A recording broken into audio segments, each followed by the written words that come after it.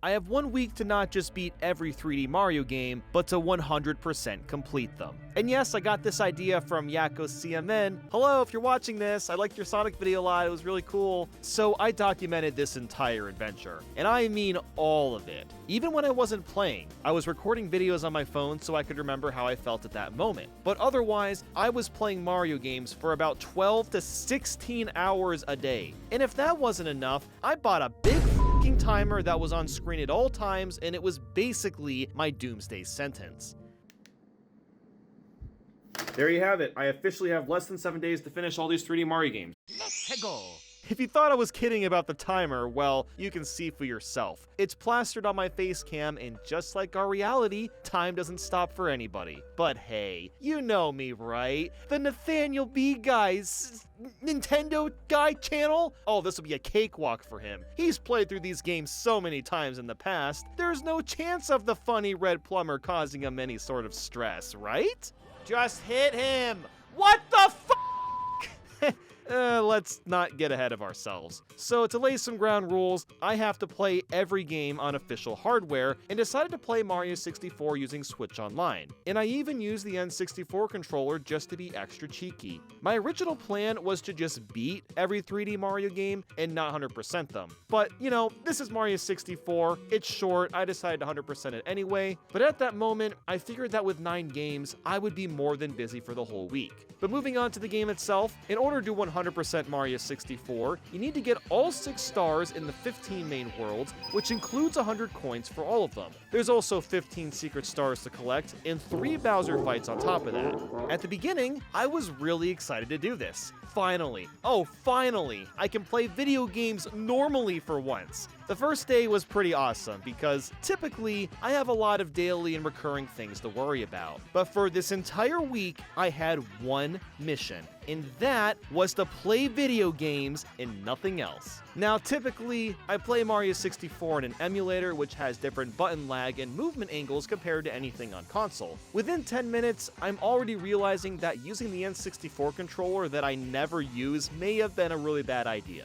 For all I know, every mistaken second is going to count, so I shouldn't be wasting any time. And that's when the small mistakes started to happen. I wasn't following any sort of speedrun route, but I couldn't do basic tricks like cannonless. And normally I wouldn't really care, but there's a bit of a problem.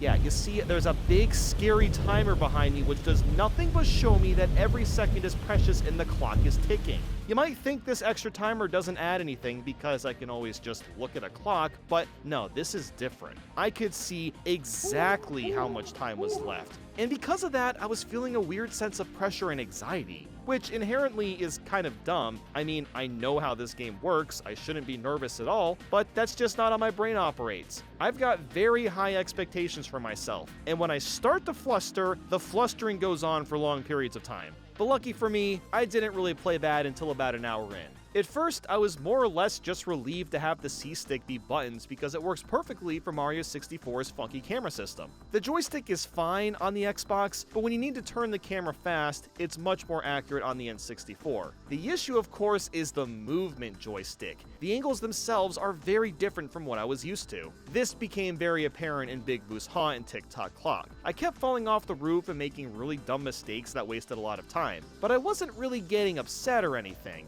I remained calm because that's what's going to get me through this challenge. And next thing I knew, I was about 5 stars away from Bowser and had just crossed the 3-hour mark. I had also taken a 20-minute break to eat, so I'm kind of surprised how decent my time is. After throwing Bowser 3 more times, I finished the game with 3 hours and 24 minutes. Okay, Mario 64 is complete in about 3 hours, 25 minutes, 2 seconds. Not bad. Going to be our shortest game probably, outside maybe Bowser's Fury, but for now, I'm break for a little bit. I want to shower and stuff. Oh, silly me, thinking I'm gonna have time to take showers every day. Anyway, after my shower, I started Mario Sunshine. Now that we're past the game I'm most comfortable with, everything is about to get more difficult. I've played in 100% Sunshine a couple of times, but I don't actively fire this one up. But even so, I'm one of those people that actually likes this game. At least that's what I thought at the beginning. I'm busting out a second one. Don't usually do 2, but I feel like it's going to be a late night. I mean, it's going to be a lot of late nights trying to get all this done, so Screw it. Guess I'm gonna do 2 today. Probably gonna regret it. My stomach is absolutely going to hate me.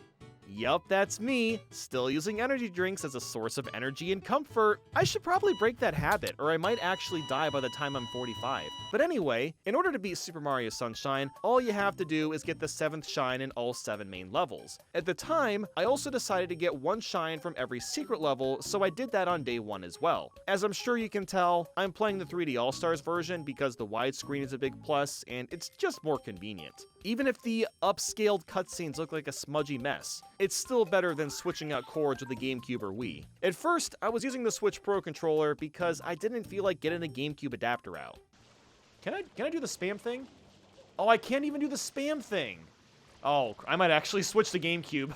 Well, that was a 180. Like, seriously, Nintendo, how is this your only controller with shoulder buttons like this? And no, I don't count the Wii Classic controller because that's not the main one on the Wii, but anyway, I'm getting a little off track. Switching to Mario Sunshine felt really great because the controls are so much smoother. I'm very adapted to Mario 64's controls too, but the N64 joystick is horrible, and I switched to one of the most legendary controllers of all time, so of course I'm gonna be a very happy camper. To save time, I was hitting continue instead of save and continue on the easy shines simply because it's slightly faster than waiting for the game to keep track of my save file. I probably only saved a handful of seconds doing this, but it's the least I can do. Because honestly, I was starting to get worried about my pace. So we are almost 30 minutes into our run, only 6 shines. 6 shines in that amount of time is a bit concerning, but enough about that for a second. Is Sunshine still a decent game after all these years? Well, I was starting to have my doubts actually, for the first time ever. This is the only 3D Mario that I've mindlessly played, so now that I'm trying to go through it quickly, I'm noticing many more flaws than before. Like as an example, Rico Harbor. Why the f is this the second world in the game? Look at how narrow and skinny these rails are. This is supposed to be one of the beginning stages? And yes, I know that not every star requires you to run across these, but this is still kinda cool for someone that's still getting the hang of the controls. And the pachinko machine was annoying as usual. Twice did I get all the coins and died trying to get the shine. Oh, f***. Get in there. Yeah, what? F*** you. F*** this game. I f***ing hate this shit. God damn it.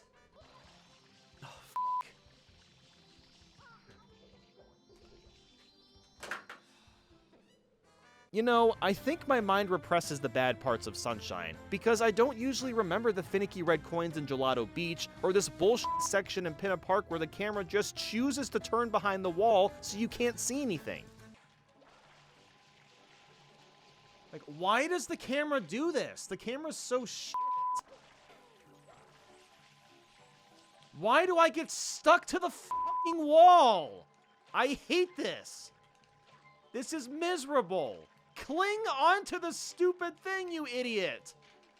Oh my god!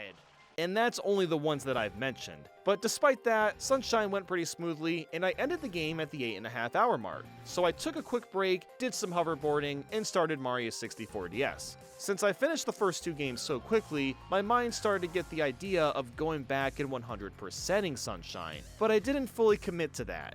Yet. So now we move on to Mario 64 DS. In order to 100% Mario 64 DS, you need to get 7 stars in each of the 15 main worlds. You'll also need to get 100 coins in those main worlds, unlock 3 characters, defeat Bowser 3 times, and find 30 secret stars. This game is one of my biggest conundrums of all time, because I love literally everything about it except the controls. It looks nice, the extra stars have some fun ideas, there's brand new levels to explore, you can play as multiple characters that control differently, it comes with touch control minigames, there's a multiplayer mode, it does everything that a remake should do, but the controls and physics just aren't very good. And if you don't get the physics and controls right, then it simply cannot top what came before it. Here's just one example of what I'm talking about. See, I'm trying to backflip and wall jump up to the star in Womp's Fortress. This was very difficult to do because I couldn't control Mario's momentum in the air. His speed is completely locked in and he can barely move after committing. And on top of that, I was starting to get tired of playing. I was actually getting so tired that I completed the penguin race and walked out like a dumbass without grabbing the star. But even so, progress was coming along nicely. In fact, I managed to get 30 stars on top of the 2 other Mario games from earlier, so I was feeling confident about being able to finish on time. So with that, I went to bed and was excited for the next day.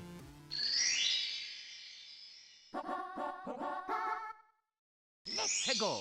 Day 2 began, and apparently I watched a Pokemon Presents before starting and didn't care for it. I probably shouldn't have wasted my time finding out that Pokemon sleep is real. Wow, fascinating. But at least I unlocked Luigi last night, which means that playing was going to get a lot easier and faster because of how overpowered he is. Just the fact that his backflip flutters allows him to make insane jumps and get a lot of stars much faster than he normally could. To start the day off, I unlocked Wario so I could have the rest of the characters, which would allow me to get the rest of the stars. There's a handful of stars that require a specific character, of course, so it made sense to get them all so I could just clean up each stage as smoothly as possible without too much backtracking. The day was going so well, actually, that I had 80 stars and I wasn't even 2 hours into day 2. Getting up early is a blessing sometimes. I couldn't believe how quickly I was cleaning house. So I decided earlier that day to go back into Mario Sunshine to get the rest of the shines. Now, I know that sounds like a really bad idea considering how many games are left, but in the moment, I had just beaten 3 games in like a day and felt like I could do the rest of Sunshine and Mario 64 DS without any issues. So that's exactly what I did. I started by getting a lot of quick shines that I never got in Delfino Plaza, which reassured me that I was making the right choice of switching to 100%ing every 3D Mario. I even completed the Watermelon Festival on my first attempt, which is a shine that used to take me hours. And next thing I knew, I had gotten all the secret shines, and all that was left was 100 coins and the blue coins. So I started going for the hundreds. And Bianco Hills, well, it took a while. 100 coins in general takes a long time in Mario Sunshine, and at this point I was really hesitant on continuing this. But for some reason, I decided to keep going and just see how far I'd get. To save time, I pulled up a blue coin guide on my phone and set the speed to 2x so I could watch the video faster and find the blue coins as quickly as I could. If I'm doing this marathon, I might as well just go all out, right? The conflict of going for 100% or just beating the games was slowly sinking towards just beating them after like an hour of going for 100 coins in Sunshine, but here's the thing. I already made the commitment to get those shines and I already got some of them. It would be dumb if I didn't finish at this point. But then we get to Gelato Beach's 100 coins. Look at all those coins. Look at all those coins I'm missing! No! I just missed all of those coins! Like I said, getting 100 coins sucks. I actually had to restart this shine because there weren't enough coins for me to grab after missing so many. The coins from enemies despawn after like 2 seconds, which is incredibly unfair when you get attacked by the bees and aren't able to move. After spending an hour getting 100 in blue coins, I decided to switch back to Mario 64 DS. Switching to this game was a godsend for my sanity. Not only was I getting stars way faster, but my mood improved too. And the coins last for a long time too. Like seriously, I'm given a fair amount of time to collect them. Wow, what a crazy concept. I managed to play for almost 15 hours and ended the day with 138 stars. How in the hell did I pull that off? I actually can't believe how quickly I was moving through Mario 64 DS. Because this was a mostly successful day, I decided to sleep on the idea of actually 100%ing all the games.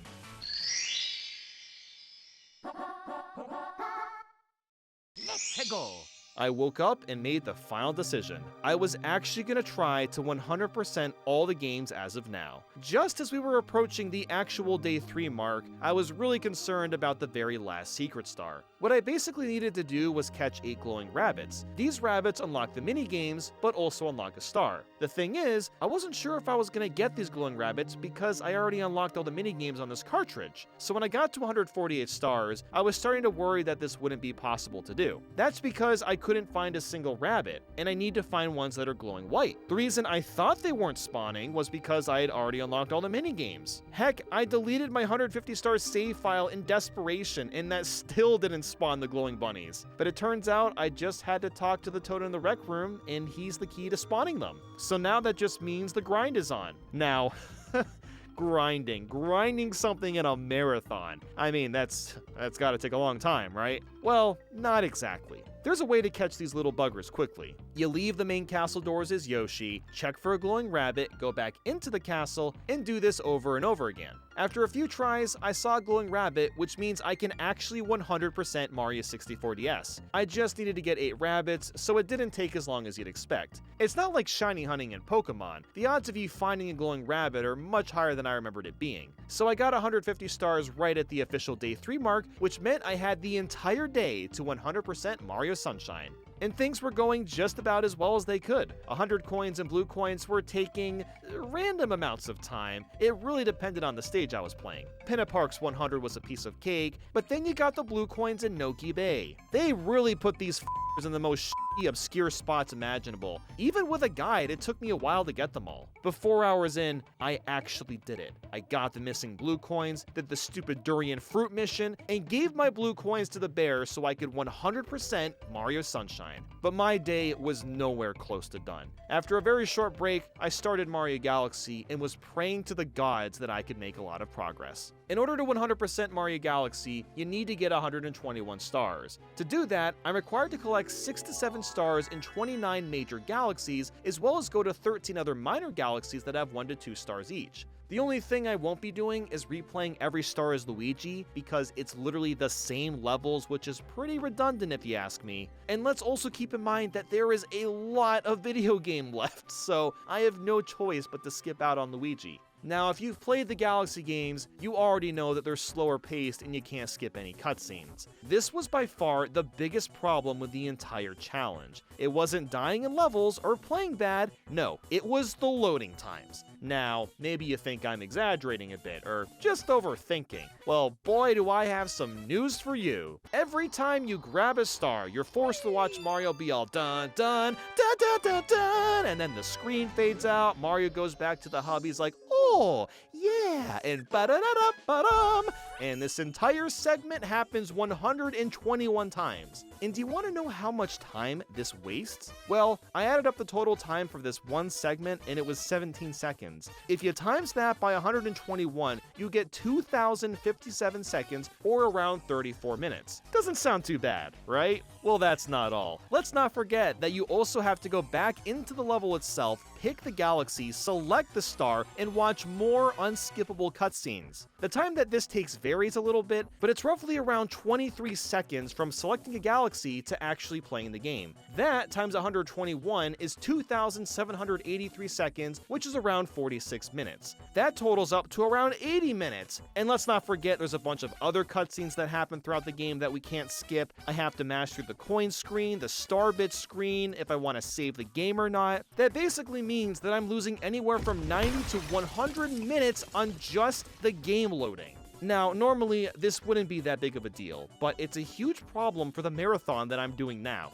I need as many time saves as possible to make this all work. Now, I know that all sounds overwhelming, but that wasn't really the case. In fact, things mellowed out quite a bit. My gameplay went pretty well at the beginning, but I was not. Only into day 3, I was so drained from playing video games under this kind of pressure, and we're not even halfway through this thing. I was also getting tired of listening to Mario game music, so I loaded up some random stuff on YouTube. On this day, I chose to listen to Noteblock's 2022 music compilation. I think I played the entire thing like 3 times in a row, so you're welcome for the watch time, I guess. Since Galaxy is such a slow-paced game, I was running on autopilot, and my mind was drifting off into all sorts of weird shit, such as how my life the past 10 years has been extremely unusual compared to most human beings, and I was at the tipping point of having existential thoughts, but instead of that happening, all I wanted to do was play other video games. Splatoon 3's first wave of DLC dropped during the marathon, there was a bunch of new stuff in Salmon Run that came out, and I couldn't do any of that. No, I'm stuck playing Mario Galaxy for the 10th time. Never have I felt so trapped with work in my life. Playing these games felt like a chore for the first time.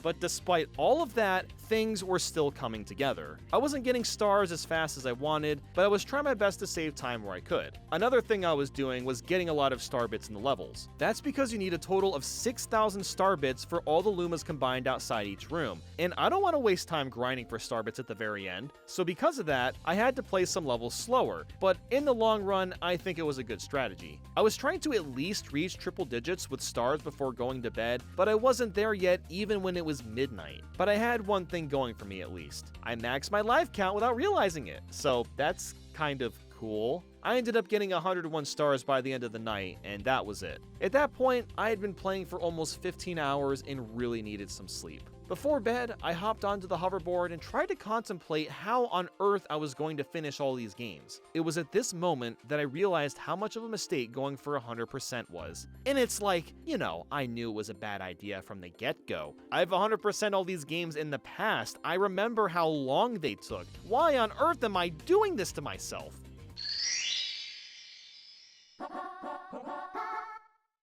Let's go. I'm tired still.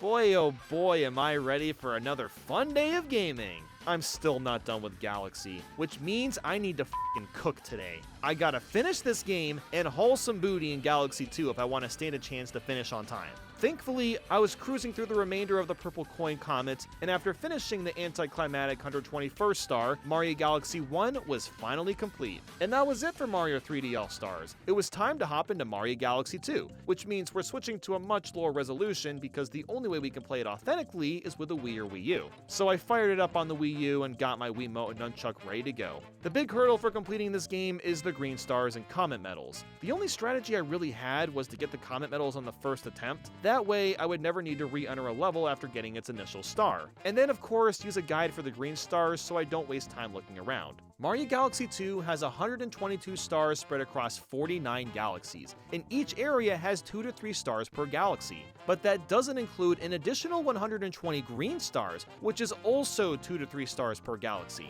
And let's not forget that I need to max out my star bit counter to unlock the final galaxy in the game. So that's quite literally twice the amount of content, and I still have 4 games after this one. Like last time, cutscenes are a massive hurdle. I decided to time out how long they take once again, so I could get an average on my time wasted. And the results... oh man, the results are really scary. Once you collect a star, fade out of the galaxy, fly back to Starship Mario, and get access to pushing A again, that takes around 19 seconds. With 242 stars to collect, that gives us a grand total of 4,598 seconds, or 76.5 minutes. While that sounds really bad, it kind of balances itself out. Since you don't really use Starship Mario for anything outside of entering the galaxies, you'll get Mario to levels using this simplified UI instead of running around the Comet Observatory, which is obviously gonna be faster. But even still, time gets wasted watching Mario fly into a stage, selecting a star, and waiting for more unskippable intro cutscenes to play out. This on average takes around 25 seconds, assuming you select a star quickly. So times that by 242 and you get 6,050 seconds, or almost 100 minutes. So without including Galaxy 2's other unskippable cutscenes, the Grand Star cutscenes that take extra long, or clicking through the coin/starbit/save screens, we lose almost 3 hours of time. And you know what's hilarious? You can actually skip the Galaxy opening cutscenes, but only after dying or completing the star already. So Nintendo had the courtesy of letting us skip cutscenes, but only after we're forced to watch them. Thanks, Nintendo. Thank you. But anyway, since I started Galaxy 2 so much earlier in the day compared to Galaxy 1 yesterday, I'd gotten around 40 stars and there was quite a bit of daylight to burn still. I also looked up that green stars wouldn't take as long as I anticipated. It'd probably be around 3 to 4 hours considering you don't play that much of the original level to reach them. So things were looking good, despite the fact that I was completely exhausted and felt like death.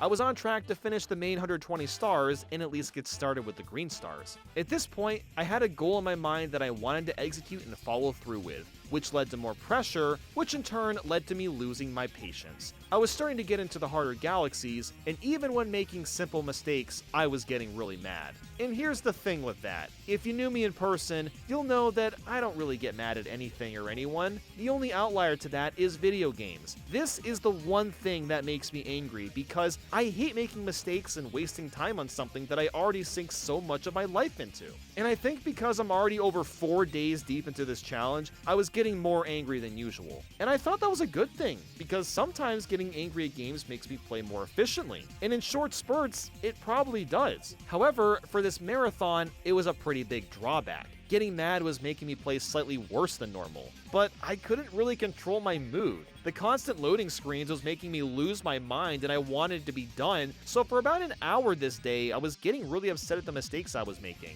And it also doesn't help that my cursor was being extremely finicky for some reason. It just kept shaking around and wasn't very accurate, and I have no idea why. I didn't have anything blocking the sensor, so maybe my remote just isn't that great anymore from age? I don't know, but it was becoming a problem because I really needed to get star bits as I was going. Like with the first game, I still have to feed Lumas and I need them at the end of the game too. In fact, I need more than the first game. Galaxy 1 requires 6,000 star bits for every Luma, Galaxy 2 is 8,500. Why it's so much more is beyond me, because that is just obnoxious. After getting mad at levels some more, I trucked through and finished the final boss about 11.5 hours into day 4, but I still wasn't done for the day. I really needed to get to 120 stars, and holy shit was I so over it.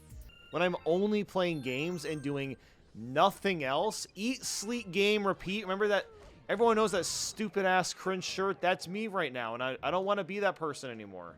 That has to be the saddest thing I've ever said in my life. But that was the least of my worries. After getting all the stars I could get, I still didn't have enough star bits for the Lumas. I had no idea what I was gonna do, so I decided to talk to the Green Toad, and that's when I learned that you can share star bits with other save files. Oh my god, because by pure coincidence, I had another completed save file, so I was actually able to transfer star bits over. Talk about a lucky break right there. So after finishing up and beating Bowser again for some arbitrary reason, I actually got 120 stars in one day. It was at that moment that I decided to just get a few green stars to finish up.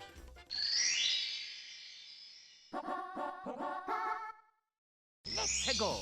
I got up late because my body decided to catch up on sleep, and I immediately got started on the green stars. My pace for each world was around 35 to 40 minutes, but I'm once again bogged down by even more loading screens. Every time you're about to select a star, you see this prankster comment incoming message, and you can't skip it. It adds an extra 3 seconds, which wastes an additional 720 seconds or 12 minutes. So while it's not the worst thing ever, that extra 12 minutes feels so much longer when you see it again and again and again. Especially since a lot of the green star placements are put in painfully similar spots. Just look at Slipsand Galaxy as an example. This first green star is down this sand waterfall thing, and the second one is quite literally an extra 5 seconds farther out. And the third one is in the same area as the second one. Why does the game kick me out of the galaxy entirely if it's gonna be like this? Could it have not at least respawned me at the last checkpoint or something?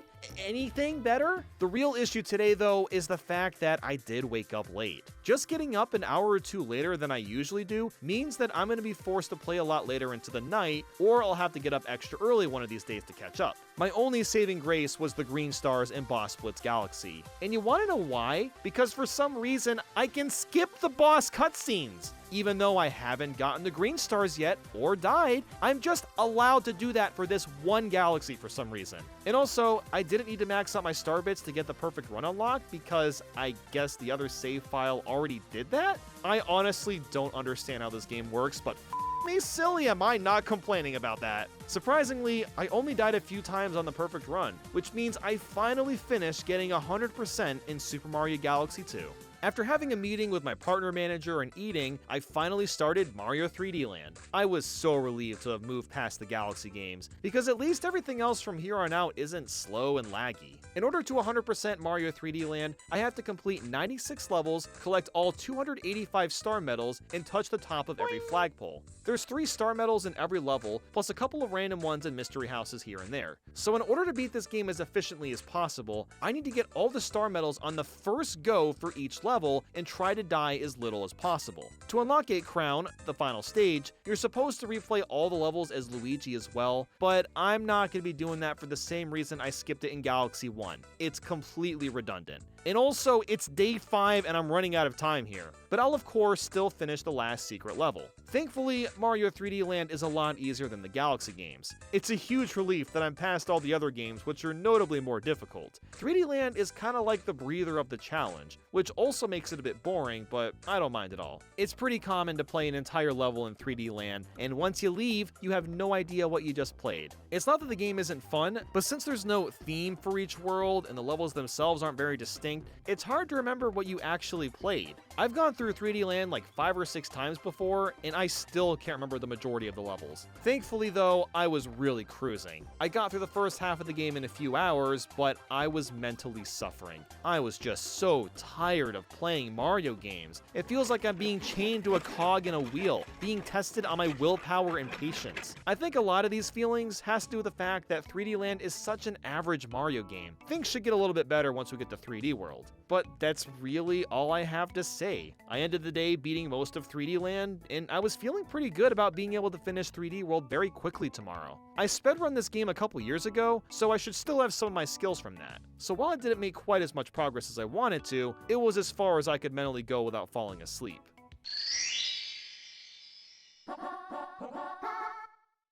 Let's go! So it's day 6. Got about 3 hours of sleep. This challenge is actually stressing me out so much that I'm not sleeping. Don't you all love days like this, when you're so stressed about something that you wake up early, you can't fall back asleep, and since you're already awake, you just start the day like everything's peaches and cream? Hooray for sleep schedules! Woo! So, as you can imagine, I say virtually nothing while finishing 3D Land. I am quite literally running on pure willpower at this point, just trying to take advantage of this pocket of time where I'm able to function. When I got to the final boss fight, this happened. Cool, we did it. This is my reaction, a f***ing yawn. This game is just, that sums up the whole game. I beat it, I'm done with it. How do I react? I yawned. I kid you not, I was so tired that I cleared the entirety of S8 Crown on the first try, only to start walking on the thank you blocks and dying. If that doesn't speak volumes for how draining this whole challenge is, then I don't know what does. Now that that was over, I moved on to Mario 3D World. And of course, I picked the Switch version because all the characters move faster, but also because I can skip the cutscenes. Oh my god, Nintendo, you mad lads! Wow, truly innovative idea. Let's go. Yeah! But anyway, to 100% Mario 3D World, you need to complete 117 levels spread out between 12 overworlds, touch the top of each flagpole, as well as collect 85 stamps and 380 green stars. The only thing I won't be doing, as I'm sure you can guess by now, is completing each level with all 5 characters, because once again, it's very redundant to do that. So while I do need to collect a lot more things this time and there's more levels, just the fact that the game is paced better is gonna make it much easier to get through. Plus, once you collect a green star stamp, you have it for good. So if you die getting one of these items, it's not a big deal at all. You just have to clear the level and you'll still have the collectible. Plus the other characters are more fun to use, the power-ups are more interesting, the levels themselves are more unique, the music is nice, just everything I could possibly want right now is here. The only problem at this moment is that I'm still running on 3 hours of sleep. So at some point, I stopped playing and went back upstairs for a nice 3-hour nap. The nap still wasn't enough sleep, but at least I was feeling a lot better and was able to continue on with the day. In fact, I got through the entire game in one day. Even Champions Road wasn't that much of a problem, mostly because I figured out something that I somehow didn't consider doing until this very day. The only section that drives me crazy in Champions Road is all the ant troopers on the red blocks. Why not just smack them away with a Tanuki tail? This game's been out for almost 10 years. How have I never thought of doing this before? But anyway, 3D World is done. Now I just have 2 games to go. The goal for tonight was to just finish the main game for Odyssey and go for all the Power Moons afterwards. We are so close to the end now. Can it actually be done despite how little time is left?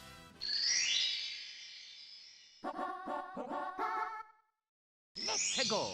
This is it, the final day. After a few hours, I finished Mario Odyssey and just needed to go for the post-game stuff. The order that I wanted to get everything in was purple coins, power moons, and costumes. With guides pulled up on my phone, this seemed very doable considering I still had like 20-ish hours left. But once I reached 300-ish moons in Lake Kingdom, I was starting to get worried again. Sand Kingdom took like 2 hours to get everything, so I really wasn't sure if I was gonna have enough time. I mean, how many damn moons are there? Well, we'll get to that in a bit. The reason these moons were taking so long long is because so many of them require you to backtrack to kingdoms multiple times, or you have to wait for things to happen, like these nut plants to grow, or you need a specific costume for some specific person for some arbitrary reason. There's just way too many moons in Mario Odyssey. I really wish the game's levels were smaller and had less to do, honestly. I think Bowser's Fury struck the perfect chord of being open world, but also offering a meaningful platforming challenge. A lot of those cat shines are samey as well, but at least I have to put in effort to get them. With Odyssey, it's just a ton of running back and forth and warping around the map to get places faster. In fact, it almost feels like Mario Galaxy again with how much of a slog the post-game is. And I should rephrase that it feels like this because I'm still under a timer, which is getting dangerously close to the end of the day, by the way. See, when I 100% this game for the first time, it was an incredible experience because I was going at my own pace. But even then, I was tired of all the moons by the end. But then I discovered the dark, cold truth of my situation. There's a reason I haven't explained to you how to 100% this game yet, because I completely forgot how much shit's in this game. I originally thought that there were 500 power moons total, because that's how many you need to unlock Darker Side. Well, guess what? Oh, I could not have been wrong. I could not have been more wrong. No, there's actually 880 unique power moons. And that's not even every collectible. There's also 1,000 purple coins, and then there's the costumes. Oh my god, the costumes. See, I knew the costumes were gonna chew up a lot of my time and coins too, but I did not realize how much the DLC adds things up. Not including costumes you get from purple coins, we have to unlock 64 costumes, which cost us a grand total of 97,098 coins. God damn! And let's keep in mind that even if we get all 880 unique power moons, we still have to buy extra ones to get 999 power moons just so we can get the stupid hat on Peach's castle. So that means we gotta get an extra 119 power moons at 100 coins each, and that cost us an additional 11,900 coins. So to do everything in the game, you need a bare minimum of 108,998 coins, and that is assuming you die 0 times, which takes away 10 coins. This game is f***ing sadistic for completionists. Now, there are decent ways to farm out coins in Odyssey. You can play Luigi's Balloon World, or repeat this one sub-area over and over again, but it didn't matter either way. It was quite literally impossible for me to 100% Odyssey realizing how long the game is. Even if I played for 16 to 18 hours a day instead of 12 to 14, I don't know if this is actually possible unless you know how to speedrun every 3D Mario game at a high level. That is the only way I can see this being feasible at all. So what did I end up doing? Well, the only option I had left was to at least get all the purple coins and get 500 power moons to unlock all the levels. I also unlocked a few costumes, but that was all the time I had. This alone took quite a few hours, and I didn't end up finishing this until past midnight. And guess what? I'm not done yet! I still gotta complete Bowser's Fury! And thank God this game is short to 100% and I can easily get all 100 cat shines. The last good thing going for me here is the fact that when Bowser's Fury came out, I tried speedrunning it for a couple of months, just like 3D World. Now, do I remember a lot of the strats? Nope, not at all. But at the very least, I still have the general skill set to be able to play quickly and well without many mistakes. I finished the game in a little over 3 hours, and I don't have much to say about it. I was completely delusional at this point. We bounced and trounced in the clouds. That's right, we trounced them. 10 more to go, and then I am free. I'm free. 10 more shines. As you can imagine, I just wanted this to end so bad. But after getting 100 cat shines and defeating Bowser one more time, it was finally over. The end of this challenge was done, and even though I couldn't technically finish every game 100%, I got just about as far as my body would let me. So after all of that, was it worth it in the end? I mean, kind of, yes, I guess. I learned a few things, like my patience isn't as good as I thought it was, so that's something that I can work on. And I also learned that I never want to do this again, unless it's with a group of people and we're all like racing it together and or streaming. I don't know, maybe we'll do that. No guarantees, we'll see. You might think that 100%ing every Mario Kart in 1 week would be a breeze, right? Well, in reality, it was incredibly mind-numbing, frustrating, and even caused me physical injuries. But how is that even possible? I mean, it's just Mario Kart. You just have to get first place in the Grand Prix, right?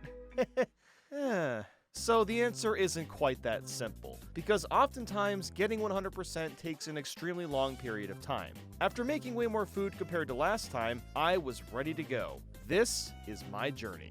So here's my new timer. It's actually going to count down this time, and boom, I officially have less than 7 days to finish every Mario Kart game. Let's do this! Doki! Oh, Peachy! Starting with our first day is Super Mario Kart. In order to 100% this one, I simply need to get a gold medal in all the cups, 50, 100, and 150cc. In other words, I have to play well for 60 races. This is easier said than done because Super Mario Kart goes out of its way to make your life miserable.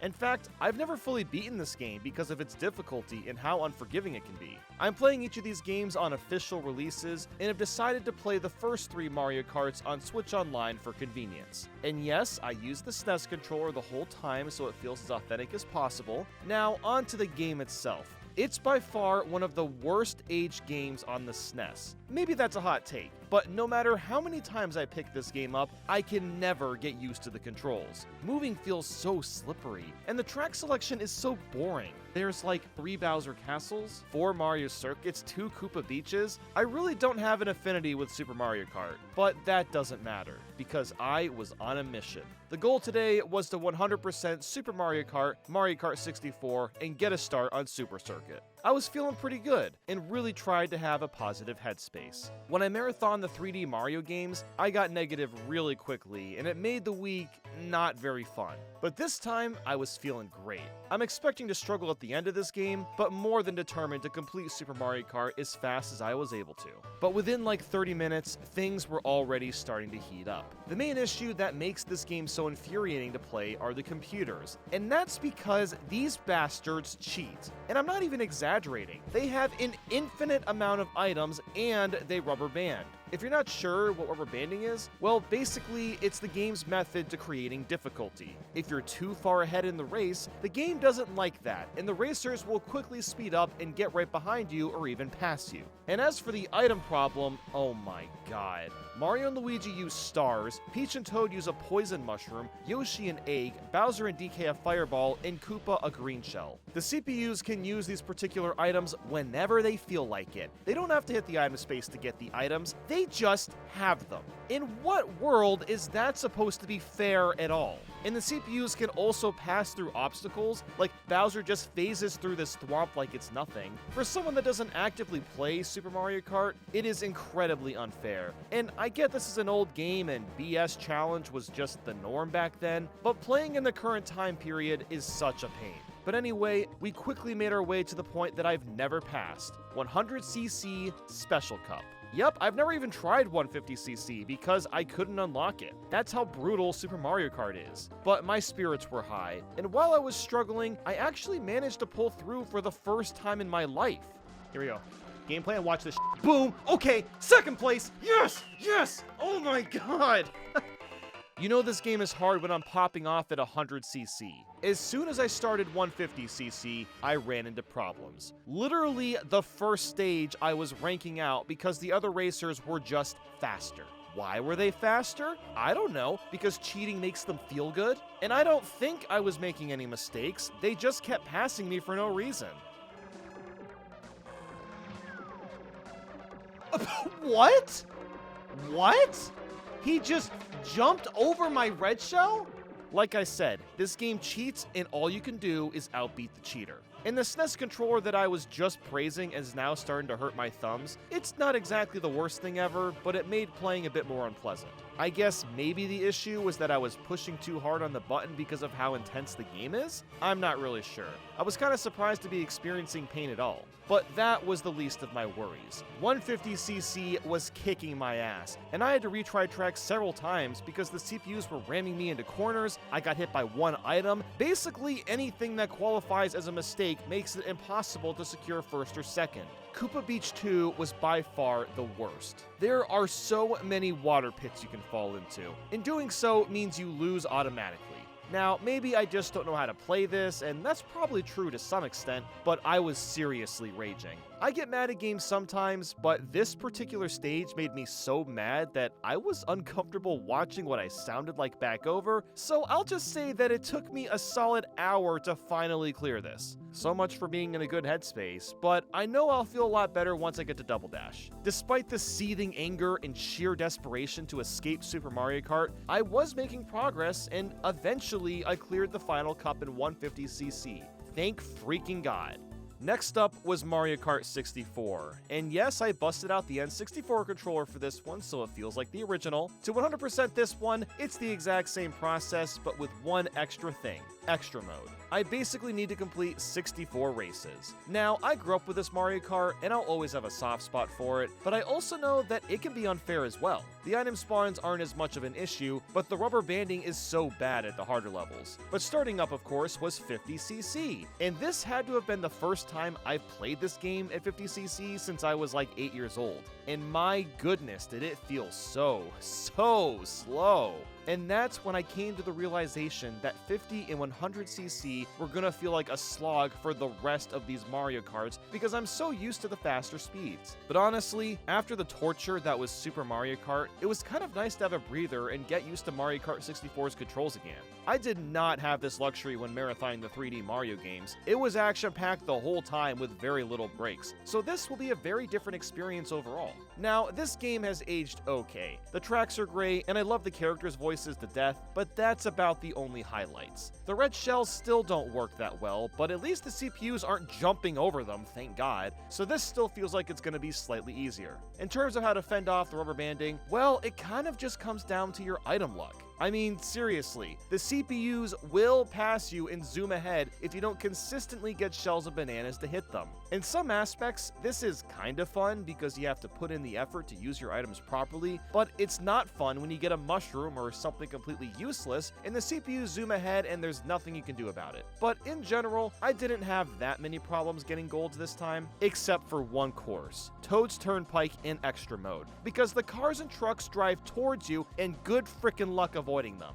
If you get hit by one, you'll get hit by multiple in a row because you have no invincibility frames. But who cares? I managed 100% Mario Kart 64 and it's 1 in the morning, oh boy. I did start later in the day, but I was kind of hoping to make more progress in Super Circuit. So I basically just did 1 cup of that and then went to bed. So overall, a fairly frustrating day, but I know that after I get through Super Circuit, it's gonna be smooth sailing.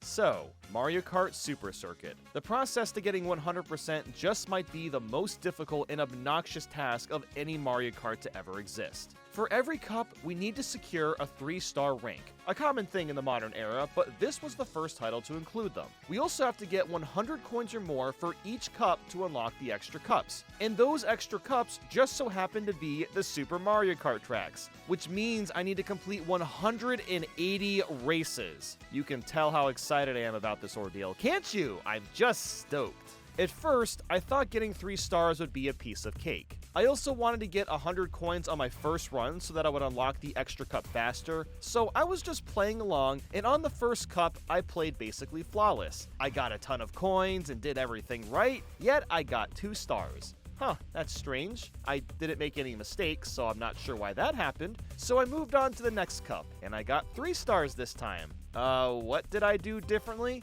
I have no idea, and that's the problem. I'm gonna explain how the star system works in a bit, but while I was playing this, it seemed completely random if I would get 1 to 3 stars per cup. So this in turn made it feel like I needed to play perfectly no matter what, and that became more and more of a problem with the faster speeds and harder tracks. I kept resetting over and over again if I would make one tiny error, and after a while, it was starting to drive me crazy. Not because I felt like I was playing bad, but because I had to play like a task bot. And even when I was playing what I believed to be perfect, I still wasn't getting 3 stars. I finished 50cc, I got 100 coins in every cup, and then I didn't unlock the extra cup. That's strange. Maybe I'm supposed to also do this for 100 and 150cc as well? So that's exactly what I did. I struggled through all those tracks again, barely squeezing out 1 or 2 star ranks, and I still didn't unlock the extra tracks. And that's when I found out that you are forced to play the cups twice. On the second playthrough, you can unlock the extra cup, and only for that CC. So that means I had to play 50, 100, and 150cc 2 times over just to unlock the extra tracks. Which, by the way, I still had to play all of those as well. And that wouldn't normally be a problem, except that I'm on a time limit, and I'm trying to get 3 stars, so I'm constantly restarting tracks over and over again. But now, let's talk about the star ranking system. This is one of the most cryptic, obnoxious, and downright evil systems I've ever seen put into play for a racing game. So the way the star ranks works is based on how many skill points you have by the end of the cup. What allows you to increase or decrease these points? That's where things get interesting, because there are a ton of variables put into play. For starters, the character you pick will award you different amounts of skill points. Bowser gives you 45, DK and Wario 40, Mario and Luigi 30, Peach and Toad 10, and Yoshi 0. This is based on how easy they are to control, so there's some risk and reward factor here. It also depends on what CC you're playing at, so the higher the difficulty, the less skill points you'll get. But that's just the absolute basics of this system. What happens in the race itself can drastically affect your rank. So what can you do to gain more skill points? You can collect coins, run through item boxes while your slots are full, get hit by lightning, and go fast as shit. These 4 variables are the only things you can use to get more skill points, and most of them are completely arbitrary. Like, why does it matter if I'm holding onto items or not? And it's more cryptic than that, because not all items that are held count as being held. Triple green and triple red shells do not count as a held item because you're technically not holding the item button, so it's actually really bad when you get those 2 items. And then there's the factor of getting hit by lightning. You know how rare of an occurrence that is in Super Circuit? That's so unfair, because you actually get a ton of skill points from something that happens at complete random. But what kinds of things takes away your skill points? Well, I hope you're ready, because I have a long list of crap, so here we go. You can lose skill points by being off-road, not accelerating, braking, using triple red shells, using lightning, using stars, hitting enemies or items on the road, spinning out, bumping into a wall, using a rocket star, and Lekatu rescuing you from falling. I kid you not, all of these variables can make you lose skill points. I mean, no wonder it's so hard to get 3 stars. Let's just go over some of these. Like, not accelerating, using my brakes? Are you kidding me? Why the hell should that matter at all? This is a racing game. Every race is different, so naturally I'm gonna be forced to play every race slightly differently. And then there's the matter of the items. Using lightning, stars, or red shells as a detriment is complete crap because you have no control what items you receive. I mean, hell, I've gotten stars in 2nd place tons of times in Super Circuit. So what am I supposed to do about that? And then there's hitting enemies or items on the road, spinning out, and Lekatu rescuing us. I think those factors are fine, although bumping into walls is so petty if you ask me. Then there's using a rocket start. That is so contradicting considering the game wants you to finish laps fast. How am I supposed to do that when I'm discouraged to use the rocket start? And what's crazy is I have never seen anyone talk about how BS this system is, so I'm glad to be sharing it with everyone now because god damn. So I basically figured out this whole star rank system about an hour or so into playing, and that's why I was so focused on playing like a pretty little princess. And guess what? This list of variables misses out on one key factor that also makes a big difference, and that is drifting. Because yes, you can drift in this game, but it's incredibly awkward to do and takes a ton of practice to get used to. It's similar to the other games where you have to jump and turn and then hold that pose for a bit to get a speed boost. So while I could technically drift, I did not have the skills to properly integrate it with my gameplay. It's hard to master because everything feels so slippery, so the drift was either way too sharp or too narrow, which both of these things cost me skill points. And the computers did not help matters either. While they technically don't rubber band, they are extremely aggressive and are still very difficult to deal with. I played this game for most of the day, and eventually I unlocked the extra tracks and I managed to get first place in every cup that I did, but did I get 3 stars? Nope, I gave up on that journey long ago. But you might be wondering, what exactly do you get with 3 stars?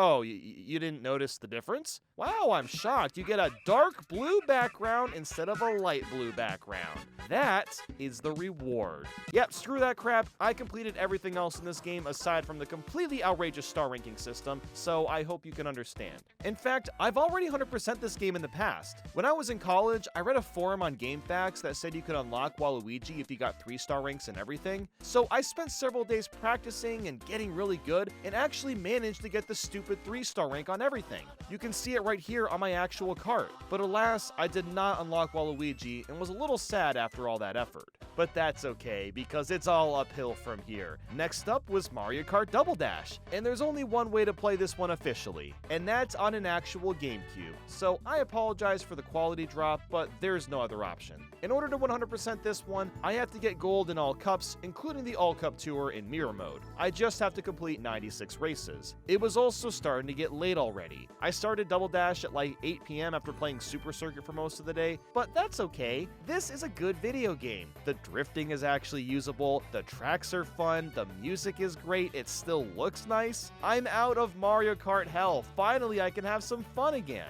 My neck was starting to strain a bit from looking up at my TV that's too high, but I was feeling great, so I didn't care. One of the most nostalgic parts of Double Dash is, strangely enough, the unlock screens. It left a huge impression on me because of how exciting the moment is. You get this super chirpy music, a big and bright notification, and then you get to see exactly what you unlocked. It's much more impactful than most of the other Mario Kart titles, and it further drives you to keep playing the cups. And this game has by far the best final unlockable out of all the Mario Karts. When you finish a Grand Prix, it's celebrated with you driving around in this fancy golden parade car, and that's what you unlock at the very end. It's an awesome reward. The whole game is so rewarding, and thankfully, I didn't make any mistakes and got gold medals on everything on the first attempt. But even so, it was really getting late now, and I was getting exhausted, but I still wasn't done. I needed to make at least a tiny bit of headway into Mario Kart DS. To get 100%, as usual, I'll need to get gold medals in every cup, which includes 128 races, but I also have to get a 1-star ranking in every mission mode level so that I can unlock level 7, and then I have to beat all those levels, which gives us 63 total missions. So this game is a bit more involved and has more going on, but I'm pumped. Even though I was dead tired, I was so excited for the next day because this is by far my favorite Mario Kart and probably always will be.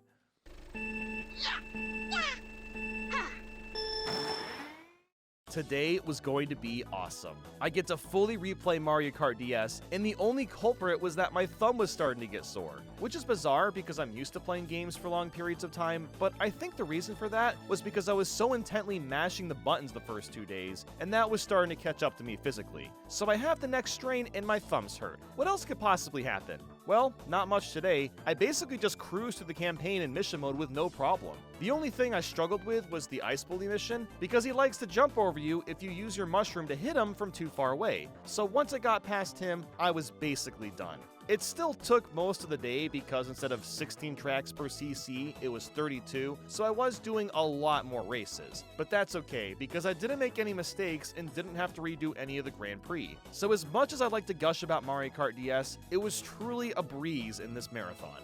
And I still had a decent amount of time to tackle Mario Kart Wii. This one had a bit more intricacy with its unlockables too. I need to get a 1-star ranking on every single cup, which includes 128 races, and also unlock all 32 Expert Staff Ghost Data records in time trials. Before doing any Grand Prix, I actually completed 4 time trial races because that unlocks Funky Kong. And with Funky Kong, I can Donkey Kong the computers and make my way through the game with no pain. The Flame Runner and Funky are an infamous pair. They made Mario Kart Wii a lot of fun to play through. Although strangely, I didn't actually unlock Funky Kong until after completing one of the Grand Prix Cups, and I later figured out that I would have to back out of my save and then go back in to actually get my unlockables, and that's very bizarre, but that wasn't the only bizarre thing. After fully completing 50cc, it was only then that I had the option to use bikes and karts. Why on earth was I forced to use the karts then? Because Nintendo really wanted me to use both options? That's a bit of a strange choice, but it didn't matter. I was having fun again, so that's all I could really ask for. Despite feeling very fatigued from playing Mario Kart in general, at the very least I wasn't raging, so I'm fine with that. I ended up completing the time trial Ghost, and did a little bit of 100cc, so I actually made quite a bit of progress. But it was getting late, and I needed sleep.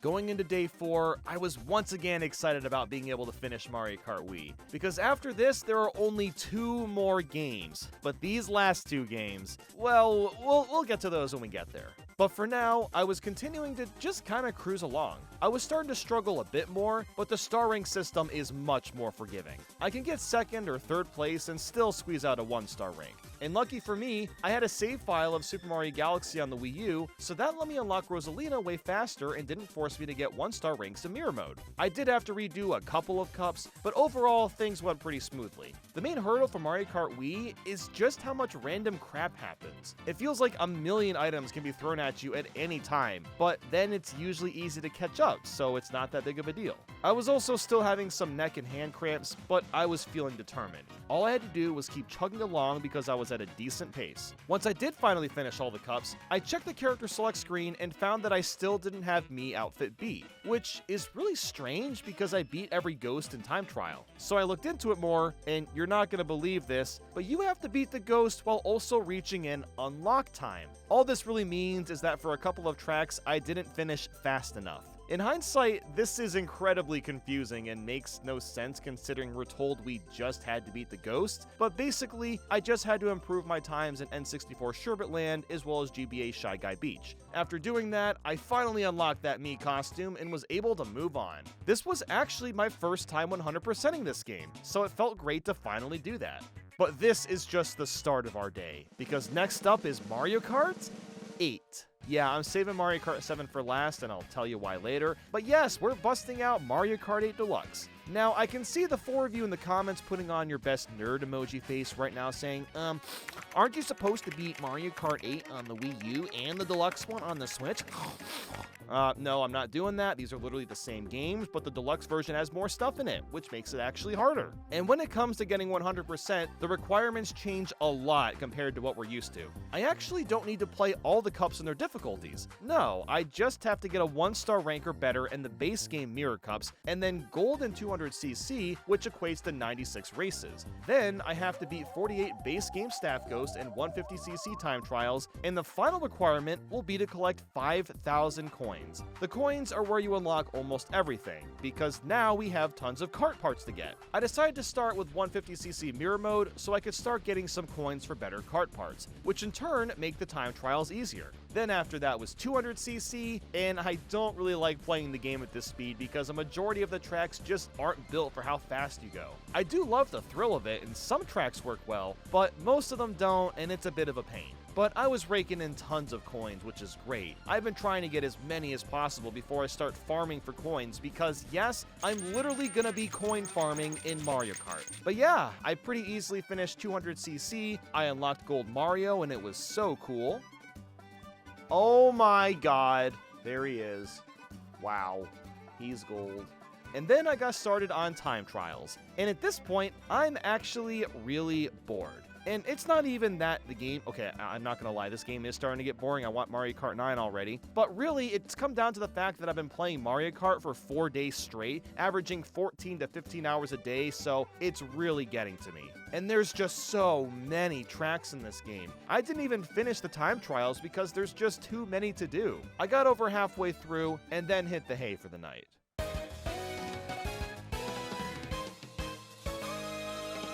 I started day 5 a little bit late, but I quickly finished the time trials and had one more mission, reach 5,000 coins. And in order to do that, I had a pretty killer strategy. Normally when you're racing, you can only get 10 coins at a time, which is incredibly slow for how many coins I need. So instead, we're going to be using battle mode because coins here also count towards my overall total. The plan was to use Renegade Roundup, turn off all CPUs but have player 2 on, set the round count to 24, and always pick Dragon Palace. With this method, I'm able to collect 10 coins very quickly and then end the game basically right afterwards. There's 2 different spawn points, and it also didn't matter if I got eaten or not, I still got the coins in the end. With both of these spawn points, I was able to finish a match anywhere from 18 to 20 seconds, and the only time I had to wait for anything was during the loading, so I was getting roughly 10 coins a minute. This is much, much faster than just doing races, considering each race takes around 2 minutes, and there's a high chance of getting hit by items and not coming out with 10 coins. And there's a reason I selected 24 rounds, and that's because, well, it's the most you can pick,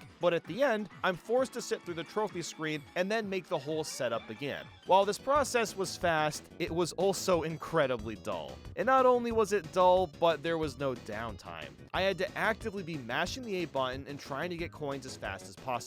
And this method took all day. My entire afternoon was tied up into doing just this, which drove me a little crazy after a while, but I'm so glad I did it. I was really tempted to play DLC stages to get coins because they would have been way more fun, but I'm so glad I did it because Mario Kart 8 is the least of my worries. After a ton of time, I got the 5,000 coins and unlocked every single kart part in the game. So all that was left was the final game, Mario Kart 7. This absolute monster of a game is asking a task so absurd that I can't believe Nintendo actually went through with it. So, to get 100%, we need to beat all the cups, which is 128 races, but we also need to complete 100 races with gyro controls and use that gyro for 80% of it. It's a bit of an odd unlockable. The thing you unlock is just a golden steering wheel that goes away if you don't continue using gyro, but I'm gonna get it anyway just for the sake of it. But are you ready to hear what the final 100% achievement is? We need to collect 20,000 coins. Has Nintendo completely lost their mind? Like, how on earth am I supposed to get that many coins in less than 2 days? Now, you might be thinking that there's some sort of coin farming strategy I can use, right? Well, I tried just about everything that you possibly could, and nothing worked. The first thing I tried was battle mode because there's coin runners. I got 10 coins there, finished the battle, and it doesn't add to my coin counter. So then I thought that maybe I could use the local multiplayer. I tested it out with my super old 3DS capture card and discovered something incredible. I completed a race with 10 coins, left the match, and it actually added coins to my counter. So I grabbed all the 3DSs in my house and had a crazy idea. I got all of them turned on, connected every single one of them to my main 3DS's lobby, and I split us all into teams. On my team, I got 10 coins as myself and 10 coins with everybody else also on my team. So I tried finishing the match, hoping that I'd get more than 10 coins because we're on a team, right? And then my counter didn't add up, it didn't work. It just didn't work. The last thing I tried was time trials, and yet again, the coins there didn't count. So what option does that leave us with? Well, we'll get to that at the end, but for now, I have gyro races to do. I've messed with this feature before, and it's kind of neat, but it has a lot of inherent flaws. For one, it's super awkward to drift with, and two, I can't see anything around me. It was really easy to get hit by items that were passing me because I wasn't able to see them coming. Drifting is awkward because you don't feel or see the impact of the drift. Your kart just kind of starts turning sharper, and that's all the feedback you get out of it. I played through a large chunk of the campaign and almost finished the entire thing. I only had 4 cups to go and was gonna have to finish them tomorrow since it was extremely late. And then after that, the farming begins. Only 2 days left of this marathon, and honestly, I was still feeling pretty good, but I had a sinking feeling that this challenge was going to be completely impossible. Today is the day that I can ultimately find out as I finish getting my gold steering wheel. Wow, that was truly worth it, look at that. And then I finished up the rest of the cups and I began the coin farm. Now, what exactly is the most optimal way to get coins? Well, I don't have a scientifically 100% perfect route, but I believe I found the fastest and most consistent method. I played the Shell Cup, got 10 coins in a race, and then hid somewhere until the computers finish. I did that for all 4 races and just repeated over and over and over again. Now, I can imagine that you're thinking that this is an incredibly mind-numbing task and there must be a faster way, and I do agree this was super mind-numbing, but no, I'm pretty sure this is actually the way to go. And the reason for that is because with this method, I'm always guaranteed 10 coins per race. If I try to do these races normally, the odds of me finishing a race with less than 10 coins is extremely high because of how often you get knocked around with items. And also, the computers are generally very close behind me, so it doesn't really waste that much time waiting for all 7 of them to finish 3 laps compared to me finishing in first place. So that is exactly what I did. And I'm pretty sure the Shell Cup could be completed the fastest as it generally took around 13 to 14 minutes per cup. That means I was getting around 160 coins an hour. Yeah, that's a pretty far shot compared to Mario Kart 8's 600 coins an hour. Not only was this process slower, but I needed 4 times the amount of coins. But I had a lot of time to just farm coins, and that's why I saved this for last. I knew this was going to take an absurd amount of time, and wanted to finish the other games before getting to this one. So once I would get my 10 coins per race, I basically had nothing to do for about 1 to 2 minutes. So what exactly did I do? Well, not much. Let's see, I made this thumbnail for the video. I bought a bunch of games on eBay. Here they are if you're curious. It's just a bunch of Game Boy Color and 3DS titles I've been wanting. What else did I do? Went on Twitter, watched some YouTube videos. Yep, that's about it. I was getting incredibly bored, but there's nothing I can do here. I was getting coins as fast as possible, and that process kept giving me these tiny gaps of time to do things. And also, red alert, I have officially run out of food. But later this day, I actually fired up Mario Kart Super Circuit again. And that's because I technically didn't get the 3-star rankings. So I thought that, hey, maybe I can try to do that while also playing this game. I played Super Circuit for about an hour, and I didn't get a single 3-star rank in any of the cups I tried. And honestly, it was because I was getting distracted by Mario Kart 7. I had to keep pausing Super Circuit so I could mash A on the 3DS and keep getting coins. So it was an attempt, but I wasn't able to get really immersed into Super Circuit and just gave up on that. But now that an entire day of this painstakingly long coin farming has ended, how many coins did I end up getting? Well, okay, I technically didn't farm them for the whole day, but I was curious, and guess what my total was? 2,712. After all of that, we're about 10% of the way there.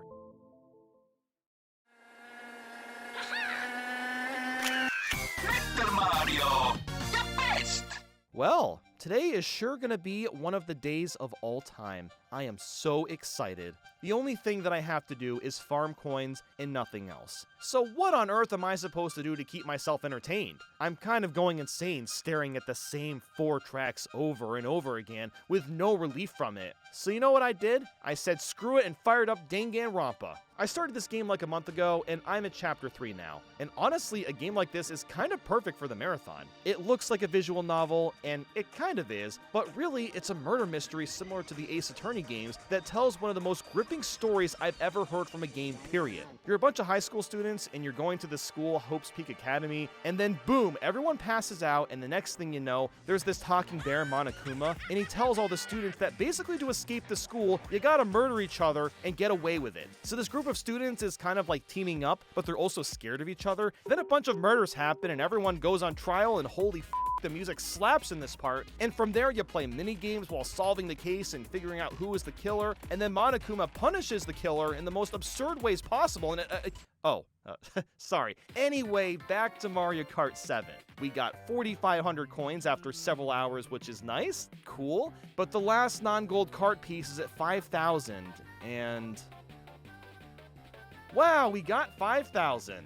And that gives us the Beast Glider. And speaking of Beast, Byakuya slays at solving mysteries, but he's a snarky asshole. I mean, all the characters are filled with life and personality, despite that you only ever see them in 2D, and I love how the game makes that so obvious when you're running around the school and see the characters in 2D while in the 3D space. But my god, I finished Danganronpa, and I cannot believe that it made me question my morality of hope and despair. Just like this challenge I'm doing. Do you fight for hope or fight for despair? Monokuma makes some sound arguments despite also being a complete psychopath. Like, Danganronpa made me upset watching a literal laptop get destroyed. How do you even achieve something like that? That's incredible. I just can't believe how great the game is, and I'm so excited to play the second and third one, but my bad, guys, sorry. Look, while I was grinding for coins in Mario Kart 7, this is literally all I was doing, was just playing that game. But moving on, the time is up, the whole week is over, and the truth is about to be revealed. How many coins did we actually get after dozens of hours of grinding? 5,984 coins. That's it. 5,984. So the challenge wasn't possible. And also, by the way, 2 hours before this marathon was over, I sprained my ankle by running down the stairs after getting some food, so I wasn't able to walk for a few days. So it's safe to say that this marathon put me in more physical pain than I could have imagined. but how long did each game take individually? Super Mario Kart was 4 hours 54 minutes, Mario Kart 64 4 hours 30 minutes, Super Circuit 9 hours 20 minutes, Double Dash 4 hours 46 minutes, DS 7 hours 36 minutes, Wii 10 hours 36 minutes, 7 37 hours 28 minutes, and 8 Deluxe 13 hours 37 minutes. So as you can see, we did a lot of gaming. And I'm not done with these marathons yet, because next time, I'll be doing this with a certain blue blur. I'll let you decipher who that might be. 2 weeks may sound like a long time to 100% all the 2D Mario games, but that's because we're including all the mainline games, most of the Game Boy variants, and Super Mario All-Stars since it's a full-on remake. Going for 100% in a lot of these games takes much, much longer than you'd imagine. So we're in for quite the ride. And I say we because Simple Flips was crazy enough to join me for this venture. We streamed the entire thing together and raced to see who could finish all the games first. If for whatever reason you don't know who Simple Flips is, he's incredibly good at 3D and 2D Mario games, so I expect to lose this race. But hey, who knows what'll happen, right? Before going in, I needed to plan way more than the other marathons that I've already done. I created this entire spreadsheet that has guides for alternate exits, hidden coins, and secrets. This guide may be the only reason we'll be able to 100% all these games. I've honestly been nervous about this for months. I was exhausted after a week of playing 3D Mario, and then Mario Kart. What the hell is 2 weeks of this gonna be like? Well, let's find out.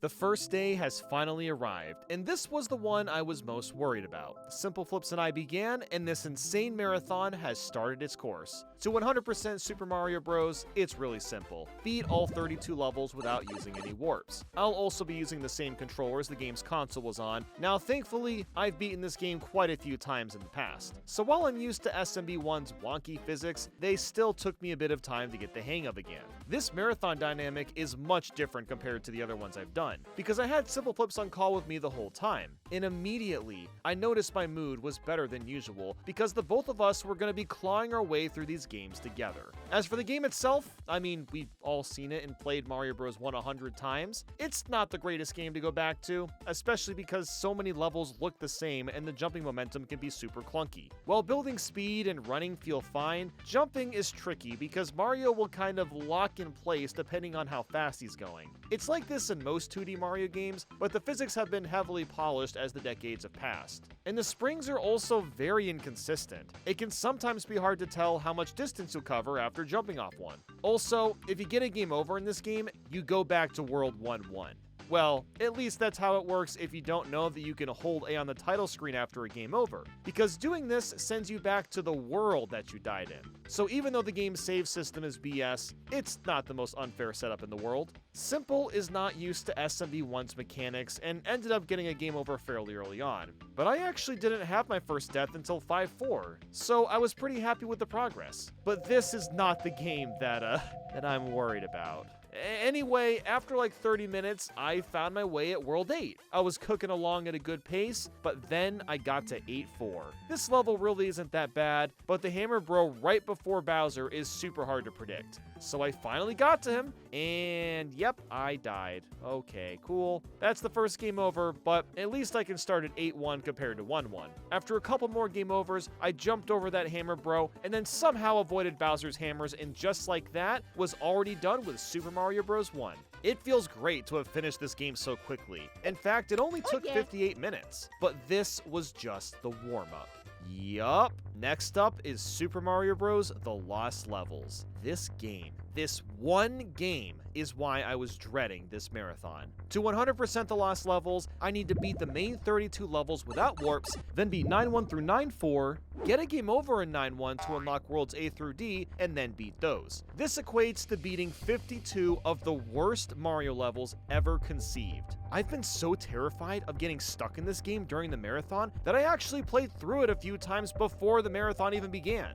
This is one of my most hated Mario games of all time because of how awful and cruel the level design is. First off, for a sequel, it does virtually nothing new to make it better. The wonky physics are the same, and the themes are mostly the same as well. There's no new music, or enemies, or bosses. It's basically just an unfair level pack. The BS begins at World 2-2. Like, look at this huge gap. Seems like you gotta make quite the jump to clear that, right? Nope, wrong. Instead, you gotta hit 2 completely random invisible blocks and then make your way across. The game gives you no clues to do this. You just have to assume that if you're stuck, just jump around like an idiot till a block shows up. And maybe it's just me, but the hitbox collision seems to be even worse than the first game. Like, look at this. In 2-4, I died jumping on a Goomba. Like, how does that even happen? But look, the first few worlds, they aren't too bad. So I was at least getting through them somewhat quickly. World 4 and beyond is where things get incredibly dumb. Look at this jump in 4-3. There's a Koopa that is barely in view, and I have to jump perfectly so I bounce off him to reach the other side. What is this? A bad Mario Maker level? Oh, wait a second. That's the entirety of the Lost Levels. It's just a compilation of bad Mario Maker levels. By the time I was at World 4, Simple Flips wrapped up Mario Bros. 1. I was kind of surprised to be this far ahead of him, but I have a feeling that both of us are going to be stuck in the Lost Levels for quite a while. But honestly, I think I got this. The goal for the marathon isn't so much to beat the games in 2 weeks, but to hold my composure. For the 3D Mario and Mario Kart marathons, I had a horrible time maintaining my sanity. But this time, I want to get through this without having a rage fit. I eventually got to World 5, and oh boy, they added wind. That's probably the biggest thing they included, and it's also incredibly annoying. You just have to know the wind is coming and already have your jumps planned out in advance, or you're not gonna make it. Then let's talk about 5-3. This level will infinitely loop if you don't know that you need to get up to this pipe and then go down it. Again, there's no context clues to do any of this dumb crap. Oh, and then 5-4 is filled to the brim with fire bars and incredibly tight jumps. This was where the struggle began. I got game overs more times than I could count. Messing up an individual level wasn't even that painful. It was getting kicked back to the beginning of the world. It just felt like I was wasting my time replaying levels I had already beat, only to make a few small mistakes and then, uh-oh, gotta retry it all again.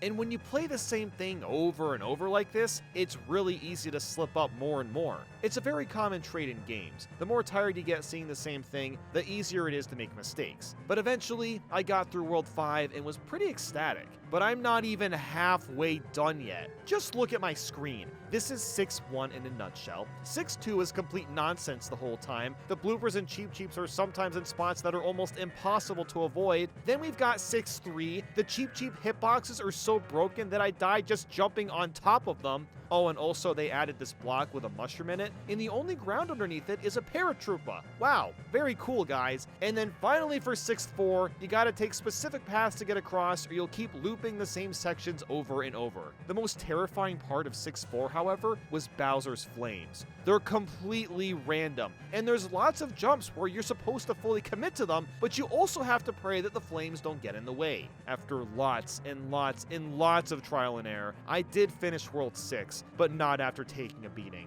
At this point, I felt like I understood the game's mechanics and just needed to stay persistent with whatever dumb things were thrown at me next. World 7 wasn't as bad, actually. The main issue was with 7-4. There's a bunch of lifts that go up and down, and you need to quickly jump across them to survive. However, the timing of the lifts can get thrown off sometimes, which makes jumping across them impossible. And I have no idea why the game would do this. It was a pain to put up with.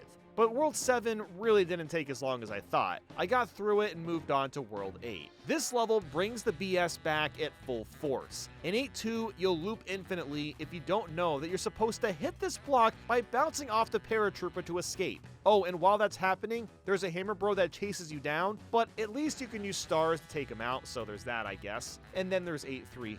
This one's not any better either. It's filled with Hammer Bros, and you have no choice but to rely on a bit of luck to jump over and under them in the hopes that their patterns are consistent. There's also a very tricky spring bounce to make where you have to bounce off a paratroopa, and at the end, you can only get across by spawning 2 invisible blocks. Then you gotta move this lift as high as possible, and then you can finally clear the last jump. And 8-4. Oh my god, this one is so freaking long. It's filled with so many stupid jumps, 2 Bowser fights, and so many more shenanigans. I can't believe I've spent this much time talking about the lost levels of all things, but I'm dumbfounded at how awful the level design is. You need to understand. I for sure spent the most time in World 8, because stringing this all together was nothing short of a nightmare. I originally estimated that the lost levels would take 4 to 6 hours to finish, but I was already 8 to 9 hours in.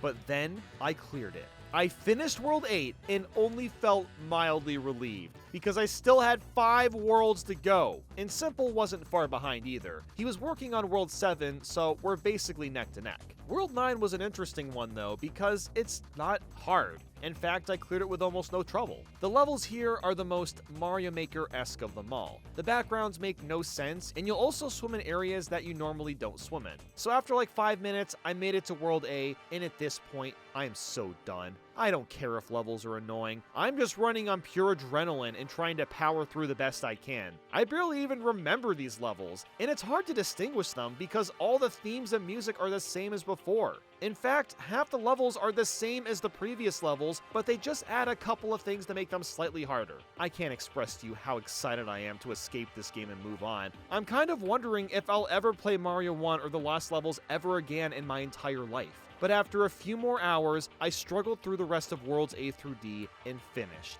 Oh my god, the Lost Levels was a freaking nightmare. It took me 11 hours and 19 minutes to finish. Despite all that, I was feeling really good about the day, but man was I drained. Before ending for the night, I started Super Mario Bros. 2 for a little bit of relief. To 100% Super Mario Bros. 2, I need to beat all 20 levels without warping. And I was pretty pumped because I love this game. I get to play as Peach and Float, the bosses like Birdo and Mauser are actually fun and engaging, there's brand new music, and the controls are a lot better. I got all the way to World 3-2 and decided to call it for the night. Man, day 1 was pretty rough, I'm not gonna lie. But now that the Lost Levels is out of the way and I actually beat it, it seems like all was fine with the world.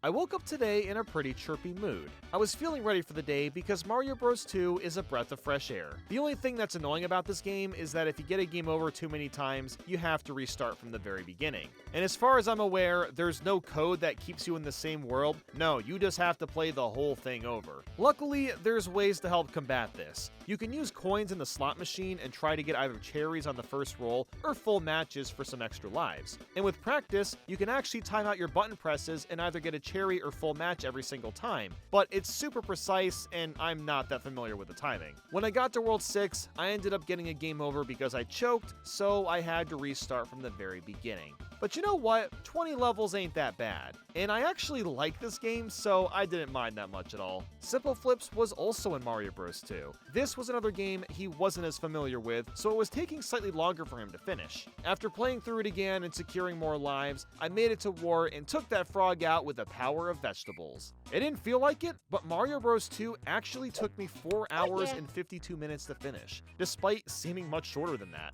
And speaking of short, Super Mario Land was the next game on the list. To 100% this one, I need to beat all 12 levels without warps. Yep, you heard that right. There's only 12 levels in Mario Land. This game has some super janky controls and it's visually aged pretty horribly, but there's something about it that I just adore. All the songs are fantastic, and the levels actually try to do something different compared to most 2D Mario games. The themes are very diverse in nature, and I like that the Fire Flower is replaced with a Super Ball that bounces around the screen until it hits an enemy. The bosses are also laughably easy. You can legit just walk around half of them and they'll lose. So because there's so few levels in Super Mario Land, this game didn't take very long to get through. In fact, I actually managed to beat the whole thing without getting a game over, which is fantastic, because if you get a game over, you go back to the very beginning. But it was definitely down to the wire. I had 1 life left and needed to get through Tatonga to finish. His bullet pattern isn't that hard to avoid, but it's also tricky if you aren't paying enough attention. But I somehow managed to finish this game in just 42 minutes.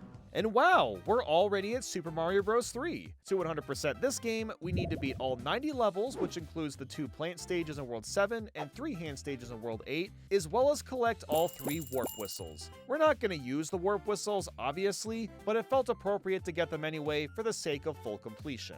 Now, I absolutely love Mario Bros. 3. This is still my all-time favorite 2D Mario, and was so excited to be able to cruise through it. Everything about it is just amazing. The controls, the music, the hub world, the vast amount of power-ups, the secrets. Because the levels are so nicely bite-sized and well-made, it's addicting to play Mario Bros. 3 over and over again. And I love that while the game is full of secrets, you don't need to find them all and still enjoy playing it. It's aged remarkably well, although the graphics don't hold up quite so much. The best part of this game is saving up all your P-Wings and then just flying through all the airships in World 8. They're the most challenging levels in the game, so the fact that Mario Bros. 3 gives you an item to basically skip them is hilarious. So after 3 hours and 56 minutes, I finished Mario Bros. 3. I'm not surprised I beat this game so quickly, but 104 hours is faster than I anticipated. Even though I've been going for quite a while today, I wanted to at least get a start on Super Mario World. To 100% Mario World, I need to beat all 72 levels, find all 24 secret exits, and hit all 4 colored switches. This is where things are gonna get interesting. We're no longer just finishing levels. 2D Mario starts to get a bit more complex from this point forward. And I should also mention that I'm garbage at Mario World. I've never been a fan of the pinpoint jumping physics. It just makes the game feel really slippery. And I know nobody agrees with me on this, but that's just how I feel about it. I much prefer the satisfaction of building speed in Mario Bros. 3 compared to something like Mario World. But this is still inherently a great game. It's just one that I've barely played in the past. In fact, this is where the race between me and Simple could change drastically. He's played the hell out of Mario World ROM hacks for several years, so I already know he's gonna blaze through Mario World and get a head start on me. I'm anticipating that he's gonna hold the lead up until the new Super Mario Bros. Games, since I've got a lot more experience with those. But honestly, even if he does get a huge lead,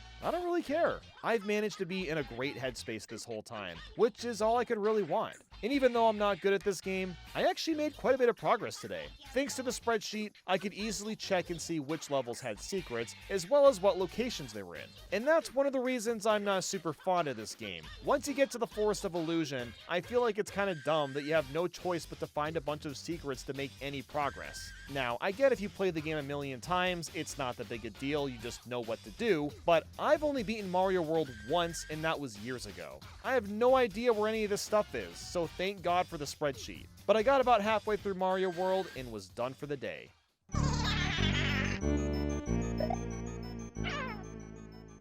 As expected, Simple Flips got way ahead of me last night, so now I have no choice but to play catch-up. But it wasn't too bad. I was getting stuck on a few annoying levels. In fact, I was struggling with Larry. Now, I imagine most people are like, how? And my answer is, I don't know! Something about the way the platform moves up and down, and the way that you hit him just feels awkward. This was unironically the hardest boss in the game, even though he should be super easy. After taking out Bowser and finding the rest of the secret exits, all that was left was the special world. And the only level I was concerned with was Tubular. You have to keep getting P-balloons and floating across the entire stage while avoiding a ton of obstacles. I thought I'd be stuck in this level for like an hour, but shockingly, I only died like 6 or 7 times. I just squarely focused on where the safe areas were and then executed. After that, I had a few more levels to go and successfully 100%ed Mario World. It took me about 6 hours and 32 minutes, which is a lot less time than I anticipated, but still much slower than Simple's time. So now I needed to rock. I was gonna need to play really well to be able to catch up at all. The next game to tackle is Super Mario Land 2. I decided to use the unofficial DX version that adds proper color just because it looks a lot nicer. But to 100% Mario Land 2, I need to beat all 33 levels and find all 6 secret exits. Yeah, this game actually has secret exits, and I didn't realize that until very recently. Mario Land 2 is one of the most underrated 2D Mario games if you ask me. It's pretty crazy how much of a glow-up this is compared to Mario Land 1 in every fashion. The controls are much tighter, the pixel art is a lot better, the music is as catchy as ever, and those world themes. These are some of the most creative themes we've seen in a Mario game, period. tree zone, going into Mario's crotch zone, getting eaten by a turtle zone, and flying through space. It's also neat how Tatanga makes a guest appearance as just a regular boss. It's quite a surprise cameo. Throughout playing this, there was really only 2 parts I struggled with. In Turtle Zone, there's a secret exit that requires me to go down this really skinny water path filled with spikes and fish bones, and it seemed like no matter what I did, the damn fish bone would hit me and I'd have to start the level all over again. His hitbox was just massive, and I burned through most of my lives getting through this. The other part that was hard was the last level. Holy mother of ass, the difficulty goes full-on Baja Blast mode. And it's out of complete nowhere, too. I don't know why Mario Land 2 is easy up until this last stage, but here's the one part of this game that's really dumb. If you lose all your lives in this final level, you lose all the coins to this final level door, which means that you'd be forced to fight all the bosses again to get all the coins back. Why the hell is this a thing? This was clearly added to pad out game time, which is unfortunate because this game is fantastic otherwise. So just before running out of lives, I needed to farm coins and play this slot machine to get extra lives. I also needed to play a good chunk of this last level using the carrot power-up. Yeah, and I haven't even brought up power-ups yet, but the carrot is stupidly OP. If you're really good at mashing the A button, you can basically float until time itself is an illusion. It's super handy for the final level due to the amount of spikes that need to be avoided. And this level's huge too. It goes on for way longer than the other levels in the game. And it all ends with Wario as the final boss. I just love how Wario is the boss, and also they made him super wide for like no reason. But even Wario's kinda scary, considering you get no checkpoints if you die to him. So due to nerves, I died at Wario quite a few times until eventually taking him out. It's actually kind of funny how easy the last phase is. If you just mash with the carrot in the air, you can hit him 3 times in like 4 seconds. But after that, the game was over and I finished it in 2 hours and 39 minutes. That's about how long I expected this one to take, but I completely forgot how tough that last level is. So up next was Super Mario All-Stars. In order to 100% this one, we need to beat all 4 games without using warps. This equates to beating 194 levels. The reason we're even playing this is because these games aren't ports. They're full-on remakes with upgraded graphics and music, and the physics are a lot better too.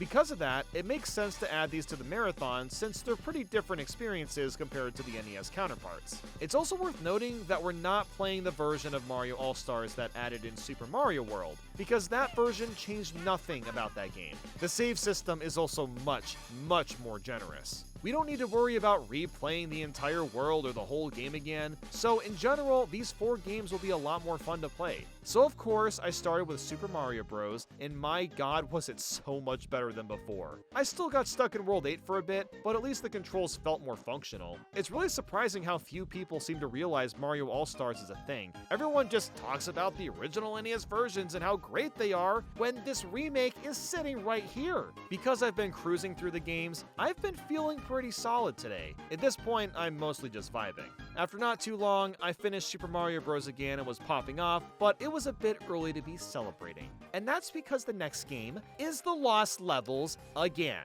Yeah, I actually have to play this, but now with better controls. But do the improved controls even fix the game? Well, no, not at all. The level design itself is still horrible and lacks any sort of coherence. And it doesn't help that the graphics, while recreated and look nice, are just being copied and pasted over from Mario Bros. 1, which, obviously makes sense, but because I just finished the Mario 1 remake, it just feels like I'm playing a worse version of this game yet again. But you know what? I'm not too upset about it, because I've somehow managed to catch up to Simple Flips.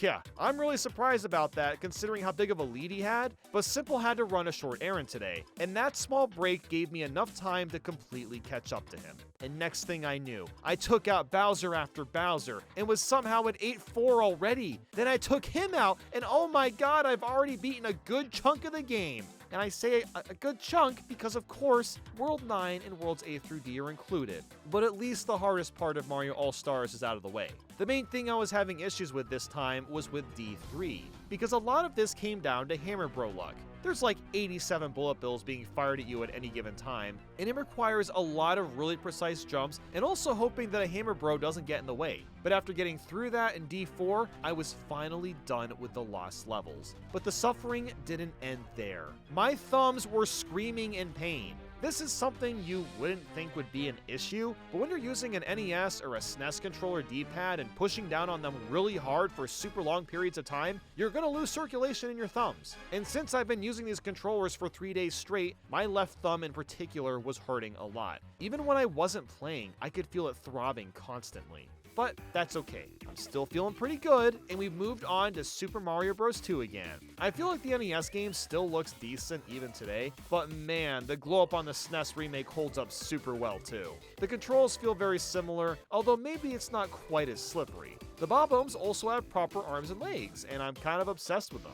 I also don't need to rely on the slot machine as much, which is nice. One thing that is a bit different is that I switched to the Pro Controller so I could use the joystick. That's how much my thumb was aching. And the Pro Controller is not ideal, as the joystick is known for having misinputs sometimes. But even so, I was breezing through the game, and also going for a cool wall clip at the end. If you slide and jump off this chain in the right spot, you can clip through the wall and skip a massive chunk of 7-2. It wasn't really necessary to do this considering I was making great time already, but I thought it would look kinda cool, and after a few minutes, I got the clip and took out Birdo. And just like that, we were done with Super Mario Bros. 2. Again! Which means I just have to finish Mario Bros. 3. Simple Flips ended up getting a bit of a lead today still, but not by much. He was maybe a few worlds ahead of me. It's really surprising how close this race has been, but looking back, it makes a lot of sense. Even though he's played an immense amount of Mario Maker 2, that game's physics are way different to everything we're playing for the marathon. And the reason for that is because we were both adapting to the controls as we were going along. There wasn't really an advantage on either side. But moving on, getting to play Mario Bros. 3 again with better graphics was such a treat. I was massively chilling the whole way through. Despite how enjoyable this game is, it was also 1 a.m. and I needed to get to bed. So I got through a good chunk of World 6 and was ready to finish up. But little did I know the hell that was brewing the next day.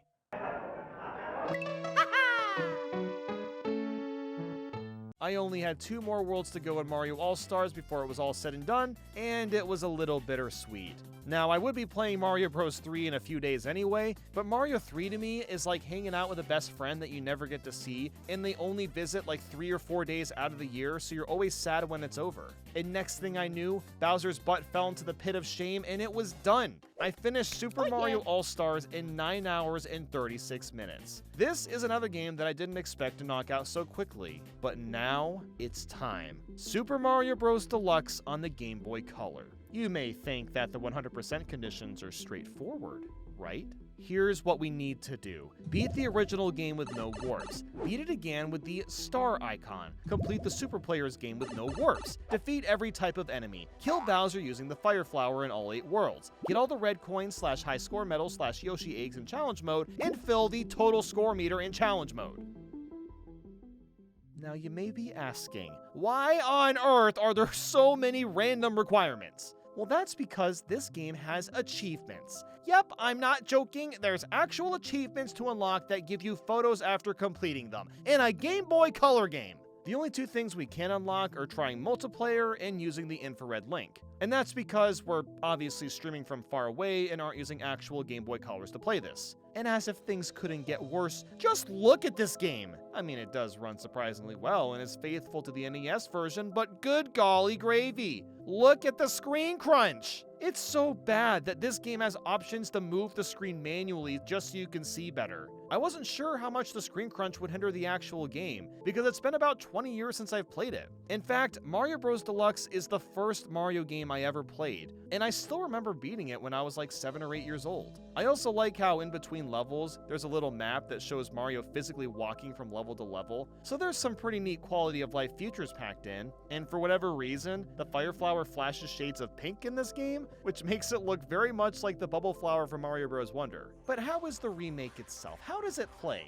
Well, it's definitely harder than the original version. I found myself moving the camera up and down by accident all the time, because the camera controls had to be mapped to the same D-pad that we're using for moving, because there's only like 5.5 buttons on a Game Boy Color. They didn't have a choice. I also needed to play a lot more cautiously. Running ahead at full speed was a horrible idea if you didn't know exactly what was coming. Doing that would often lead to running into enemies by accident. But after a little over an hour, I managed to beat the original game. So it's nice to knock that out, but now I get to do it again with a star icon. What's the difference though? A star icon?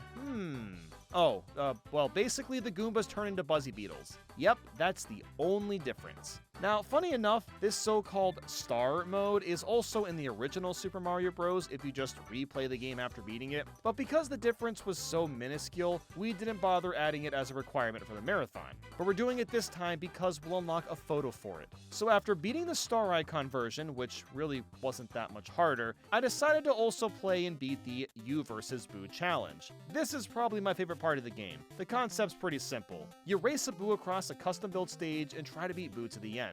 In the way are a bunch of red and white blocks. Hitting the one with the face changes their color and updates the platform surrounding you. This is a ton of fun, and I'm really surprised Nintendo has never brought it back. This mode would be killer to see as DLC in Mario Bros. Wonder, even if it's just a small handful of stages. But after that, I clicked on the Luigi head and the title screen said Super Players Mode. I wonder what that is. Oh, no, it's the Lost Levels again, but now with screen crunch! Oh god, Nintendo, why did you feel the need to include this? There's only one good thing about playing the Lost Levels again. Not every stage is included. World 9 and Worlds A through D aren't playable. Although, funny enough, all these stages are hidden in the game's code still. They also removed the wind from all the levels and made some of the jumps slightly easier. So in a way, this is the best and worst way to play the Lost Levels. They make the game easier, but only because we're playing in a crunchy 4:3 ratio. Since I've already played through this awful game twice, getting through it a third time was not as painful as I expected. I already knew it was coming up, so I was hoping to only get stuck at the very end. Simple at this point was only slightly behind, but again, we're still very close. I'm starting to wonder if we're just going to end up being neck to neck for the entire marathon. But about an hour or so in, I was now stuck at World 7, which is to be expected. These levels are so horribly designed and not fun, so adding screen crunch was not making things any easier. After being stuck in 8-3 for what felt like years, I finally beat it and then finished Bowser, and holy crap, the Lost Levels was over. I never have a reason to play any version of that game ever again, and I am so thankful for that. The only thing left to do now is the challenge mode. At first, this seemed like a really fun and enjoyable way to replay the levels. Each stage has a hidden Yoshi egg and 5 red coins. It wasn't too hard to find these things because I made a spreadsheet that showed me all the locations. However, there were a few problems with this. Some of the red coins are hidden in obscure spots that nobody would ever find without a guide, so it's a good thing we've got help for that. And for whatever reason, there was one level in each world that was absurdly difficult. I think I spent like 20 to 30 minutes getting to score red coins and Yoshi egg in 1-2 of all places. I'm not sure why the game randomly gets so hard, but it made this challenge mode slowly feel more and more like a chore. I was still in a good headspace, but I had this dawning sense that I was going to be trapped in challenge mode for way longer than anticipated. The hardest part of the challenge mode, surprisingly enough, was getting a high enough score. Some stages made this really easy, while some of them were absurdly hard. Absurd as in, you need to speedrun the level almost perfectly while also getting enough coins, power-ups, and fireworks at the end, only for you to just barely get the score you needed. Like, look at 3-2. It's demanding 85,000 points, which is crazy for one level. The only way to get it is to let the Koopas in the game hit tons of enemies in a row. Otherwise, it's completely impossible. And that's not even a hard level. Getting the score in 5-2 requires you to do the dumbest shit ever. There's not much of an opportunity to get points at all in this level, so the only way I can rack up a lot quickly is by carefully bouncing and hitting this Koopa over and over again. This required an immense amount of concentration, because one mistake with your jump meant doing the whole thing over again. Did the developers at the time not test these challenge stages? Who in their right mind wants to bounce off a Koopa 80 times with no mistakes and then pray they get to the end without choking? And oh my lord, I have gotten so tired of this music. I've had to listen to the overworld theme for almost 5 days straight, and I'm ready to rip my ears off. Now yes, I could fire up Spotify or something, but I don't want to do that because listening to the sound effects help with timing, so I have no choice but to push through. By the time I got to World 7 and 8, it was incredibly brutal. I was so exhausted from playing Mario 1 stages that I wasn't making any progress. I started to play stages out of order just to freshen things up, but it didn't really help that much. At this point, I just needed some sleep, considering that I sunk almost the whole day into Super Mario Bros. Deluxe and still wasn't done. So I was gonna have to play it again for day 5 for who knows how long.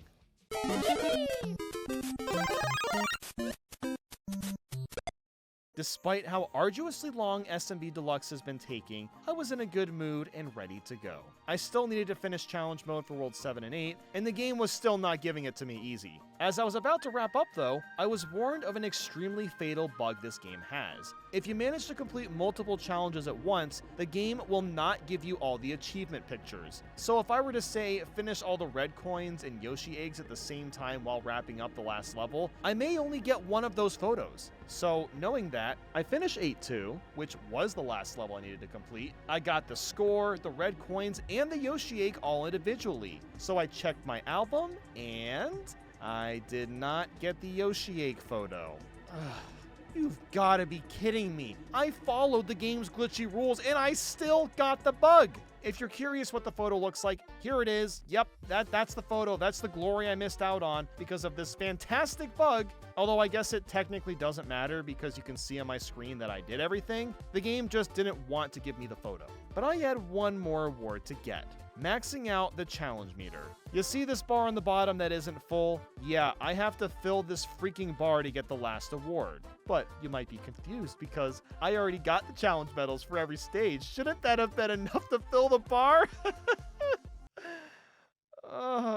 Okay, so I currently have 1,044,700 points, but I need to get 1,160,000 points. So that means I have to replay stages and try to squeeze out an additional 115,300 points. Why such a specific number? And why is it so much higher? Dude, I will never escape this Game Boy game's clutches. It wants me to play this for the rest of my life and maybe it'll let me reach 100%. But I have to die for it! Okay, sorry. Maybe that was a bit far. Do you want to know what I had to do to get an extra 100,000 points? More Koopa jumping! This is so stupid. I almost can't be upset because of how absurd this is. I deliberately had to scrub through all the stages and look for places where I could do Koopa bouncing to squeeze out an additional 5,000, 10,000, 20,000 points per level, which may not sound that bad, it's pretty good, but achieving an additional 115,000 points is an insane ask. So that's what I spent several more hours doing today, trying to find levels where I could do the stupid Koopa bouncing. Now, I bet some of you were thinking, oh, just do the one-up trick in 3-1. That would rack up a ton of points, right? Well, guess what? The show breaks after 8,000 points, and I know that because Simple Flips tried the strategy last night, and it didn't work for him. Look, I think Mario Bros. Deluxe as a game has a lot of great things to offer, but going for 100% is somehow one of the most obnoxious things I've ever done in a Mario game. After spending half the day replaying stages, I figured out that I could get a good chunk of points in 4-2, which let me finally finish the score bar and 100% the game. Just kidding! Ha ha ha! I'm not done yet! Oh my god! I'm not done because I forgot to kill Bowser with fireballs in all 8 worlds. At least I'm able to just travel to whichever world and level I want to, so yippee yahoo for that. But you're not gonna believe this. Even doing this was challenging. Especially for World 7. I needed to retain a Fire Flower for the entirety of World 7. That's because I can get one power-up in 7-1 and another in 7-3, which means I had to survive 7-2's complete RNG bullshit and also get through 7-3 and 7-4 without any mistakes. But I've been playing this game for like half my life at this point. I knew I could do it. So that's what happened. I knocked out Bowser with fireballs, I got this fantastic photo filled out, and was finally done with this behemoth. It only took a quick 17 hours and 52 minutes, so no big deal. I guess I'll just crawl my way over to the next game if I have any energy left. Finally, we can move on to Super Mario Advance. For those that don't know, this is Super Mario Bros. 2 again, but with better graphics, and the characters talk to you. This is as far as you go. Just what I needed. To 100% Super Mario Advance, I need to beat all 20 levels without warping, and then beat the levels again while collecting all 40 Yoshi eggs and 100 Ace coins. This is why we're playing the Advance remakes, because they all have exclusive content that none of the other versions have. These are actually the versions of the games that I grew up with. Well, mostly just Advance 1. I loved this game as a kid, and even now it's still fantastic. The only drawback I could really argue is that it's too much on the easy side. Getting lives and extra health is so much simpler. Just as one example, if you collide multiple enemies together, then you'll get free hearts for it. There's also a brand new boss in this game. In World 3, you fight this creepy Robo-Bird thing, and the only way to defeat him is by throwing these massive eggs at it, so that's kinda neat. After a bit of time, I finished the main game and moved on to the extra stuff. The Ace coins aren't too hard to find as they're usually just out in the open waiting to be grabbed, but the Yoshi eggs are a bit of a different story. There's 2 in each level and they can only be found in the subworld, meaning you have to throw the potions in the right spot and hope there's one nearby. Some of the eggs aren't too hard to find, but some of them are in the most ridiculous spots. Even just this first level, you gotta drop down this pipe and grab the potion, then come back out, jump up the mountain a bit, and then you can throw the potion and get the egg. I am so glad I made a guide for these eggs because a good portion of them would have been really confusing to find. While I'm really glad to finally have the opportunity to play this extra stuff in the Advanced series, I also know I'm gonna feel so relieved that I'll never need to do this again. I also had this really unlucky moment with the egg in 2-2 where it passed underneath the sand because that's where I dug down and then I lost my progress. 5-1 has an egg where you have to jump above the screen to grab this mushroom block thing, then you can throw the potion and the egg will pass through because otherwise it would have gotten stuck in that crevice. Oh, and then 5-2, there's another egg where you gotta carry a potion up a vine by standing on an enemy while snippets are shooting balls at you. Like I said, there's some pretty annoying eggs, but it wasn't as hard as I expected. The main hurdle was that it was just time consuming, because by the time Wart gobbled down more veggies, it took 6 hours and 59 minutes. But the day was not over yet. We're already moving on to Super Mario Advance 2, this game being a remake of Super Mario World. To 100% this, I need to beat all 72 levels, find all 24 secret exits, hit all 4 switches, and collect all 360 Dragon Coins. The only reason we're getting the Dragon Coins this time is because there's a reward compared to the original game. You apparently get this super cool cutscene at the end, and the coins also transform. While in the original game, you just get a 1-up for getting all the Dragon Coins in any individual stage, so not really worth much. There's actually a lot of really cool things about this remake. For one, you can play as Luigi, who I was rocking for quite a while. He has a higher jump and takes more time to build speed. So I actually quite liked it because it unironically made the game feel less slippery. There's also Dragon Coins in most of the levels that didn't have them before, as well as a bunch of small improvements. The only real downside this game has is that it looks blown out to shit. And the reason for that is this game came out when the only Game Boy Advance that existed was the one without the backlit screen. So Advance 2 had to compensate and make the whole game a bit brighter. But besides that, it's the same great game again. And even though I've never been super fond of Mario World, as you know at this point, this marathon has really made me appreciate it more. I was starting to remember where the secret exits were by just playing, which made getting through it a lot more fun than the first time. But the day was getting really late and I was getting tired, so I stopped after playing a decent chunk of it.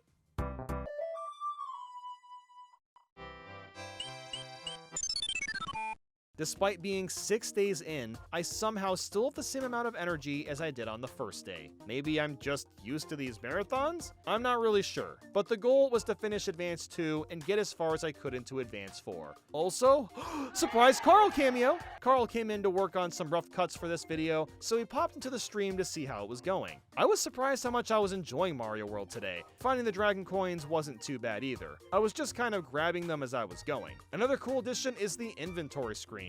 You can see which levels you've gotten all the Dragon Coins in and helps you keep track of them. The only Dragon Coins that were a pain in the butt were the ones in Valley Fortress. Their placement was pretty ridiculous at times, requiring you to make super precise jumps to get them all. But after beating that, I was finally done and I got the epic cutscene! Washed out. I'm gonna have to look again. Whoa, this cutscene's crazy! What? You're getting paid! It honestly was kind of satisfying to see all the coins you get rained down in a nice pile. Mario Advance 2 took me 9 hours and 40 minutes. So it was another beefy game, but the time flew by for this one. After this is the last Advance game, Super Mario Advance 4. And no, we're not playing Advance 3 or Yoshi's Island because they're Yoshi games where you play as Yoshi. Not gonna tell me otherwise. But anyway, to 100% Mario Advance 4, we need to beat all 90 levels, which includes the 2 plant stages of World 7 and the 3 hand stages of World 8, as well as get all 3 warp whistles. But that's not all. We also need to clear all 38 e-reader levels and collect all 147 Ace coins and 8 E coins. As you can imagine, I'm absolutely stoked to play a remake of Mario Bros. 3 again because it's so damn replayable. And you may also be wondering why the screen doesn't look like it was fried compared to Mario Advance 2. too. Well, at the time that this game came out, the Game Boy Advance SP released, so I imagine they didn't feel the need to blow out the picture because it has a backlit screen. I really don't have much to say about this run-through, since this is the third go, but I did finish the game with 179 lives. That's because for whatever reason, the level where I normally farm lives gave me way more than usual, so I just kind of had a bunch extra the rest of the way through. But things get interesting with the e-reader levels, because this is like playing an entirely new game. If you aren't familiar with how these levels work, well, you would need an e-reader and physical cards. These cards contain the actual levels, and you had to scan them in with the e-reader. Thankfully, Nintendo dropped a massive W and has given us a version of Mario Advance 4 that comes with every e-reader level without any scanning required, which means we can easily play them all. And I gotta say, these levels are fascinating. To start off, there's a small handful of remade stages from older games, although I guess it's not that surprising to see 1-1 and 1-2 get remakes, but that's only the beginning. There's several stages where you can pick up vegetables like in Mario Bros. 2, and even use the cape from Mario World. Having the ability to use different game mechanics and power-ups that weren't intended for the Mario Bros. 3 engine will always be such a cool piece of history. But we were at the end of the day, and I didn't make much progress, so I'd finish the e-reader levels tomorrow.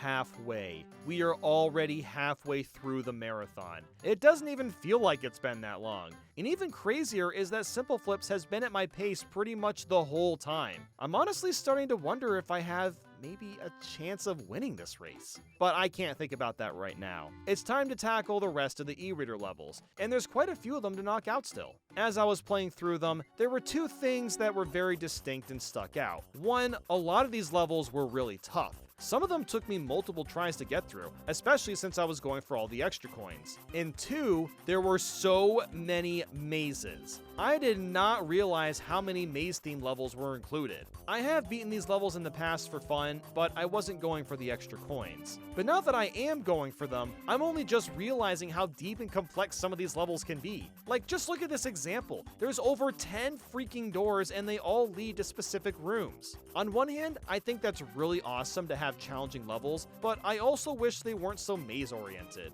They kind of remind me of Ghost House levels, which I'm not a fan of. I'm always filled with a sense of dread when it comes to ghost houses in Mario games. I get that they're there to break up the pacing a bit, which is fine, but getting lost is never fun. It's a damn good thing that there's maps online for where to go, because I could have easily sunk all day trying to find my way around. But who am I kidding? You fight two Boom Booms at the same time, which somehow leads to them being hard enough that I died, so you get brownie points for that one, Nintendo. Even though some of the levels were confusing, I was having a blast playing through these fully. I mean, look at how crazy this Bowser fight is. The arena is completely different and changes a lot of the strategies that you'd normally use for taking him out. And my god, the level itself was so hard too. It took me several attempts, but after a few hours, I finished up the e-reader stages and was done. Mario Advance 4 took me a total of 9 hours and 26 minutes, so a bit longer than I expected. But the advanced titles were finished, and finally, I can play a 2D Mario that isn't just the 3 original NES games. Starting, of course, with New Super Mario Bros., the first of the new series, and probably my favorite of the bunch. To 100% this, we need to beat all 80 levels, collect all 240 star coins, spend them all, unlock all 5 cannons and 18 secret exits, and also beat all the challenge mode. We won't be going for star coins in challenge mode because it's actually impossible to get them all, plus the difference is so tiny in this mode that it's almost not worth doing to begin with. But on to the game itself. While I knew at this point I was feeling confident in finishing the rest of these games on time, this could potentially turn into a massive slog. All 5 of the NSMB games we'll be playing are remarkably similar, so after the DS version, I may start to feel a bit drained. But that's not how it started. I was having a blast at first. We may not be in widescreen yet or have the most polished controls, but there's so much that's great about New Soup on the DS. The unique bosses, the great castle music, the blue shell item. I could go on for quite a while. And something pretty neat happened today. You want to know what it was? The Zelda movie was announced! It was really funny because I thought my chat was trolling for 30 minutes until I checked Twitter and saw Miyamoto himself made a tweet. I'm excited and terrified of what could come from a live-action Zelda film, and that's all I'll say on the matter. But anyway, I just kept chugging along and, as usual, played worse and worse from exhaustion. By the time I got to World 8, I was getting stuck on levels for like 30 minutes for no real reason. One of the castle star coins was making me super frustrated, and I actually didn't finish the game today and stopped streaming a bit early. But don't worry, I did play Luigi's Casino minigame for like 5 minutes. But honestly, the reason I stopped early was because I had 2 other obligations. Record a discussion with Arlo and Antdude, and play Mario Kart 8's Wave 6 DLC so I could finish up the ranked video for all the tracks. Yeah, I'm doing all this on top of the marathon. Thanks for the timing, Nintendo. I was up incredibly late trying to get this extra work done, later than I think any of the nights during this whole marathon, but I was still feeling pretty good. It was actually kind of a relief to play Mario Kart and record the discussion because it was something different. I was really starting to feel the repetition playing nothing but 2D Mario for a week straight.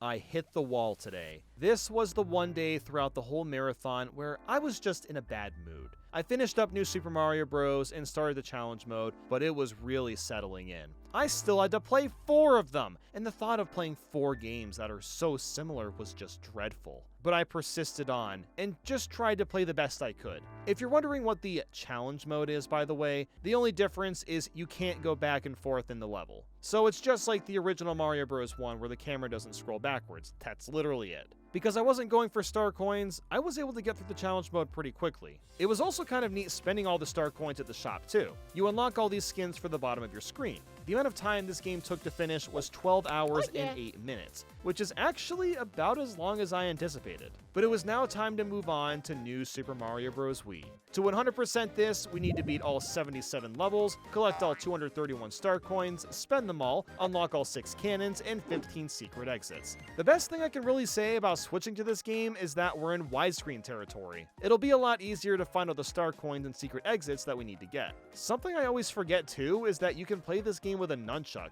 which is going to be a little more comfortable than holding the Wiimote sideways. While we have power-ups like the propeller mushroom and penguin suit, this is pretty much the same game I played before. The controls are also a little more polished, and it's nice that you have a little spin jump, but you gotta do the spin by shaking the controller, so it doesn't work as smoothly as I wish it did, but it's not the end of the world. The main hurdle today was just staying awake. Oh my god, this game is so freaking boring.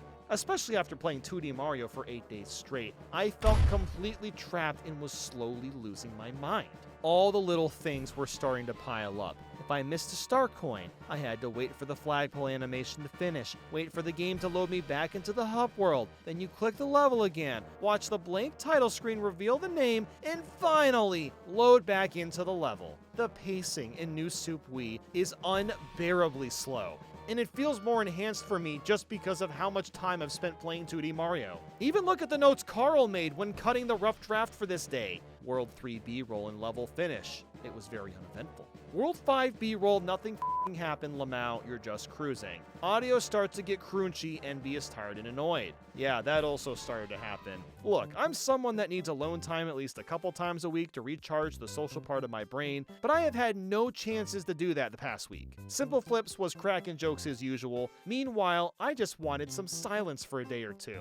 In hindsight, I felt bad about my mood because my chat kept asking if I was okay, and yeah, I mean, I was fine. I just didn't want to stream that day. But I also think a lot of the problem was just the game I was playing. Felt like my life was running in slow motion and I couldn't get out. If you're still in high school or remember high school, do you remember how painful it was waiting for the last 10 minutes of class to end before going home? You just sit there with your backpack already on your shoulders. You're ready to bolt out of that damn door. You're staring at the massive clock and you're just staring at it, watching the time slowly tick away. Maybe you were even holding your breath over and over again because you were bored seeing how long you could hold your breath. Or maybe that was just me, I don't know. But saying all that, I did not get through New Super Wii today. I actually ended up playing a couple levels into World 7, and then I was done. So I'll finish it tomorrow and hopefully be a bit more chipper as well.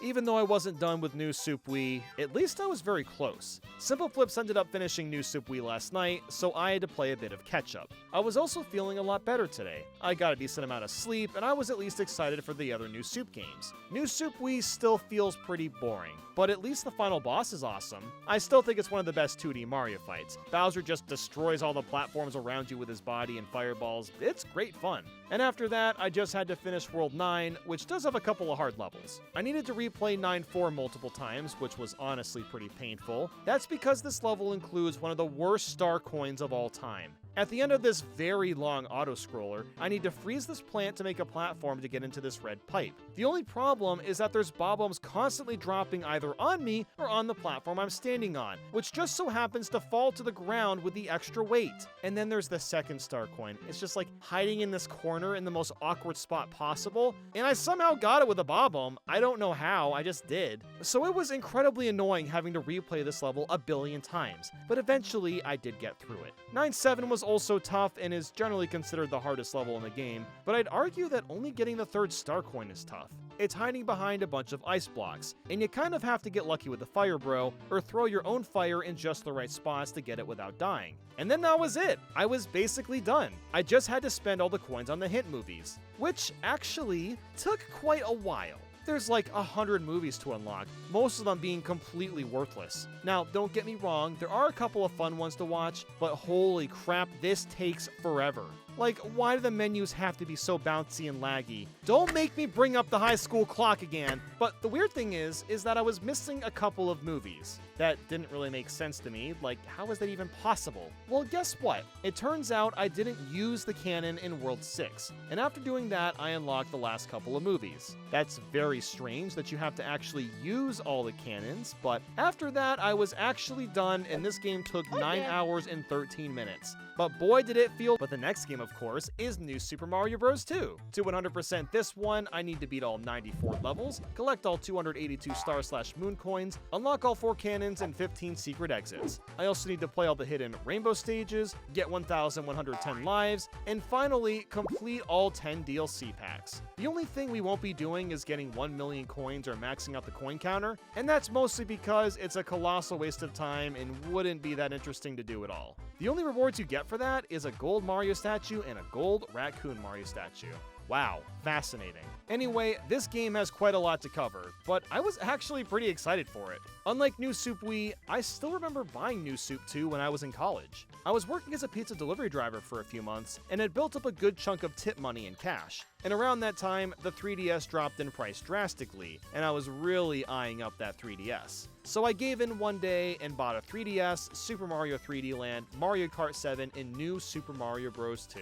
I did spend over half of my tip money, but at the time, oh, it was totally worth it. The first game I played through was New Super Mario Bros. 2, and I 100% that game in like 2 days. It was one of the rare highlights I had that year, so I'm admittedly a little fond of this title. The only interesting thing about New Soup 2 is the focus on coins. The game wants you to collect as many as possible. And as dumb as that concept is, I can't help but find it to be a really charming gimmick. The game goes out of its way to make collecting coins easy. You can turn enemies into coins. You'll smash your head into a coin block and run around. Oh, and you can't forget about Gold Mario, which, by the way, is still one of the most powerful power-ups Mario's ever had. But besides that, there's really not much to say about the game itself. I was just playing through it as usual and wasn't struggling at any point. Even Carl was losing his mind with his notes. Look, this one just says, Reznor! Yeah, woo! Oh, look, here's another one. Reznor! Yeah, he kicked your ass! 2 Reznor fights. And I died. Wow. Dude, hot tamale! You know, what's up with Reznor anyway? I mean, sure, it's neat that he made a cameo, but did he really need to be half the boss fights? And they don't even have his name on the Ferris wheel thing like they do in the original. It looks more bland and uninspired now. There was something else being stirred in this marathon pot that I didn't quite expect. Simple was actually pretty far behind now. My theory of getting a lead from these games has actually become reality. I was starting to believe that I had a good shot at beating him, but I didn't want to assume that yet. We still had quite a ways to go. After several hours, we took out Bowser yet again, and oh man, look at him. Woo, he's slapping those platforms like nobody has before. Oh! and then I plowed through the special worlds. After that, I just needed to grind out a bunch of lives, and I wasn't sure what the best strategy was for doing that. So I did what made most sense, looked it up on YouTube real quick, and the man, the myth, the legend appeared on my screen. It was Nico BBQ, baby! He had a short that showed me how to get a bunch of lives in this game, so using his strategy, I got 1,000 lives in about 15 minutes. Next was unlocking the rainbow levels. In order to do this, I need to finish a level in the double digits that corresponds with the world itself.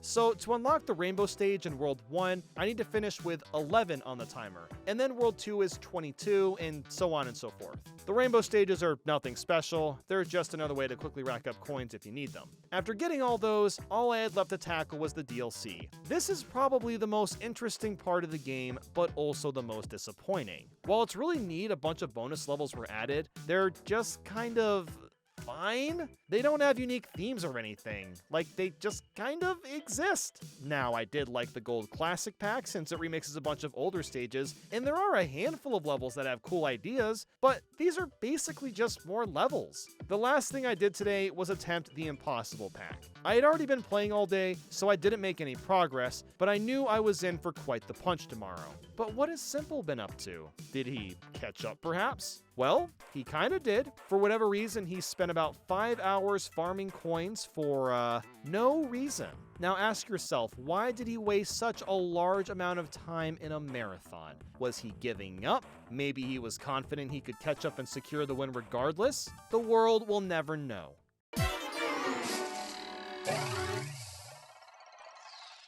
I was pretty tired today, but also feeling determined. I've never actually beaten the Impossible Pack, so it was going to be my first time today. These 3 levels that I have to conquer are all insanely difficult and frustrating. The first level starts off okay. You're just in some water and you got some fish to avoid. But after that, you're on this Ferris wheel thing that only moves when you stand on the sides, and you have to avoid bob-ombs that randomly fall out of pipes while also avoiding tons of birds and Lekatu.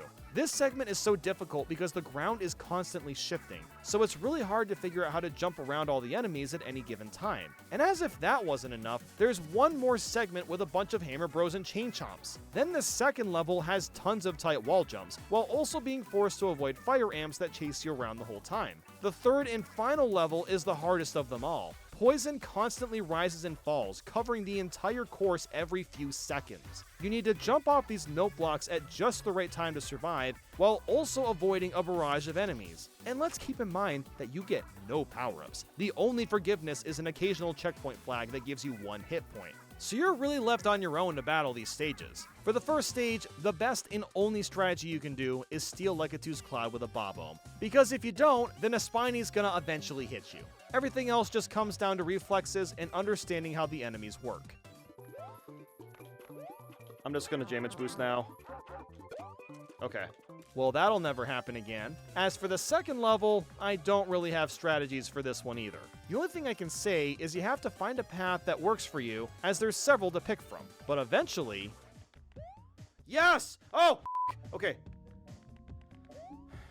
Done. I managed to beat it. The third level is so irritating. You have to land in very specific spots on the note blocks and get the right height in your jumps to survive. After more attempts than I'm willing to admit, I finally had the run. I'm just gonna go, it. Oh my god, it's over! Why didn't I just do that before? And that wraps up New Soup 2. I spent a total of 12 hours and 1 minute on it. But we're not done yet! Now it's time for New Super Mario Bros. U. In order to 100% this one, I need to beat all 82 levels, collect all 246 star coins, and unlock all 12 secret exits. I also need to catch Nabbit once in the first 7 worlds, and beat the Boost Rush and Challenge Mode levels. The only thing that isn't required is getting gold medals in Challenge Mode, seeing as you don't unlock anything doing so. Since we're finally allowed to pick multiple characters, I let chat pick who to play as, and they all went with Blue Toad. So shoutouts to all the Blue Toad fans out there, I got your back. I'll also note that I'm technically playing the Switch version just for convenience sake, but the base game is virtually the same as it is on the Wii U. What's there to even say about this game? I don't know. The twirl move is back. Let's see, there's that. Well, the acorn suit, that's kind of cool. Yep.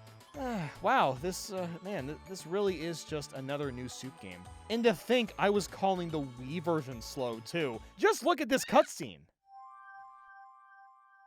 Okay, cool. Come on. Oh my god, hurry it up. Oh my, yes, I get it. Oh my, get to the point. Oh my god, come on. I see what we're doing. Can the cutscene just end?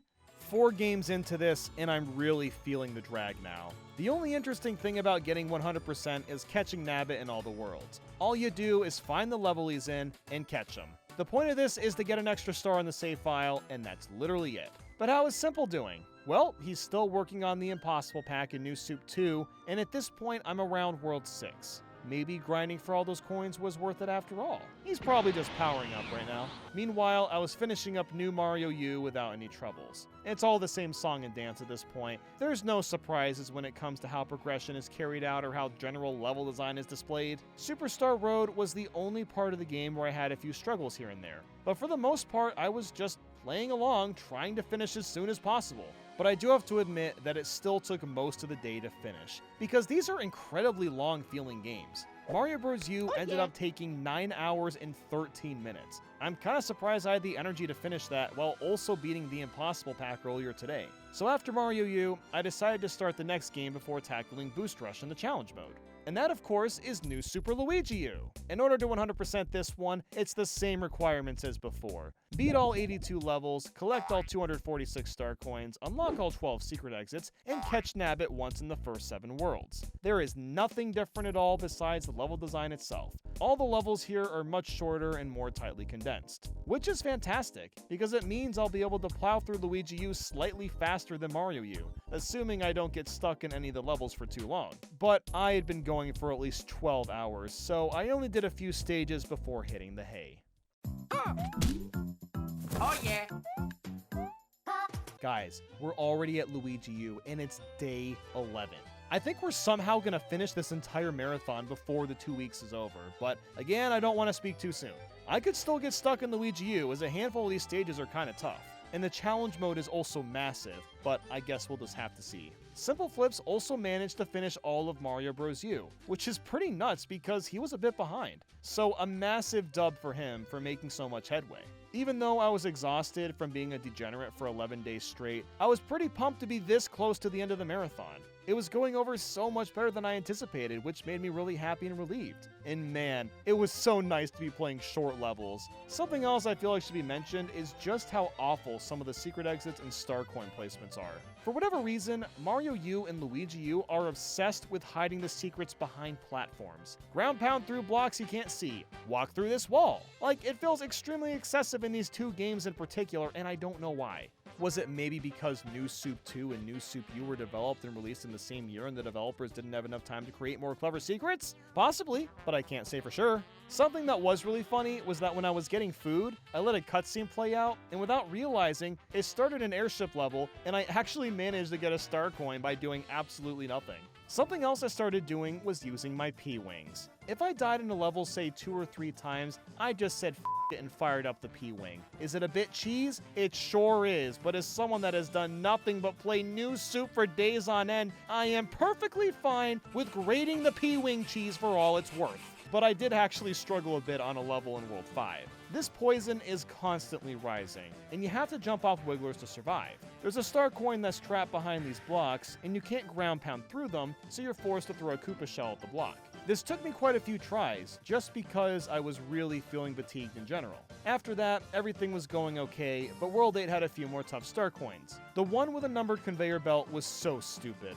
I was probably doing something wrong here, but it took me forever to collect this one. After that, the only level I was worried about was the one near the end, and that was Fire Bar Sprint. This level is filled with fire bars, and the only way you can clear it is by running the whole time and jumping perfectly. However, you have to wait a tiny bit of time before you start running, because if you mess up the timing, you're gonna get hit a bunch of times and lose out on the 3rd star coin. But by some miracle, I managed to actually clear this level and get all the star coins on my 2nd attempt. I don't know how, again, it just felt like dumb luck, but I'll take it. The rest of this final world went well too. There was a few dumb deaths here and there, but I somehow managed to finish New Luigi U in a decent time, which is great. And funny enough, I've never 100% Luigi U in my entire life, so I've never seen the final level before. And it's pretty darn neat. I like how you just skydive the whole way down. So while the base game's over, I'm not done yet. No, I haven't even started Boost Rush mode yet, which is what I'm tackling next. I've actually never played these either, so I had no idea what I was in for.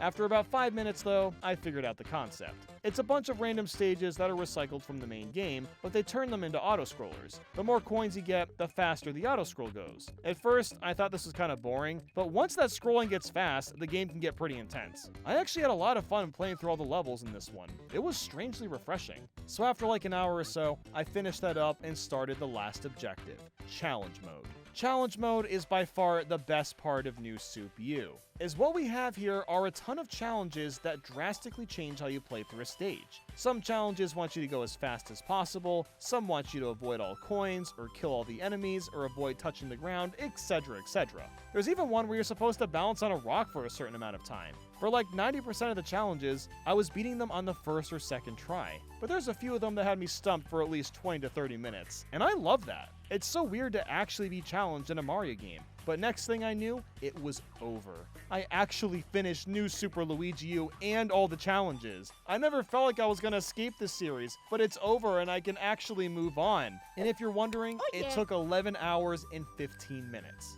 And now to move on to Super Mario Bros. Wonder. To 100% this one, I need to beat all 129 levels, collect all 225 Wonder Seeds, and 306 10 Flower Coins. I also need to touch the top of every flagpole, find all 11 secret exits, collect/buy all 24 badges, and purchase all 144 standees. This seems like it's going to be the longest game of the bunch, but I really don't think that's going to be the case. After staring at some of the blandest games of all time, diving into Mario Bros. Wonder for the very end was a surreal experience. Finally, I can play as a goddamn elephant while collecting seeds that mess up the levels, and there's wonderful talking flowers. I actually changed the language of the flowers a bunch because why not, right? While this is a pretty meaty game, I had a couple of ideas to optimize my time playing it. Something I ran into playing for the first time was maxing out my purple coins. I actually want to prevent that as much as possible. So what I did was make sure I was constantly spending my coins on Wonder Seeds and badges when I got the worlds, but also spent a lot on Standee's Surprise. This is a cheaper way to get standees compared to buying them in the special world, but the big difference is I can get duplicate standees if I'm not careful. But with 144 standees, I started to use Standee's Surprise to save money and time, and actually managed to get around 50 to 60 before I was running into multiple duplicates in a row. So I believe just doing that is going to save a ton of time. But I made it to World 2 and called it for the night. Wahoo! I have no idea how long today is going to last, but I am determined to play this game until I get 100% even if it destroys my sleep schedule. Simple Flips finished Luigi U in the challenges last night, so both of us are on the last game. The only difference is Simple streamed for 19 and a half hours finishing. That is much, much later than he usually streams, so he'd be starting Mario Wonder much later today. So I was about to get a massive lead on him, and potentially beat the entire game before he even starts. But what really mattered at this point was just making progress and keeping my head straight. The only thing now is that I'm just so tired of streaming and playing games. It's gonna be really nice to have a bit of a break when this is all over, but we're almost at the end. Something that's really nice about this game is that if you die and get a 10 flower coin, it still saves as long as you finish the level. It's a really nice quality of life feature, and no timer is a huge plus as well. The best part of today though was talking about Shrek with the chat. There's rumors that Shrek 5 is coming soon, and I'm honestly pretty hyped for it if I'm gonna be honest. So for like 20 minutes, we just talked about which Shrek movie's the best. And look, I've got an official ranking for the series that I'm gonna be releasing now to the public from worst to best. Okay, here we go. Shrek the Third, Shrek Forever After, Shrek, and Shrek 2. It's the only correct way to rank these films, and you can't tell me otherwise. But yeah, by the time I got to World 3 and 4, I made my way to the standee shop in the special world to start spending coins on the individual standees. Even though they cost 30 purple coins compared to 10, not getting duplicates makes it worth it, and I've already collected so many as is. But from that point, I was schmoovin' through Wonder. I was actually surprised at how quickly you can get through the worlds if you get all the secrets you need in one go. After about another 3 to 4 hours, I made it to the final Bowser fight. The bosses are by far the most disappointing aspect of Mario Wonder, but at least this this final boss is super memorable. It's not hard in the slightest, but what Mario game has ever had a hard boss? Exactly. After beating him, all I had to do was buy the rest of the badges, finish 2 more levels, and start farming coins for the rest of the standees. The last 2 levels are some of my favorites the game has to offer. Wonder Gauntlet throws a ton of wonder effects at you, and the way it's all compiled together is a lot of fun. I also somehow survived this bad jump. I wall jumped for like 30 seconds, and then out of nowhere I was on the ground safe and sound. But now, onto the final test badge marathon. This is the most difficult level in the game, and it tests you on your skill with most of the badges. I really wish more levels in Mario Wonder had this kind of difficulty, or at least a more heavy focus on specific badges, because this level is incredibly satisfying. There's a couple sections in particular that are really tough, the hardest ones being the spring feet and invisibility. Timing your jumps to these fire bars is super precise, and then just trying to figure out where you are with invisibility is hard too. But it's not even that this section is hard, it's the fact that it's at the very end. If you die, you gotta go back a few sections before trying it again. And if you don't get the gold flagpole at the end, you'll have to play the entire level over to get it if you want 100%. But luckily, I've played this game a lot the past month, so I was pretty accustomed to what was coming. And I think I spent maybe, I don't know, 30 to 40 minutes before finishing. It still took me a while, but it wasn't nearly as daunting as I expected. After that, I started replaying the Sugar Star trial over and over, and that's because I need purple coins, and I can get 30 for every run through. But that's when I realized that all the bonus levels get unlocked after beating the game, and doing those net you way more purple coins. So I quickly played through those, and that alone almost gave me enough standees to finish. Well, back to the Sugar Star trial for a bit. I did that, went back to the standees, bought the last standee, and oh my god, it's over! Holy crap, I actually 100% all the 2D Mario games in less than 2 weeks. I can't believe it was possible. And it only took me 9 hours and 44 minutes. And what a relief it was to be finished. We completed this challenge with 2 days, 16 hours, and 26 minutes left, Meaning that this challenge took me 11 days, 7 hours, and 34 minutes. And Sybil Flips didn't take much longer either. He also managed to 100% the entire game in one stream, so both of us finished in under 2 weeks. This was a crazy, exhausting, but also enjoyable grind, and I'm excited to do the next one. 7 days and lots of Sonic games to 100%. I'm aware that there's like 8,000 2D Sonic titles on things like the Game Gear and Neo Geo Pocket Color, but I'm only counting the major releases. Because let's be honest, there's a small chance of fully completing what I have already. But I still have high hopes. Let's get this marathon cracking and see what happens.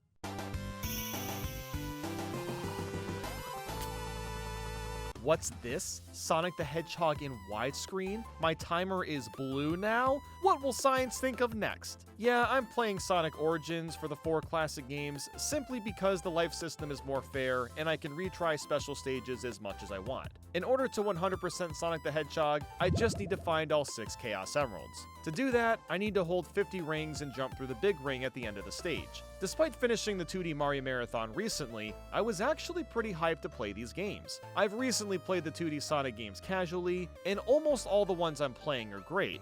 Well, mostly. Despite playing this game and the others lots of times in the past, I wouldn't say that I've mastered them compared to 2D Mario. I've only ever 100% Sonic Mania. The other ones I've never fully beat, so I wasn't really sure what I was in for. One thing I can say for sure is that getting Chaos Emeralds in most of these games is completely counterintuitive to how I like playing them. This is Sonic, so obviously I want to play as fast and sloppy as possible. The ring system is an incredible mechanic because it allows me to do that. The fact that you can get hit as much as you want as long as you're holding at least one ring is genius. And because of that, getting 50 rings and then trying to not get hit by a spike or some enemy feels like a chore.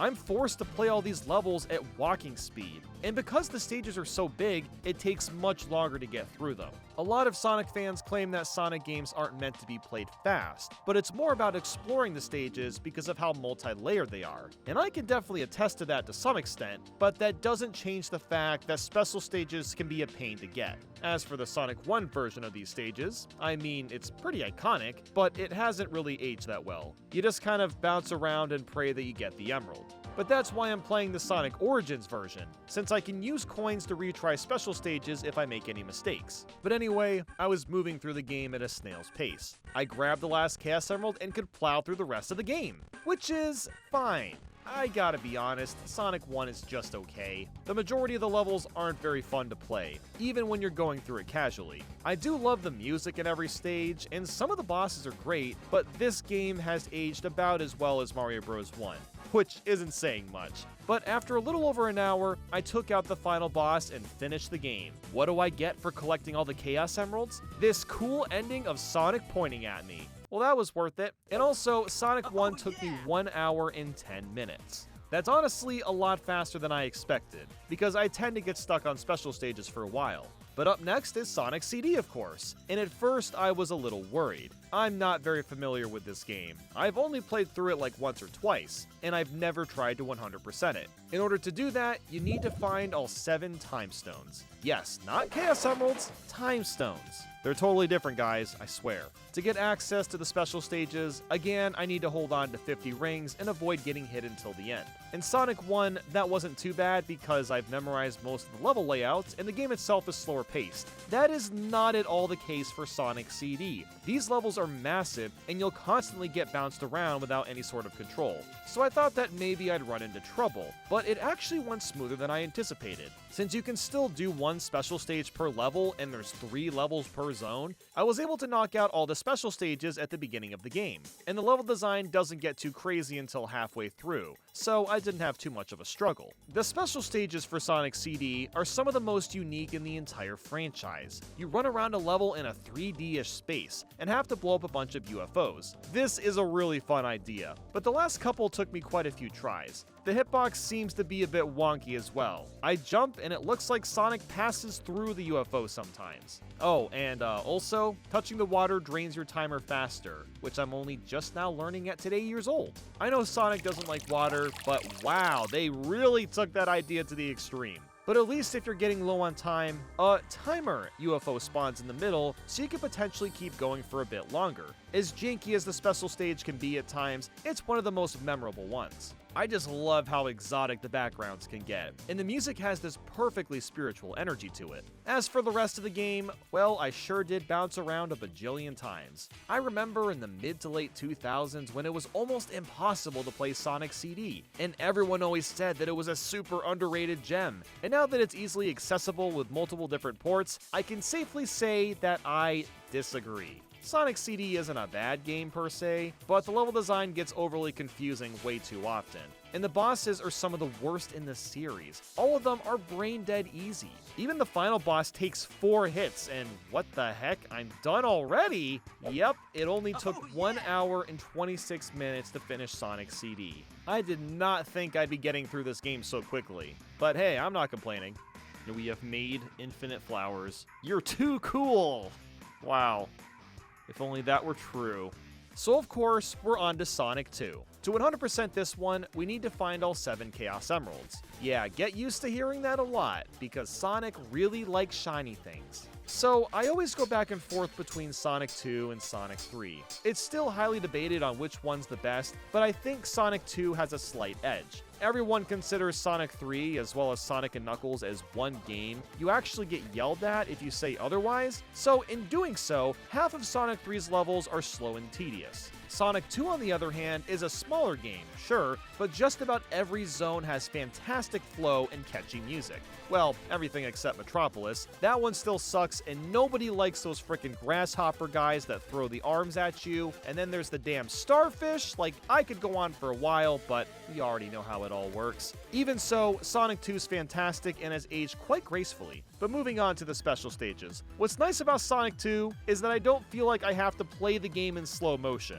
I just need to get 50 rings and then run into a star post. This is significantly easier than playing to the end of a level, and I can even hit multiple star posts in one level to get multiple individual emeralds. And now we have the famous half pipe where you have to get a certain amount of rings or you fail. When I started Sonic Origins, I was hoping I could just play as Sonic for the entire run. But apparently, the story mode by default gives you Sonic and Tails. There might have been a way to swap them out, but the only reason I care is because Tails can make the special stages a lot harder. The later stages can be incredibly tight, forcing you to not only get most of the rings, but also avoid the large bevy of spikes that cover the ground. But thankfully, since I'm playing Sonic Origins, the field of view is much greater than the original version on the Genesis. So that means the reaction time is a little more forgiving. But even so, I was struggling on some of these stages. Tails jumps like 5 years after you, so it's really easy for him to hit spikes, which makes your overall ring count go down if he's holding onto rings of his own. But after a bit of attempts, I managed to get all the emeralds and could finally use Super Sonic.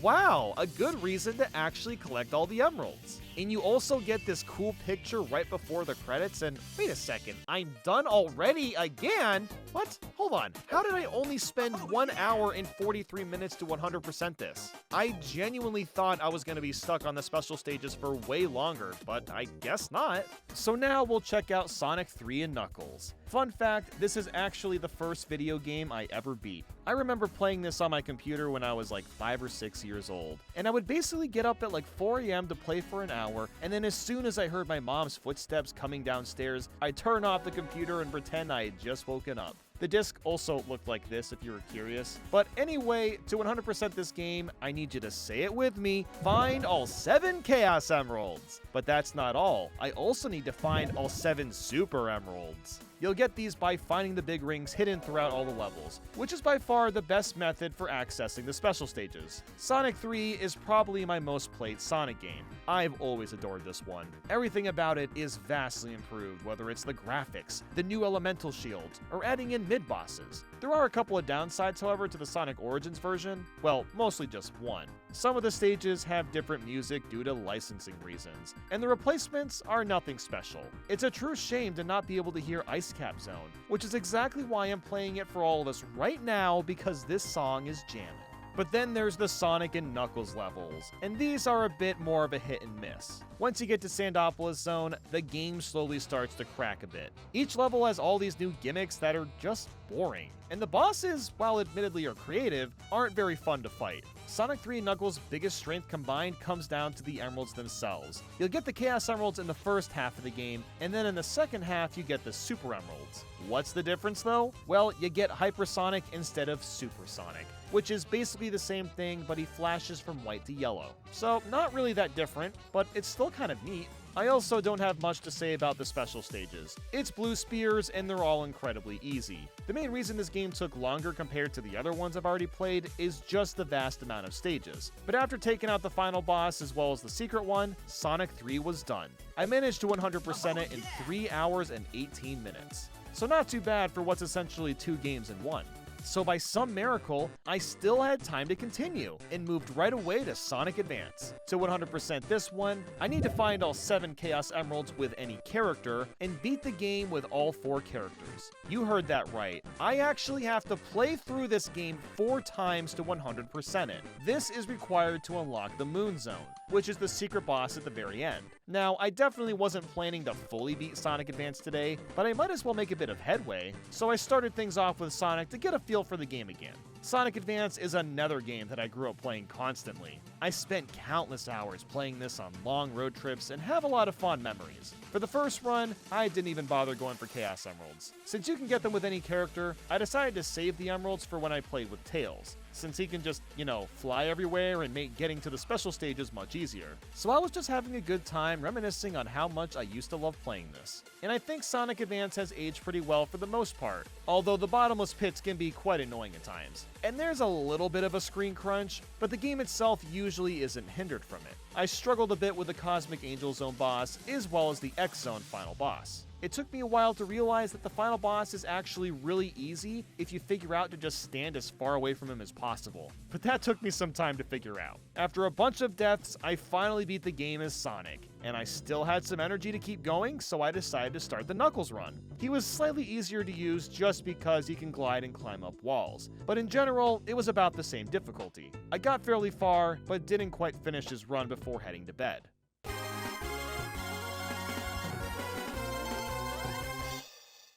The next day has begun, and I came to a really weird conclusion.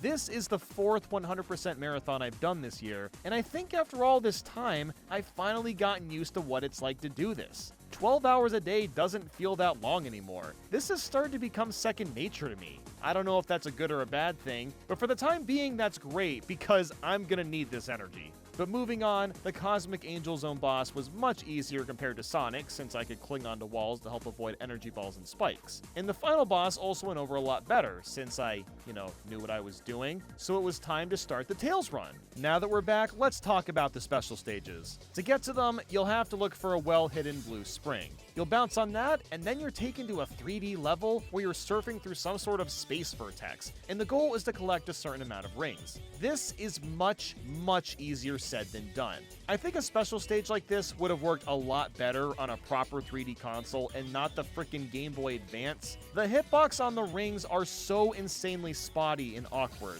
that even the first stage is difficult. And if you lose, well, too bad, so sad. You're not allowed back in. You're forced to restart the level entirely. The trick to getting these special stages really comes down to memorizing where the rings are and trying to execute as well as possible. There are a few things that help out. Well, kind of.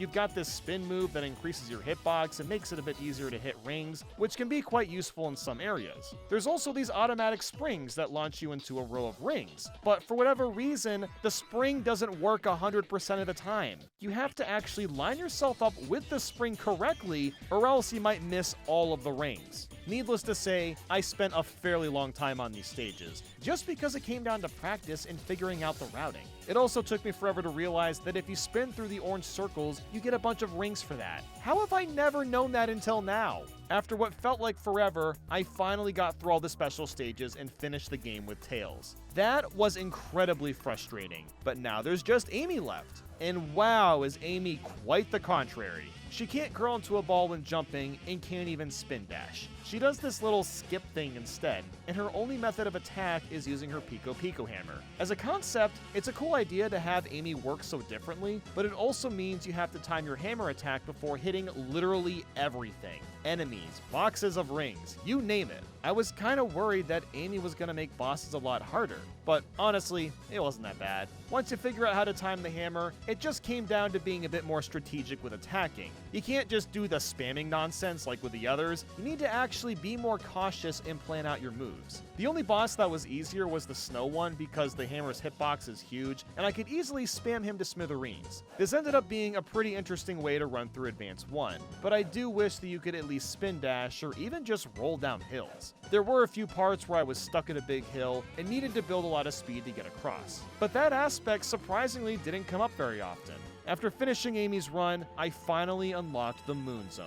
You play as Supersonic and have to take out the big robot guy. At first, I had no idea how I was supposed to hit him and kept losing, until I eventually figured out that you just need to dash into his head, and after a few tries, it was over. I 100% Sonic Advance in 5 hours and 20 minutes. Considering how long the special stages took, I'm kind of surprised it was only a little over 5 hours. Next up, Sonic Advance 2. Oh god. This is another game I grew up with, but never knew how obnoxious going for 100% was. In order to do this, I need to beat the game with Sonic, Cream, Tails, and Knuckles. I also need to find all 7 Chaos Emeralds with every character. Now, why on earth do we need to do this? Well, it's the only way to unlock Amy, the boss option in Time Attack, the Tiny Chow Garden, True Area 53, and some songs in the sound test. It's a lot of unlockables, but it doesn't sound that bad, right? In previous Sonic games, you just need to collect some rings or find a hidden spring to get to the special stages, and there you go, you're done.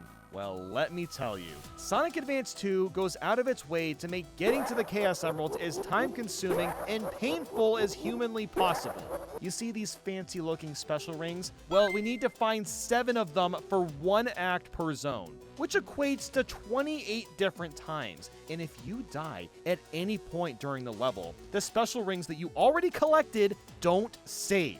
And if you are successful and get them all and get to the end of a stage, you get 1 shot at the special stage. If you mess that up and don't get enough rings before time is up, you're not getting a Chaos Emerald. So, first off, just finding these damn things is a pain in the ass. So many special rings are put in spots that are high in the air and only possible to grab one time and never again. It's either that, or they're just so well hidden that you'll never find them without some sort of guide. And do you know how easy it is to die in Sonic Advance 2? There's tons of bottomless pits like with the first Sonic Advance, and there's so many spots where enemies or spikes will hit you just because you didn't see it coming. It'd be one thing if special rings were saved after deaths, but no, Advance 2 tries to be as cruel as possible and wants you to suffer. This was absolutely miserable to play, and I'm not gonna lie, I was beginning to lose my patience. Doing this with Sonic was especially awful because he's not that useful. He can't fly around like Tails or Cream can. No, instead he just goes kind of fast and misses rings all the time. Thanks a lot, buddy. I think I spent close to an hour on just the first stage,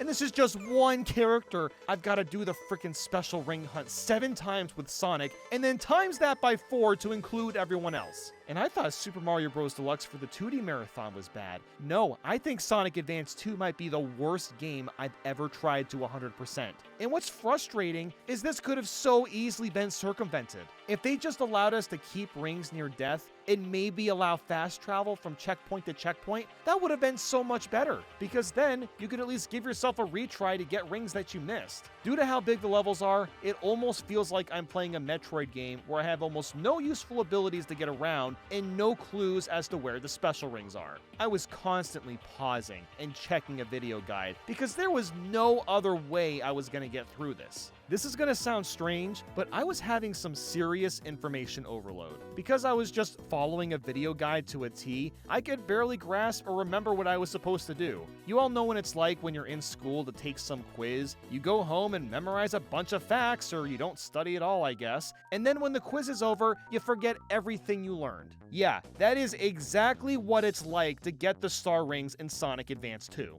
But thankfully, the special stages themselves aren't too bad. You run around in a 3D room collecting rings, and the hitboxes are much more forgiving than in Advance 1. If you collect rings fast enough, you can build combos and make the rings you get worth more. There's not much else to say beyond that, although stages 6 and 7 get really damn tough. The only thing that was annoying about these was that you constantly have to hold up to move forward. Which, I mean, duh, of course, that makes sense. But you need to make very fast left and right turns to get rings in succession. So it was difficult to do consistently. So I found that by using my right thumb to hold up and my left thumb to push left and right, it was easier to maintain a consistent speed. Man, was I struggling. Halfway through the game, I was getting really mad at how frustrating it was to get the special rings. So after like an hour or so, I took a small break and got some tea and just sat in silence. I fired up some Spotify and YouTube videos and was making progress a little bit faster this way. I don't know what it is, but throughout the marathon, when I wasn't listening to the game itself, I was able to focus a lot better. Maybe it had to do with the fact that I wasn't thinking so much about how hard it was to get these star rings, and I was more focused on either the music or random videos. But after quite a few hours, I finished the game with Sonic. But of course, I wasn't done yet. It was time to move on to Tails, and thankfully he can fly, which made getting star rings a little bit easier. I still had no idea where most of them were, so it was a lot of pausing to check the guide and inching my way forward just like last time, but just the fact that I can fly was amazing, because a lot of hard to reach star rings were accessible with backup flight. So after several more hours, I finished the game with Tails and unlocked the sound test. Wow, that was so worth it. But I still had a bit of energy to continue. At this point, I was on a call with a couple friends, and I was just moving along while playing. I decided to start Cream's run next because why not, and I played a couple of zones before ending for the night.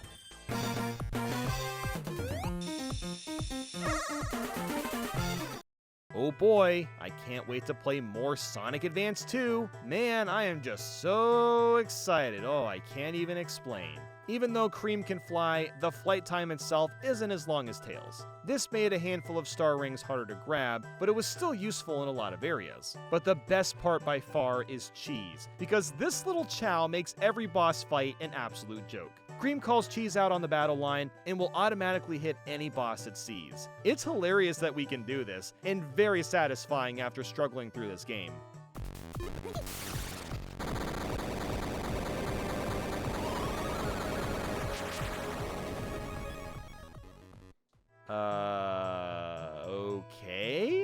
how did I break the game? Dude, I can't even jump. I'm just stuck running for an eternity. I wasn't really sure what to do, so I just let the timer run out, and once I died, I spawned at the final boss. Oh, thank God. You know, maybe the final boss was just really far away and it wasn't actually a glitch. I mean, it's possible. But anyway, I cheesed the boss with cheese, and I unlocked the ability to replay bosses in time attack.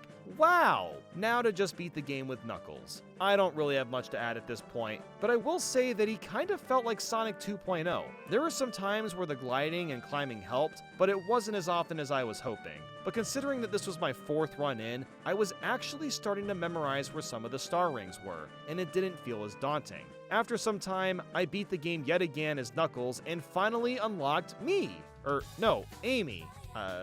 Okay, I don't know why Amy is talking to me directly, but you know what? She's actually kind of cool to use now, because she can curl into a ball, which makes her playable. So all that's left to do now is True Area 53 with Supersonic. It looks exactly like the Sonic Advance 1 extra stage, but it works very differently. Instead of hitting the head, you have to bounce back either the green energy balls or the laser thingamajigs. And this is actually like the worst thing ever. Oh my goodness, was this boss dreadful! It's so easy to get knocked around and be completely vulnerable from all the projectiles. And when you're vulnerable, you can't hit back the lasers to actually do any damage. And this happened constantly. Look, I think Sonic Advance 2 is a fantastic game if you're just playing it casually and not going for the special rings, but the fact that my reward for all of this effort is just some annoying supersonic level doesn't really make it worth it. But I'm already in this deep. I just need to play it over and over until I slowly get better at it. And eventually, I beat the secret boss and was done with Sonic Advance 2. This game took me 12 hours and 6 minutes to 100%. Good lord, what a slog that was. I knew it was going to be rough going in, and I am glad that it's over.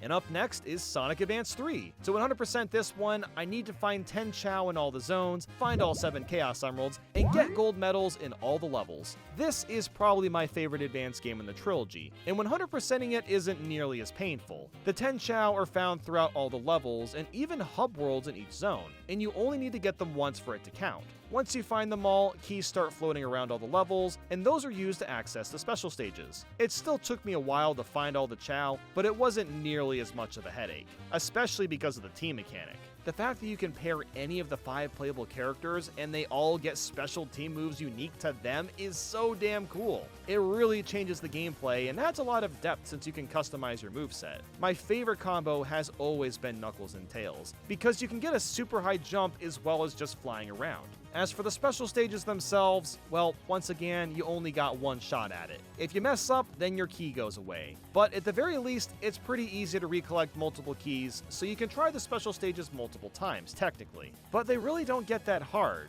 You're just standing on Tails' plane collecting rings again. There's also moments where you'll go through a blue ring and start getting coins with a 2x combo, so it's fairly fun, I'd say, and at least the ring hitboxes are more forgiving, so I just kept on chugging along, slowly grabbing all the Chow and getting through the special stages. After knocking all that out, all I had left to do was get the medals, but it was already pretty late, so I decided to head to bed.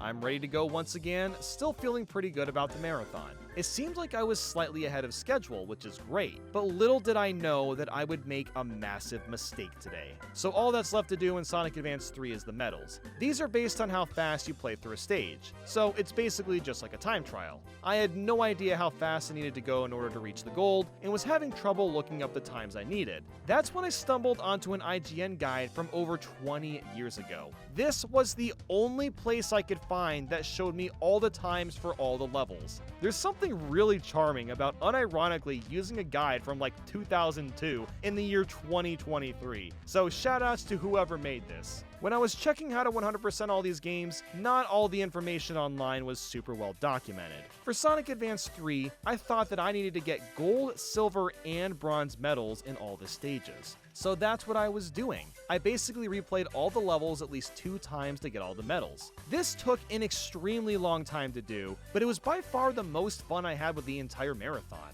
I didn't have to play the levels in slow motion half the time. I just tried to get through the levels faster and faster, and it was really exhilarating. And then for the bosses, I used cheese most of the time and then just sat around, waiting until the timer was at a certain point so I could get the bronze medals.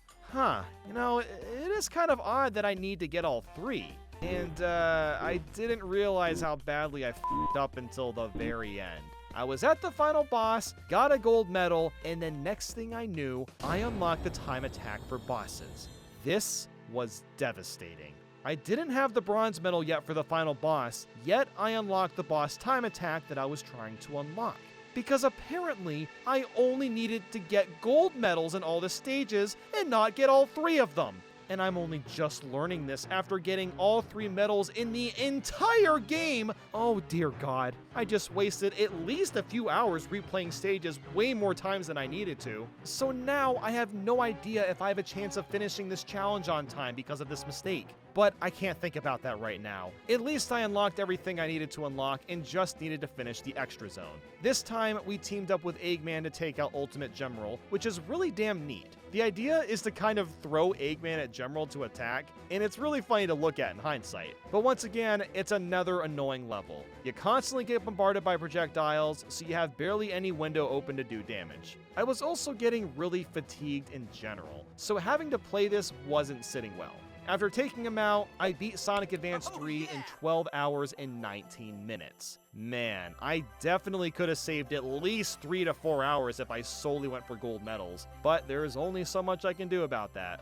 Might as well just move on to Sonic Rush. To 100% this one, I need to find all 7 Chaos Emeralds with Sonic and finish Blaze's story as well as the extra zone. And that's it. They simplified the unlock requirements a lot compared to the Sonic Advance trilogy. I feel like the discourse for Sonic Rush flip-flops all the time, but I've always found it to be a really great game. It's another one that I grew up with. I still remember getting it for Christmas when I was like 12 years old and being completely enamored with it. I thought the gameplay on the top and bottom screen was so cool, although looking back it's kind of tacky. But I still love this game to pieces. The music absolutely kicks, and the new boost mechanic adds an amazing sense of speed. There's still too many bottomless pits, but the controls are so tight that they're usually pretty easy to avoid. Getting to the special stages is also incredibly simple. You just grab this handle and then boost for like 3 seconds. You'll be warped to the special stage, and these are some of the best in the entire series. Using the touchscreen, you move Sonic to collect rings and avoid the spikes. What makes this so awesome is just how responsive the controls are. By the end, the spikes are plastered all over the screen, and it never feels unfair when you get hit by something because of how accurate your control is. It's just great all around. This is the game I needed after suffering through Advance 2, and even Advance 3 to an extent. The only thing I really struggled with was the final boss. If you've played it before, you know exactly what I'm talking about. This boss has some of the most irritating attack patterns, and they take tons of practice to avoid. And if you get hit too often, not even rings will save you, as they'll keep flying higher and higher into the air to the point where you can't recollect them. This boss took almost an hour to beat, but I ended up knocking him out and started Blaze's story. The only real difference here is you play the levels in a different order, and she has this floating ability. So it's nice that she plays a bit differently, but otherwise it's all the same levels. I somehow managed to beat her entire campaign and decided to end for the night. All that was left was the extra zone, but I was wiped. Man, I am never doing 2 back-to-back marathons like this ever again. This was way too much to handle, and that's saying a lot coming from me.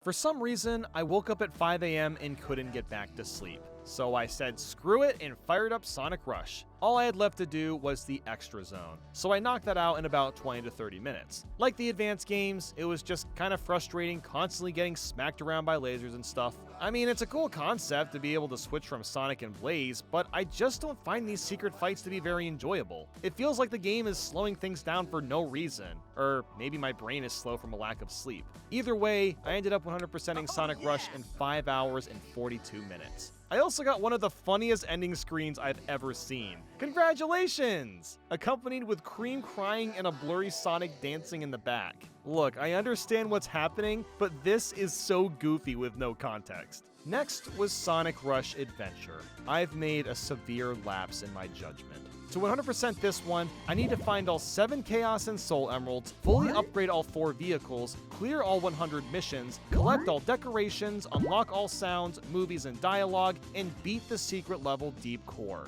That is a lot to do in a short period of time. Sonic Rush Adventure has always been such a mixed bag for me. I've tried to play this game quite a few times, but I always put it down after a few hours. But most importantly, does this cutscene draw any familiar comparisons? If you were also thinking of Danganronpa 2, then you'd be correct. Alright, just hear me out, okay? Sonic and Tails are washed up on a beach. Hajime is washed up on a beach. Sonic and Tails are woken up by a mysterious person and they don't know how they got there. Hajime is woken up by Nagito and you don't know how you got there. 2D pictures of Sonic and Tails with Marine accompanied by lower third text, just like a visual novel. Danganronpa 2 is a visual novel! Well, there you go, guys. I just confirmed that they're basically the same game, so go ahead, share that with a random guy on Twitter. Also, I did finish Danganronpa 2, and I was just as hooked to that game as I was with the first one, but I won't go into that for now. Anyway, side tangent, my bad.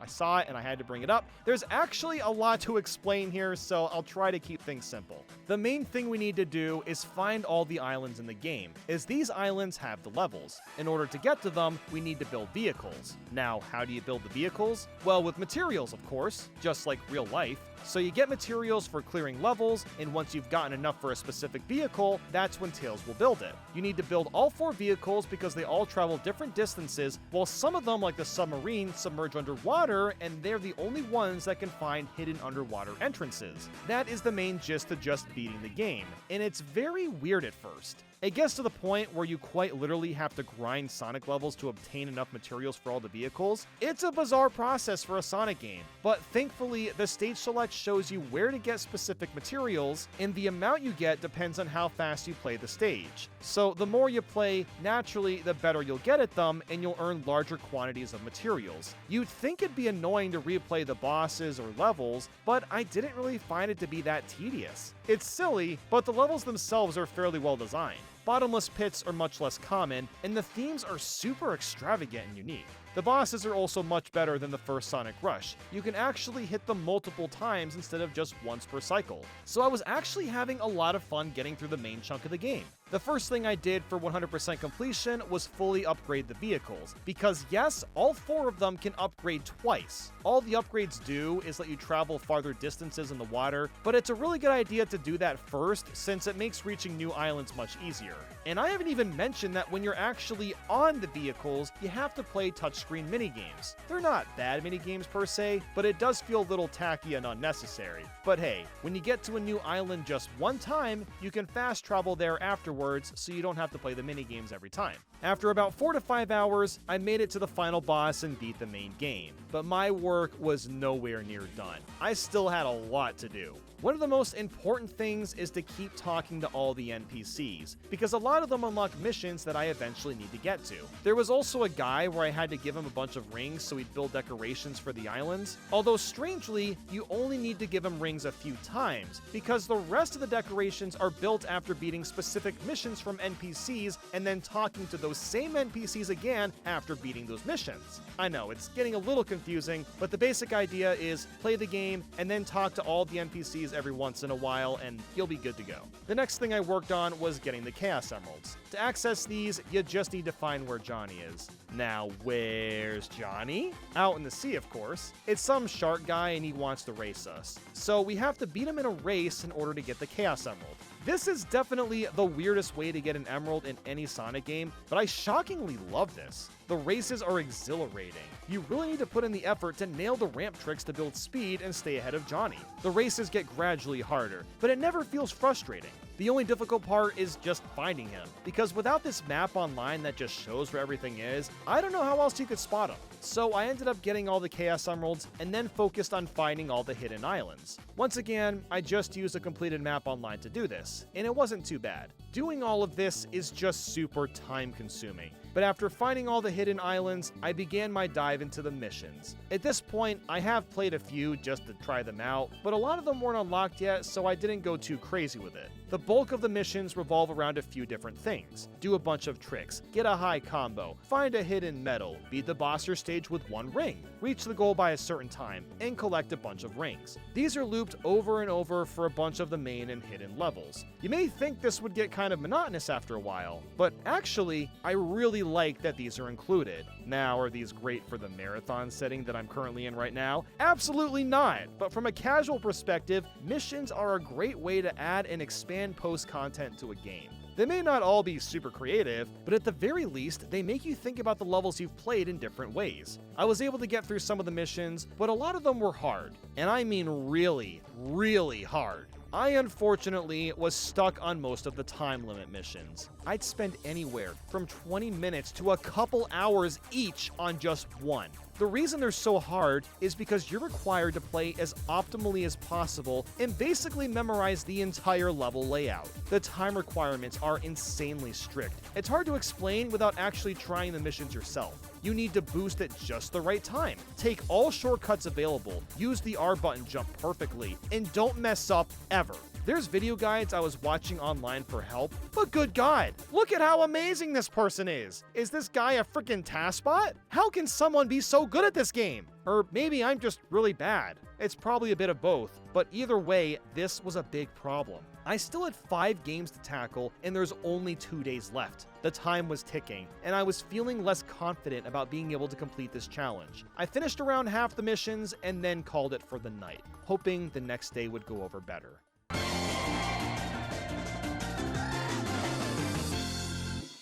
Today determines if we're gonna 100% all the 2D Sonic games or not. I need to 100% Sonic Rush Adventure today and also complete Sonic Colors DS. If I don't do these two things, I'm basically screwed. But I marched on forward and figured out all the problems I was having yesterday. Every mission that I was missing just came down to talking to the right NPC, so that was simple at least. The most interesting ones I played were all the touchscreen missions. These were super tough versions of the vehicle minigames. I actually had a lot of fun with these, despite a couple of them taking some time to figure out. It's kind of cool that they gave them a bit of a nod in the mission mode. As for the Soul Emeralds, which I haven't really touched yet, these boiled down to completing certain missions. This is really odd considering the Chaos Emeralds have a bigger sense of importance, while the Soul Emeralds are just kind of there, I guess. But hey, at least they were all easy to unlock. So after getting the Soul Emeralds, I unlocked the Deep Core level and took out the Egg Wizard with relative ease. This secret zone is actually pretty fun compared to the other ones. You switch back and forth between Sonic and Blaze and just fire away at the Egg Wizard.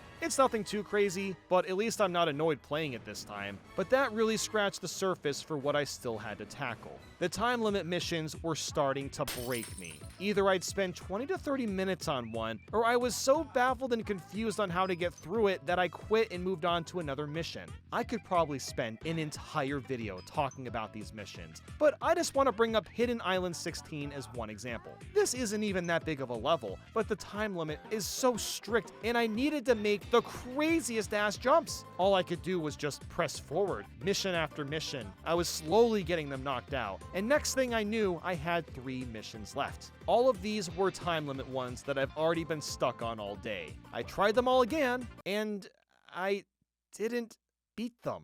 I just don't have the time to build the skills to clear these missions. 51, 82, and 55 were all I needed to do. What do you unlock with these? 51 gives us sounds 13 and 14 in sound test, 82 gives us sounds 22 and 23 in sound test, and 95 is sound 69.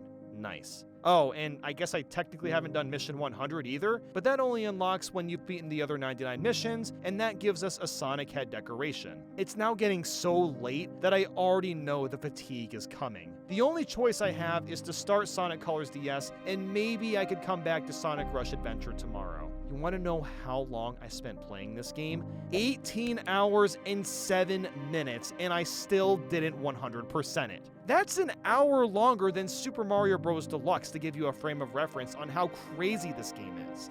So I begrudgingly started up Sonic Colors. To 100% this one, I need to find all 7 Chaos Emeralds, and that's it. So it's back to the basics. In fact, the special stages appear like they used to. Hold 50 rings until the end of the level. Now we're not including the normal Sonic Colors game because that has a lot of 3D sections, while this one is entirely in 2D and is clearly using the Sonic Rush engine, so it felt like the right choice to include it. One of the biggest differences gameplay-wise is that you can lock onto enemies. I'm kind of indifferent to the change here because the game still plays pretty much the same. But, oh no. Oh, I completely forgot this game has red rings. And if you get them all, you actually unlock infinite boost, which means to actually 100% this game, I also need to get all 180 red rings. Just end me already. There is no way in hell that I'm also gonna get all the red rings on time. And a lot of them can only be accessed by using specific wisps. And on top of that, this is still a Sonic game, so the levels are massive. A lot of these red rings are hidden well, and it's already so late in the day that I don't have time to do all of this. So what do I even do now? I ultimately decided to just beat the game. I didn't even bother going for all the Chaos Emeralds. I just played through until the very end. I'm feeling a bit defeated, mostly because I wasted so much time in Advance 3, and the missions were just so tough in Rush Adventure. The only idea I had at this point was to finish the last 4 games tomorrow, and if I had any energy left, I'd maybe finish these last 2. But hey, Sonic Colors DS is still a lot of fun, the levels are very well designed, and I like how each of the wisps are utilized in really clever ways. The special stages are also great. It works the same as Sonic Rush, but you collect colored orbs instead. Outside of a random crash, getting through the game was pretty easy. There's only a couple zones required for each world, so it wasn't that many levels to tackle. I somehow beat the final boss, and at this point, I'm running on pure fumes. I am so mentally exhausted after struggling through Sonic Rush Adventure all day today, and I have no idea how the last day is gonna go now. I spent a total of 2 hours and 51 minutes on this game, but I don't know if I'll be able to complete it.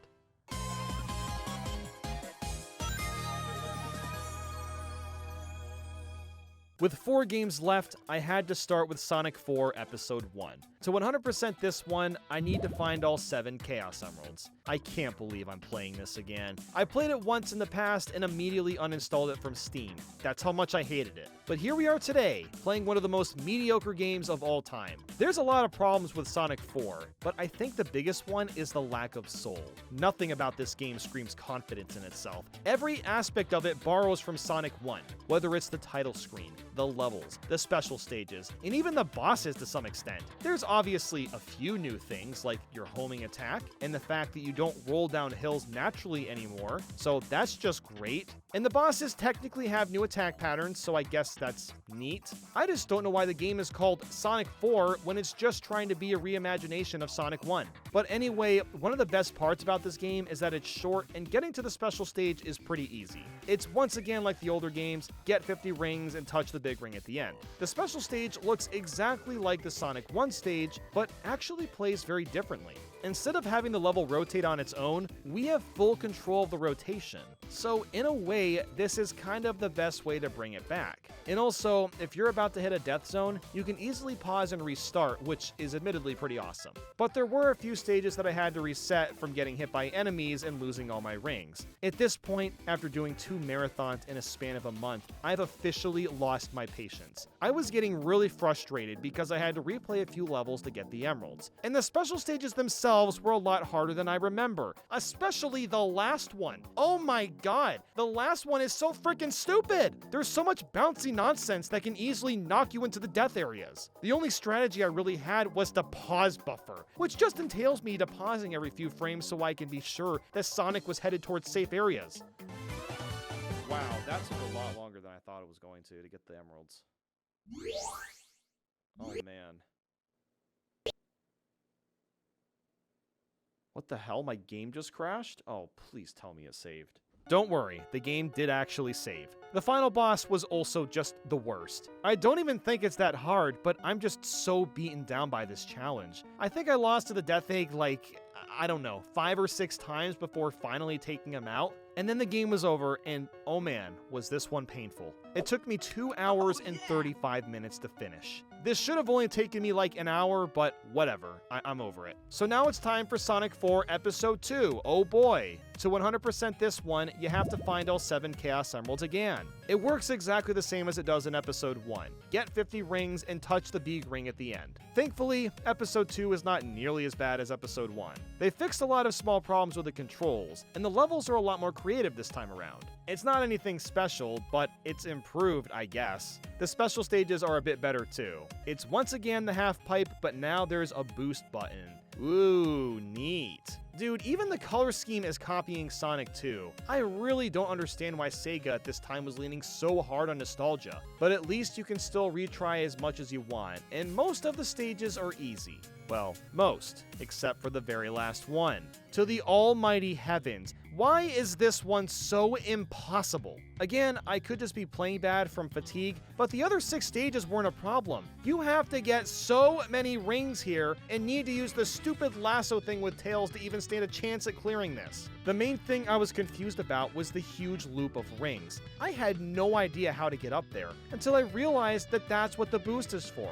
Okay, so I just have to use boost. Cool. So I tried that and oh fun! The boost momentum is so clunky that I missed most of the rings. It is extremely vital that you get a large majority of these rings because the last section of this stage demands 500 freaking rings. And you want to know how many rings are in the last section? Almost none. You just get some scraps. Now, yes, obviously, if you get the bunch of 8 or 12 rings in a row, you do get a little bonus of 20, but those are not only super hard to get, but it's still not that many. You have no choice but to go into this last section with at least 400 rings bare minimum.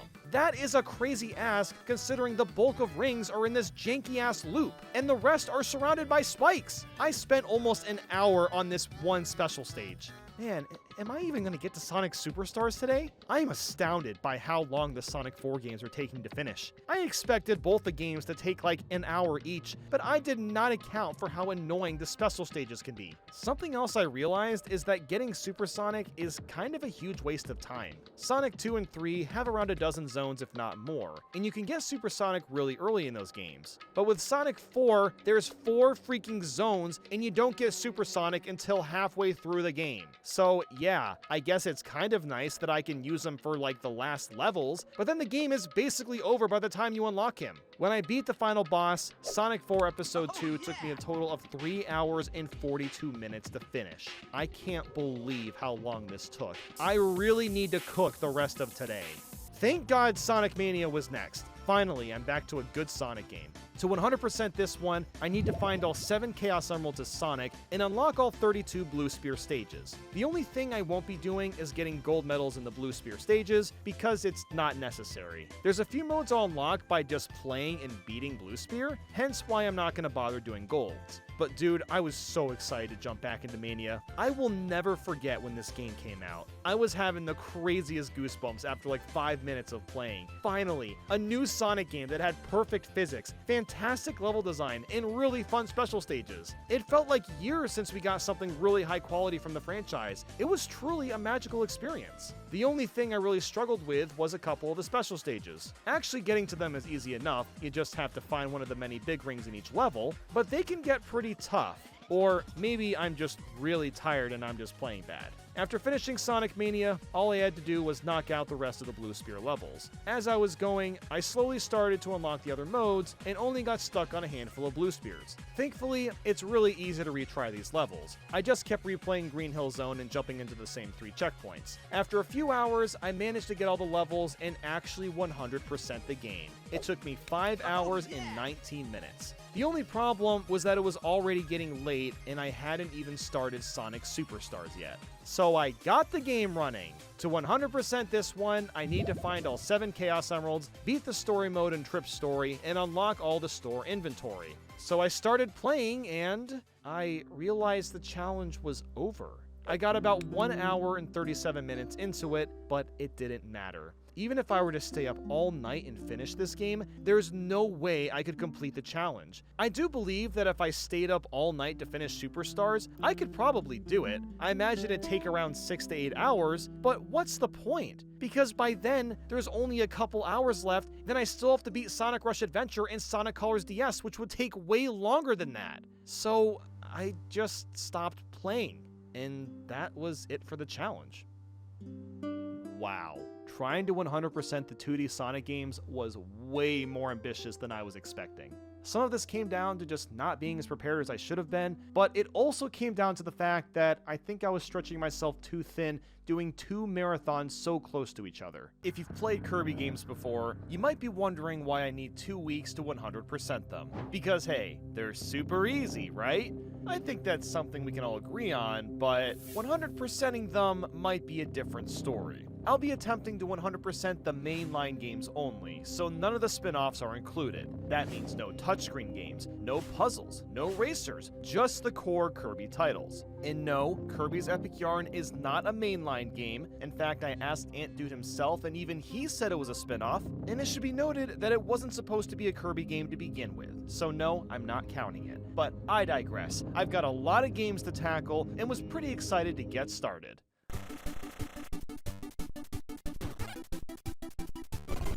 Our adventure begins with Kirby's Dream Land on the Game Boy. In order to 100% this one, I just need to beat the game. Dream Land 1 is one of the shortest Nintendo platformers out there, with only 5 levels to play. If you've never played a Kirby game, well, you play as a little ball of goo that can suck up his enemies. That's the main premise. And in later games, you can take their abilities and use them as their own. However, this concept didn't exist in Dream Land 1, so all you do is suck up enemies and spit them out as your attack. Considering what was out there for 2D platformers at the time, this was a pretty innovative idea, and the formula still works even to this day. Visually, the game looks okay, but it hasn't aged super well. The controls are also a little finicky, but these things are expected from a game that's this old. I also completely forgot that there's an entire shooting section for the third boss. It took me until this marathon to realize that almost every Kirby game does this to some extent. And it's also interesting to see Mario Land do this exact same thing. But yeah, this game is honestly just a blur. It's over before you know it. In fact, I managed to beat the entire thing in 29 minutes. And I wasn't even trying to go that fast, it's just over that quick. So up next is Kirby's Adventure. To 100% this game, I need to hit all 17 big switches and complete the extra mode. What's really convenient about Kirby's Adventure and all the other games going forward is the save files tell me exactly how close I am to getting 100%.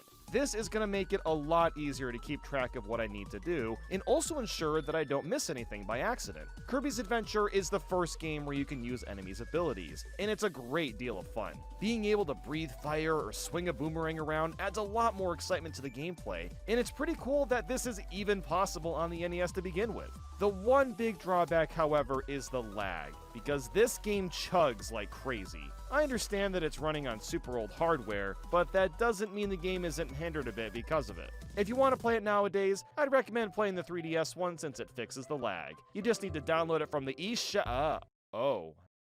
I have really good memories of Kirby's Adventure. The first time I ever beat it, I was still in college and had the dorm room to myself one night. I ordered a large Papa John's Meat Lovers pizza and ate the whole thing while beating the entire game. It was a glorious night to say the least. However, I've never gone out of my way to hunt down the big switches. For the most part, they weren't that hard to find, but there's a lot more than I thought there would be.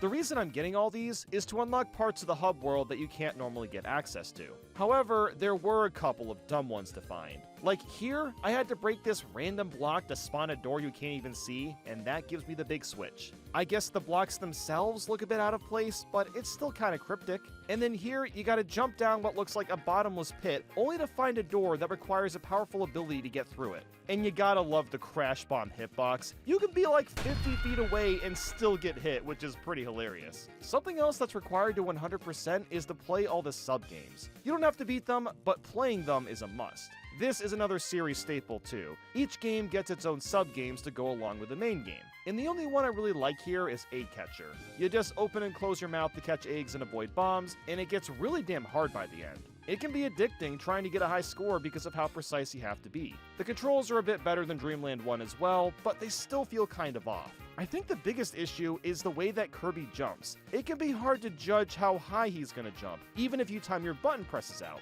But after a decent amount of time, I finished the main game, but I wasn't done yet. I still had to play the extra mode, where the only difference is that I have less health. But that's not all. There's also no saves. That is kind of terrifying. Did this really mean that I had to get through the entire game without getting a game over? To say that I was paranoid was speaking lightly. The idea of losing hours and hours of progress from a few dumb deaths sounds awful. But I had no choice but to carry on and see how much harder the game is with less health. I'm basically living on the edge here, let's just be real. That's when I started to consider the idea of farming lives in other stages. The only thing is that this would take a long time to do, but it would probably outweigh the time compared to getting a game over. You can technically get 30 lives by basically climbing the gold game from the lowest to highest platform, but that sounds like it'd be a pain in the ass to pull off. But then, it happened. Oh my god. Wait, what? Wait, it saved? Yes, it actually saved. The game just clickbaited the heck out of me. The only actual difference is if I were to say turn off the game or reset Kirby's Adventure, then there wouldn't be a save file. But you can still get game overs and continue where you left off. So a big thank you to Sakurai for the thorough explanation on how saving works. As you can imagine, I felt an immense amount of relief knowing that I'm allowed to get game overs. As I continued through the extra game, I found myself dying a bit more often, but it didn't really matter. The worst thing I'd have to do is restart a stage, so no sweat. So I just plowed through the rest of the game, and after destroying Nightmare, I 100% Kirby's Adventure in 6 hours and 46 minutes. This took a bit longer than expected. I think wasting time trying to farm lives and all the lag slowed things down quite a bit. But hey, beating the extra mode let me unlock sound test, so woo! Sound test, baby! But I wasn't done with the day yet. I still had to play Kirby's Dream Land 2. To 100% this one, I need to beat the main game, collect all 7 rainbow drops, beat every bonus chance, and rescue Girl Blob. This sounds like it could be a lot shorter than Kirby's Adventure, but little did I know how annoying the rainbow drops were gonna be. But first, we'll talk about the game. It's still a Game Boy title, and it's incredible how much of an upgrade it is compared to Dreamland 1. It has copy abilities, it runs better and looks a little nicer, and there's a nice amount of variety with the locations. And you can't forget about the animal friends too. These guys can help with swimming, or just getting through parts of the game a little bit easier. And on top of that, they can also use the same copy abilities that Kirby already has equipped. It's fair to say that the jumping quality is very similar to Mario Land 1 and Mario Land 2. It's pretty incredible to see the improvements after just a few years. At first, getting through Dreamland 2 was an absolute breeze, which is to be expected, this is Kirby after all, but things change a lot when going for the rainbow drops. There may only be 7 of them, but have fun trying to collect these dumb things. Let me just go over some examples. We've got a rainbow drop where you have to play through a big chunk of the level with Kine and have the fire ability. Once you get to the last area, you must take this left path and shoot these blocks in the middle. If you shoot the blocks next to you, however, it is impossible to get back and you'll have to redo the entire level again. And look what these cheeky assholes did, putting a 1-up in the water just tempting to be grabbed. Well, good for them. The temptation worked on me, so thanks a lot for that. But anyway, after you've removed these ice blocks, get into the water, get rid of your power-up so you can suck up these blocks to make some space, then eat the fire power-up again, finally take the door to get the frickin' rainbow drop. Holy guacamole, was that a process. And half of the rainbow drops make you do crap like this. But that's not even the worst one. The rainbow drop in the 6th world is something else. Step 1, get Kine. Step 2, take him to 6-2 and find this hidden door. Step 3, beat the mid-boss and take the electric ability. Step 4, go across these tight jumps and get near these cannons. Step 5, zap the cannons so they'll drop and then grab Ku. Step 6, fly to this door on the right and defeat the mid-boss to get his power. And finally, step frickin' 7, fly towards the left while it's windy with Gordos all over the place, making it really easy to lose your power-up, and enter the door to finally get the rainbow drop. Whew! I must have attempted this one drop for at least an hour before getting it. It was so easy to choke and mess up. But that's not all. The bonus chance is also a confusing part of 100%ing. After beating a boss, you have to go back into the boss room and complete a minigame inside of it. Usually this entails avoiding projectiles and collecting all the stars, which sounds all fine and dandy, right? Well, here's the catch. If you don't collect every single star perfectly on the first try and get hit by something, you aren't allowed to try again until you complete another level. Why on earth are we forced to replay some other stage just to try the bonus chance again? Now, thankfully, the way that I went about this didn't make this too painful to do. If I messed up a bonus chance, I just continued with the main game's progress and traveled back to try the bonus chance later. It's honestly a cool idea to have these bonus chances, but I really wish you could retry it more easily because you have to beat them all before doing the final boss or it's impossible to get 100%. Something else worth mentioning about Kirby games when you play them back to back like this is that it feels like you're playing in slow motion. This isn't necessarily a bad thing, but when a game is really easy, it's like I'm just going through the motions. Even though I was struggling with the rainbow drops for a bit, the pain didn't come from messing up. It came from the fact that I had to play a slow level over and over and over again. But what about that last unlockable, finding the girl blob? So the way this works is a little strange. Basically, I need to play this stage and go into this specific room. Once you take out the baddie, there's a 1 in 8 chance that you get the girl blob to come out of this bag instead of Gooey. So you might think that I just have to go into this room 8 times. No, that's not how this works. The RNG resets every single time you go into the room, so it took quite a while to get the girl blob. In fact, I had to go into the room 19 times before she showed up. I mean, it's a fun Easter egg and all, but it's kind of dumb that it counts towards getting 100%. I'm honestly shocked at how eventful this first day has been. At this point, I've been streaming for over 12 hours and still wasn't done with Dreamland 2.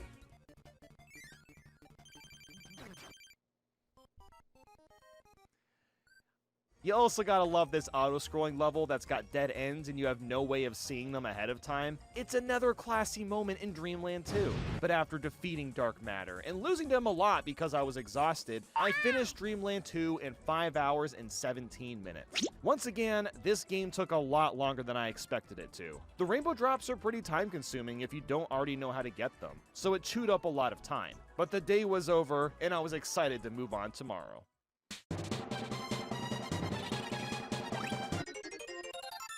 Now we've got Kirby Superstar. To 100% this game, I need to beat all the main games, unlock Dynablade 2's secret areas, get all 60 treasures in the Great Cave Offensive, collect all 19 Copy Essence Deluxe pedestals, and complete the arena. As you can see, this game is filled to the brim with content, and I was actually hyped to tackle it. Kirby Superstar is another game I've only casually played through, but always thought it would be fun to get all the treasures in the Great Cave Offensive. I was also feeling pretty good, and compared to the other marathons I've done in the past, I really didn't want to destroy the healthy habits in my life this time. I managed to get my shit together and actually exercise every morning throughout the whole marathon and eat well, and I'm pretty happy that I maintained the energy to do that. In the past, I would skip doing these things because the marathons were so time-consuming and I was just like, just filled with anxiety and all that. But no more excuses now that this is the 5th time doing this. But moving on, I started Superstar by playing through Spring Breeze. If you don't know what it is, well, it's a full remake of Dreamland 1 from the Game Boy.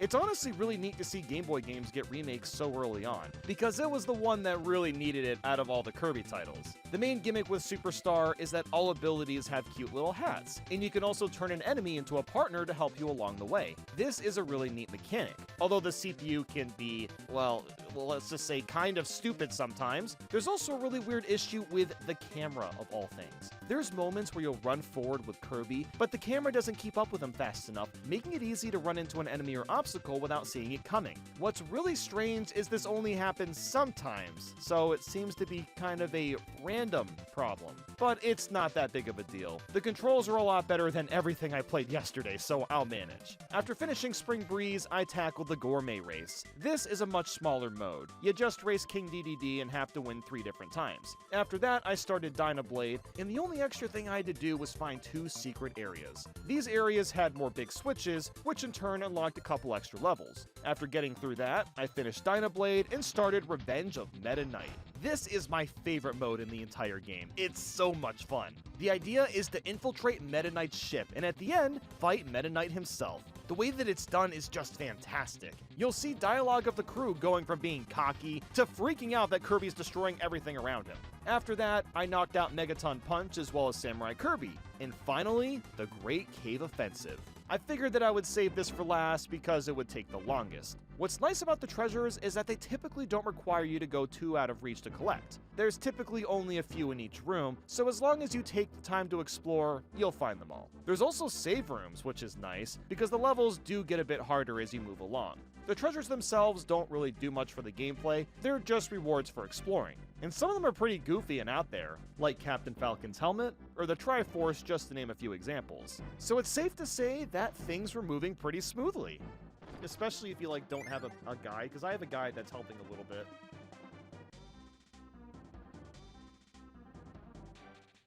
Oh no. What's happened?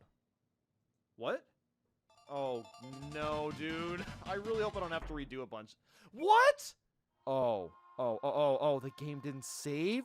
Oh no! Well, I'm kind of cooked, so I could only do one thing, and that was to load up the Switch Online version of Kirby Superstar. The reason for that is because it has a 100% save file, meaning that I'd only need to replay parts of the Great Cave Offensive to get all the treasures I was missing. And after doing that, I could go to the 100% save and just play the other modes. I know this sounds a little convoluted, but it was the only thing I could do. Frickin' save just went away! And it took me like 15 to 20 minutes just to get back to where I was in the Great Cave Offensive. So that game crash wasted a good chunk of time. Thankfully, it didn't take that much longer to finish, but I forgot how confusing the last areas can be. There's this entire cloud level with a bunch of different doors, and getting into some of the doors requires you to randomly move across the wall and ceilings and feel your way around. But even still, it wasn't that hard to finish. Next, I decided to tackle the arena, and good lord, I was not expecting this to be as hard as it was. The arena famously in every Kirby game is the hardest part, and Superstar is no exception.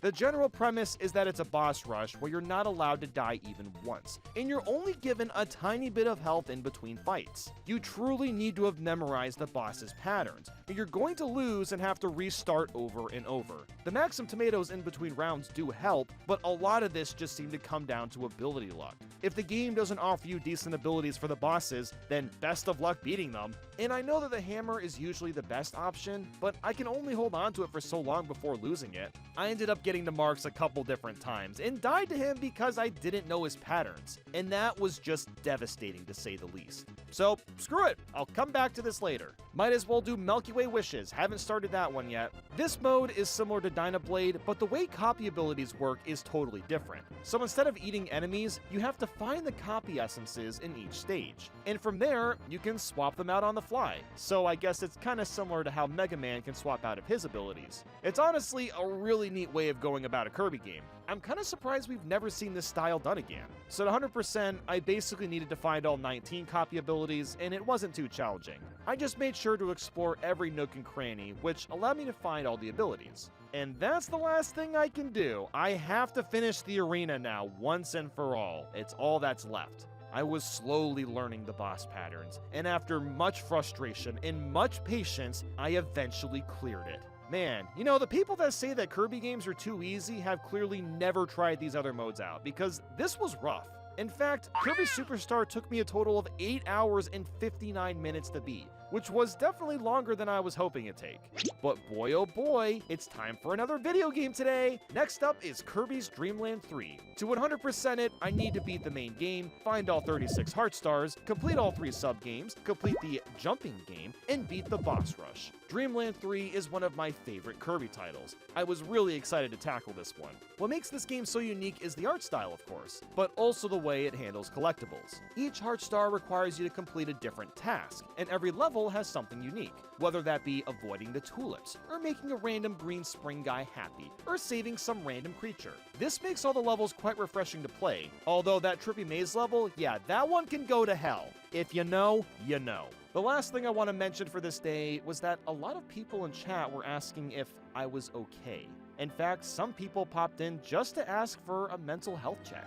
That is genuinely very sweet of you, but I do want to ensure that I'm choosing to do these masochistic marathons on my own behalf. I really don't have much prerogative to make these, outside of the fact that I think these videos should exist in the ether because they're just fun concepts. So I was watching a J-Rose video recently, and the reason I even bring that up is because people ask him similar questions, as he's on a journey to beat Pokemon Red and Blue with all 151 Pokemon. And basically what he said in response is that any challenge that's worth doing is supposed to be hard and have tedium. And I genuinely couldn't agree more with this. I've been doing these dumb challenges for half a decade at this point. What's different about these marathons is that I'm being more open about my feelings, and I'm doing that to be able to create a more compelling story. So I promise you, if these marathons ever actually get to be too much, I'll just stop making them. But that day is not today.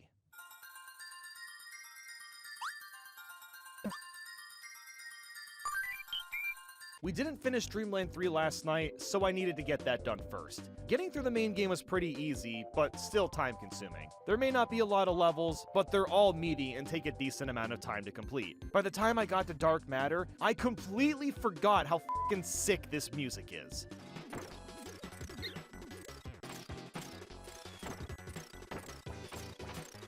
Oh, its energy is just so perfect. It's chaotic, mysterious, and catchy all at the same time. After a couple tries against the boss, I took out both forms and was done with the game.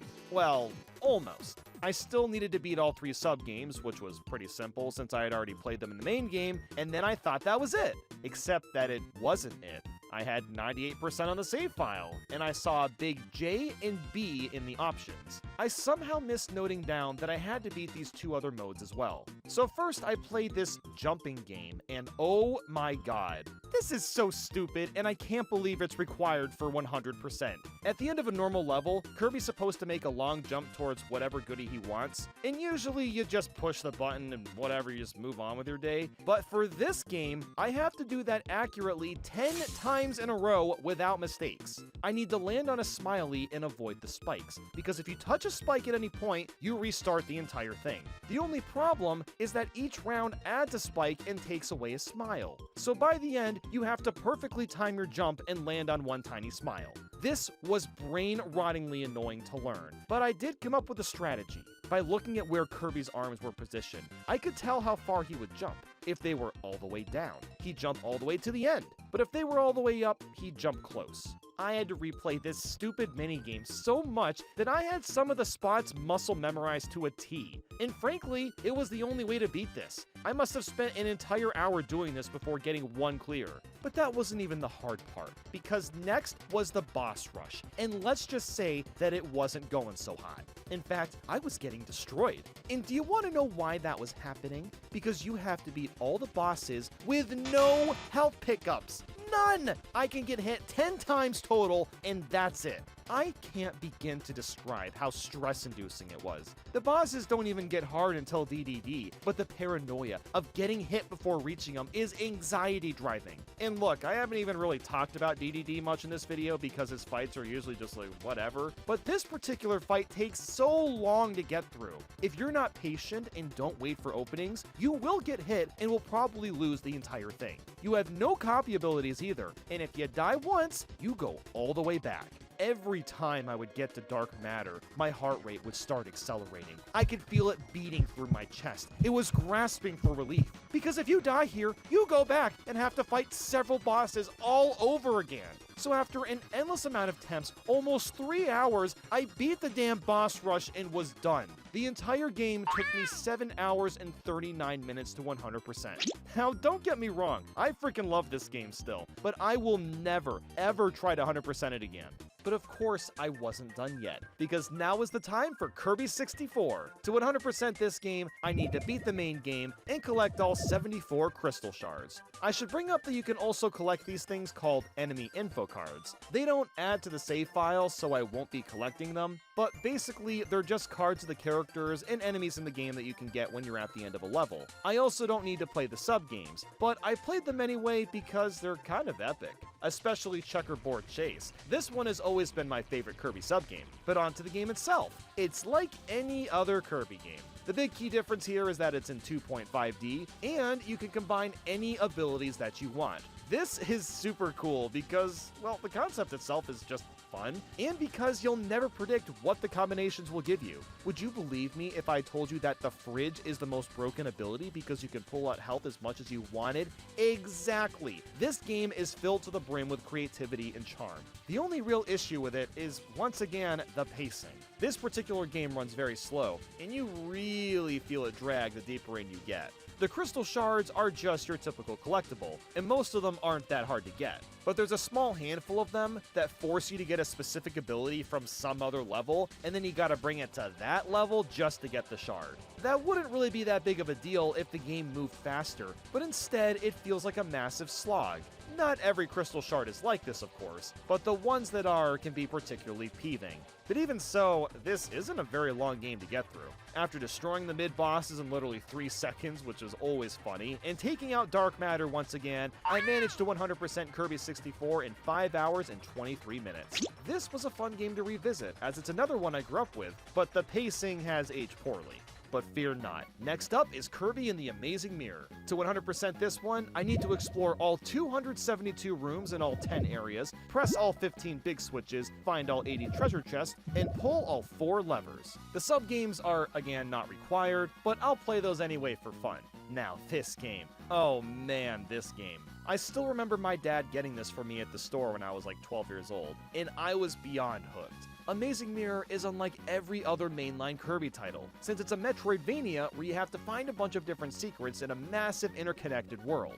I've always wanted to 100% this game, and it's exciting to finally have the opportunity to do so. Before diving into the main title, I tried out the sub-games first, and they're just alright. I've always liked Kirby Wave Ride, but there isn't much to write home about. Now, the biggest change I've noticed immediately was the movement. Finally, I'm playing a Kirby game where I feel like I'm actually running around at a fast pace. The entire game is super fluid and is just a blast to simply run around in. With that said, Amazing Mirror can be extremely confusing without some sort of map. The game does provide you with a map technically, but all you get are these squares. When you find the big switch for the right area, you do get more details and you can see which rooms are complete or not. Orange means the room hasn't been entered, yellow means it has, and blinking yellow means you found all the secrets. So it's slightly more useful, but not by much. So instead, I found maps online that show the actual details in all the rooms. However, since I was starting the game late into the day, I decided to just kind of wing it.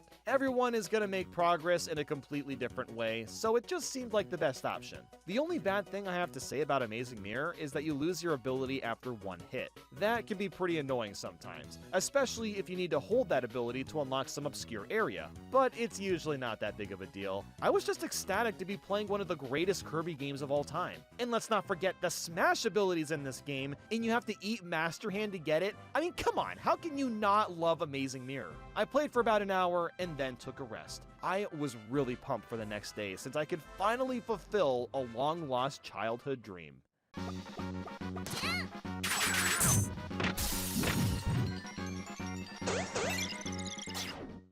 And another day has begun. This time, I busted out all the maps and started to follow them more closely. I basically tried to use them in tandem with the in-game maps, and it made it easier to get around. Although there were times where I still got pretty lost. There's some areas in the game that have no real entrance, but still have doors to get in and out. I know that doesn't really make sense, so I'll try to show you what I mean. Here we have 2 different rooms that I need to get to still. But look at the entrances. It just says to Rainbow Road, but with no indication on how to actually reach these areas. And then the in-game map sure as hell isn't helping either. So what I've got to do in this circumstance is pull up the in-game map, look for text that says the area I'm looking for, so in this case, Area 2, and then just take one of those doors randomly and hope it leads me to the right way. That is the only way to get here, which is kinda dumb. Thankfully, most of the game isn't handled like this, so it was kind of a fun puzzle to figure out. It's also nice that you can push a button to just warp back to the hub world, so at least you can get around the game fairly easily if you take the wrong path by accident. A lot of people also complain about Peppermint Palace, and it's an icy area, so I get it. Playing through the game is fairly manageable, but getting the collectibles is another story. A large chunk of them are put in really obscure spots, and they'll force you to backtrack through several rooms multiple times over to collect everything. I honestly found it pretty fun, but I can understand why it would be a hassle for others. After several hours though, I checked all the maps and found that I had collected everything and been everywhere. after destroying Dark Mind and watching the credits roll instantaneously for some reason. I managed to beat Kirby in the Amazing Mirror in 7 hours and 19 minutes, which is actually a lot faster than I anticipated. The maps really did make a big difference. It was so satisfying to finally explore this entire game. So after that, I moved on to Kirby Squeak Squad. To 100% this one, I need to beat the main game and collect all 120 treasures. This is the last so-called short Kirby game that I'll be playing. And it's a pretty strange one as well, mainly because it doesn't alter the art style very much from Amazing Mirror. And it's also a traditional Kirby game that has actual levels. Well, I say levels, even though some of them have super awkward design. Like, I'm not even kidding. Some of these levels end in like 10 seconds and then it's over. Squeak Squad also lets you combine abilities, technically speaking, but only a select few. So yeah, Squeak Squad is a really odd game in the franchise, but this is another one I owned as a kid and have some nostalgia for. The treasures usually aren't too hard to find either. In fact, they're actually stored in your belly for the duration of the level, which is what the bottom screen is for. You can hold up to 5 different things at once. While it's cool you can do this, it also feels really limiting. It's very easy to fill up on items, so you have to conserve your space pretty often. Oh, yeah, and there's also like the Squeak Squad, I guess they're a thing I should mention. They're pretty much the only tough part of the game. If you get hit when they show up, then they'll take your treasures. This can be a little annoying, but if you fight them back, then it's possible to re-grab your goods. It's also such a shame with what's happened to King DDD. Just a couple days ago, he was giving me the sweats, but now I can destroy him by standing in place and blowing some ice breath at him. What happened to you, buddy? But I did have some issues with this bird. You know what? High jump it is. Excuse me, did you just grab me from the top of your head? You also gotta love how the entire premise of this game is about Kirby getting his piece of shortcake stolen. I'm not even kidding. That is literally all Kirby is trying to get back. That's incredible. But after beating Dark Nebula, I finished Squeak Squad in 5 hours and 22 minutes. And you know what? Now that I've replayed it, I can safely say that, yeah, this game's pretty underwhelming. It's probably worth playing if you're a big fan of Kirby, but it could definitely be skipped. I really don't have much else to say about it. It's just another Kirby game. And that was all I did today, as tomorrow begins our descent into the long-ass Kirby titles. I was still filled with energy and was roaring to continue further.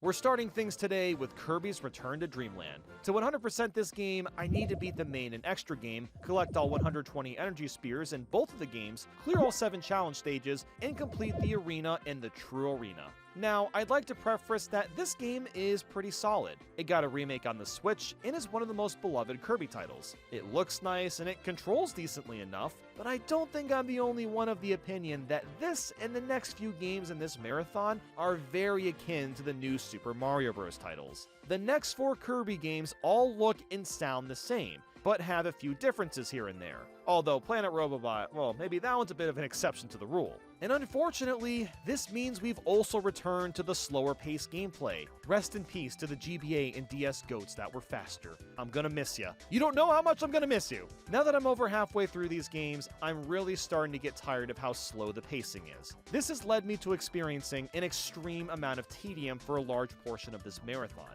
Basically, the way it's gonna go now is that any Kirby game from this point forward was really boring up until the last couple worlds when the difficulty picks up a bit. But on the bright side, I am a little ahead of schedule considering I expected to still be playing Squeak Squad today, so I'll take that. But here we are with Return to Dreamland in the flesh. At this point, I might as well bring up what actually stands out. We're supposed to collect 3 to 5 energy spears per level, and just about all of them are easy to reach. It's more time consuming when you're actually going for the spears outside of just playing the game, but the levels are well optimized so that any specific abilities you need to reach them will always be in the same area. There's also these cool black and white segments where this sort of black hole-like wall thing will kind of push you forward. We've also got super abilities, which are basically just really fancy screen wipes. So I guess with that, we could conclude that there's enough here that makes the game stand out. But the thing is that I've already played this a couple times in the past, so that really made this feel like a slog at first. But that's not all that happened. Today was the first day that OBS started to crash over and over again, so that's fun. I locally record this footage while streaming it, but for whatever reason, today was the day that OBS decided it should start randomly freezing and corrupting all my footage. I tried fixing it and tweaking the settings, but nothing was working, and it became a prevalent issue for several days. And you just gotta love how this was happening when I started Return to Dreamland 2, just so I could spend a little extra time playing this. But anyway, I was chugging through the main game and made my way to the final boss. I honestly forgot half the things that happened during it. You fight an entire ship, and then Magolor pops the hell off. I mean, good lord, look at these crazy attacks he's doing. This man clearly wants me dead, yet is a playable character 3 games later. Wow, that makes no sense. But hey, I managed to beat him, and yippee yahoo, I get to do that again! And I mean literally all of it again. Extra game is the same thing, but now I have less health, and I still have to collect the energy spears despite getting them already. Come on. But before doing that, I decided to play through the challenge stages since they don't take very long. There's only 7 of them, and thankfully, I only need to clear them to get a 100% save file. Getting gold medals would take a long time since these stages are tough to beat fast, but they're pretty fun. I really love the idea of having ability-specific stages. I really wish Kirby games would do this more often because it allows them to build a deeper level around said ability and force a player to stretch the limits with that ability. Next, I decided to tackle the arena. Now, I've previously struggled with this mode, as we all know, but that is no longer an issue. And that's in all due part to the tornado. If you spam this attack over and over again, you will almost never get hit by anything. There's a very brief moment when you're vulnerable, but for the most part, you're completely invincible to all attacks. That means I was able to breeze through the arena in the cheesiest way possible, and it was pretty goofy to watch. There's a reason why this item wasn't included in the 3DS titles, because it's just way too overpowered. But after that, I finally started the extra game, and it's virtually the same experience. Was it a little bit harder because I had less health? I mean, yeah, sure, I guess I had to be a little more careful of how I was playing, but because it's still easy to rack up lives, it felt like I was just playing the exact same game over again. What was nice, though, was that I didn't have to constantly pause to check where energy spears were. I remembered where almost all of them were, which did speed up things a little bit. It's also worth mentioning that those enemies that run while holding the key up, yeah, you know that guy, they move a lot faster this time, so at least that was more challenging. And technically, the super ability timer is shorter, but that doesn't really make much of a difference when you're actually playing the game. The bosses are also a bit harder and have different color palettes, but again, it's not a significant change. The only notable boss worth mentioning is Fatty Puffer, because for whatever reason, he has like 50 new attacks and is like way faster than before. I'm not complaining about this, I'm just surprised at the difficulty spike. But I gotta be real, I'm pretty goddamn brain dead at this point. Playing both modes back to back has been mentally exhausting, so I was making a lot of really stupid mistakes. I was hoping to finish the extra game today, but I was so wiped that I ended the day early and would wrap Return to Dreamland up tomorrow. It was on this day that I realized the rest of the marathon was gonna be one massive slog.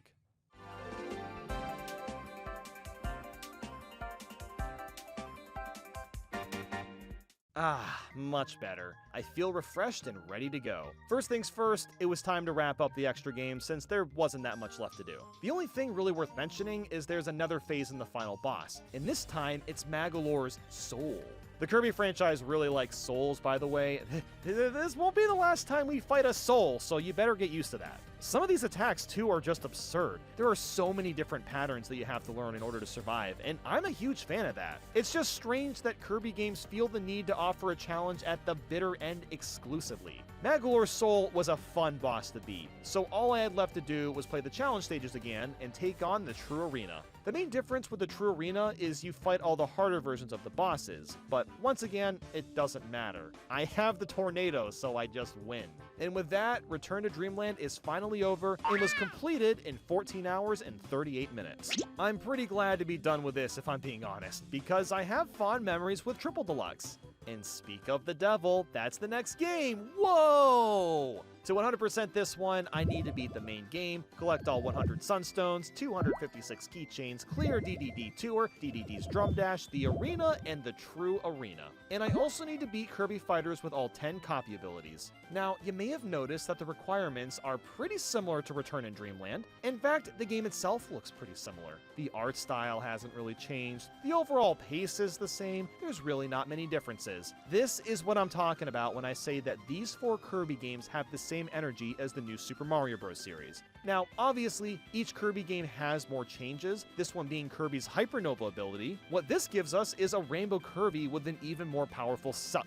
He can eat entire trees now, and random parts of a stage like it's nothing. This mechanic is also used for a few different puzzles. So, yeah, there you go. That's the big crazy new feature. But thankfully, there's a lot less collectibles to find in each stage. We've got significantly less Sunstones to grab compared to the Energy Spheres, and only 1 rare keychain per stage. We'll go over the keychains in more detail later, but for now, I need to make some good headway in Triple Deluxe. And just like last time, the first 70 to 80% of the campaign was a snooze fest because it was so easy. But at least there were a decent amount of changes. Like the puzzles, as I mentioned earlier. A lot of them also use motion controls, and they don't feel tacked on. Oh, and I should also mention that I had even more stream crashes today, which is just so amazing and fantastic. In fact, the crashes got so bad that by day 8, I just stopped streaming entirely. I feel bad that I couldn't stream the entire thing, but the amount of crashes that were happening felt unacceptable, and I didn't have time at that moment to really break down what the problem was, so I do apologize to those of you that were watching the streams. Thanks again. Next time, I'll have a setup that should prevent crashes from happening to begin with. Because of the crashes and monotony of the game, I had to take a brief break and play something else. Oh, no, not playing another game entirely. Oh, hell no, I don't got time for that. I meant one of the sub-games. I decided to switch to DDD's Drum Dash. I need to clear all 4 stages, and it's this neat little rhythm game where you have to time button presses to the beat of DDD jumping off these drums. It sounds simple, but the way it works isn't how you'd expect. On top of timing button presses, you'll get different amounts of height depending on how many consecutive presses you get, and you also need to move DDD forward. I actually had a bit of trouble with the last stage, seeing I need to have super specific jumps to get around the Gordos and other enemies without getting hit. And the timing itself just doesn't feel that accurate either. And this is coming from a guy that's spent thousands of hours playing Guitar Hero, so I'm super familiar with rhythm games. It's kind of neat that Triple Deluxe has more in-depth sub-games, but this one is just okay. I'd rather play something like Rayman Legends if I really want rhythm-based platforming. After beating that, I went back to the main game and man, these levels get so long. If you thought they were long in Return to Dreamland, dude, the ones in Triple Deluxe can take up to 10 to 15 minutes apiece. What is this, Sonic Unleashed? I must have suppressed the length of these levels from when I played this originally a decade ago, because my god, do they take a while to get through. And then there's Pyribbit. Oh my god, this stupid frog spends 90% of the time in the background trying to attack me. Like, bro, come on, be a man and attack me head on. What is this, a Sonic Superstars boss fight? Alright, I'd like to apologize to the Sonic fans out there. I'll stop dissing him because I do like Sonic, okay? I'm sorry. Anyway, eventually, I got to the final parts of the game, and this is where things get cool. You eat Wispy Woods and strip steel off a tank. You fight Masked DDD, and Queen Sigtonia is a pretty badass final boss. I mean, look at this. Kirby over here just eating the laser and then spits it back at her. Bro, Kirby has no chill. No chill. And wow, there we go. That's the end of the main game. But I'm definitely not done yet. There's still a lot of extra things to work on. I needed a few extra Sunstones, so I grabbed those real quick, and that was it. Well, that was it for today. I spent so long playing this that I wasn't actually able to finish it, and I need to continue tomorrow. So while my day was over, the night had just begun. Keychains! Let's talk about getting all 256 of these things. I currently have 128, and there's 2 ways to get them. I can replay levels over and over, joy, or I can use Street Pass coins. Street Pass coins, if you don't remember, are coins you earn by walking around with your 3DS, or by shaking it if you're lame, there's also that. Now, this is really good news. I can save time by spending my Street Pass coins on these keychains so I don't have to replay levels. The only problem is I have a grand total of 0 coins, which left me with no choice but to hustle.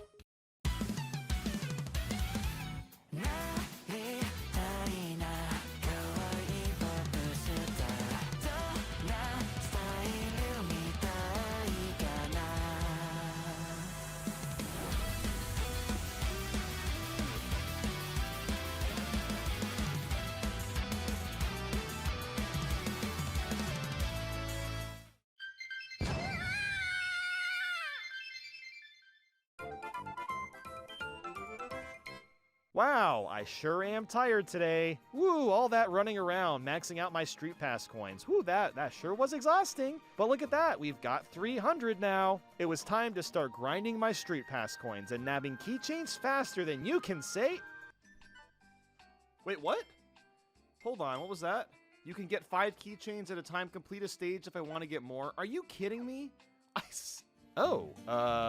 Weird. Okay, so I can use Street Pass coins 5 times in a row, then I have to play a level again before using the Street Pass coins again. Well, I guess this is still faster than grinding out levels, but it's pretty dumb that I'm forced to do this. So let's hold off on the keychains for now. I decided to tackle DDD's tour first. This is kind of like the extra game in Return to Dreamland, except that you play as DDD the whole time, and each world has its levels connected together in little chunks. Thankfully, I don't need to get sunstones or rare keychains. I was just trying to speedrun through the levels as fast as possible. It can be satisfying to plow through the levels, but I don't know. I think I'd rather do this with Meta Knight or something. Meta Knight at least moves a lot faster, while DDD is a bit of a clunky fella. But hey, we got to fight Shadow DDD, and he's a really cool guy. So when that was over with, I decided to tackle the arena. This wasn't nearly as hard as the older games. I just used hammer and got through it with relative ease. The true arena, on the other hand, is a different tale. Not only is every boss tougher, but they're also longer and we have way less health in between bouts. Unfortunately, I can't be super cheesy and use the tornado because it's not in this game, but don't you worry, if there's a will to cheese, then there's a way. I was informed by the chat that ducking as the archer makes you completely invincible. And when I say completely, I mean that to the fullest extent. It's not like guarding where you take tiny morsels of damage. No, you literally take 0 damage. So what this means is that I was able to duck for every single boss and do pop shots along the way. As you can imagine, this took a pretty long time, but it got me through the true arena and prevented me from spending a few extra hours trying to beat it normally. It was honestly really funny by the time we got to the end. Queen Sectonia had this new phase I'd never seen before, and she had almost no openings, so I had to do so much waiting in between hits. This really wasn't a battle of will, it was a battle of sheer patience. I mean, I probably could have just fought her normally at that point, but hey, I had already committed my life to Archer and I wasn't going to give it up that easily. Oh shit.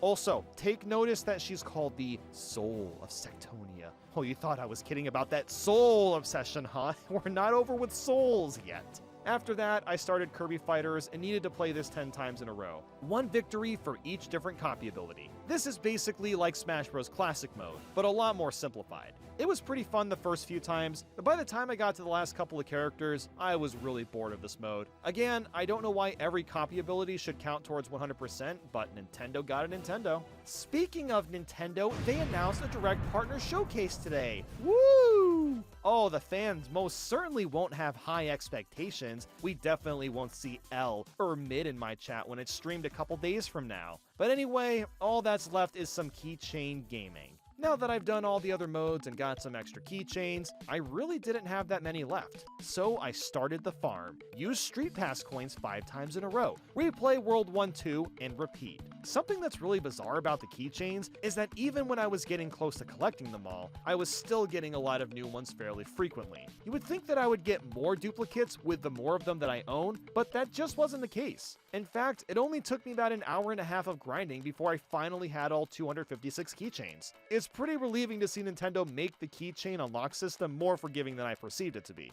And that was it. Kirby Triple Deluxe took me 17 hours and 39 minutes to complete. This is a game I would have been fine never getting 100% in, but it was kind of neat to see what all the keychains were, so I'll give it that.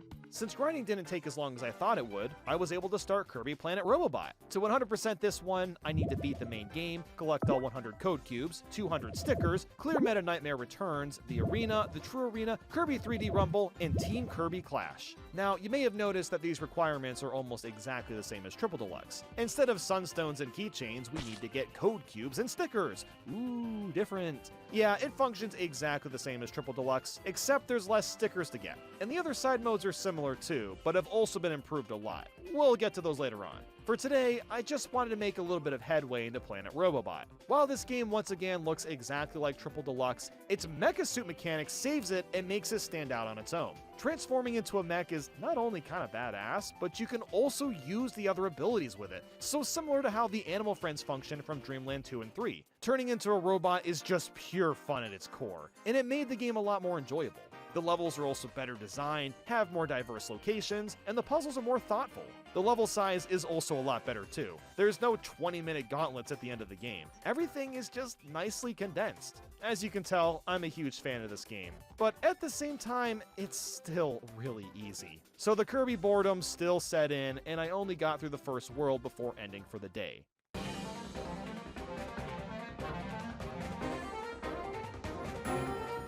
Well, it's that time of the marathon. You know what's coming. The exhaustion of this much hardcore gaming is really starting to set in. I'm glad I was on Planet Robobot because it's a unique Kirby title, but I was definitely starting to feel a bit fatigued from this much playing. Something else I realized is that almost every Kirby game I've played has a shooter section in it. So that got me wondering, why on earth hasn't there been a spin-off game that's completely dedicated to being a space shooter? I mean, think about how awesome that could be. Imagine you're going through a bunch of different waves, and instead of shooting enemies, you can scan them and take their abilities. And maybe you could even use their abilities to take alternate paths to add some replay value. I don't know, just throwing that out there, a Kirby-themed space shooter has a ton of potential. As for the game itself, well, it's got a lot of cool moments. Like I was saying before, using the mech suit changes the gameplay quite a bit. I really love when they use the wheel mech, because you can just flip from the foreground to the background whenever the hell you want. Oh, and then there's this casino level. Yeah, this is my jam. You whack a pool ball that smacks into a pile of pool balls to get a treasure. That's just sick. And you want to know what else was nice? This game was going by fast. And I mean, I was cooking through it. I don't know if it's just because I was more engaged with it compared to Triple Deluxe, but man, I was schmoovin' through these levels. They just seemed to be a lot less bloated than before. And next thing I knew, I was at the final boss. I ate that goddamn halberd and started taking down Stardream. This boss fight is just so cool. I love that you control the entire ship and go ham on the boss. And it's pretty hard too. There's so many different phases, and the way you have to take him down is super creative. So I ended up finishing the main game, but still had a good amount to do.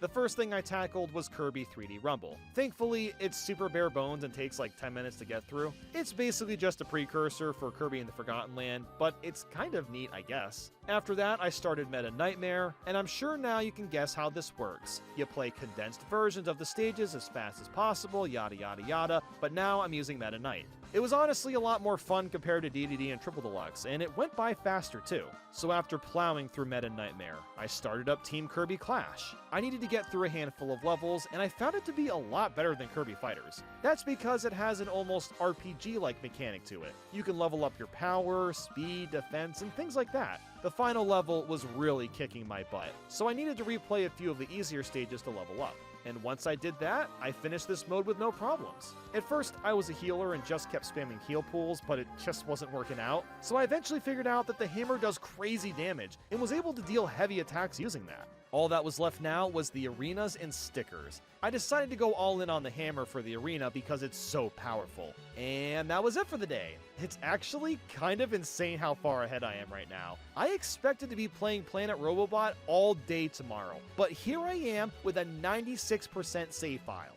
Well, I'll be damned. All that's left to do is beat the true arena and get the rest of the stickers, and I decided to save it for tomorrow since I was already pretty tired. It was direct day in the morning, so I was gonna need to watch that as well.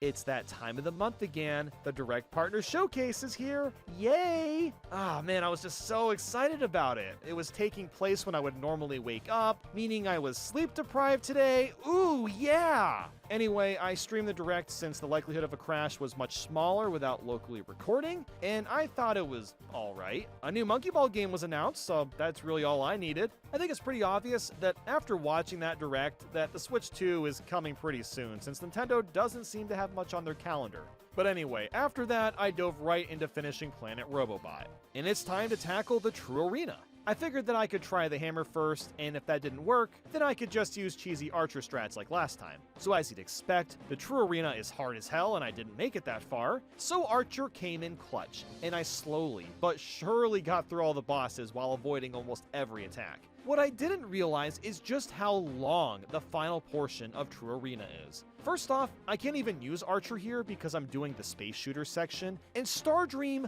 Soul OS, ooh, there it is again, Soul, they take a lot of hits. If you aren't already absorbing his attacks, it's going to take an absurdly long time to get through them. But once you finish them, there's another phase where you have to fight a huge heart. This isn't too bad to get through, but oh man, I gotta talk about the ending. Let's just say that I wasn't aware of what was coming.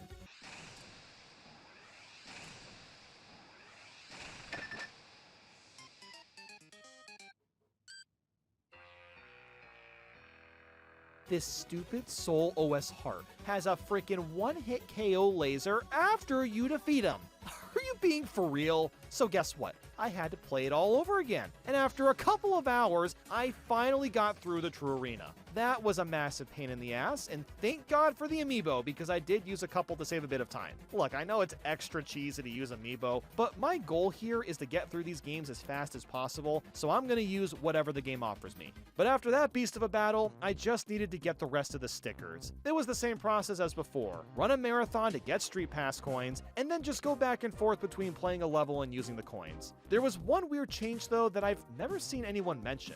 In Triple Deluxe, you can mash A to skip the animation of Kirby eating the coins, but you can't skip the animation in Planet Robobot. It's not that much of a time waster, I just thought it was a bit odd, that's all. At this point, the lack of sleep is really setting in. How on earth am I gonna stay awake for one of the most bland Kirby games of all time? I ended up finishing Planet Robobot in 14 hours on the dot, which was way faster than I could have ever imagined finishing it. I also got this really cool exclusive performance video for getting 100%. It's like a music video of President Hultman's theme song, but it has lyrics, but you don't actually hear them say the lyrics. It's very bizarre, but a neat unlockable. So now it's time for Kirby Star Allies. This one is a doozy to 100%, so let's just jump into it. I need to beat the story mode, collect all 42 rare picture pieces, hit all 13 big switches, complete the ultimate choice in all difficulties, complete Heroes in Another Dimension and get all 120 friend hearts, complete one run of Guest Star Star Allies Go, and get 3rd place in Chomp Champs and Star Slam Heroes on the hardest difficulty. That is a lot to tackle, and you may have noticed that I'm going farther than just 100%. Star Allies got a lot of updates in its first year, and it ended up adding a couple modes that made the game insanely difficult. So yes, I'm going to be going for Crown Percent, even though it's not really necessary. The only things I won't be exploring are the exclusive DLC stages for the Dream Friends. I considered doing that, until realizing that their campaigns are mostly just the same levels over again, but with a couple of new stages in there, and they don't even add to the save file, so I decided to skip it. Now this game, well, it is definitely a Kirby game. It was doing a great job nodding me to sleep. Like, I legitimately was struggling to keep my eyes open the first few hours. A combination of Kirby fatigue, and then playing freaking Star Allies was so unbelievably tedious to sit through. And guess what? The Side Order DLC came out for Splatoon 3, and all I could do was think about playing that since I've been wanting to play that DLC for over a year at this point, but I'm just gonna have to wait. It's officially become my motivation to finish this marathon as fast as possible. But, okay, what does Star Allies offer that's unique? Let's see. We've got Dream Friends. Yeah, you can throw a heart at an enemy, and now they're friendly, and that's kind of... Oh, wait. They did that in Kirby Superstar. Okay, well, let's see. There's 4-player co-op. That's something, but... Oh, wait. They did that in Return to Dreamland. Oh, but wait. You can play as these animal buddies. Okay, now that's... No, wait. Dreamland 2 and 3 had that. Well, that's all I got. This game feels like an expansion pack of the other 3 Kirbys I've already played, and I am so sick of it. They all play and feel the same, and it got to the point where I had to take an actual break.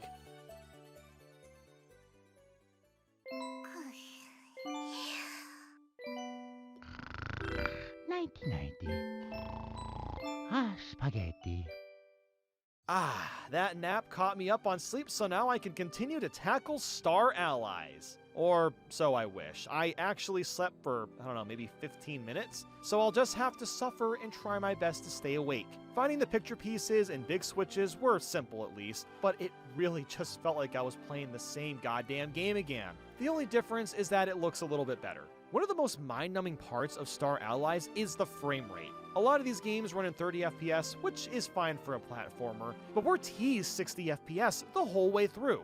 Everything in this game, except the actual game, runs at 60 FPS, so it just makes playing Star Allies feel that much more slow when we're constantly reminded of a faster frame rate. I should reiterate here that I'm really not much of a stickler for FPS, but it would have been nice if the pacing was at least a little bit faster. Since I was so far ahead of schedule, I actually decided to end the day pretty early so I could actually catch up on more sleep.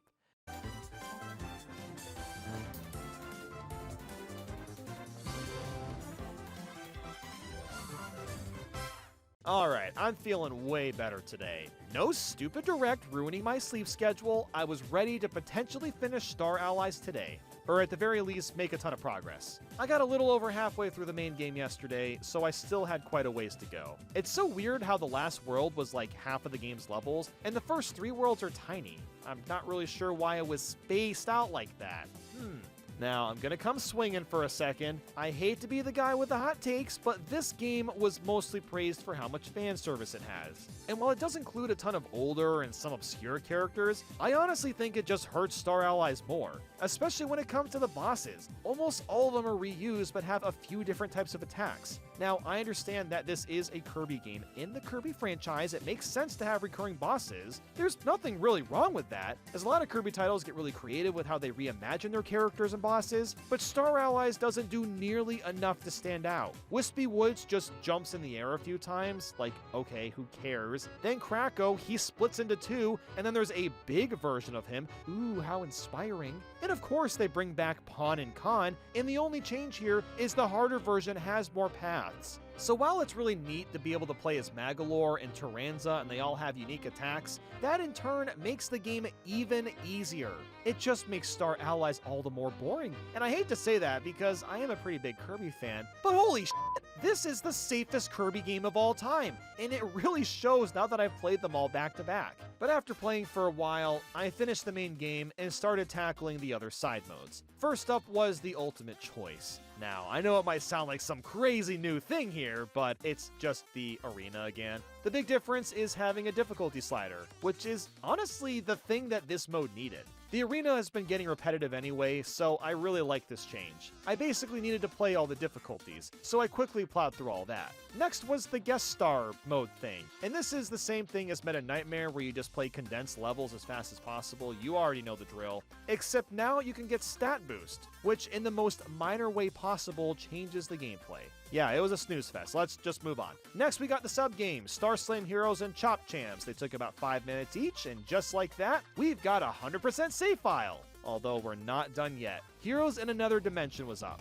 And guess what? This is the best part of the entire game. Yeah, these levels are just like the challenge stages in Return to Dreamland, but better fleshed out and way more interesting to tackle. I actually had to replay a handful of stages because I kept missing friend hearts, so it was nice to actually be stimulated by the gameplay. These were really fun, and I have to reiterate again that I wish levels that focused on one ability were integrated with the main story in Kirby titles. That'd be perfect. The extra bosses were also surprisingly hard, and the ending was insane. You fight all 3 of the Mage Sisters at the same time, and it's just complete chaos. Like, I have no idea what's happening on the screen. Like, just look at it. It's just lasers everywhere. After finishing that, all I had left to do was Soul Melter X. Tomorrow. Yeah, I might as well save it for tomorrow since I've heard this is the hardest Kirby battle in the entire franchise. I don't have much else to report on because these Kirby games are pretty down to the numbers. Every extra feature Star Allies has was already included in older titles, so I just don't have much to expand on.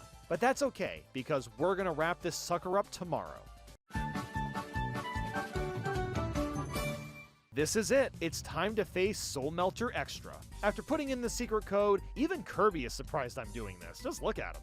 Ooh, oh, look at that. It's got the word soul in it. Yeah, that's how we know the game isn't playing around anymore. Got some soul action. As you'd expect, all the hardest bosses are included, and good lord, this actually took me quite a while. Even with a full set of Dream Friends helping, expect to take heaps of damage and then be dry on health before you know it. If Star Allies didn't have Amiibo, I would have spent the entire day just trying to beat Star Melter X. But it does, so I did use a couple of them near the end. But even so, this was still really stressful to play. The only way you can clear this comes down to learning the boss patterns. just like every other arena. And the final battle is also just absurd. Now, I didn't bring up Void Termina previously because it wasn't that interesting, but this extra version really kicks it up a notch. You go back and forth shooting down this boss and fighting the soul inside of him. All the attacks are frantic and hard to avoid, especially in this last phase. I mean, just look at the crap being thrown at me. I completely get why people say Soul Melter X is the hardest of all the Kirby arenas. Just this final battle is 4 phases long, and all of them, except the second one, take practice. But after several attempts, I managed to clear Soul Melter X and get that sweet, sweet crown percent on the save file. Star Allies took a total of 13 hours and 33 minutes to 100%, and I am not at all surprised at how long I had to play this one. Which means that, oh my god, we're already at our last game, Kirby and the Forgotten Land. To 100% this one, I need to beat the game with all 300 Waddle Dees, complete every Treasure Road stage, fully evolve all copy abilities, complete all the cups in the Coliseum, complete the Frenzy Gig difficulty for the Waddle Dee Cafe Help Wanted, complete all 3 levels for Tilt and Roll Kirby, catch Bling Blipper and Flash Fishing, fully upgrade the stage for the Deadly Dees, and finally collect all 256 Gotcha Machine figures. I know that sounds like a bit of a mouthful, but I'm okay with that. Because finally, we're playing a Kirby game that's different and really tries to innovate itself. As you can see, it's in 3D. The funny Nintendo guys finally gave us what we wanted. You can turn into cars and all sorts of wacky objects, and the unlockables are a lot better. Instead of just finding some random thing in a level, a lot of times you have to complete a specific objective, so it's a lot like Dreamland 3. But unlike that game, Forgotten Land will actually notify you and keep track of what Waddle Dees you found. You aren't directly told how to get all of them, but even the missions that are hidden can still be done in one go if you already know where to look. What that means is that I was able to get through all these levels in one fell swoop, and thank God for that. These levels can sometimes take a while, but just the fact that we're in 3D and it feels different to play made this so much more enjoyable. And copy abilities have finally been properly realized since you can upgrade them this time. If you find blueprints in the levels, you'll take them to this workshop and then spend coins and rare stones to upgrade the ability to make them stronger. I absolutely love this system, and they need to keep doing it for the foreseeable future. And then we have Treasure Road, which are mini levels that are based on abilities or transformations. Wow, it's like this game has answered literally all of my feedback from the past few days. Thanks, Nintendo. And would you look at those bosses? They're actually really creative and a ton of fun to fight. Man, I am in such a better mood now that we're at the tail end. I can already see that side order DLC on my television screen. Oh, I am so close to victory. So now that all that praise is out of the way, I gotta be honest again. Look, this isn't even the game's fault, but it still feels like I'm moving at a snail's pace. But I think it's just because I'm on Kirby game, 13? Like, at this point, my brain is just pulsating, just staring at Kirby's little feet, doing the lightest jog I've ever seen in my life, and I can't just tell him to run faster because he won't listen to my plea. It's not possible for him.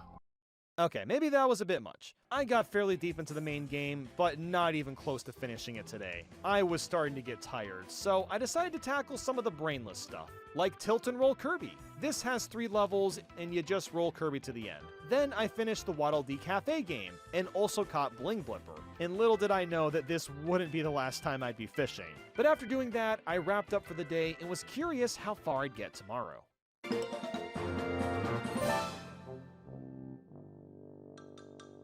I was feeling incredibly motivated today. While it doesn't seem likely, I could potentially beat Forgotten Land 2 entire days early. I don't know if it's going to happen, but we'll just have to see how things go. Thankfully, I've already done a large chunk of the main game, so I just kept plowing through that. I started things off by getting a couple of Waddle Dees that I missed, and these came down to the boss fights. Now, I brought up earlier how fun they are in this game, but the harder ones are just a blast. There is nothing more gratifying than doing a roll dodge, watching the game slow down for a moment, and then hitting them after that quick maneuver. Kirby has had roll dodges in the past, but it's so much more dramatic in 3D. Whenever you see an enemy lunge at you, and you go your way around it, oh, it's just the best. At this point, I had most of the abilities unlocked too, and some of them are absurdly strong. The Morpho Sword and the final upgrade to the Ranger are fantastic, especially the Ranger because you can charge up a powerful Aura Blast, and it deals damage whenever something is trapped inside of it. I also love Dragonfire, because you can set anything in flames and it'll do constant damage.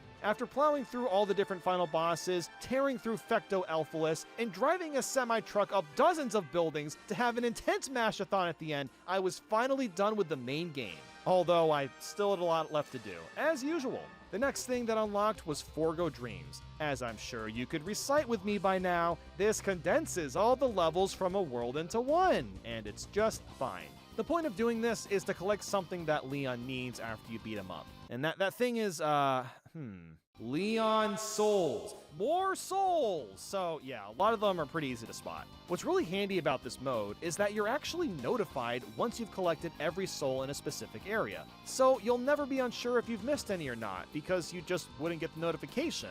And it made it easy to get all 300 souls. The bosses here are also a lot harder, which again is routine. I think we can all expect that. I'm getting pretty bored of Kirby games doing this. Like, I don't know, the idea of an extra game just feels pointless. Why not just have like a difficulty setting from the get-go? Oh, hold on, wait a second. This game does have a difficulty setting, but only for an optional easy mode. This is the last game that needs an easy mode.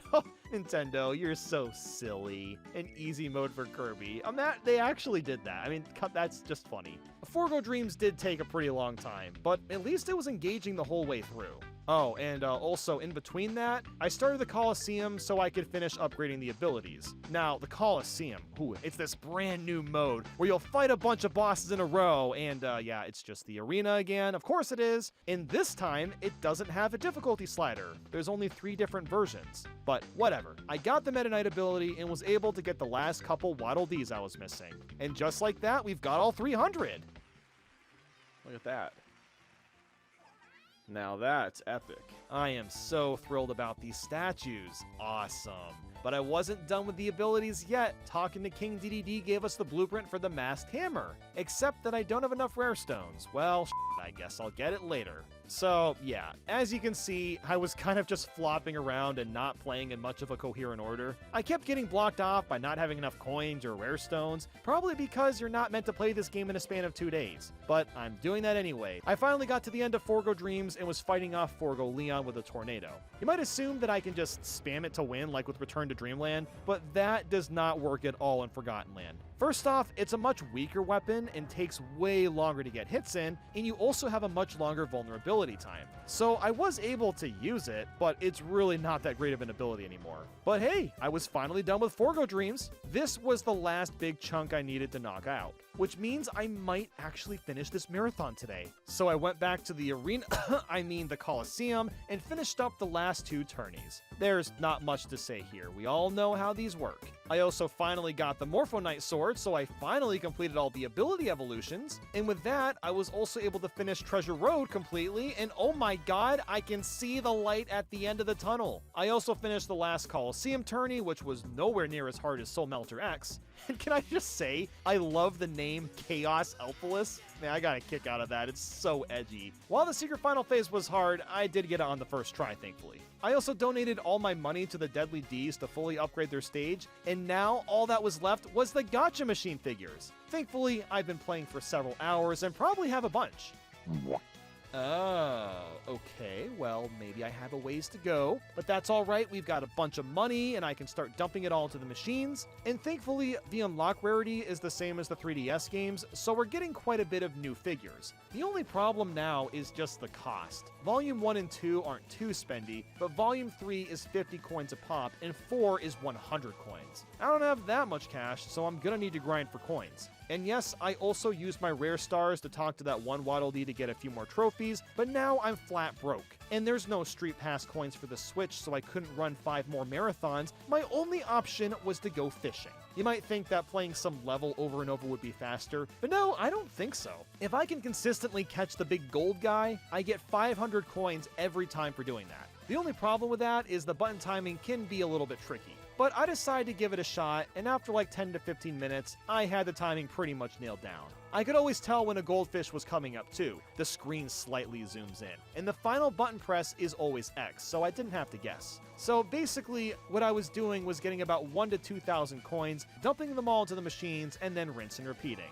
I also found a really funny exploit online to get rare stones quickly. By jumping in the air and smashing your hammer into the ground, Kirby can get sent flying into the sky above the boundaries. Then you have to land on this corner, sneak your way inside the building, and voila! Now we're inside the Coliseum from the opposite end. What happens at this point is you do one basic battle, and then it ends with you getting a rare star. This might sound like the best strategy to get the rest of the figures, but I wasn't able to do this exploit that consistently. I might have done it like, I don't know, 5 or 6 times, but outside of that, I was mostly just fishing. So a couple hours have passed at this point. I was finally getting it down to the nitty-gritty. I only had a tiny amount of trophies left to get, but something bad was happening. I stopped getting new ones from all the machines, no matter how much money I dumped into it. I gotta say, I was really freaking out because I didn't know why that was happening until I looked it up and realized that I just needed to get the missing figures from other places. I had to do a few of the present codes, buy some tomatoes, and purchase more battle items. The final one I had to get was in the movie theater, and just like that,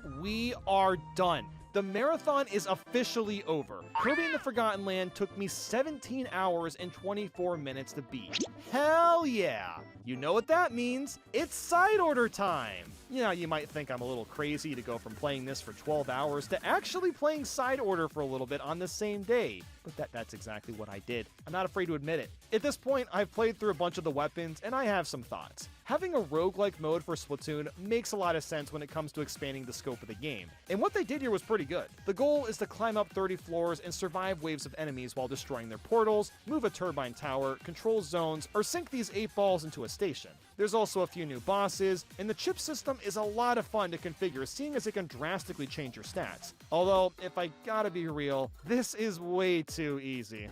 Funny that we're on this topic, and the DLC itself might be a little bit overpriced because of it. I got to the top floor after only a few deaths, and I don't know, man. The Octoling expansion offered a lot more than what Side Order has, but I'm a huge Splatoon fan, and I've been enjoying it regardless. It would be great to see this expanded on a lot more whenever Splatoon 4 happens.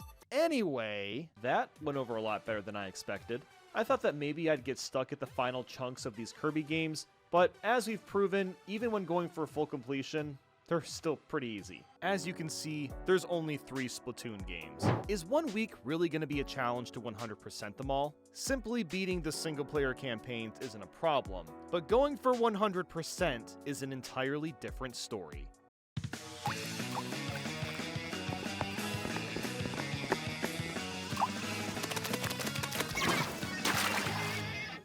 so let's just jump into it, starting with Splatoon 1. To 100% this, I need to beat the main campaign, beat all 60 amiibo levels, collect all 27 sunken scrolls, and fully upgrade the hero shot and sub-weapons. Say what you will about the Wii U, but I still love this gamepad. It's stupid and clunky and dumb after what the Switch has given us, but I still think it has its charm. At least it doesn't have Joy-Con drift, and a D-pad that doesn't completely suck. Yeah, I'm looking at you, Pro Controller. What do you have to say for yourself? Guilty! The buttons still feel crisp to press, and I was honestly having a good time at the beginning. Going back to Splatoon 1 was surprisingly jarring. I played so much of this game when I was in college. I can't tell you how many late nights I had playing with friends when I should have been studying or sleeping. Whenever I hopped into a multiplayer level, I was blasted with nostalgia, which is terrifying because this is not that old of a game. It's only 9 years old. I've got a lot of fun memories with Splatoon 1, but it's definitely got its quirks. First off, you jump with X for some reason. I completely forgot they changed the jump button, and of course there's no way to change it to be like every other video game where you can jump. There's also a lot of missing moves, like squid jumping from Splatoon 3. I've become so accustomed to squid jumping through the Yank in Splatoon 3, so not being able to do it made the gameplay feel slightly more sluggish. There's also no way to control the speed of your camera. And then we've got the graphics. I mean, they aren't bad, but they're definitely worse. There's a lot less detail in the environments and models. Now, obviously, this is older hardware, so that makes sense, but I really didn't notice a difference until actually going back to this game again. So what exactly is our goal here? We're not going to unlock everything in multiplayer because 1, that's designed to take years to do, and 2, the Wii U doesn't have internet anymore. Unless I got Pretendo working, but that's besides the point. I just need to fully complete the single-player levels, which, as you can tell, is pretty straightforward. I just gotta get to the end of each level, and also find the hidden sunken scrolls, which, for whatever reason, a lot of them were hidden underneath ramps. It was a weird trend I noticed. Most of these scrolls are pretty easy to spot, which is nice, and I like how they add to the lore of the Splatoon franchise. The levels themselves are just fine. They're not bad to play, but they aren't memorable. There's some clever platforming here with things like shooting a sponge with ink to inflate its size, or this little Roomba guy that eats your ink on the walls while you have to try to make a path to climb the wall. It's not a bad campaign by any means. It's just one of those one and done deals where you play the levels and have a good time and forget what you played when it's over. And guess what? Half of the campaign doesn't have unique levels. No, they pulled a bunch of multiplayer stages on top of that. It's kind of cool to play the multiplayer levels while taking out a bunch of octolings that are all pitted against you, but this is a huge chunk of the single player. It made me realize that the budget for the first Splatoon must have not been that big, because single player nowadays would never do something like this. Maybe I'm the first to say this, but the hub worlds are really underappreciated. They're kind of like mini levels within themselves. You really have to go out of your way to find the entrances to each level. And after you find said level, you can just warp there whenever you want, meaning it won't be a headache to revisit. But the highlight of the campaign is by far the bosses. They're incredibly easy, but really creative and fun at the same time. The Octostop is iconic. It's a big old stamp that tries to smush you down. But I've always liked Octoma. You gotta shoot this guy's teeth to not only survive, but also make an opening to throw a bomb into his mouth. And then of course, DJ Octavio has the sickest beats out there. I used to consider him to be the best Nintendo boss of all time. That is until the Switch came out, and things have gotten more ridiculous. After defeating the Octobot King, I wasn't quite done yet. As I've been going through these levels, I've also been collecting these orange orb eggs. These eggs are used to upgrade my hero shot and sub-weapons. However, I wasn't even close to fully upgrading everything yet. So you know what that means? It's time to farm some eggs! I basically just replayed the very last level a ton of times. This is a multiplayer stage that doesn't have octolings, but instead an Octostriker will try to nuke me with ink every 6 seconds or so. So I played the level a few times and started to figure out a solid route. I was using bombs to break open things before I got there, and position myself in a way that I could predict where the ink strike was going to show up. I could also get bonus orbs by holding onto my armor and holding onto a special, so I made sure to collect those as well. On average, I was getting around 120 eggs per run, and the level only took a couple minutes to complete. However, I needed a total of 8,100 eggs. I've already upgraded my hero shot and bought a few sub-weapons, but I still had to get 3,956 eggs. So I was quite a ways off, but that's okay. Splatoon is such a fun game to play, so I didn't really mind grinding the eggs out. The only issue at this point was that my hands were starting to cramp. This is honestly pretty concerning. I play with emotion controls, so I'm constantly twisting my wrist around, and it's probably not good for them after such long stretches of time. Here I was praising the Wii U gamepad 5 minutes ago. Now it's causing me physical pain, so good job on that one. To prevent destroying my hands completely, I would let go of the controller whenever the game was loading, and eventually I managed to get all the eggs I needed. But we weren't done yet. Next was the amiibo. I still remember how controversial these amiibo were at the time. What's the reason? Well, they each contain exclusive levels that you can't play normally. Yeah, no, that's not true. These are literally the same goddamn levels. The only difference is you either use a different weapon, or the level is tied to some sort of challenge. The Squid Amiibo, as an example, has levels where you have to clear it without refilling ink, or before the time runs out. Hell, you play as the Squid Special for most of the levels and just completely annihilate everything in your path. This was the dim light of what Splatoon single-player stages would eventually become. So even though I had to play 60 levels, I didn't have to worry about orbs or scrolls, and at least there was some weapon variety. But once I finished that, I was completely done with Splatoon 1. It took a total of 7 hours on the dot to complete, which was a lot longer than I anticipated. I didn't realize how long it was going to take to grind out the orbs, but that's okay. This was pretty simple to get through. Next up, we have Splatoon 2. Oh no. To 100% this, I need to beat the main campaign with all weapons, collect all 32 Sunken Scrolls, 37 Sardinium, and fully upgrade all weapons and sub-weapons. I'll be doing the Octo expansion as well, but more on that later. Now, I don't know how many of you caught what I just said, but I have to play the main levels with every weapon. There's 9 freaking weapons, which means I'm basically playing the base single player 9 times in a row. This equates to playing a grand total of 288 levels. And this is just the base game. The DLC is also a behemoth. I think you can see why this is a 1-week challenge and not like 3 days. It's gonna take a damn long time to 100% everything. This is where the real struggle begins. But hey, it's nice to be playing Splatoon 2. I've literally sunk like 900 hours into this. It was my comfort game between 2018 to 2020. I played it just about every night for an hour or two. I mean, look, I freaking prestiged on my save file. If you're a hardcore Splatoon fan, you already know how long it takes to reach this. Although, honestly, I was mostly playing Salmon Run. But anyway, moving on. The Pro Controller is a lot more comfortable to hold, and the overall movement feels a bit smoother. You can also control the speed of the motion and camera, which is a freaking godsend. I feel like I can actually move at the speed that I want to. The game also looks so much better, and clearly a bit more budget was poured into this. Everything looks more detailed and refined, and the texture quality is much cleaner. And look at that! They made the roller good! You can do vertical tosses when jumping in the air. Like, I can't begin to explain how nice this is. Climbing up walls no longer sucks. But as for the actual levels, well, they're kinda similar to Splatoon 1. You once again go from point A to B, but there's a lot of new elements in the stages themselves. One of the highlights by far is the ink rails. You basically grind on some ink like we're in Sonic Adventure 2, and you can also shoot at the same time. This leads to a bunch of levels where you can shoot balloons and jump in the air to go through onion rings for eggs. Oh, and I guess the onion rings are new too? Very funny, Nintendo, haha, I get it, onion rings, squid, funny. You've also got these glowing light hook things that you shoot and you get launched to that spot when you hit it. It's very satisfying. It feels like each stage is more interesting overall, but still isn't all that exciting. Although I do have to say that the bosses are a big improvement. They're still innovative and fun to fight, but the difficulty has been upped a little bit. Now, they aren't crazy hard or anything, that was saved for the DLC, but at least I have to put in a bit more effort to clear them. I also just love the toaster oven. Like, it's such a silly concept, yet its mechanics work perfectly for Splatoon. And hey, the scrolls in Sardinium are better hidden as well. Some of these really stumped me. Like, there's this one that's perched on top of a wall that you can't ink to climb up, so you have to very specifically break this one box to climb up and get it. I really like that they're harder to get this time around.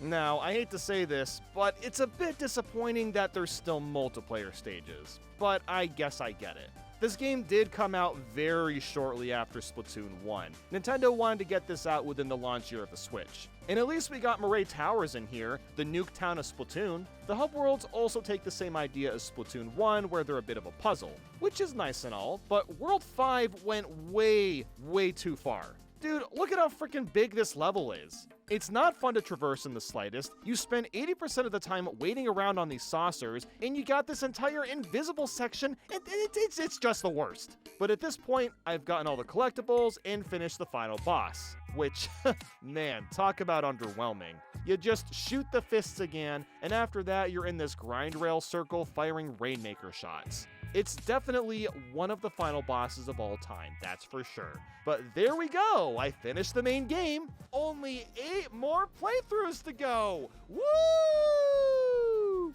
Me. As boring as it's gonna be, at least all these are easy. The challenge comes down to time itself. It has nothing to do with actual difficulty. So what I figured would make this go by the fastest is to just replay one level at a time and get all the weapons at once. The idea is that I would learn the level and then be really proficient in the last few runs. I did this for the first stage and then went to bed. Look, I recorded for over 15 hours today, so it was a long one.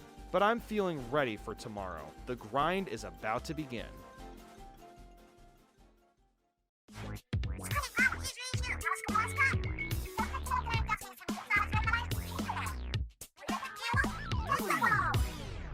Guys, my day's gonna go crazy today. I'm gonna sit in one spot, play Splatoon 2 levels several times over. Wow! Yeah, these marathons are no stranger to Grindfest. Mario Kart 7 had me farming coins for 2 days straight. But compared to that, at least this is a lot more engaging. I put my plan into play and started going through one level at a time. As I was playing, I'd periodically go back and upgrade my stuff too. Now, as you'd expect, you can still upgrade your weapons and sub-weapons, but this time you can upgrade all the weapons, which means I need a total of 17,800 power eggs to fully upgrade everything. That might sound daunting, but let's not forget that I will have to play the levels a billion times over, so I'm not going to need to worry about egg farming at all.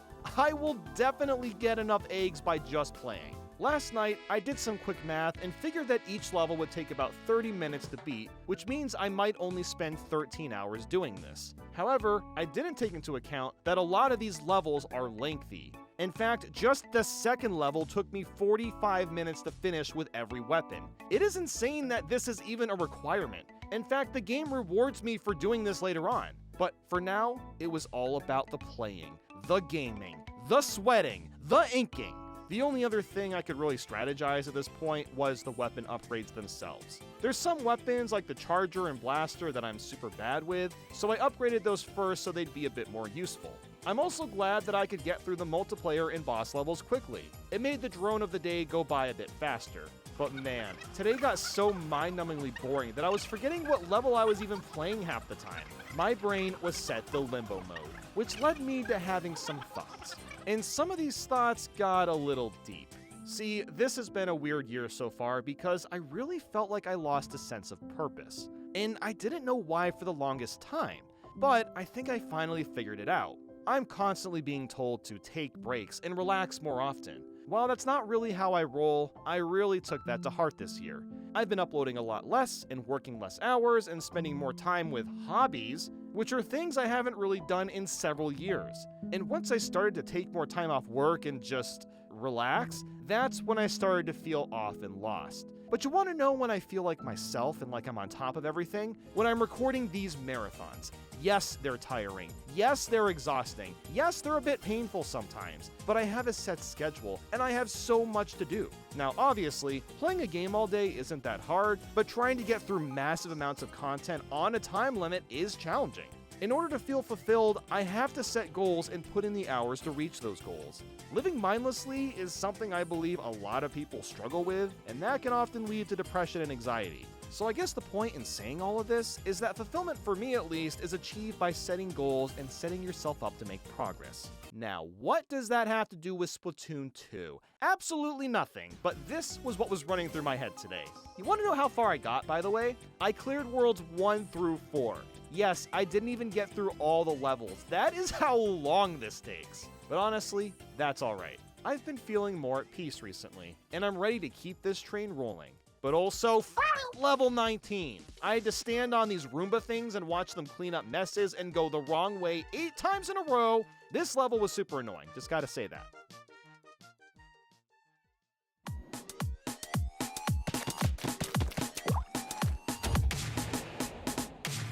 Wanna guess how long it took to finish up the base levels? Oh, only a measly 5 hours. Yeah, 5 hours. By the time I was done, I wasn't even that excited. It was just such brain rot to play every level so many times over, but it's finally done. We can move on to the best part of the game, the Octo expansion. To 100% this, I just need to beat the main campaign with all weapons. This equates to beating 226 levels. So while that's a ton of levels to do, I was stoked. This DLC just might be the best DLC Nintendo has ever put out for any of their games. The vast amount of quality that's been added is just crazy. First off, we're playing as Octolinks now, which is pretty cool. The music is all completely brand new, and it absolutely slaps. And then the best part is that all the levels are fantastic.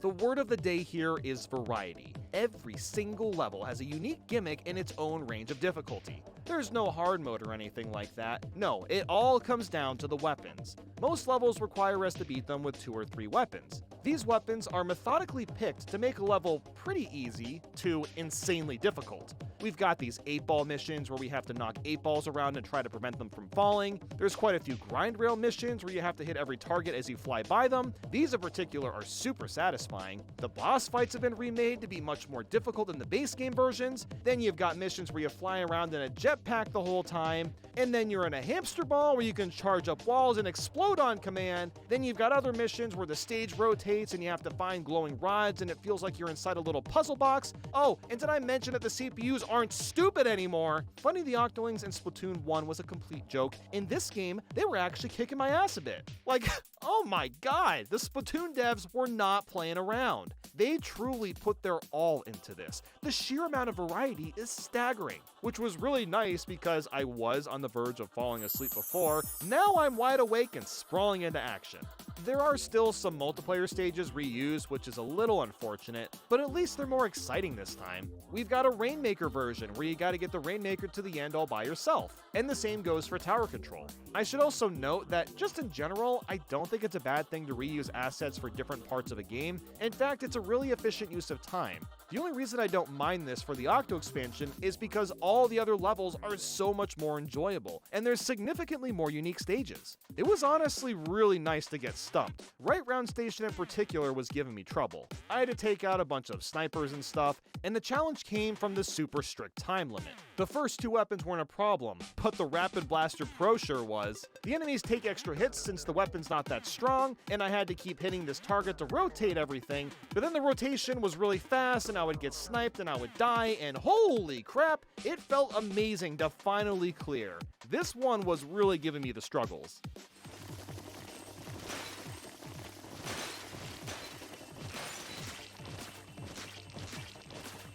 Oh my god! Oh my god, how close was that? I was 0.03 seconds away from losing. I'm not kidding. This game offers some heat, and I'm all about getting toasted up in this. As we're going along, I also need to collect parts for a blender, which of course we're taking selfies with because blenders are badass, but that's about as far as I got today. It takes quite a while to play all these levels, so I was gonna have to wrap up tomorrow.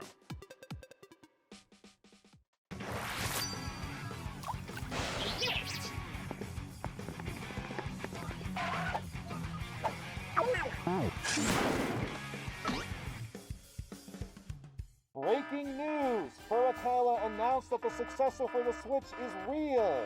Congratulations to all the channels that have been spamming Switch 2 rumor videos for the past 5 years! Wow, you were finally correct!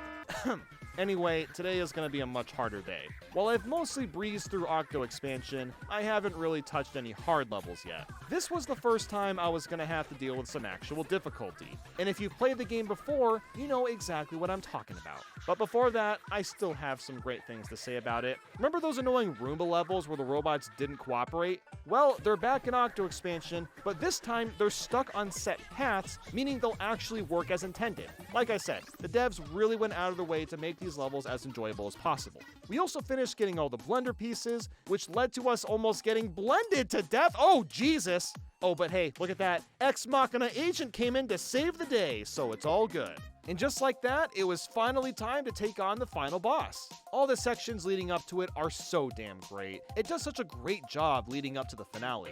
You start off with no weapons, so you have to play stealthy and get around without getting spotted. Eventually, you do find your weapons again, but then you jump around these floating cubes that are right above deadly water, and you have to avoid all these lasers and go all James Bond and Then you've got this huge level with a bunch of data posts that have to be destroyed, and you navigate that using the inkjet. And oh my god, the final boss is f***ing amazing.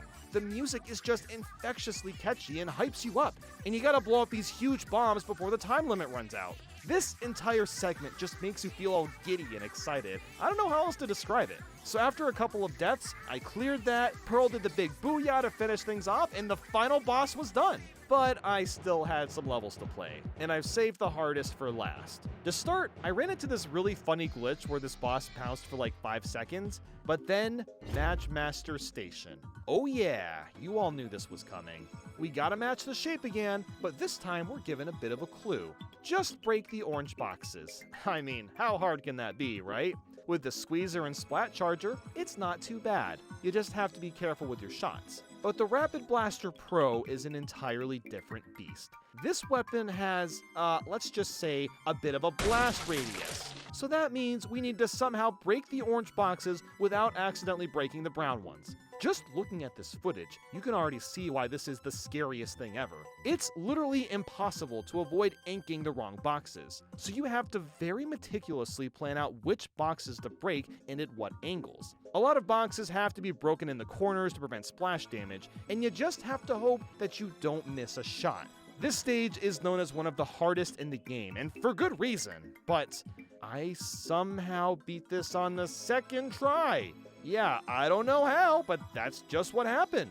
Which is crazy because this was the only stage and weapon combo that I've never cleared in my life, and I thought I was gonna get stuck here for a while. But okay, second try was the reality, I guess, so I'm not gonna complain. But that wasn't the problem. Oh no, there's another mission that's even harder. Once you've cleared every level, a secret final boss is unlocked. This is a boss fight against Inner Agent 3. And oh boy, this one kicked my ass to the curb, stomped it to the ground, and threw it over a cliff with an inferno underneath it.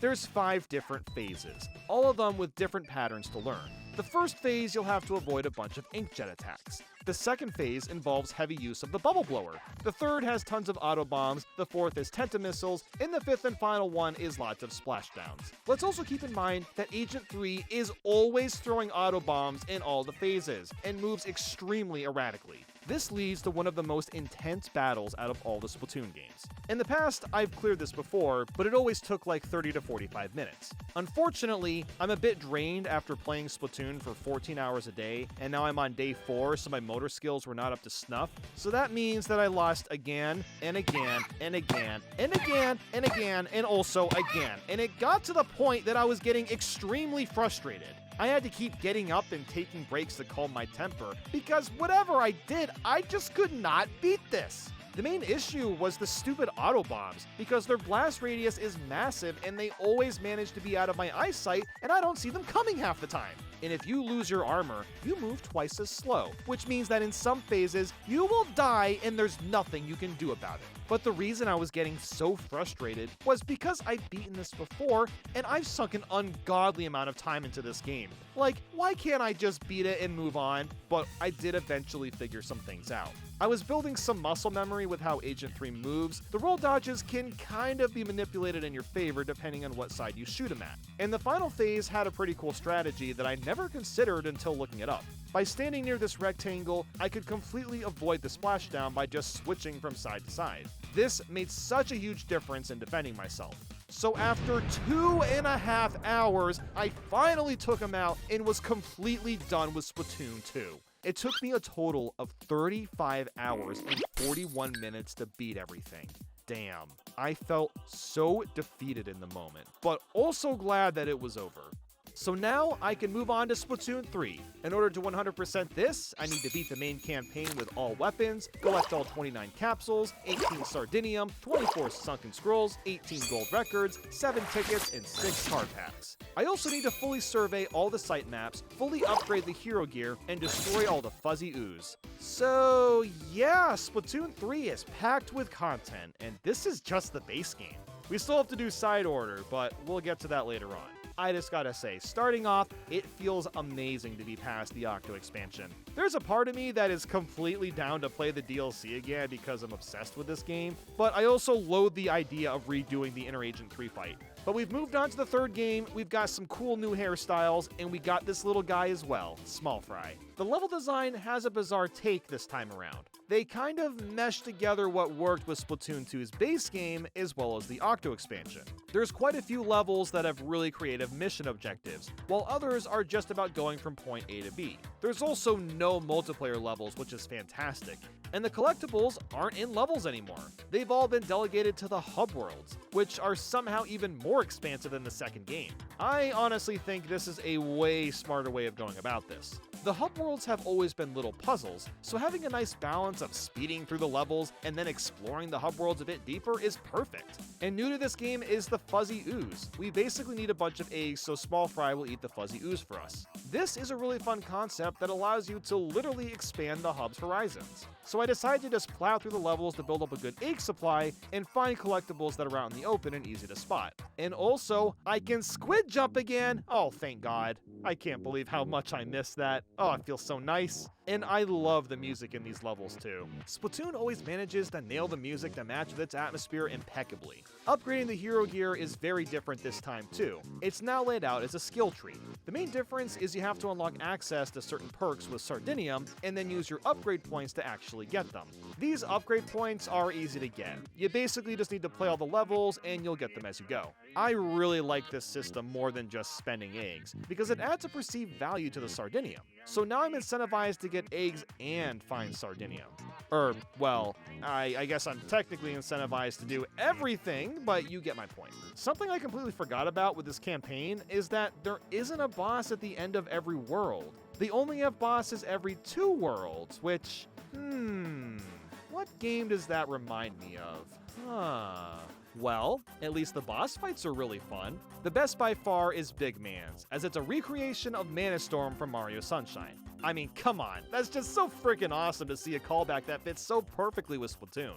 But in all honesty, I didn't get that far today. I was exhausted after finishing Octo Expansion, so I ended the day and rested up. I feel kind of dumb at how mad I was getting at the secret boss, but it's all good. All I can really do is move forward and not give up.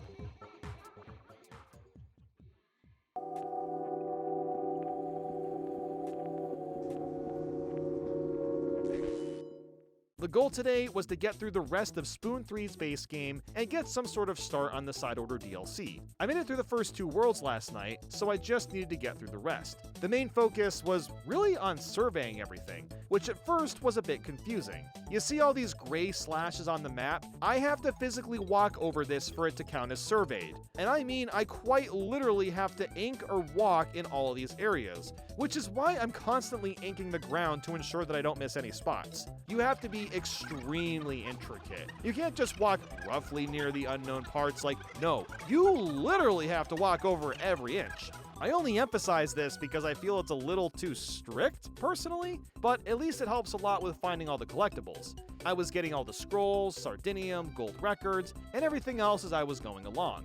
Constantly inking the ground kind of felt like mowing the lawn, and I know that's a weird comparison, but it really is the same idea. Mowing requires you to cut every piece of grass in the vicinity, and this is the exact same concept.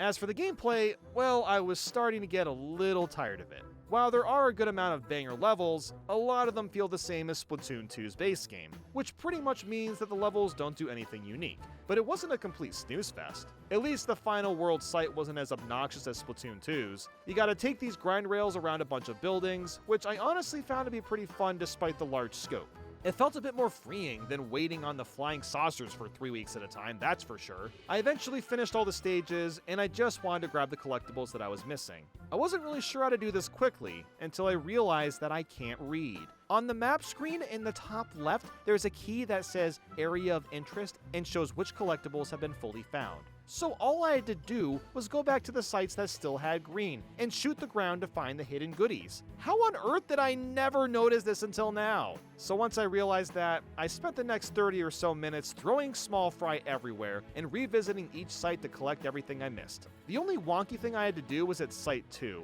There was this one tiny sliver that I was not able to reach for whatever reason, so I had to throw a burst bomb in this particular spot, and boom, the sliver was gone.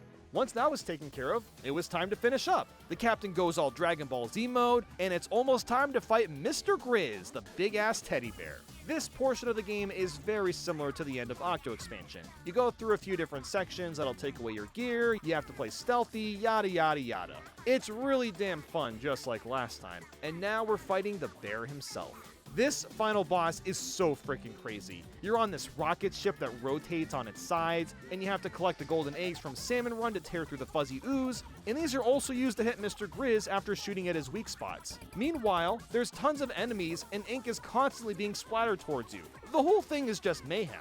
I wouldn't say it's as hype as the Octo Expansion final boss, but it's up there for being really creative and memorable. After hitting the bear a bunch, the rocket explodes and you're sent to space. But then, DJ Octavio comes into the rescue, and Small Fry transforms into a massive fish, and now you're using an ink-powered vacuum hose to suck up more ooze while Huge Fry is tussling with Mr. Grizz. This is the most Japanese anime shit I've ever seen, and I am so here for it. The premise is so goofy, but it works so well, and the music once again sets the tone perfectly. After beating him, I was completely done with Splatoon 3's base game. Well, almost. Yes, after Alterna, the final level that unlocks after beating the game. Think Champions Road from Mario 3D World, but a Splatoon version of that. After Alterna is an extremely long, challenging, and intense level. But I've played this in the past, so I already had a good idea of what to expect. The only part I was getting stuck on was this final section. I had to fight several Octolings at once, and the final part kept destroying me. They all spam specials at the same time, so I basically had to learn exactly where and when each Octoling spawned so I could take them out before they could attack. After about an hour or so, I cleared the last level and was finally at the last part of this marathon. To 100% Splatoon 3's side order, I need to beat Overloader with all 12 pallets, collect every colored chip, fill out the gelatin field guide, play all 113 floor variants, unlock all of Marina's hacks, and buy everything from Cypher's siftings. This is quite a different beast compared to everything I've played so far, because this is not your average Splatoon campaign. Oh no, this is a roguelike version of Splatoon. If you've played any roguelike games before, you know the entire point is to never actually finish them. The goal is to slowly get incrementally better with the more you play, and the same concept applies to side order. However, there is an actual end goal, but it's gonna take a long time to reach. So long, in fact, that I'm not actually sure if I'll 100% this before the week is up. I played for a couple hours today, and it was getting late, so I didn't go for that long. Before going to bed, though, my chair decided to pull a fast one on me. Look at this, it decided to break. I have no idea why that happened, but the screw holding it together was completely bent, so the chair was ruined.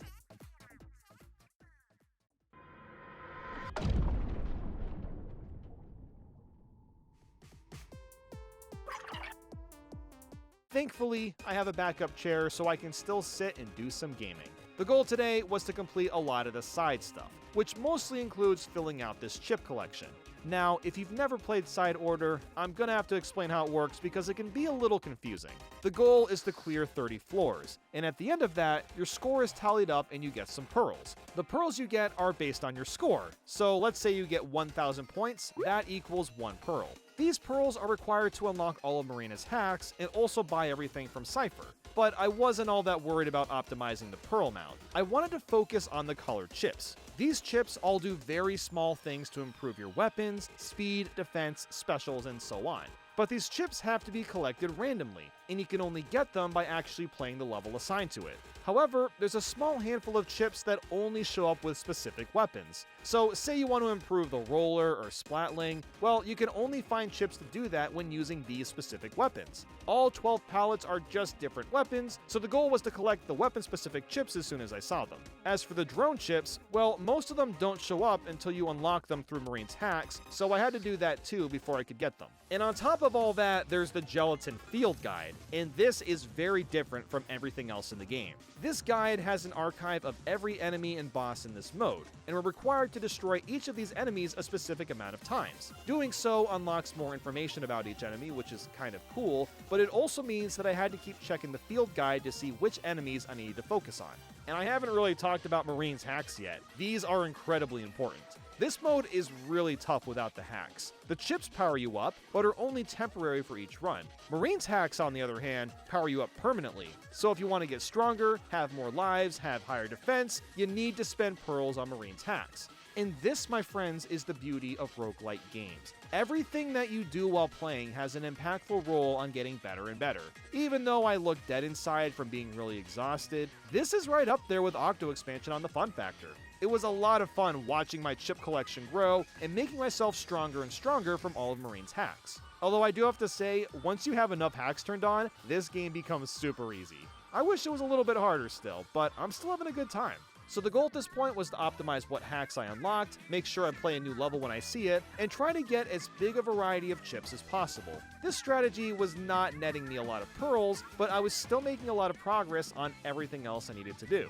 And something else that was really helpful about all this was that I actually already knew a few different speedrun tactics. A couple months ago, I participated in a charity event run by ProChara, who's a Splatoon creator, and I was lucky enough to work hand in hand with an actual speedrunner of this mode, Wahoo. While I didn't have a lot of time to learn speedrun stuff necessarily, I did learn a few things, like pushing the 8-ball when it's at the goal sucks it in faster, and I can also drone hop through enemy ink to increase my chances of escaping. So I was making small adjustments to my gameplay to get through runs as fast as I could. I was hoping to reach 7,000 pearls today, because I need a grand total of 14,042 pearls to unlock everything.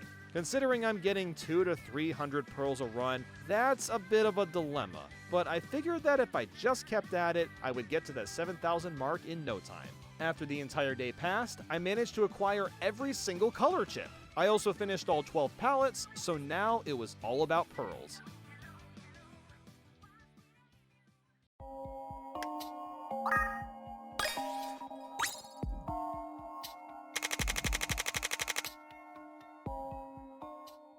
Well, it's the final day. I officially have less than 24 hours to get enough pearls to unlock everything. But how many pearls are left? Ugh. I added up how many pearls I had left to go, and it was a lot more than I expected. I still needed to get 8,297 pearls. With my current strategy, this would be almost impossible.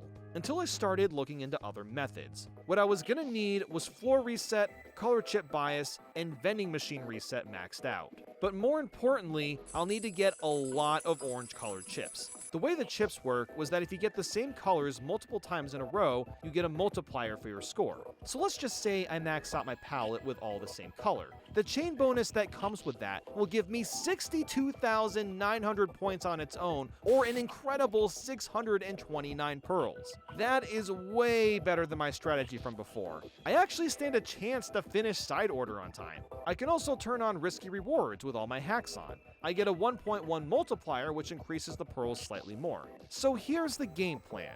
I need to select Agent 4's palette because I'm best with splatter shots, but also because the most common tone is orange. I need to select the orange color every single time, no matter what. If there's no orange colors available, then I need to use a floor reset. It's also best to avoid the vending machine unless I have 3,000 or more membucks, because I want to get orange chips from there as well, and purchase bonus pearls. That's why we need the vending machine reset maxed out too. Resets are expensive if they aren't maxed out. So with this newfound strategy, I actually stood a chance to beat this entire challenge. But the time was ticking, and it was still gonna be a close call. I also haven't finished the gelatin field guide yet. There were a few enemies that I had to focus on taking out. But could it be done? Could we get enough pearls and finish this marathon?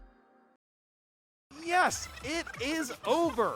Despite the odds, we somehow managed to complete all 3 of these games before the week was up. It took a total of 33 hours and 30 minutes to fully beat Splatoon 3. I'm not gonna lie, I'm a bit surprised it was possible. And that wraps up the next marathon. It feels weird to say this, but I'm actually kind of ready to play Splatoon again.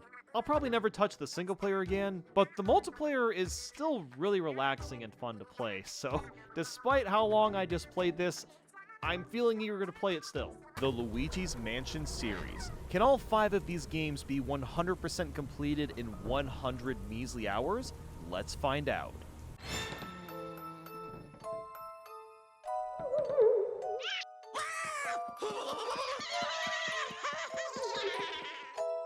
Before I even began this marathon, I spent the first week practicing. Out of all these videos I've made in the past, this was the first one where I wasn't very familiar with the games. I've played every Luigi's Mansion before, but it's been at least 4 to 5 years, so I don't know them off the back of my hand. So what I did was play the first 2 games all the way through and made some spreadsheets to help me remember things. I am so glad that I did this, as I would have gotten quite lost without the practice. So after about a week or so, I was feeling ready. 100 hours, here we go!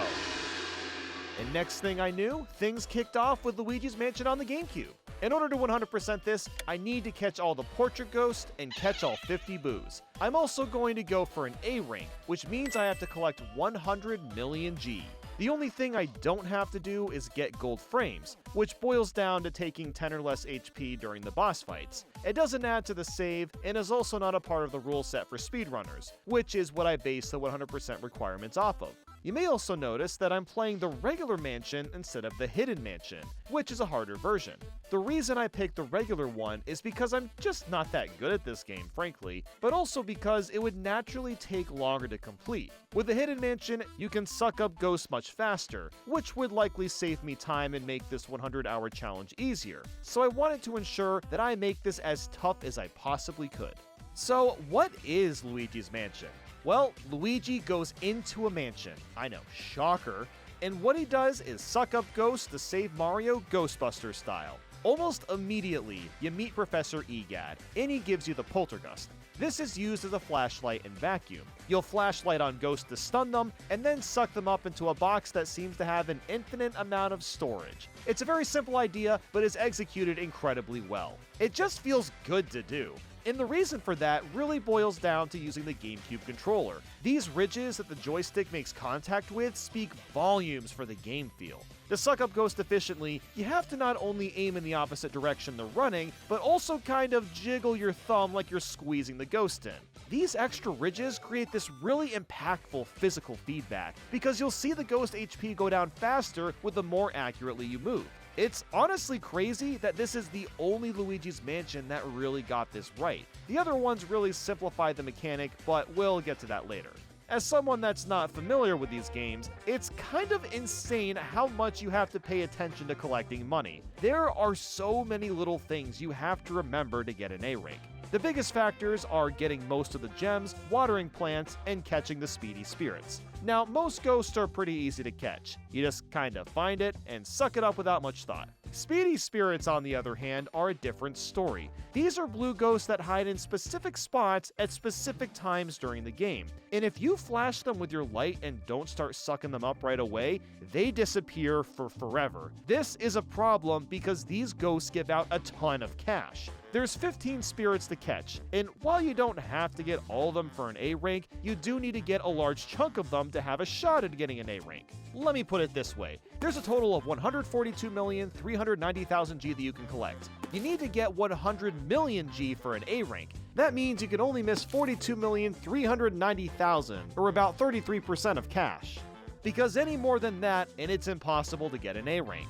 And that's a problem because the speedy spirits give out a large chunk of cash. It's really easy to accidentally zap them with your flashlight and slightly mistime sucking them up, only for them to vanish. This added a lot of despair and stress when playing. So what I basically had to do was save before approaching a speedy spirit, and if I missed it, which I did a lot, I just reset the game and try again. We also need to catch most of these golden mice, where some of them spawn randomly and others you have to take a snapshot of hidden cheese so they'll pop out. These were a lot easier to get, thankfully. And finally, we had to do a lot of gardening. Not only can your poltergust produce fire and water, but you'll use these elements in the mansion to unlock things. Fire is usually used to light up candles, while water is for watering all sorts of plants. It truly can't be understated just how many plants there are. It takes quite a while to run around and water everything. But the thing is that I had to do it because plants often drop large amounts of moolah, and one of these plants can make or break your chances of getting an A rank. See, there's a plant in the backyard that you have to water 3 times at very specific moments when playing, and if you forget to water the plant when you're supposed to, you're practically guaranteed to miss getting an A rank. So while I was worried about getting enough money, this is by far my favorite Luigi's Mansion. It's so charming and is still such a blast to play. I really love how goofy and creative the portrait ghosts are. I mean, right from the get-go, you get transported into a crib and have to fight a huge baby. It's just so silly. Then of course there's Mr. Lugs, who's just a big old gluttony guy. Jarvis is just a little dude that hides in jars. And you gotta love Biff. Bro is still bodybuilding even when he's dead. That's honestly pretty based. And then there's the puppy ghost. I always feel so bad having to suck him up because he's whimpering. Oh, I'm sorry, doggy. It's gonna be okay, don't worry. And look at the background when fighting Boolossus. You cannot tell me this isn't just the PS3 intro startup, because it basically is. I just love how distinct all these little bosses are, and each of them have their own different fighting styles too. And Luigi is just adorable in this game, with the way that he waddles around and shouts, Mario! all the time. There's something so special about Luigi saying, oh yeah, oh yeah, oh yeah, oh yeah, oh yeah, over and over again while sucking up every ghost. At a certain point, I unlocked all the boos. Now, of course, I need to catch all 50 of them, but there's a bit of a dilemma with that. If you've played this game before, then you'll already know that catching boos with a lot of HP is super annoying. They tend to run away after like 5 seconds, and you have to keep going in and out of rooms to catch them. It's a big pain in the butt. Thankfully, that's where practicing ahead of time is going to save the day. I'd like to introduce everyone to a technique called R pumping. It's a lot simpler to do than you'd think. So basically, when you're normally sucking up a boo, you just hold the R button and it slowly gets sucked in. With R pumping, you'll also hold the L button while holding R, and then you'll push R every 10 or so digits on the boo's health. What this does is help lock the boo in place and makes it much easier and quicker to suck up. Speedruns that have mastered this technique can suck up boos with like 300 health in one go, which is insane. Now, I never got that good at R pumping, but I was able to knock out like 100 to 150 HP in one go, which saved me a lot of running around in the long run. So a big shout out to Fire Dragon since they speedrun this game and for teaching me about this technique. I really appreciate your help. There's 4 areas in the game, and once I finished Area 2, I had like 26 million Gs, which is really solid. It might not seem that great since I'm about halfway through the game at this point, but you get most of the money at the very end, so I was super happy with the progress. Something else I love about this game is you have to collect a bunch of Mario's clothes, which makes no sense because he's still wearing them when you see him in the painting, but whatever, I don't judge Nintendo's decisions. Some of his clothes are found in random spots, while others canonically make sense. Like, you find Mario's hat in the laundry room, haha, very clever, and then you gotta collect one of his stars, and it's in, hold on, it's in space? Yeah, this room is super different and really bizarre compared to the others. You walk on this translucent path and just collect Mario's star. And this really adds to Luigi Mansion's flair. It really defies your expectations and throws things for a loop in what's normally a standard-looking mansion. But you know what would have been nice? Having names of each room on the map screen. This isn't a big mansion by any means, but I haven't played this enough to have memorized where every room is, so there were a few times where I had to run around like an idiot before realizing where to go. So after some time, I got all 50 boos and was taking on King Boo. I love how you're kind of fighting Bowser, but also not really at the same time. This is a pretty simple boss fight, but it's fun for what it is. So once he was defeated and Mario was saved, it was time to find out if I got enough money. And thank God I secured 108,030,000 Gs. So it was more than enough to get 100%. It took me a total of 4 hours and 13 minutes to finish, which was about the time I was expecting. I'm really glad I practiced a bit before going in. Playing faster could potentially save this challenge, because let's not forget, I only have 100 hours to finish all 5 games, and time gets chewed up when I'm sleeping too. Which means it's time for us to dive right into the 3DS version. To 100% this, I need to catch all the Portrait Ghosts, catch all 50 boos, and get an A rank, which requires 100 million G. This is literally just a remaster of the same game, so of course I'm doing the same things again. Although technically, the 3DS game has an optional S rank where you have to get 130 million G. However, it's impossible for me to get that because I'm playing the regular mansion again, whereas you'd have to play the hidden mansion to get the S rank, seeing as it has more money included. So are there really any substantial differences between the GameCube and 3DS port? Well, yes and no. The game itself is virtually the same, all the secrets and stuff are in the same places, but there are a lot of small changes which we'll dive into. But the big difference is simply the fact that we're using a 3DS to move around. Now, initially, this might not sound too bad. We've got this little joystick that moves in 360 degrees, which seems perfect, but it is in fact not perfect. And after playing this, I really question why Nintendo thought Luigi's Mansion was suitable with anything that wasn't a normal controller. So, first off, the 3DS doesn't have the ridges that the GameCube controller has, so you don't feel as much visual feedback when you're sucking up ghosts. That alone makes the controls feel worse, but that's not the real issue here. The problem is that my hands were cramping up constantly because of how much you have to mash away at the joystick. It is incredibly uncomfortable to jiggle your thumb around for hours at a time trying to suck up these ghosts. The 3DS simply wasn't built for a game like Luigi's Mansion. My hand cramps were getting so bad that I actually had to take small breaks to rest my hand. That's how uncomfortable the controls are. And on top of that, Luigi auto-locks on ghosts now. Well, I guess that can be kind of helpful in some scenarios. It's mostly really annoying if you're trying to suck up something else or just face a certain way.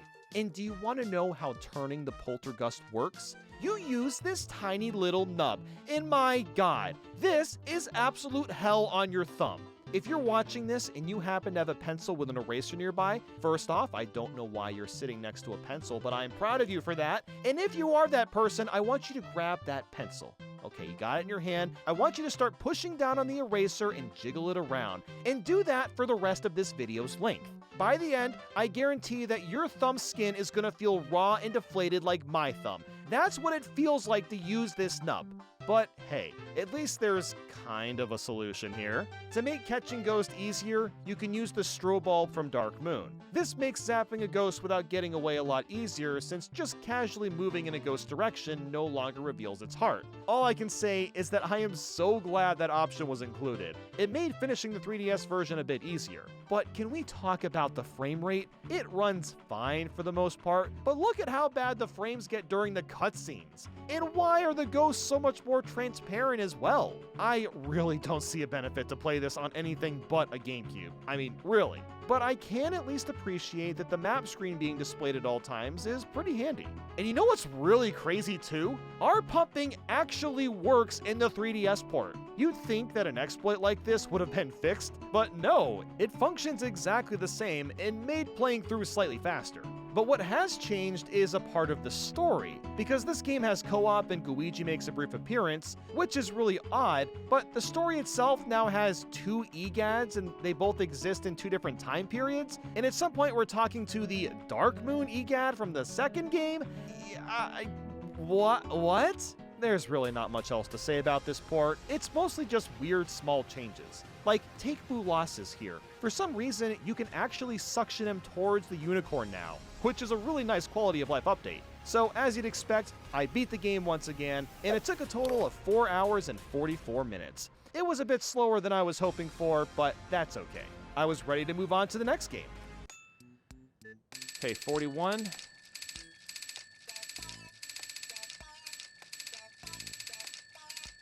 Oh no, it was so close. Oh no. Oh, that's not good. You might be wondering, why did I get a B rank and not an A rank? Well, I'll tell you, I made one teeny tiny error.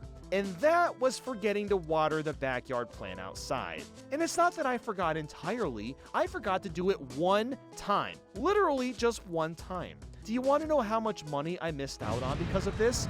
20 million G. The only reason I didn't get an A rank is because of this stupid plant that you have to water at specific points in playing. So I wasn't really sure what to do. I mean, I literally did everything to get 100% except water one plant. So do I try again or move forward? Well, here's the thing. I've already chewed up so much time playing these first 2 games. 100 hours goes by a lot faster than 1 week, so I guess I'll just keep going.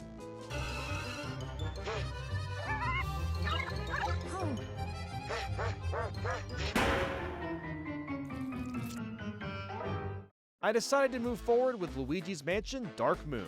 To 100% this, I need to collect all Poltergust upgrades, collect all 65 gems, and get all 32 boos. The only thing that won't be required to do is get 3-star ranks on the levels. They're not included in 100% speedruns, so I won't be doing them either. I'm also aware of the multiple Scarescraper ghosts that are exclusive to the Scarescraper mode, but that's not a part of the main campaign, so I'm not going to be going for those either. It would make this 100-hour challenge infeasible since the new ghosts show up completely randomly. To my surprise, the controls were a lot better than the 3DS version of the first game. I don't really know why, but moving around just felt more natural and better suited. But that's about all the highlights I've got here, because I really don't care for this game that much. It has 2 big flaws that make it a huge slog. For one, EGAD is constantly interrupting to tell you to do something, and when I say constantly, I mean that with all of my heart and soul. You'll play for 10 seconds, and then you hear ba ba ba ba ba da da bum, and Luigi pulls out his dual screen and he's all like, "Yellow?" And EGAD says some shit you already knew. Oh my god, dude. And look, I don't hate the idea of EGAD helping players with controls and clues. It's probably a good thing. It's just infuriating how often he interrupts and you come to a full stop every time. It's in fact so infuriating that I actually spent hours going through all this footage and I wanted to see how much time was wasted. I ended up talking to EGAD 106 times, which chewed up a whopping 18 minutes of time. Wait, only 18 minutes? Okay, that's actually not as long as I thought it was gonna be. But that's just one flaw with Dark Moon. There's another big one. Instead of playing through the mansion normally, the entire game is mission structured. This means that you'll do a couple of tasks and then get booted out to EGAD's lab. I can't understate how annoying this is, because half the time when you go back into a mansion, you have to retrace your steps to do a slightly different task and then repeat that 5 times over. Why can't the missions all be one big mansion? Dark Moon has 5 mansions to explore, which is great, but the horrible mission structure with EGAD interrupting just completely destroys the game's pacing. Dark Moon is not a difficult game. In fact, it's far from it. The gravy is all in the pacing. It takes forever to get through it all. And since I'm 100%ing this game, it's even slower because I have to get all the hidden gems. These are pretty fun to go for though. A lot of them are hidden well and require you to figure out little puzzles. After getting all the gems, you get these cool looking trophy statues, so I'd say it's worth going for them. The only gems I didn't like doing was this one hiding in this cheeky little corner at World C's boss, which is stupid easy to miss, and then this one in World D4. You have to play the entire level, which takes like 15 minutes, then go into this outhouse, and you have 1 minute to hit these ghosts with snowballs. The problem with that is just how bad the aiming is. Sometimes the reticle aims in the right spot, and sometimes it doesn't. The ghosts are barely on screen, and if you miss your shot, you have to wait the most painful 10 seconds of your life for another snowball to show up. And guess what? I missed out on the gem twice because I didn't finish on time due to the poor controls. But outside of those 2 gems being a little overdramatic here, I did like that they were included. Collecting booze, on the other hand, is a vastly different experience. You have to find it with a dark light, and then you suck up its tongue and it kind of bounces around the room it's in, and you just repeat that until it's sucked up. It's not as enjoyable compared to the first game, but at least he doesn't leave the area over and over. And speaking of ghosts, they really changed the style quite a bit. They look a lot more cartoony, and they even act more like hits themselves instead of trying to be scary. And yeah, I get this is a Nintendo game, but the style of ghost from the first game just fit the mood a lot better. There's not even portrait ghosts, which is a huge bummer. You're basically fighting the same 5 or 6 ghost types the entire time. The bosses have been updated though, and I really like these a lot. You'll fight a huge spider, a massive knight, you got this icy face guy, which I don't know how to explain what it looks like, but yeah, the bosses are pretty fun, and they've all got unique methods to taking them out. And this is a bit of a weird thing to point out, but the map screen is so much better compared to Mansion 1 on 3DS. Luigi actually moves in real time, so it's slightly more convenient, and I can appreciate that. So while this game is super boring, I'm chugging through it. The only real problem at this point is just my hands cramping up. I've already brought up how uncomfortable it was to play Mansion 1 on 3DS. This is the same thing but 5 times longer, and it got to the point that I literally had to take handbrakes every 30 to 45 minutes because my palms were getting weak and sweaty, and for some reason my arms were getting kind of heavy. And can I just talk about the Toad missions? These are nice changes of pace, but they can be really silly sometimes. Like this Toad in World C has a fear of clocks. Yes, time, watches, clocks. Excuse me? I mean, well, okay, you know, the more I think about it, time is kind of scary. It's the one element of our lives that we aren't able to control. It feels like it moves faster with the more aware you become of life. And then when you're in your 30s, you truly realize how fast it is. And by then, it's too late, and wait, hold on, where was I? Oh, yeah, Ouija. Now, I've talked a lot of smack about Dark Moon, but with everything I've said, I still think it's an alright game overall. It's something that's really best played in short spurts, but I don't have short spurts. I've got like 70-ish hours left on the clock. We're already a quarter of the way through the entire marathon.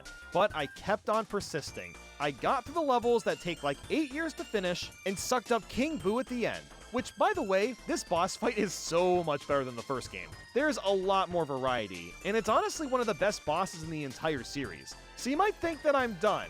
Yeah, nuh-uh. Nope, no, I'm not done yet. Of course not. Despite playing this game for so damn long, I somehow did not get enough money to fully upgrade the Poltergust. So what I had to do was grind out the first level in the game until I eventually got enough money to upgrade. The grind didn't take a super long time, all things considered, but after how sluggish Dark Moon is, I was so ready for it to be over. So after like, I don't know, an hour or so, I unlocked the Super Poltergust and 100% the game in 12 hours and 55 minutes. So as you can see, it took quite a while to finish.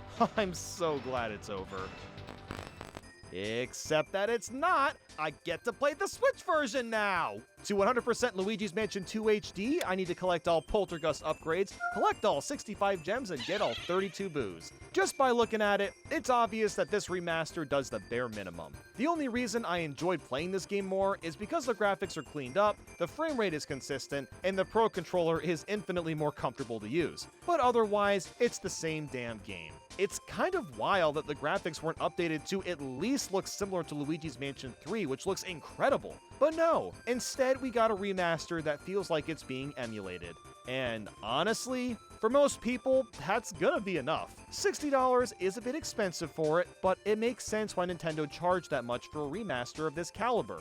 Luigi's Mansion 3 as of now has sold over 10 million copies, so there's clearly a high demand for this franchise. And that's also why Metroid Prime Remastered was sold for $40. The demand just isn't there. Yet I cease to understand why some people don't understand these basic economics, but anyway, I'm getting off track here. Now, since I just played this game, I should be able to get through it a little bit faster. There were a lot of moments in the 3DS version where I had to check my spreadsheet because I wasn't sure where a gem was, but now I'm going to remember their hiding spots a bit better. What really baffles me about this remaster is they could have fixed a couple of glaring issues. Like, here's an example. Instead of EGAD stopping you in your tracks to tell you something, couldn't a dialogue box of what he was going to say pop up instead? Like, maybe just leave the DS interruptions to only super important announcements? I don't know, could have helped a little bit. And then there's the whole mission structure. Nothing's changed about it, when this whole game could have been reworked to all be one big level for each mansion. Just those two changes would have made this an outstanding remaster, at least to me.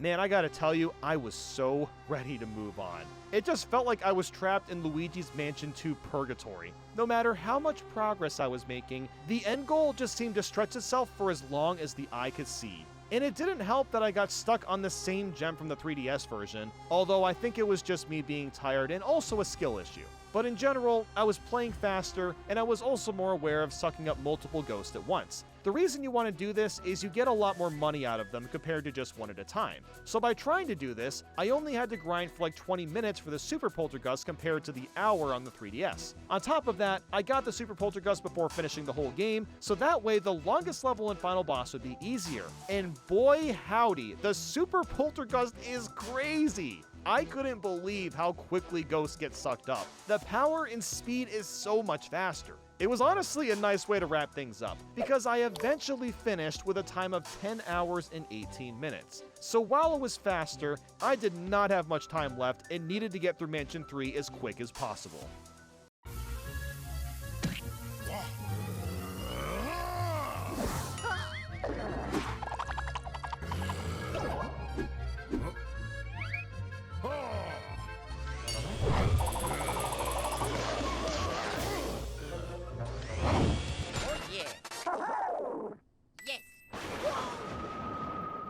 It all comes down to the final game, Luigi's Mansion 3. To 100% this, I need to collect all 102 gems, get all 16 boos, and get an A rank. All I can say is that I'm beyond thrilled to move on to Mansion 3. This game is freaking awesome, and it fixes pretty much every problem that the second game has. There's no stupid missions, portrait ghosts have returned, and EGAD doesn't interrupt you nearly as often. And it's just gorgeous looking. Like, legitimately, some of these cutscenes look like they come out of a movie. The one big qualm I've noticed people bring up is the combat. Sucking up ghosts is the same as usual, but now you can slam them into the ground. This not only does a lot of damage, but you can also attack and stun other ghosts around you. While this new way of combat has simplified things a good amount, you can't deny how satisfying it can be. Just smacking the absolute crap out of ghosts and throwing them into objects that get obliterated on top of that, it's simply pure fun. The gems and boos function pretty similar to how they did in Dark Moon. The main difference is that finding the boos are a bit harder. There's one on each floor, and you have to use your controller and feel for which spot has the strongest rumble. It was kind of confusing at first, but after a couple floors, it's pretty easy to spot them. Getting an A rank also isn't as scary this time around. Money can't vanish away from one mistake, but you really need to suck up everything around you. There's a finite amount of cash, and you'll need to check every nook and cranny. Now, that might sound a bit tedious to do, but it's actually not in the slightest. Something about the way Luigi sucks up stuff and how objects move around is intensely gratifying. You're rewarded incredibly well for trying to find all the cash. I probably could have spent several more hours cleaning up each room, but the time was ticking. I started this game with less than a day to go, and I still had to sleep. So the crunch to finish was starting to feel real. While I was mentally feeling good about finishing on time, I already knew that it was gonna be close. And I haven't even gotten into Luigi yet, who's by far the best Mario character to ever exist. Luigi can pass through spikes and walls with gaps, and is used for a lot of puzzles. Using Luigi and Gooigi for boss battles and puzzles is pretty intuitive. You wouldn't think that adding a second character would change the game up that much, but he really adds a lot to the puzzles and how different they are compared to the first and second games. And my god, the floors in this hotel are beyond creative. The entire dance floor is amazing. Then you've got this huge and extravagant pyramid area, and you gotta love how they brought back the gym theme from the first game and made an entire floor around it. And don't even get me started on the film floor where you're on set and reenact a Godzilla scene as a boss. This game is simply amazing, but it was hard for me to really grasp that in the moment. My time was ticking fast, and it got to the point where I only had 10 hours left. But forget about that. Guess what got announced while I was playing the marathon? Shrek 5, baby! Aw, yeah! All we really got was this dancing 5 for 10 seconds, but I was freaking stoked! After all this time, we're finally getting a new Shrek, and it's got the original cast! Man, I'm so excited for it. Although honestly, I have no idea what they could even do for a 5th movie. Shrek Forever After wraps up with Shrek almost losing his entire life to a Rumpelstiltskin contract. I mean, that's pretty intense. Like, how are they even gonna top that? The only thing I can really imagine is that Shrek and Fiona's kids have grown up a bit and they're teenage ogres. But what the hell does a teenage ogre look and act like anyway? I feel like that could be interesting, honestly. Like, maybe Felicia's dating some ogre guy behind Shrek's back, and then Shrek finds out and gets super mad at her for betraying his trust? Or maybe Shrek and Fiona have a divorce? Dude, that would be a crazy premise for a Shrek movie. And then the plot comes from the kids' perspectives of having to live the life of going between mom and dad. That's a story we haven't really seen told from an animated film like this one, but I don't know, maybe that's a bit too dark. But hey, Shrek's always been about breaking the norm, so... Wait a minute, where were we? Oh yeah, right, Luigi's Mansion 3, I forgot. How long did I talk about Shrek? Oh my god, only 5 hours? Dude, this is actually coming down to the wire. I've been getting the gems along the way, but what's taking so long is the fact that I have to slow down and keep collecting money. I'm pretty close to A rank, but I need 70,000 G to reach it. It wasn't until the very final floor when I finally got enough cash and was set in stone to finish. With mere hours left, all I had left to do was tackle King Boo. And let me tell you, this is by far the worst King Boo fight in the whole franchise. Maybe that's a bit overdramatic, you say? Well, there's one thing that ruins the entire fight. This silly little timer makes the King Boo fight one of the most annoying in the whole game.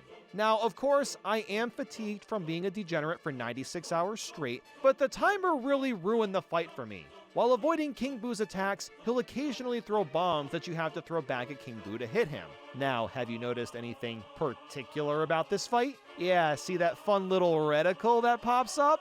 The same reticle from the second game that I hated so much? Yeah, it's pretty much the same targeting system. And that is an absolute pain in the ass. Hitting King Boo feels completely random. Sometimes the reticle works and sometimes it doesn't. So I redid this King Boo fight like, I don't know, several times in a row. And the only reason was because of the timer. You basically get like 2 or 3 attempts to hit King Boo in this final phase. And because the targeting system is so unreliable, it felt like pure dumb luck when it actually worked. What? Bro, that was literally luck. You don't even understand. I threw that on a whim. See? Look at that! Like, how on earth did I target the Boo that was the most far away?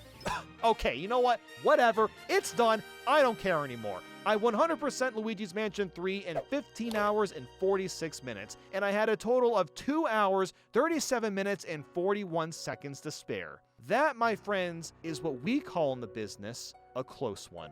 A very, very close one. Wow. That was kind of crazy. I'm still kind of bummed that I missed getting the A rank in the 3DS version of Luigi's Mansion. So I guess I technically failed the challenge because of that. but I still feel like I did as well as I could given the amount of time that I had for this. Super Smash Bros. A series of 6 games where 5 of them are filled to the brim with unlockables that are meant to take months to complete. But I have a plan to potentially 100% all of these games in just 2 weeks. Let's get into it.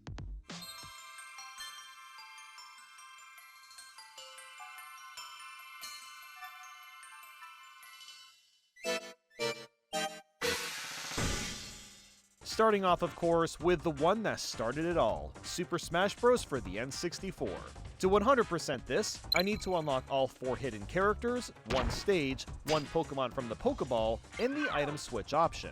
This is the only game that isn't going to be insanely complicated to complete. It's the first of the bunch, and at the time of recording, I was really excited for this marathon.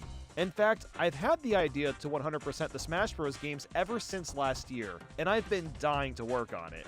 In case you live under a rock, Smash Bros. Is all about punching your opponents and knocking them off the screen. It's really as basic as that. Literally anybody could pick Smash up and have some fun with it. However, the way that I'm going to be playing it the next 2 weeks is about as unfun as it could possibly be. To start, I needed to try to unlock Ness. To do this, I have to complete Classic Mode on normal with 3 lives or less, and without using a continue. That wasn't all that difficult to do, and I also made sure to complete the target test and board the platform stage. This is going to save me a good amount of time, so that way I don't have to go back to these modes with the same characters afterwards. So after beating up the Big Monkey, the floating polygon team, running from left to right a few times, and destroying the evil, laughing, floating hand, I finished Classic Mode. And then, dun dun, psh! Dude, I love these character unlock screens. After unlocking Ness, I needed to do that 7 more times with all the other characters. Classic Mode in Smash 64 is the same every time. There's no character variety or anything like that. You just get through all the rounds and that's it. This is how you unlock Captain Falcon, Jigglypuff, Luigi, and even Mew from the Pokeballs. The last thing I needed to tackle was just 100 versus matches, and playing every stage at least once. You might think that sounds fun, right? Wrong! No, to save time, I purposefully SD'd to end the match as fast as humanly possible. Once I did this for every stage, I unlocked Mushroom Kingdom, and since there's 8 stages, I also completed 8 versus matches, and needed to knock out another 92. I actually found that SDing in Mushroom Kingdom was fastest since I could very quickly run down into the pit that was right next to me. So after doing this for like 20 minutes, I unlocked the item switch and have already 100% Smash 64. It took me a total of 2 hours and 44 minutes, which is actually a little bit faster than I anticipated it would take. But you're gonna forget I even played this. This was just the warm-up.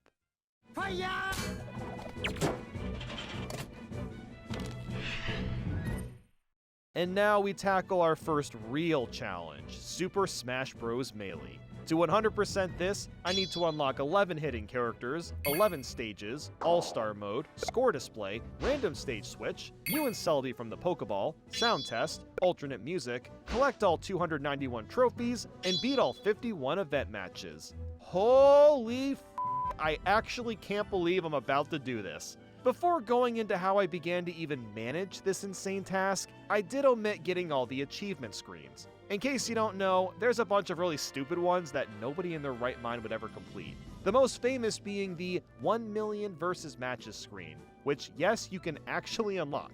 But that's not all. There's also a screen for 50,000 and 100,000 versus matches. And another one worth bringing up is beating event match 51 without dying, which sounds like the most obnoxious thing to grind out. You can thank this video's existence because of one man, David Kimball. Over a year ago, a video of his popped up and recommended that's about speedrunning the trophies in Melee. Initially, I thought this was the most hilarious speedrun of all time, but I was genuinely fascinated at the development of this category. It went from 60 hours long to now 12 hours. 12 hours? How in the heck is that possible? Well, thankfully, I got in contact with David as well as the current world record holder, Olivia SSB. I talked to them about what I wanted to do, and I was given a 30-page Google document about how to route this category. Let me rephrase, 30 pages. This is pure, sheer madness, and I'm so into it. Because the routing is so complicated, I dumbed it down into my own spreadsheet to simplify the process, and now I'm gonna dumb it down for everyone else so you can understand just how well routed and optimized this run has become. So to start things off, I used RNG manipulation to unlock Birdo in 2 minutes.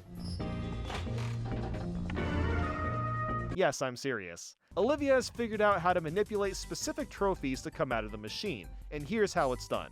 First, I need to open this program she created called All Trophies Helper. Then, I immediately head to the trophy gallery and see what trophy spawns. Which, apparently, you get one random trophy off the bat, which I never would have known before, so that's cool. But anyway, you put the name of that trophy in this program. After that, we'll head to the name entry screen, make a new name, and select random 5 times. Each name needs to be written down in this program. Once that's done, the program will tell me to mash the random button a very specific amount of times, so in my case it was 34, and once that's done, you go into the lottery, put in your coins, and bam! We got ourselves Birdo. The reason we want Birdo this early is so that we can unlock the Mushroom Kingdom 2 stage, which will come in handy later. In case you're curious, the reason that this even works is because Melee's RNG is seed-based. The RNG is altered from things like the name entry, hitting random and state selection, as well as a variety of other ways. This is done at the beginning because the RNG would get messed up by playing other parts of the game, so that's why it's guaranteed to work with the program. But that's just the beginning, fellas. Next, we're going back to our favorite game mode ever, Classic Mode. I'll be playing Pikachu on very easy for 2 reasons. 1, it's to unlock Jigglypuff, but 2, I need to start going for bonuses. If you don't know about Melee's bonuses, well, there's actually 249 of them, and I have no choice but to unlock all of them. Why? Because one trophy requires it, and that's the Discon trophy. This stupid-ass yellow puzzle piece chews up so much time in this game, it's just ridiculous. But anyway, I haven't even said what bonus I need right now. It's called No Damage Clear, which is exactly how it sounds. I have to get through the entirety of Classic Mode without getting hit at all. This is stupid as hell. Why on earth is this even a bonus? Even on very easy, I'm bound to make at least one mistake after all these rounds. The hardest part of this was Master Hand. It was really easy to take tiny amounts of damage because of his huge hitbox. But by getting practice run in weeks in advance, as well as spamming Thunder and his up air tail whip thing, I was able to get through Classic Mode and get the dumb bonus. I think you can see why we do this right away, because it's very easy to mess this up.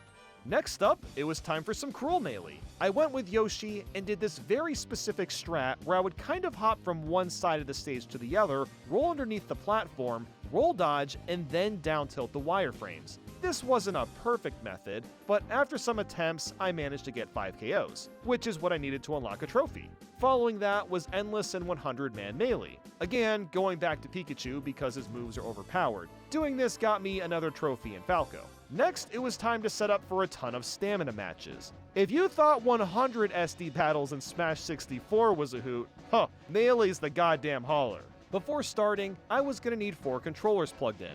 As you can imagine, 4 wired controllers all clumped together on my desk sounds like a tangled, gargled mess that I wasn't interested in. And unfortunately, I only have one Wavebird controller.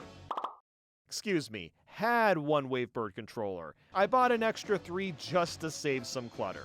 Which sadly didn't really help because the controllers kept disconnecting for no reason. So in reality, I actually got the Wavebirds for no reason. Thanks a lot. But anyway, the entire point of doing this was to start grinding out SD matches. But instead of just 100, I needed to knock out 700 matches. But it's not that simple. I had to play as very specific characters, and I also had to occasionally switch back to regular versus mode and not just stay in stamina. The reason that stamina is used for most of these SD matches is because the results screen doesn't show up. And when you're doing 700 of these, cutting out any sort of loading is going to save heaps of time. The only reason I went back to regular versus matches was simply to unlock a few characters and stages. For whatever reason, the game will count a stamina match as one match, but you can't actually unlock anything without being in a normal versus match. As for why I'm doing this with these specific characters, well, you can thank Sakurai for saving me a lot of sanity. If you aren't aware, every character in the game has 3 different trophies. For Mario, we've got this one with his arm sticking up, another wielding the cape, and a third one where he threw a fireball. All these trophies can be unlocked in 2 different ways. The first method is to complete their single-player modes. So if you want the first trophy, you beat Classic Mode. For the second trophy, Adventure Mode, and the third is All-Star. But that's just one method. You can also unlock these trophies by just playing as these characters in versus matches. Again, let's say we do this with Mario. So to unlock his first trophy, we need to do 100 versus matches. For the second trophy, 200, and the third is 300. So now, I think you can start to see why I'm doing this. I'm playing as 4 different characters, completing 200 matches to get their trophies, while also unlocking hidden characters and stages at the same time. The hidden characters can also be unlocked in multiple different ways, but the fastest method is doing versus matches. Dr. Mario takes 100 versus matches, Pichu 200, and for us, this will go up to 700 for Mewtwo. And speaking of Mewtwo, his only other method to getting unlocked is playing Melee for 20 hours. So obviously, combining the character trophies while unlocking characters up to Mewtwo is the best solution. But wait, I hear you ask, why not just do 300 versus matches per character? Well, apparently, it's slightly faster to get every character's third trophy by just playing through All-Star normally. Since the roster is so small, it doesn't take that long to knock out All-Star, so that's something that'll be done later on. Man, imagine if I had to grind out over 20 classic and adventure modes. That would seriously suck. So while it may look like I'm just wasting my time dying over and over again, this has all been very methodically and well planned. After completing all of these matches, I was feeling quite bored and numbed out, so I was very excited to move on to adventure mode. And look at that, we're picking Pikachu again. Now, I don't know if any of you spotted this, but we don't do any versus matches with Pikachu because we're already getting his trophies by playing the single player modes. But this is honestly where things start to get confusing, if you weren't confused already. Going back to the bonuses, there's quite a few that can only be unlocked in adventure mode, as well as a bunch that are easy to get here. So in Mushroom Kingdom, I need to do a lot of specific tasks like stomping on a Goomba and Koopa. And did you know that you can actually throw a Paratroopa? I sure didn't, but it's required for a bonus. Once that was done, I got the 2 with the timer, which is going to let us unlock Luigi. I'm sure everyone did this as a kid. In fact, I still remember booting up Melee for the first time over 20 years ago, and accidentally getting the Luigi cutscene with no clue as to why. Next is the underground maze. I have to kill all the unique enemies here and also defeat all 5 links. Usually, I just jump over the stage and look for the Triforce, so it felt weird to spend this long in this area. Next is Brinstar Escape. There were a few different bonuses I wanted, but honestly I messed up most of them. One of the notable ones I got though was Last Second, which is just finishing the stage with 1 second left. Following that was Green Greens. I had to make sure I fought the giant Kirby, and I also attempted to finish the match with a time of 3 minutes and 33 seconds. This didn't happen, which is okay because I can do later, but it's for a bonus called Lucky Threes. F-Zero Grand Prix has more bonuses. I had to get railed by the cars on purpose, and also finish the level without attacking or using up B. Then with Icicle Mountain, again I had to KO the unique enemies here, and also walk on ice to get Ambler, which is a bonus for walking a lot. Wow, so specific. Battlefield was a great way to get the quadruple and quintuple KO bonuses, and following that was the Metal Mario fight. I had to only use down attacks here to get the clean sweep bonus. And you want to know what's wild about all this? I've actually left out quite a few bonuses I got because it's a lot to comprehend, but those were the interesting ones I had to get. Once that was done, it was time to do adventure mode again, but with Marth. This time, I had to do it on hard and not use any continues. Now, I'm well aware that Marth is one of the best characters in the game, however, I don't know shit about this guy. I probably look like a total noob trying to play as him, but that's only because I am a total noob. But it's okay, I did practice this before the marathon, so I wasn't too worried. And something really bizarre happened in the Mushroom Kingdom. Okay, there's... Birdo again? Are you f***ing kidding me, dude? What? What? I got two Birdo trophies! 2 Birdo trophies!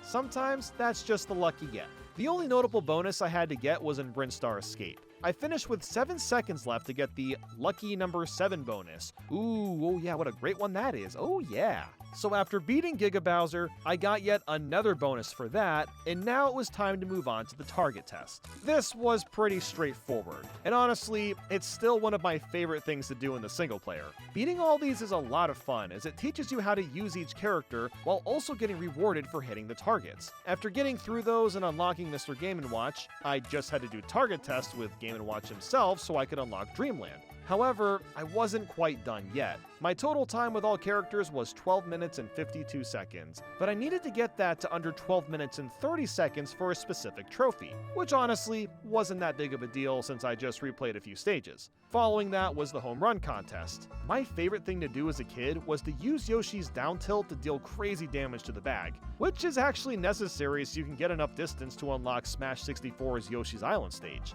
But I also needed to get over 16,000 feet combined with each character. While working on that, I learned that apparently you can zoom in and out? Whoa, hold on. How am I just learning about this? That is so weird, but kind of a neat thing for this mode. Once that was taken care of, it was time for some training. A trophy required us to get a 125 combo, and there's a trick to do this. Pick Mario and Bowser and go to green greens. Change the CPU to a human and move Bowser into a little hole between the falling blocks. Then you simply jump in as Mario, spawn a billion red shells, and throw a fireball. Spamming all the red shells. Boom. And I just crashed the game. Well, figured I'd try again, and guess what? Game crashed again. Later on, I learned that this exploit only works on a specific version of Melee. The exploit is apparently only possible on version 1.2, but I was using version 1.0. So you know what I did instead? I busted out Ice Climbers and had to learn something called Freeze Glitch. The idea is to have Nana throw the enemy while in the same frame hit the enemy with Popo. Since it's a frame-perfect trick, this took me like 45 minutes to just do one time. I also learned that this is banned from tournaments, and I can see why. I'm just glad that I found a plan B and was able to get the trophy I needed. Since we've got all the characters, I could finally start working on All-Star.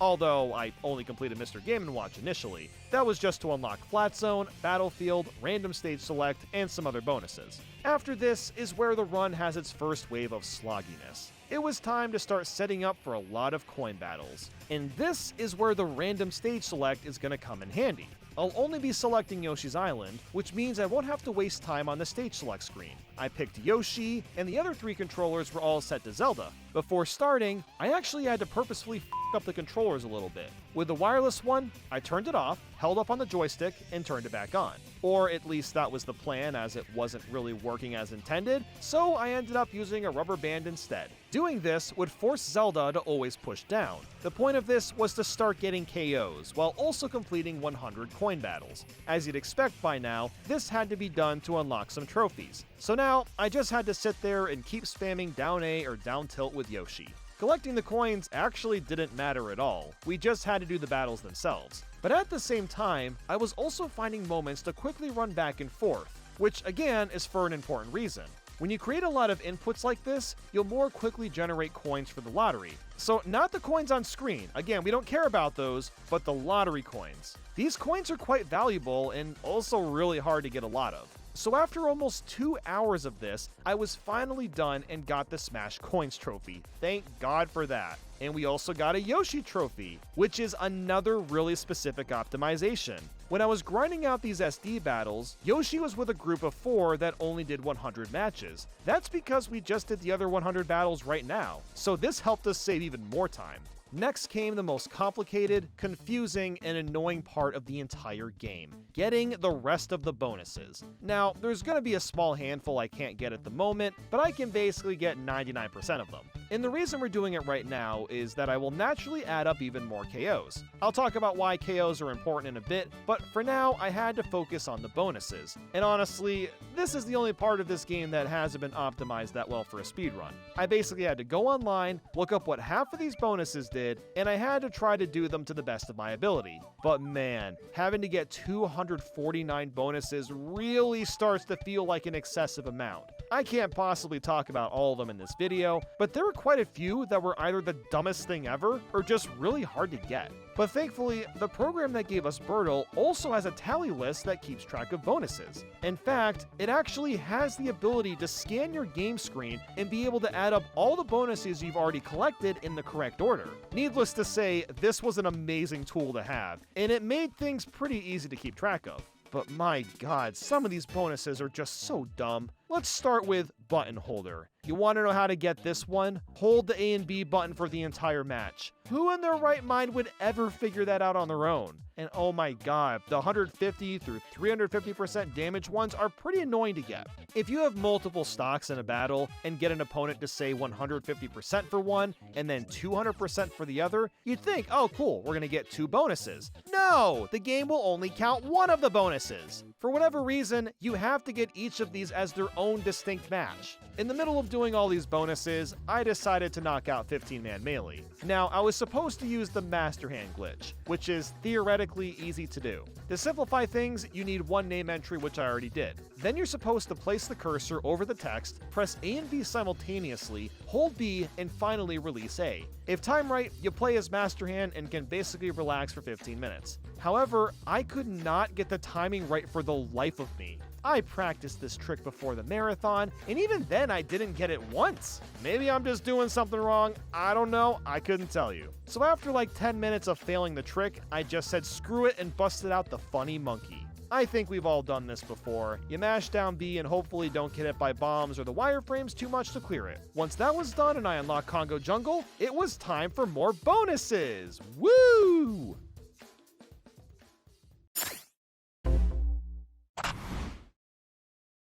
Lethal Weapon was also really obnoxious. You basically have to hit an opponent with every kind of attack possible without missing any of your attacks. Who is ever going to achieve this unless it's in an isolated setting like the one I have?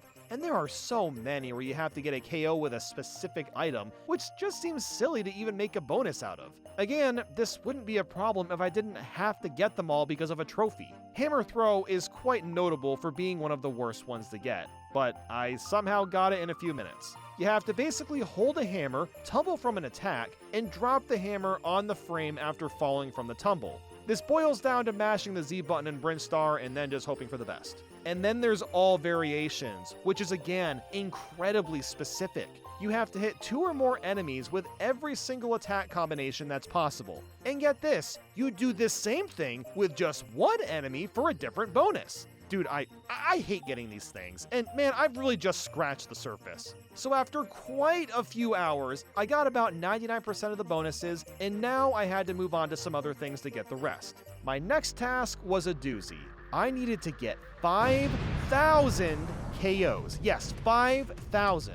Thankfully, I already have around 2,800, so I'm more than halfway there. And this is why we did all those coin battles and the bonuses first, because it gave us a chance to get a lot of KOs out of the way. To get the rest of them, I simply did the exact same strategy as last time with Yoshi and all the Zeldas. This took about an hour and was also very boring, but it had to be done. 5,000 KOs unlocks score display, which seems like a weird thing to unlock so late in the game. But finally, it was time to tackle the event matches. I've always loved these since so many of them have really unique and creative missions. I don't really have much to say though. I've played through the events so many times in the past, so I just knocked these out and unlocked Final Destination and Sound Test. Thankfully, we only had a couple more annoying tasks left. The next one requiring a Mew and Celebi spawn. Something about Melee I've always loved is how you can add like 12 Pokeballs at once, and then just spawn in like a million Pokemon at the same time. But going for the Mew and Celebi was a different story. The odds of spawning a Mew was a 1 in 151 chance, and Celebi was 1 in 252.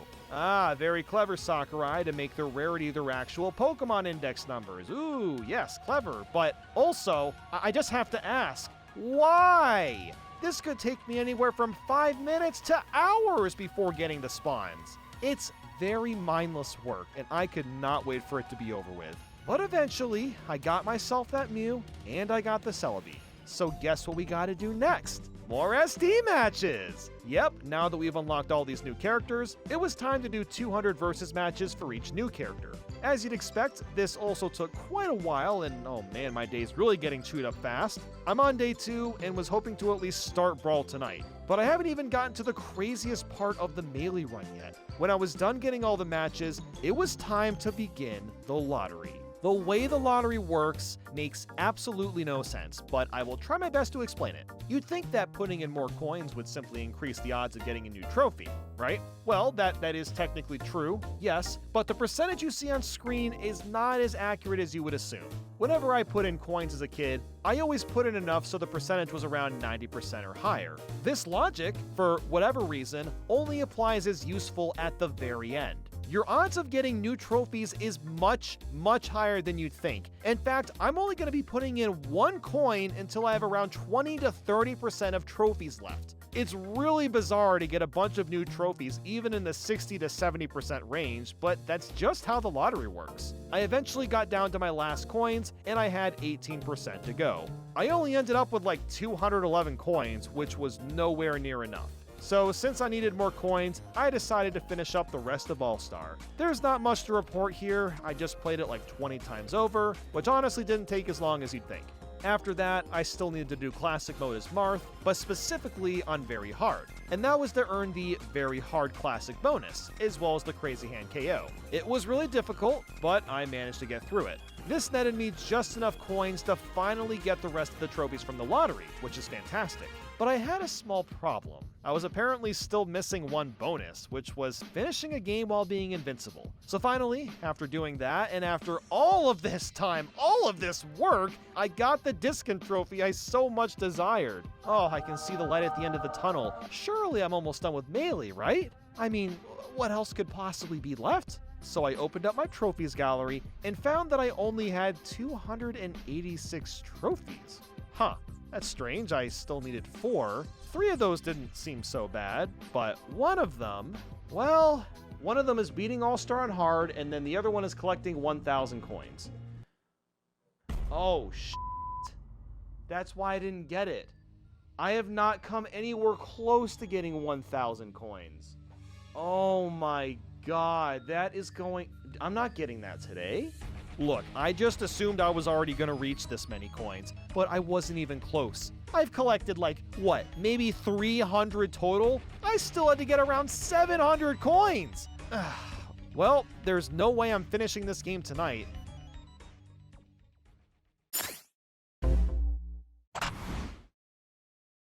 So the next day, it was time to bring out the big guns. Say hello to the box controller. This beast of a controller is used in competitive Melee, but I'll be using it to make grinding coins faster.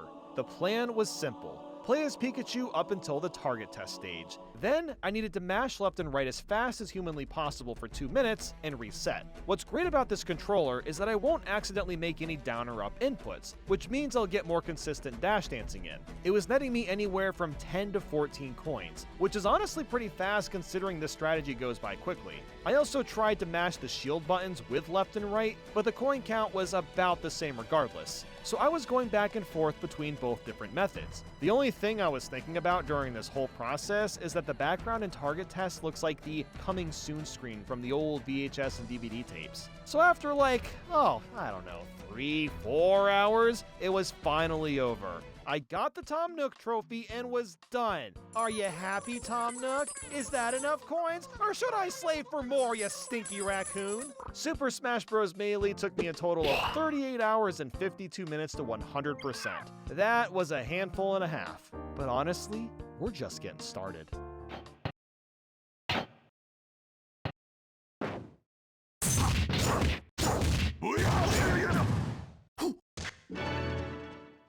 And now it's time for Super Smash Bros. Brawl.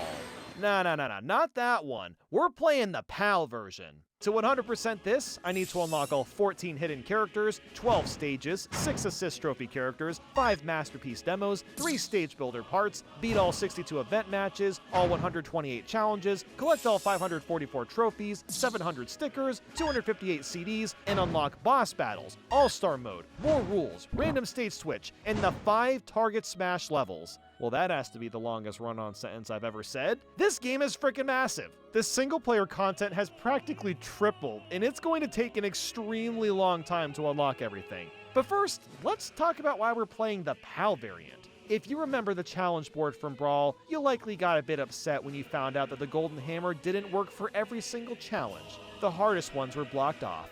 That limitation does not exist in the PAL version, and that's basically the only reason I'm playing it. Like with Melee, there are a few people that actually speedrun the majority of this game. I came across Rubber Ducky Assassin, which has to be one of the most badass usernames ever.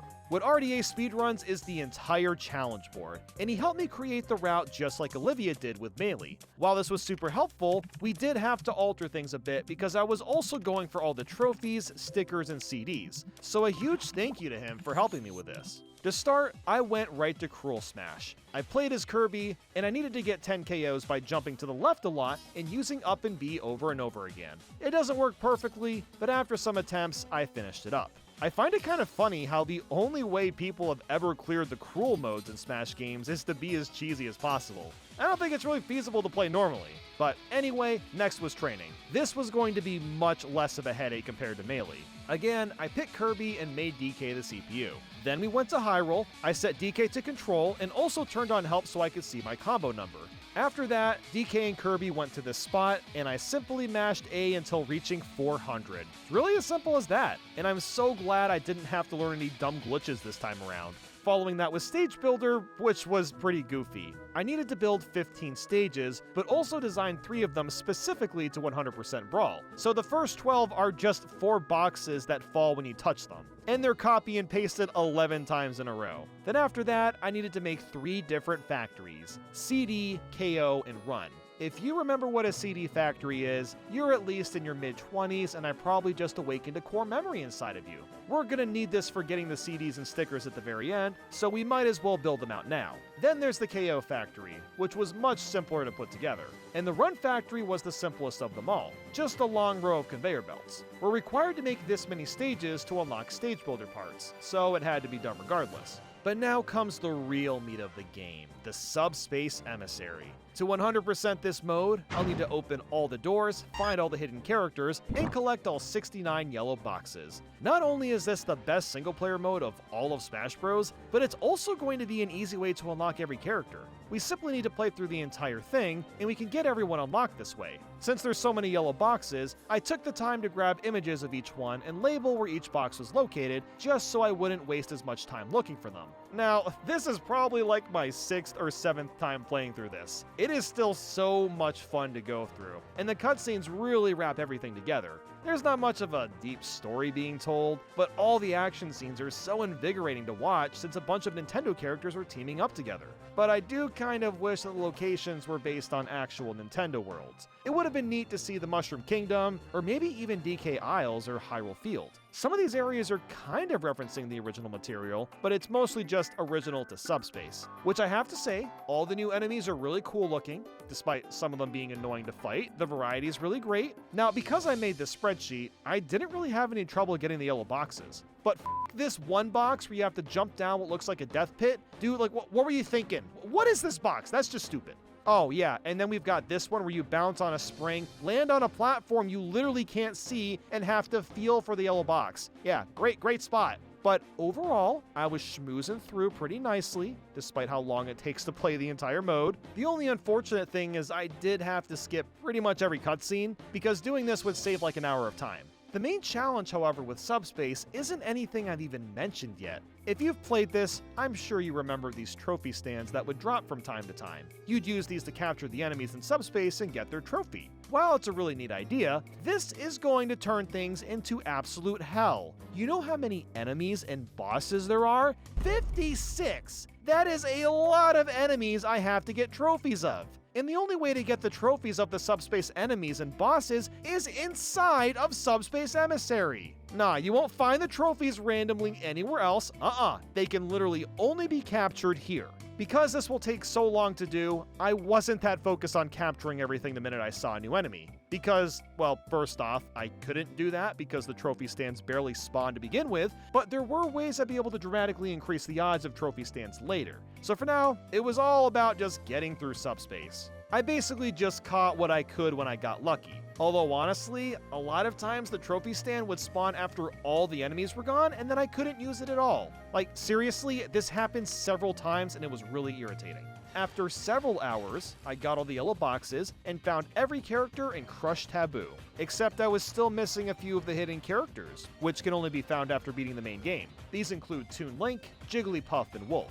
I've always found these cutscenes to be strangely riveting. They almost feel like reveal trailers that were never meant to be seen. So once I reached 100%, I was going to be taking a pretty long break from subspace before coming back for all the trophies. I've captured around 15 enemies, so I still have quite a ways to go.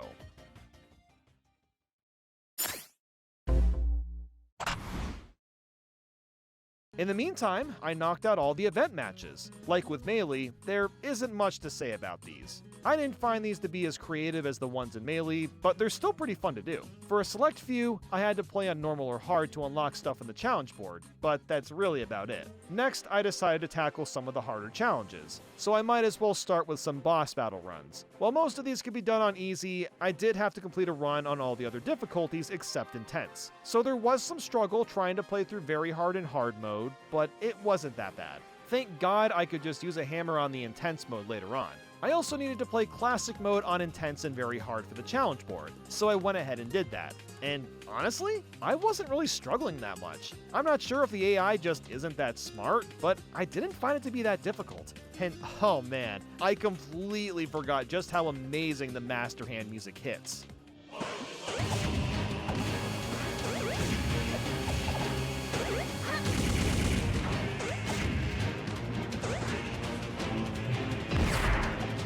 So epic with the backup singers. I love this era of Nintendo when it comes to how they composed music.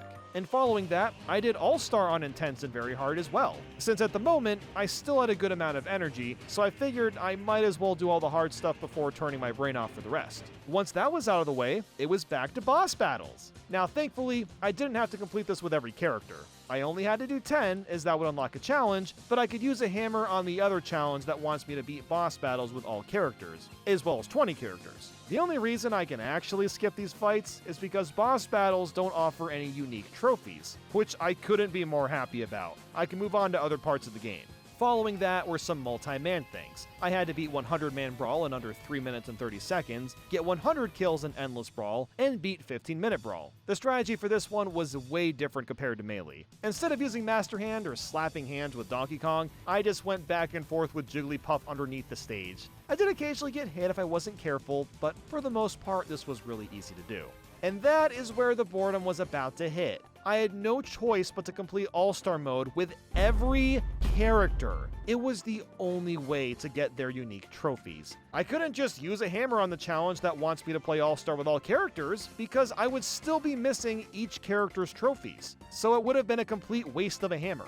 Now, All-Star wasn't that bad in Melee, but in Brawl, I had to do this with way more characters. And my god, it was one of the most mind-numbing tasks of all time. The thing with All-Star that bugs me is that it never changes. The order that you fight the characters is always the same. It's based on the order of which characters' games were released in Japan. So you'll always fight Mr. Game & Watch first, and Olimar last. The only difference is a small variety of stages, but even then you cycle through the same tiny handful. This wouldn't be that big of a deal if so many of these stages didn't suck ass. Like the Mario Bros stage wastes so much time because you aren't getting kills unless you get a Shell Creeper or Sidestepper. In Newport City, oh, it's just the worst. The stage is way too big, and it takes so long to get kills in. Rumble Falls isn't any better either. The scrolling makes it annoying to hit enemies quickly. Even Shadow Moses Island was annoying. The walls made it take a lot longer to get through. I get that each stage is related to the character you're fighting, but some more variety would be nice. What about the Melee stages you can unlock? Why couldn't a few of these been added to the rotation?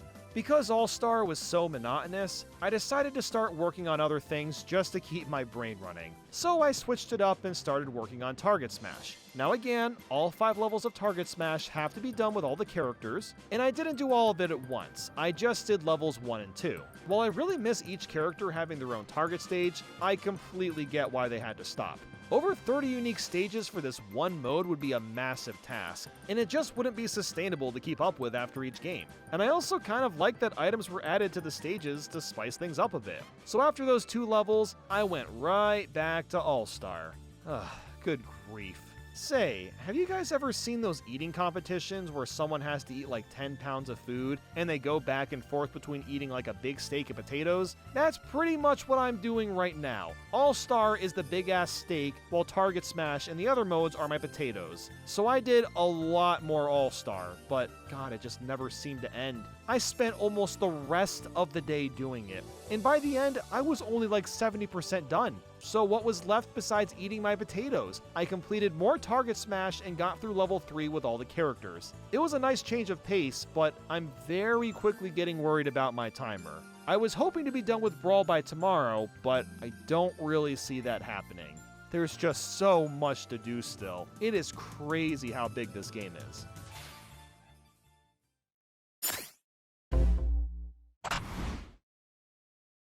Another day, and I went right back to grinding All-Star. It was incredibly dull, boring, and any other similar word you can think of. It just takes so long. Like, actually going through it is a completely different experience than imagining how long it seems. I wouldn't wish this on anybody. Minutes feel like hours. Hours feel like days. I was just stuck in this infinite loop of All-Star. But after quite a while, I got down to the last character and the last battle, and it was finally over.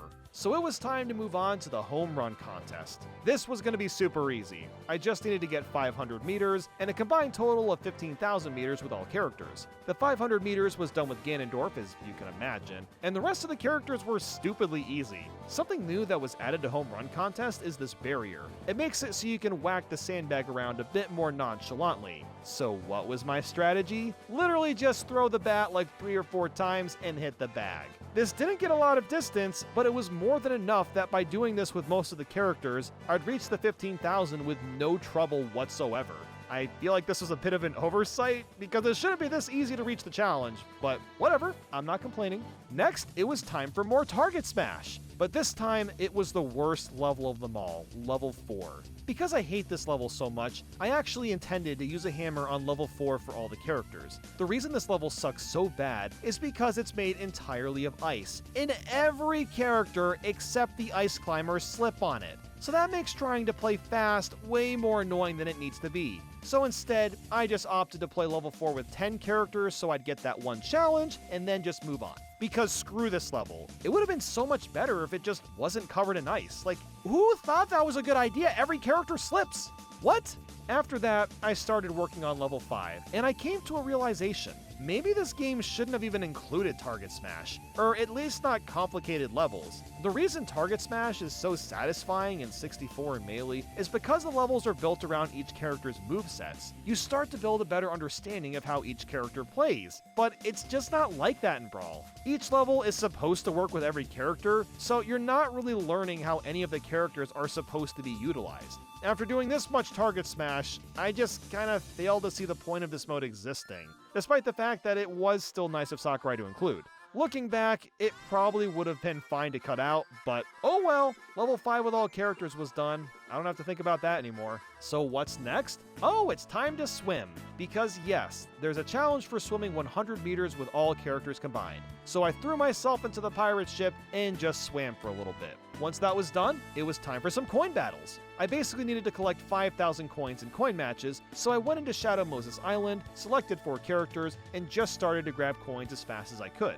Something that I found to be really funny is that a challenge popped up when I reached 1,000 coins. And look at the trophy I got. Motherfucking Tom Nook. Oh, that cheeky Sakurai referencing the Melee trophy. Oh, aren't you just so clever? I bet that man chuckled himself to sleep when he thought of adding that in. Oh, I bet he did. But honestly, this didn't take very long. I got to 5,000 coins fairly quickly, all things considered. Following that was a bunch of really random miscellaneous challenges. I mostly needed to either get a few kills with specific characters, or just play on specific stages a number of times. Once that was done, I could finally use the first factory, the KO one. And here's how it works. We need to get 2,000 KOs, and I'll be doing so with Lucario and 3 snakes. I also need Snake to constantly be pushing down, so welcome back to Rubber Bands, everybody! This tiny little platform, Lucario is going to use Aura Spear in this one spot, deal a tiny amount of damage to Snake, and he'll earn a KO. Because Snake is on a conveyor belt and Lucario charges Aura Spear for forever, I literally don't have to do anything. Finally, I have almost an hour where I can just relax. After getting something to eat, I fired up Duolingo. I've had a very hard time keeping up with it during this marathon, but now I can dedicate at least a good 20 minutes. So for the past couple of months, I've been learning Japanese. And honestly, I don't have a good reason why. I just thought it'd be fun to do. I've been trying to find new hobbies that aren't just video games, you know? And I have to say, this language is fascinating and also super confusing. The way that sentences are structured is completely different to English. The main gist is that the subject of a sentence is at the beginning, the verb is at the end, and everything else is just kind of jumbled in the middle. So instead of saying, ask me about my hat, in Japanese, that would roughly translate to, hat me about my ask. It's very weird, but I kind of love it. Someday, I really want to go to Japan and be able to read a lot of the Japanese there, and at least be able to listen to people speak and understand what they're saying. Now, I don't know if I'll ever speak it myself, but I've really enjoyed picking up this language. Which is a wild thing for me to say because I hated Spanish in high school, but maybe the teacher was just really bad. Duolingo has been a really great tool for learning new words in the language, but to retain it better, you really have to use it outside the app. So I've been trying to use a whiteboard and just write things down so my brain absorbs things a bit more, and it's kind of working a little bit. Wait, where was I? Oh yeah, the 2000 KOs, we're done with that. That means it's time for Classic Mode, yay! Oh, I get to play this mode a million times over now, woohoo! So excited, guys! At the very least, Classic Mode is, slightly more interesting, I guess. I mean, I'll be doing some team battles, metal battles, giant battles, and fighting Master Hand at the end. The length of All-Star compared to Classic should also be slightly shorter, just because I can SD on the 2 target smash stages. But like with All-Star, I have to do these because each character has their own unique trophy that I have to get. While working through this, I also used most of the hammers since they were on screen. I don't know why it feels so satisfying to watch the board get smashed. It was a huge relief. Like, look at this, I'm hammering 100-man brawl with all characters. Imagine if I had to put up with that. That'd be a colossal waste of time. Also, now that we're at this point, I need to talk about some odd trophy shenanigans with All-Star and Classic, specifically with Zelda/Sheik and Pokemon Trainer. So, for All-Star, you only need to get 1 trophy for Pokemon Trainer, which is triple finish, but you need to get individual trophies for both Zelda and Sheik. But Zelda and Sheik have the same final smash, why should this matter? But then for Classic Mode, the trophy system is different! Zelda and Sheik still have their own trophies, but you have to get an individual trophy for all 3 Pokemon, which I feel is not only really dumb, but is also very easy to miss. When the trophy falls at the end of Classic, you just see Pokemon Trainer every time. So you'd assume, oh, you just have to do it once. But no, that's not true. You'd have to actually be paying a lot of attention or go to Trophy Gallery and make sure that you have all 3 Pokemon as well, which you can only get by beating Master Hand with them. I don't know, I guess the logic kind of makes sense, but it also doesn't at the same time. Why not just make it a requirement to end matches with all 3 Pokemon and then get all 3 trophies at once? And you could apply this same logic with Zelda and Sheik too. Well, it's just strange, that's all I'm saying. Oh, and the same thing goes for Samus and Zero Suit Samus, but they're even worse! Because if you aren't aware that you can hold R to play as Zero Suit, how would you know to get a trophy for her to begin with? My head hurts. I had to take a break from Classic Mode for a bit. So what do? Well, it was time for some CD Factory. This was a pretty easy setup. I had to play as Bowser and select Fast Brawl. Then I just needed the other characters to be Jigglypuff, and I had to turn off all items except for the sandbag. The reason to do this is so you'll only spawn stickers and CDs. The Jigglypuff are on the stage mostly to help you push sandbag if they ever get stuck or something. At least I think that's what they're for. With Bowser though, you literally just mash A and you'll always collect everything.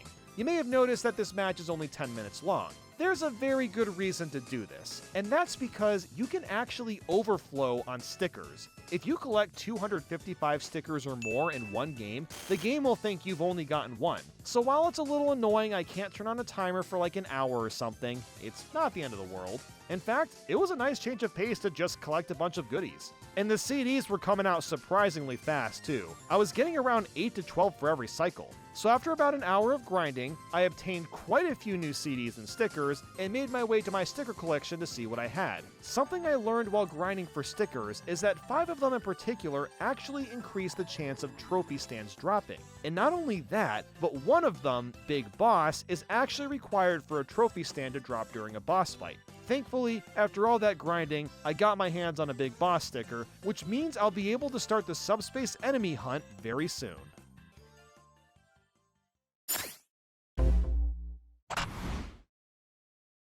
But after a night of rest, I wanted to at least finish Classic Mode first. I didn't have that much farther to go, so I figured I might as well get it out of the way. Can I just talk about this part though?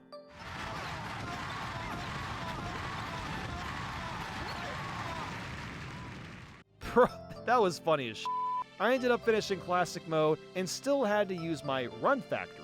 For this, I needed 4 Sonics, and I also had to do more rubber band shenanigans. Then we just went to the factory, and while 3 Sonics were automatically running, I just ran back and forth for a while. This was required so I could get a challenge for running 10,000 meters, and thankfully, it didn't take very long. So I got that challenge as well as 30 hours of brawls. Now, you're not going to know this, but I've actually been leaving the game running all night long on purpose. And that was for the 30-hour challenge, but also for 50 and 100-hour challenges that I still have to do. So when I'm playing Smash for 3DS, I'm also going to leave this game on. So after even more sticker grinding, I went back to the sticker collection and found that I had most of the trophy stand stickers I wanted. This was fantastic. So I added them to Ike and was finally able to get back to subspace. The first thing I wanted to do was start capturing all the bosses. It just felt like that would be the simplest way to go, because I'd be getting the trophy stands every time. These stickers were actually so helpful, by the way. There were times I would get 2 trophy stand drops in one boss fight. They really made a huge difference in how often they spawned. It still took quite a while to get them all, but I eventually got every boss captured. So all that was left was the normal enemies. Even though there was a lot of build up to get to this point, I don't really have much to say about this. I really just had to laser focus on where it was easiest to catch each enemy, and next thing I knew, it was finally over. Oh man, Brawl has taken so much longer than I thought it would. All that was left was finishing the stickers and trophies. But honestly, I was going to wait until later. I figured that I might as well get the 100-hour challenge first, so I can at least get a start on the next Smash Bros. Game.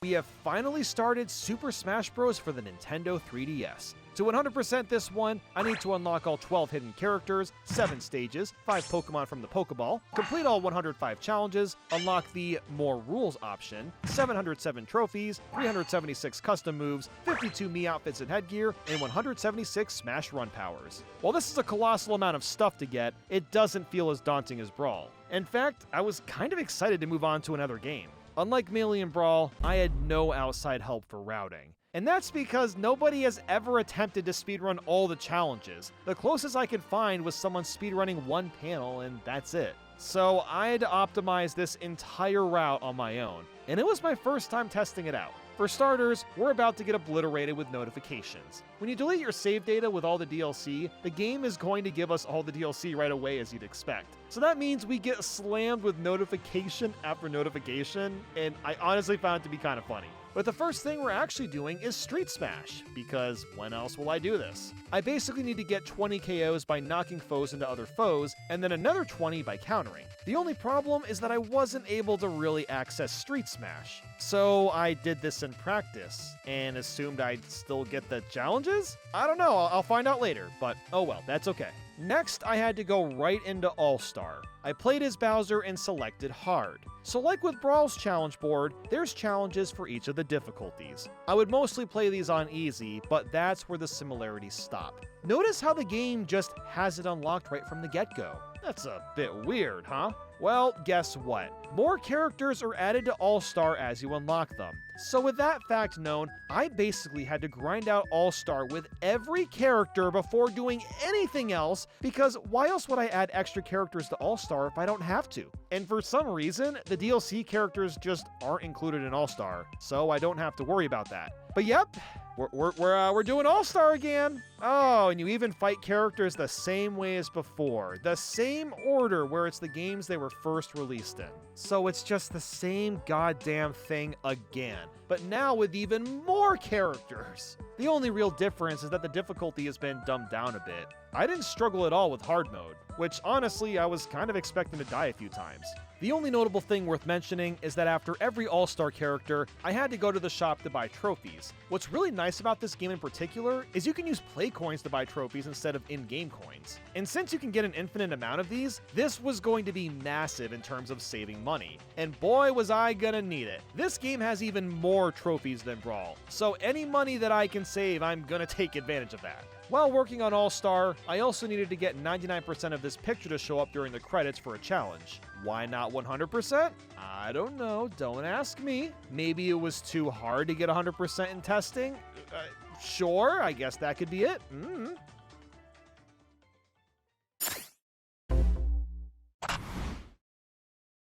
But another night passed. I woke up to check how Brawl was doing, and we got ourselves the 50-hour challenge. So all that was left was the 100 hours. But anyway, let's get back to smashing the 3DS. I still had a ton of All-Star left, so that was pretty much all I could work on. After doing that for what felt like a millennium, I decided to knock out a small chunk of Classic mode. This is honestly a lot better than Brawl's, just because you have these paths you can walk on that adds a little more variety. There's also a really cool exploit you can do to have much higher odds of unlocking what you want. The collectibles you can obtain in Classic are gold, trophies, and custom parts. These options spin on a roulette really fast, and it's really hard to time your button press. However, by just pressing the home button, you'll pause the entire game and see where the roulette stops. Now, I mostly want to go for custom parts, so I would simply pause a few times, wait until the custom part is on the top, and then hold A to automatically get it. It wastes a little bit of time to do this, obviously, but it's completely worth it. Getting all the custom moves is going to be a massive pain and a huge time sink. So if there's a way to collect these things faster, I have to do what I can. While playing this little chunk of Classic, I was also starting to unlock new characters. I think you can see why I had no choice but to do a boatload of All-Star first, because these new characters unlock much more easily in the more modern titles. I also had to do a few specific difficulties with some characters, one of those being Bowser on 6.0. This was my first time doing the Master Core fight in several years, and I've completely forgotten the patterns. It's pretty cool though, and I kind of wish this was brought back to Smash Bros. Ultimate to some capacity. After some of that was done, I could move on to more interesting things like multi-man challenges. I found a pretty good strategy with Corrin actually. I just needed to stay on the top platform and use a lot of aerial and smash attacks. I used her for pretty much every challenge except Cruel Smash. That one required Shulk, and as you'd expect, he's got a nice cheesy strategy. I simply stayed on the ledge and spammed air slash over and over again. This racked up a lot of damage without me getting hit, but I was really getting KOs from me slipping off the stage and not recovering. Next was Target Blast. I needed to get a pretty high score and also hit all the red targets for challenges. These also required pretty specific strategies with Charizard and Villager.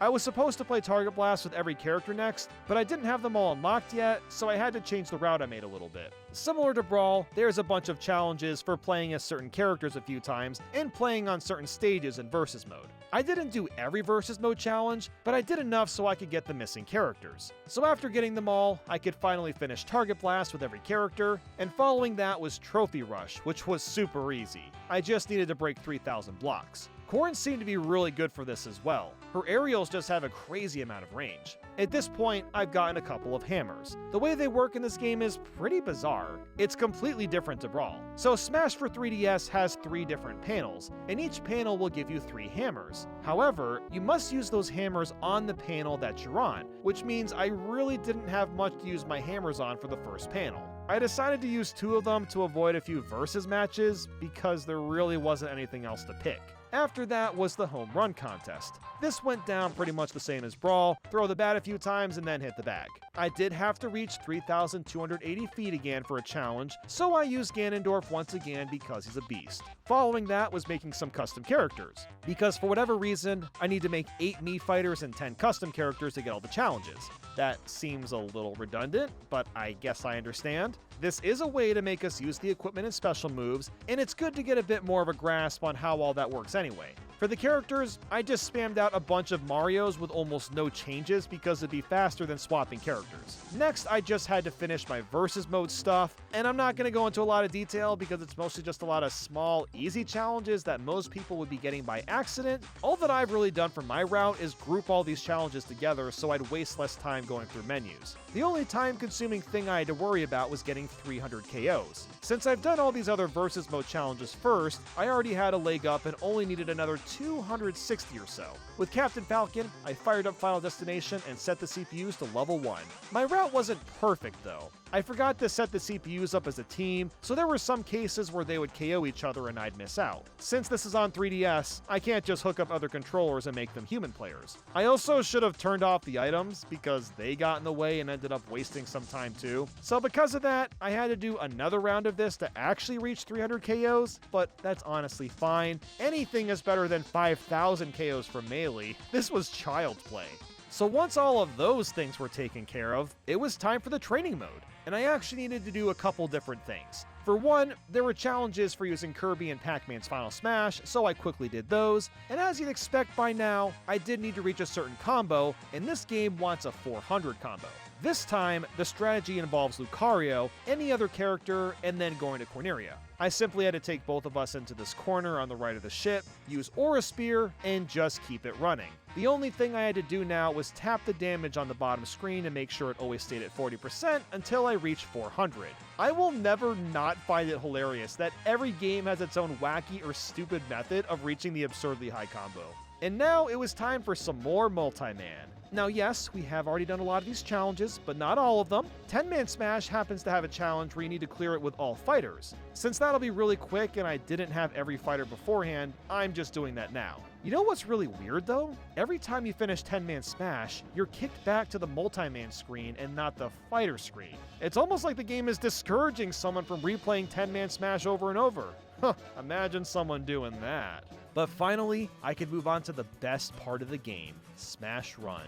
There's a few different challenges I gotta do for this one. The main one being that I have to get first place 20 times. It doesn't matter what character I use, as long as I get a win, then we're set.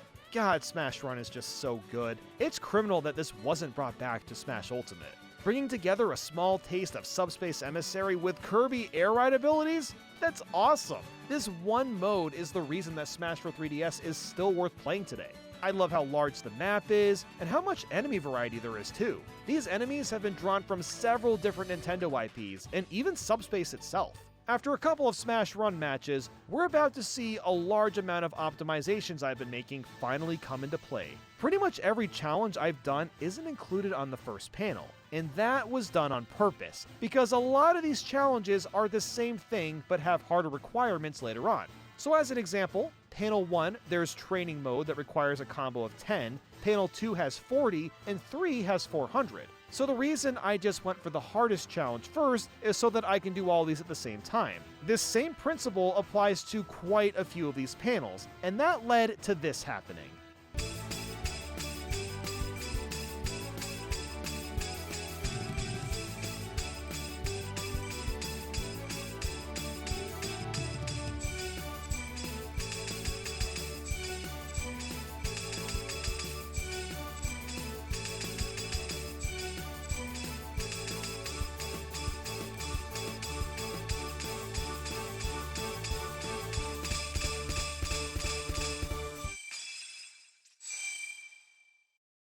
Look at that. We went from 34 panels to 81.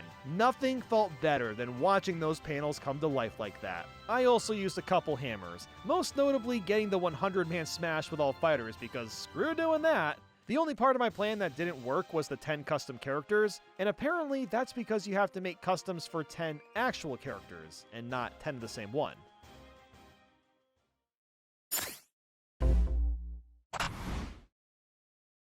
After some nice quality sleep, I was about to continue on with Smash Run. The only issue now is that most of the exciting parts of this game are done. Once I finish up my 20 wins, all that's left is a ton of Classic Mode and finishing All-Star. I'm mentally pretty drained of playing Smash Bros at this point, so I wasn't really up for this. I am someone that will push through struggles until I can no longer push, but something about Smash Bros just hit different. Out of all these marathons that I've done, Smash Bros. Is the one game series where the gameplay really doesn't change. Even with things like Splatoon or 2D Mario, all of those games have somewhat different physics and gameplay loops that change things up. Smash Bros. On the other hand, is always just Smash Bros. I mean, yeah, the speed of the game can be different sometimes, and there are new stages and characters, but even the returning characters are hardly altered. Like seriously, how the hell does Donkey Kong still have almost the same moveset from Smash 64? Which, by the way, was almost 2 decades ago at this point.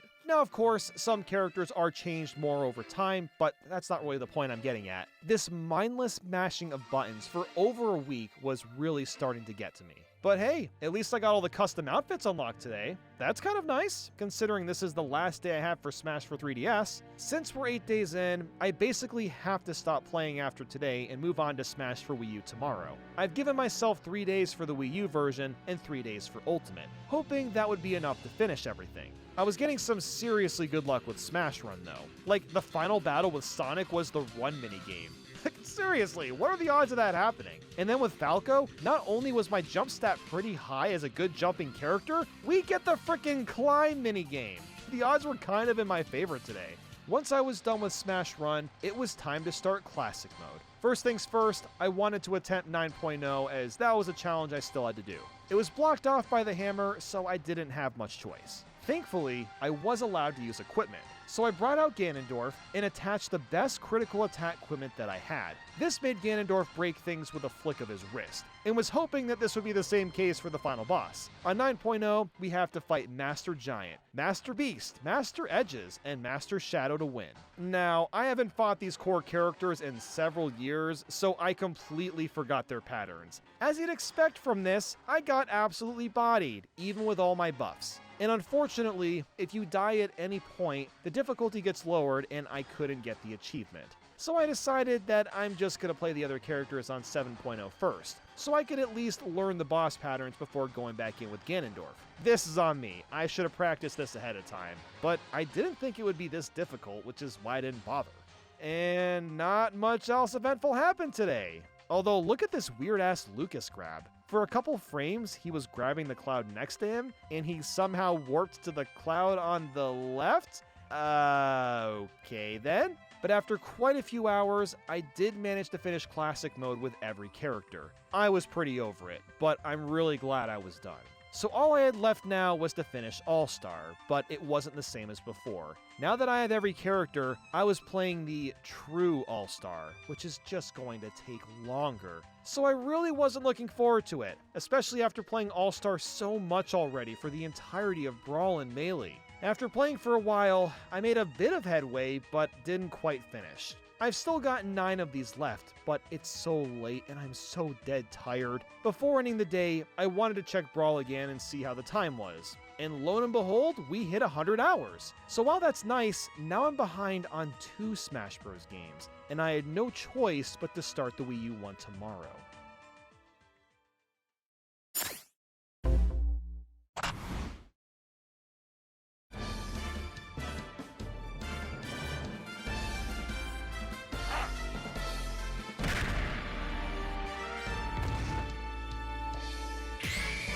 And now we begin with the Wii U version. To 100% this, I need to unlock all 8 hidden characters, 6 stages, 3 Pokemon from the Pokeball, random stage switch, 5 Masterpiece demos, 743 trophies, 171 music tracks, 376 custom moves, 60 Mii outfits and headgear, 37 profile icons, and beat all 75 event matches. So just like with the 3DS game, I have an absurd amount of work ahead of me. I was really hoping that I could get through this quickly and go back to Brawl and 3DS to finish those, but I didn't have time to think about that. Once again, I designed this entire route myself, so I have no idea how well optimized it's going to be. So just like with the 3DS, I had a billion notifications for the DLC, and I also had to start with All-Star. Now let me tell you, being 9 days into this, I was not a happy camper being forced to play more All-Star just as I'm waking up. That was the last thing I was interested in, but that wasn't the only problem. for whatever reason, the difficulty's been cranked up to an 11, and I was getting obliterated by the CPUs. And also, oh my god, the challenge board is obnoxiously difficult for like no reason. Look at this. I have to beat All-Star on hard with 8 characters. It wasn't that bad on the 3DS, so why is it like this on the Wii U? And you also fight every character in reverse order now, so it's the newest game to oldest? Oh wow, that's sure something all right. Man, I don't get it. There's too many characters now for All-Star to make sense in Smash. Why is this in the game? It honestly just feels like a waste of time, especially because it's on the challenge board. Like, okay, I get it. If you want to include the All-Star mode, then fine, and add it to the game, whatever. But for the love of God, don't make it an incentive to do this with every character. I mean, dude, there's a challenge for beating All-Star with every character on hard mode. Hard mode? Who would be sadistic enough to do that? Thank God I can use a hammer, because there is no way I'm putting up with that. Something else that I hate about All-Star in this game in particular is that it also includes the DLC fighters. That's why I don't have any of them installed. I purposefully went out of my way to remove them from my Wii U so All-Star will take less time. What's the reason for having this difference with both versions of Smash 4? And also, there's no more play coins, which, yeah, I know it's a Wii U, but the issue is that I can't subsidize the cost of my gold with the trophies. That honestly really stinks, because so many things in this game require gold. But, oh well, I guess. I just gotta go with what the game throws at me. Another weird change too is that the credits screen has a challenge for a 100% reveal. Yeah, it was 99% on the 3DS, but now it's 100% on the Wii U.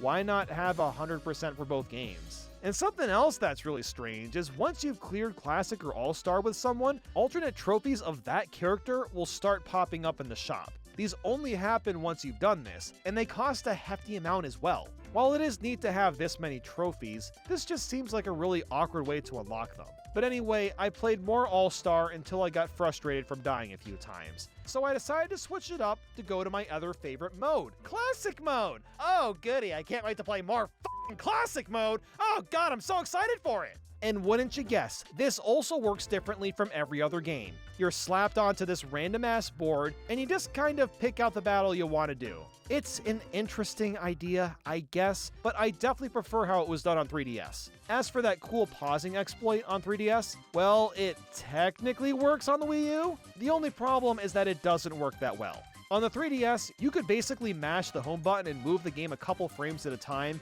while on the Wii U, you can only pause the game like every second and a half, which kind of defeats the purpose of the exploit to begin with. But it is still kind of helpful. If I manage to pause at the right time and spot a custom move near the top of the roulette, I can at the very least guarantee getting it then.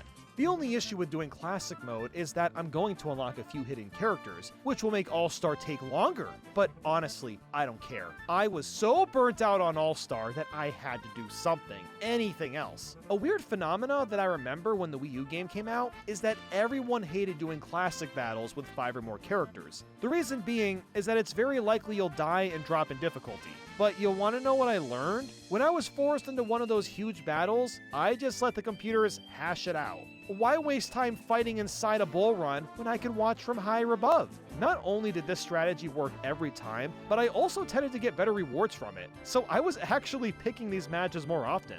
So after about 9 long, grueling hours of All-Star and Classic, I had to move on. I did not finish all the All-Star needed to do, but I did at least make substantial headway. So next up, it was time to make some custom characters. Unlike the 3DS game, I only needed to make 1 custom character, and then 3 Mii fighters of each kind. Then we had training, and once again the strategy was different. I picked my character and went right to Temple. We both went to the spot near the right, I spammed a bunch of smart bombs, and after letting them space out, I threw a smart bomb, and then in about 2 seconds got the 50 combo, which is all we needed. Following that was Stage Builder. I just needed to make 1 stage, so I drew a long shape and called it a day there. It won't have any practicality beyond that, so really you can just make whatever you want. Now comes Master Orders. Or, oh, never mind. I'm actually too broke to do this right now. See, this is what I was talking about. This and Crazy Orders and Trophy Rush all require gold or special tickets to even play, which is so annoying. So I guess I'm gonna do 10-man Smash again!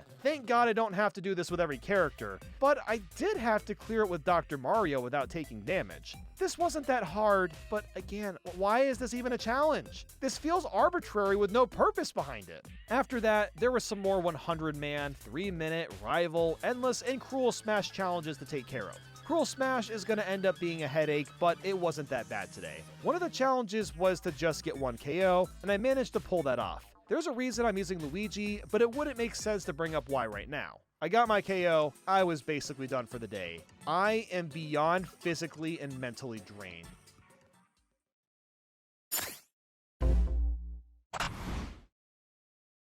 The next day began, and I needed to start building up some cash. To do this, there were a few multi-man challenges I needed to wrap up, one of those being in Rival Smash, where I had to get 85 or more KOs than my rival. The simplest way to do this was with Mr. Game & Watch, and just spamming his up B and down air over and over again. Another tough one was 8 KOs in Cruel Smash with Lucina. The only way to really do this was to hang off the edge and keep spamming her up B over and over again. This didn't work perfectly as the Miis would often hit me when I'm on the ledge for a split second, but I eventually got lucky and nabbed the 8 KOs. Following that was the event matches. There are so many to tackle, and God, I was so freaking tired. Some of these events had to be done at certain difficulties, but all of them have a unique reward condition.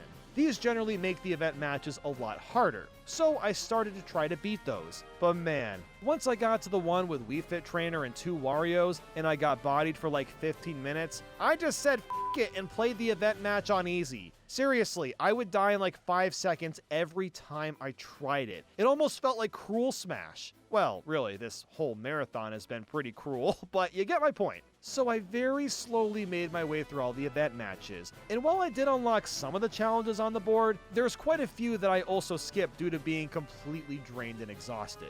Once that was done though, I moved on to Target Blast. It's the same as the 3DS one, but now with more challenges in 3 different stages. Oh my god, man, this is just not it right now. Everything in this game is just bigger and longer.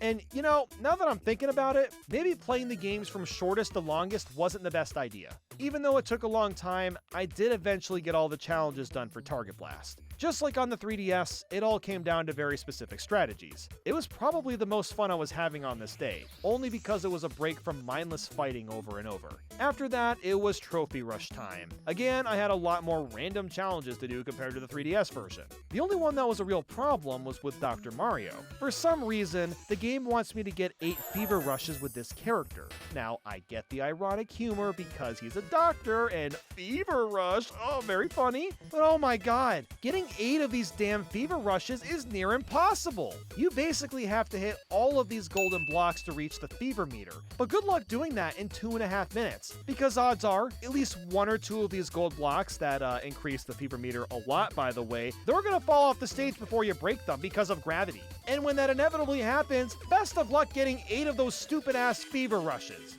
I think the main issue here isn't the challenge itself, it's the fact that it has to be done with Dr. Mario. He doesn't really have any good attacks that have lots of range, so he's a lot slower at breaking the blocks compared to any of the other characters. I spent so long trying to do this, and I think the best I ever got was like 6 or 7 fevers. So screw it. Home run contest time. You use Ganondorf to get to 3,280 feet, and that's about the only similarity. The rest of the challenge board wants you to use random characters and get a certain distance with each. The most bizarrely specific one was with Rob. I had to get a distance between 1640 and 1656 feet. Okay. I mean, I did it, but I don't know why I did it. I don't get the reference. With more money in hand, I finally went back to Master and Crazy Orders. Believe it or not, I remember loving this mode in college, and I don't really know why. I guess it was just kind of fun to have these little bite-sized challenges and be rewarded for clearing them right away. Although looking back, this is literally just classic mode again, but you do one stage at a time. So it's not really anything special. Besides the fact that Master Hand does give you a thumbs up when you win, that always makes my day. In terms of the challenge board, I needed to beat everything on just about every difficulty, with some of them requiring specific characters. I was able to do most of these, but very hard and intense were giving me problems. Those two difficulties were just gonna boil down to getting good RNG, so it wasn't that big of a deal if I couldn't do them right now. Next was Crazy Orders. This is basically the same thing, but with a bigger risk. The more challenges you do, the harder they get. And if you die at all, then you lose all of your progress. Again, I was able to do most of the challenges, with the only one I skipped was completing 20 turns with Mario. Yeah, I didn't even attempt that one. I knew that was going to be one heck of a struggle. Then there was Training Mode. The only reason I went here was to use every single final smash in the game. I figured that it would be the fastest way to do it since you can just spawn a smash ball right away and quickly quit to the next character. But funny enough, there wasn't anything quick about this. It still took like 45 minutes to get all the stupid final smashes and then get the panel done. Which led me to realize that this is the only Smash Bros. Game where you never have to go into the main multiplayer mode to get a challenge. So after all of this, what's even left? I had 3 options: Smash Tour, more All-Star, and more Classic. Which poison should I pick? Well, I went with doing more All-Star matches, at least for a little bit. I honestly just couldn't fathom doing more than like 2, so I did some cleanup challenges, and then I started Smash Tour.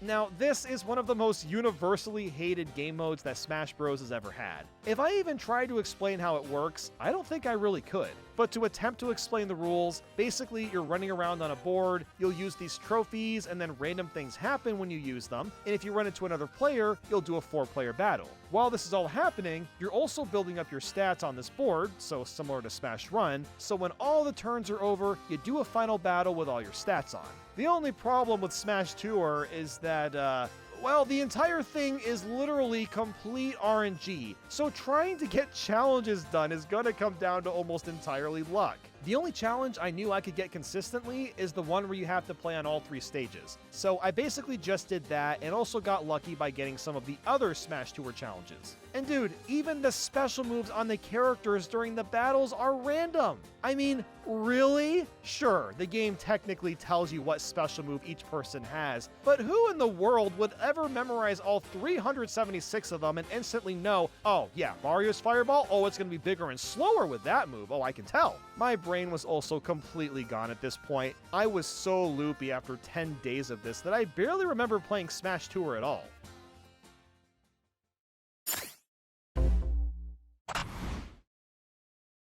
After some sleep, the lights in my room were really starting to bother me, so it was time to wear my cool blue light filter shades. I know it doesn't look that bright on the camera, but this is what my perspective is like. A few hours at a time of this is fine, but not 2 weeks in a row. So what was the goal today?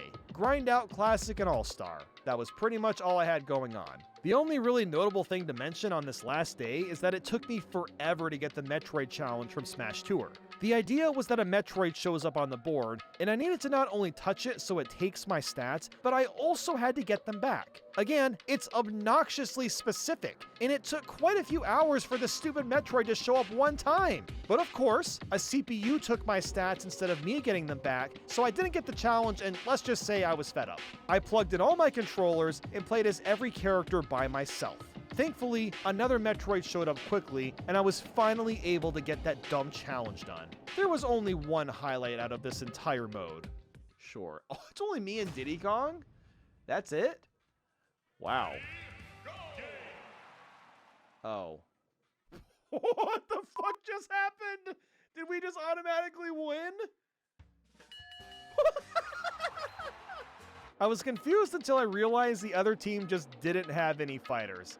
What a fantastic game mode this is. I also tried to do another Cruel Smash challenge, survive with Luigi for 1 minute. This is why I was playing as Luigi a couple days ago. I wanted to combine these challenges together. The only problem is I really have no idea what the game wants me to do. I tried this for quite a while and just didn't have any luck. I would always die around 15 to 30 seconds every time. I figured that roll dodging would avoid most attacks, which it did, but just one hit almost always killed me instantly. Like, come on. Am I really supposed to spend hours just hoping that the RNG is going to be in my favor for a whole 60 seconds with a character that doesn't have any decent jumping or cheesy moves? Yeah, no thank you. I'd rather grind out All-Star and Classic mode for the rest of the day, which is basically what I did. The day did eventually come to an end, and at this point, I had to move on to the final Smash Bros. Game. I still had a lot of leftover on my challenge board, but was hoping I'd somehow still have time at the very end to catch up.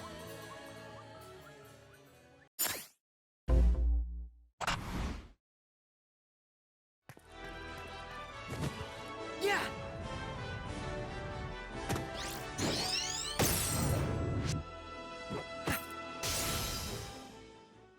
We finally made it to Super Smash Bros. Ultimate.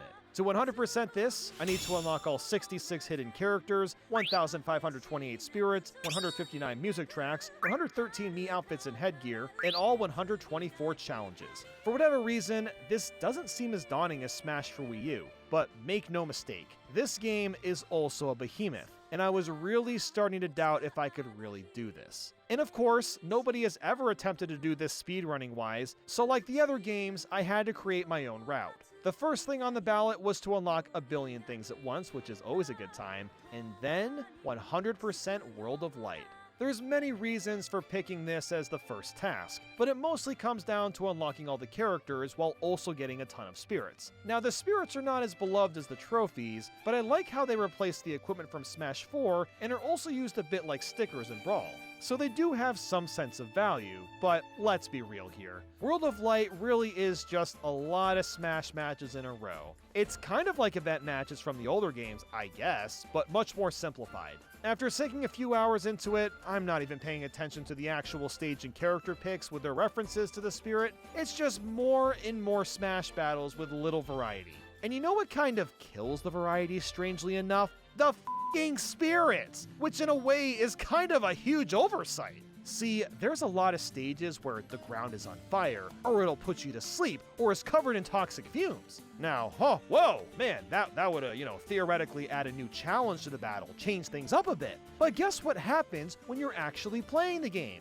You have the game auto-pick a spirit that protects you from those new conditions, which just makes the battle feel like the same damn thing! Now, of course, I could just not use spirits to protect me from those obstacles, obviously, but the option is literally right there. So why would I not? I mean, the game has auto-pick for crying out loud. It wants me to use hundreds of different spirits for these circumstances. It's such a strange issue, but look, I'm definitely no World of Light hater. I like parts of it. In fact, there's a lot of great things about it. The map overworld looks pretty cool, I enjoy building out the skill tree and making myself stronger, and there's quite a few secret areas to find as well. Something I can definitely appreciate is that some parts of the map actually use bits of the game world from the actual characters. So for Donkey Kong, you're running around on the SNES Donkey Kong map, which is really neat.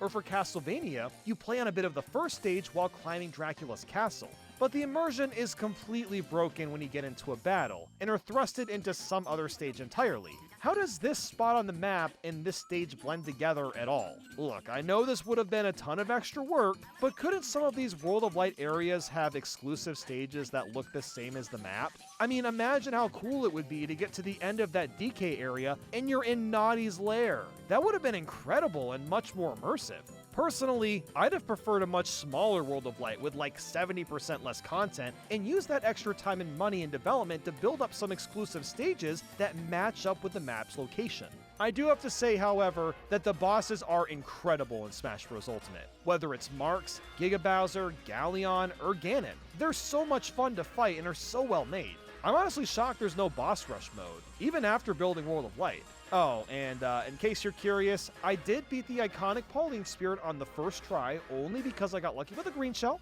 in case you're curious. As for how far I ended up getting on the first day, well, I battled Gleam for the first time, and then that was about it. So I was only around the halfway point. This is a huge problem because I have 2 measly days left, and still so much more World of Light to get through.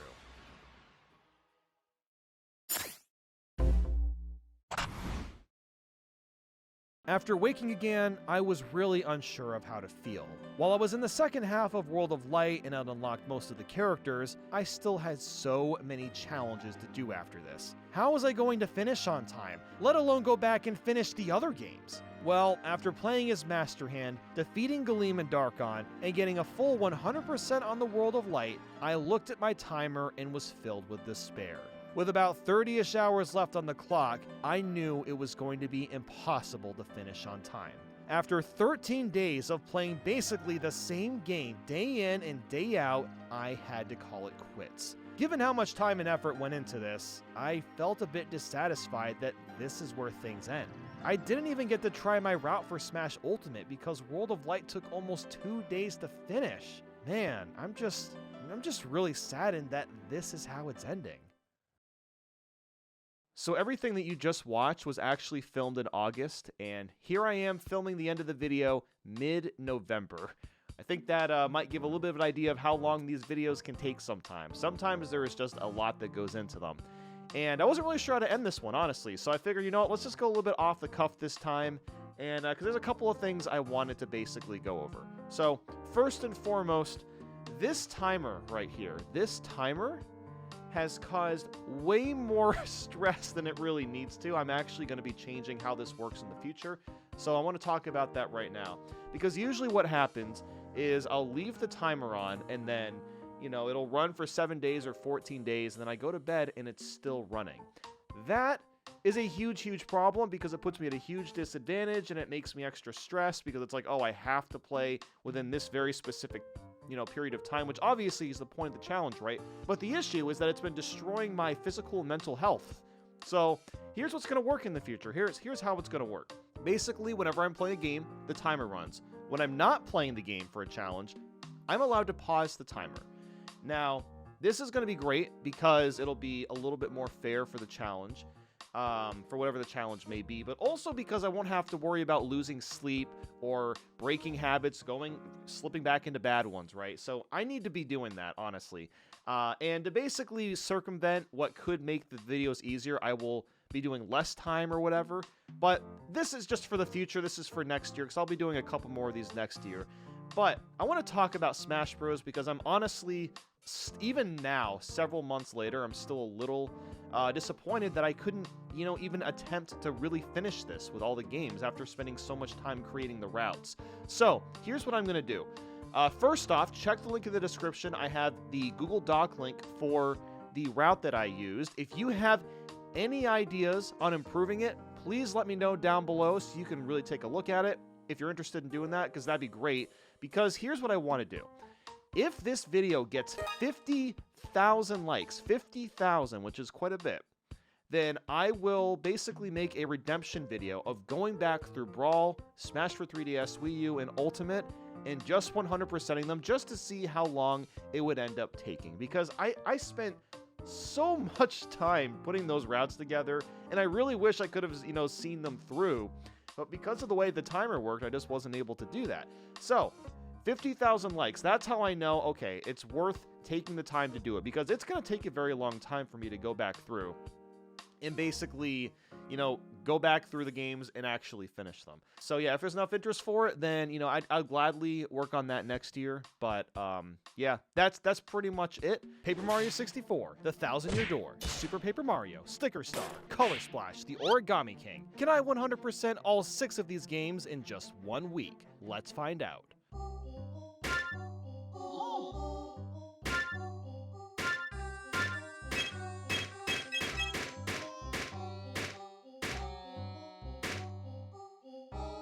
Okay, so before we begin as usual, I need to clarify a couple things. One, I'm not including the 1,000-Year Door remake that came out on the Switch, as that would make this challenge completely impossible. And 2, I've changed how the timer system works. In the previous 8 challenges, I would take a timer, set it to 1 or 2 weeks, and let it play. This timer ran in real time without stopping, meaning that I was losing quality sleep and no time to make food and exercise. Because I made these videos so frequently, I gained 30 pounds the past couple of years, and I'm only just getting back to a healthier weight. Because of that, I'm changing one rule to the timer. I can pause it when I'm not playing. Not only is this slightly more fair, but this one simple change will allow me to not destroy my well-being. Now, you might be thinking, oh boy, he's making these too easy now, hoo hoo hoo. Well, let's do some math. There's 168 hours in 1 week, and I have 6 games to 100%. That means I have 28 hours bare minimum to complete 6 RPGs. Have you ever tried to 100% an RPG? Yeah, there is nothing easy about this challenge. Look at these average times on howlongtobeat.com. 33.5 hours for Paper Mario 64, 54.5 hours for Thousand Year Door, over 50 hours for Super Paper Mario. The only reason I might be able to do this is because of guides and some help from a Reddit user, The Ritz. A few years ago, they made a checklist for 100%ing all the Paper Mario games, and she was kind enough to restructure her spreadsheet to make it a bit easier for me to keep track of my progress. So a huge thank you to her for helping us. So with that said, let's frickin' get started! To 100% Paper Mario, I need to collect all 80 badges, 160 star pieces, 7 Star Spirit cards, 4 permanent key items, 4 boot and hammer upgrades, complete all 50 recipes, 64 Quizmo quizzes, use all 16 super blocks, and fully upgrade all partners. It's not required to tattle every enemy, as it does not add to the save file, but I still ended up tattling most of them. Now, trying to quickly 100% an RPG is a very weird experience, mostly because I have to master the text as fast as possible to save time, but there's a downside to that. Because I'm not able to read the text at blistering speeds, I got lost sometimes and I'm not that familiar with these games. I haven't played Paper Mario since 2018 for one video, so I remember basically nothing. That is the real challenge, ensuring that I don't forget collectibles along the way. Thankfully, because of the guides, I'll be able to keep track as I'm going along, and it shouldn't really halt my progress that much. It's an RPG, so while a cutscene is playing or I'm mashing through text, I can peek at my guide without stopping everything. Is this what they call min-maxing? Maybe it is, maybe it isn't.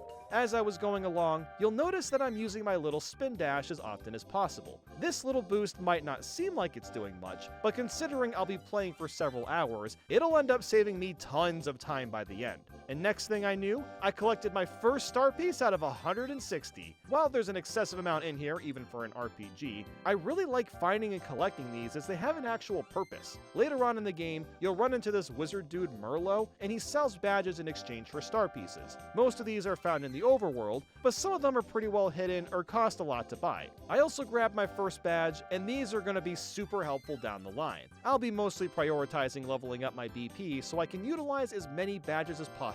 Something else I'll be working on while playing is Chuckmo's quizzes. Chuckmo is this groovy worm guy, and we have to answer 64 of his quizzes in a row correctly. While the questions aren't a problem, seeing as I have all the answers in front of me, the real issue is actually doing the quizzes. Chuckmo randomly spawns in a select amount of locations, and it's completely random where he'll show up. Because of this, it doesn't really make sense to try to grind out all the quizzes because 1, I don't have all the areas unlocked at this point, but 2, it'll take forever to do that. So basically, the fastest way to go about this is to simply talk to Chuckmo whenever he decides to show up while walking around, and just hope that he spawns a lot. Something I found kind of interesting is just how similar Paper Mario 64 and the Thousand Year Door really are when it comes down to the beginning. You start in Goomba Road, a grassy area, and that leads you to Koopa Bros Fortress. Thousand Year Door starts us at Petal Meadows, and you end up at Hooktail Castle. I just find it interesting that both games have the same structure. It seems like it's kind of meant to reference a typical Mario game where you start in a grassy area, and the first big obstacle is one of Bowser's castles. Now, since I'm not that familiar with Paper Mario, or what strats are best against mini-bosses, it actually took me 3 hours to finish Chapter 1.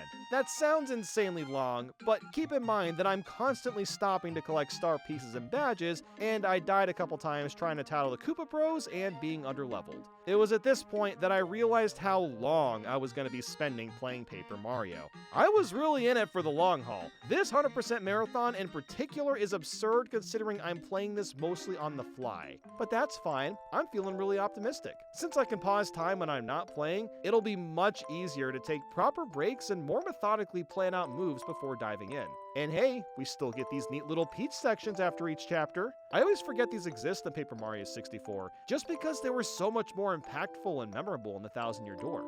Moving on to Chapter 2, there really isn't much to say here outside of the confusing desert. Thankfully, there's maps online to make it easier to navigate, but I did want to point out something kind of funny. In order to get a free Ultra Shroom, you have to hit this block 100 times. Who in their right mind would ever figure this out on their own? Like honestly, especially back in the day, who's gonna play this and be so bored that they decide to hit this block 100 times and randomly figure this out? And what's crazier is that there's a very limited amount of Ultra Shrooms in this game, and you need them for recipes, but we'll get to that problem later. Now, of course, there might be a hint from some NPC that says to hit that block 100 times, it's possible, but I'm not able to read most of this text, so this hiding spot is very silly to me. Also, can we talk about one of the badges in Dry Ruins? In this room, you gotta sneak your way onto this narrow ledge and walk all the way to the other side and go through the wall. Like, yeah, you know, the badge icon? Honestly, it describes how I feel about this spot. I honestly kind of love that Paper Mario throws in cryptic stuff like this sometimes, but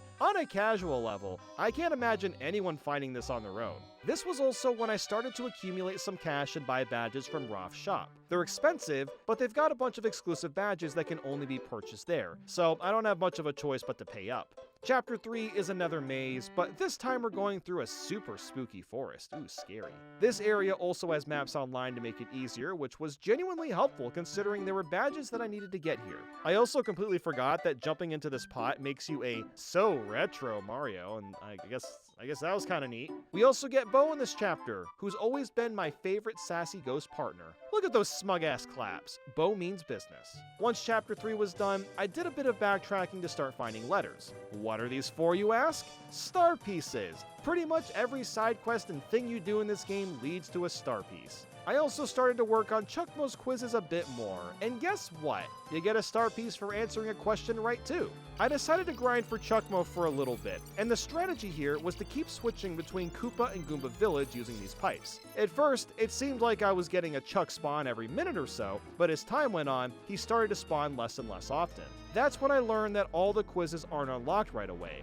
I'll have to play up to the last chapter before I can get them all. And this is something I haven't even mentioned yet, but the only way to 100% Paper Mario 64 is to complete all the side quests and collectibles before the final boss. It is impossible to go back and do post-game, so that's why I'm doing some of this stuff right now. While I was working on this, I was fighting some Dark Koopas and lost because I'm not strong enough, but of course, I hadn't saved in a while and lost a ton of progress grinding out the quiz questions. Well, lesson learned is to hit that save block way more often than you think. Even when I got to the Origami King, I was still hitting the save block more than I needed to. This kind of scarred me for the rest of the marathon. But sooner or later, I moved on to Chapter 4.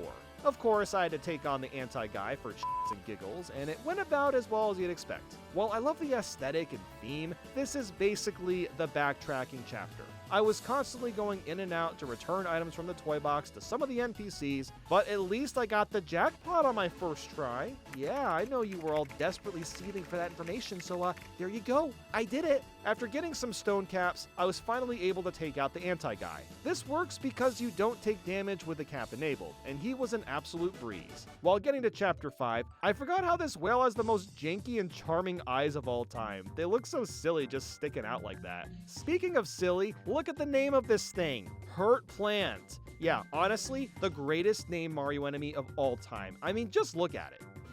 Oh, how did you get up there? No, like seriously, how does a fish get stuck on top of a tree? I love Chapter 5. It's so weird and the village is a bunch of Yoshis, it's top tier content. I also made sure to add the ice badge once getting into Mount Lava Lava. It not only lets me step on fire enemies, but it does extra damage and I was just creaming through. When fighting Lava Piranha, I got to the first point of having actual lag. I'm not sure why the game lags in this one spot, but it was a lot more noticeable than I expected. I've never actually beaten this game on the real console, so maybe that game has the same laggy spots, but I'm playing this on Switch Online and was surprised to see lag to begin with. But anyway, I went back to those underground pipes, I kicked the Dark Koopa's ass after they were wiping me around earlier, and that felt pretty nice. And I was finally talking to Rip Cheeto as well, and realized that I was gonna need 640 coins to get all the star pieces from him.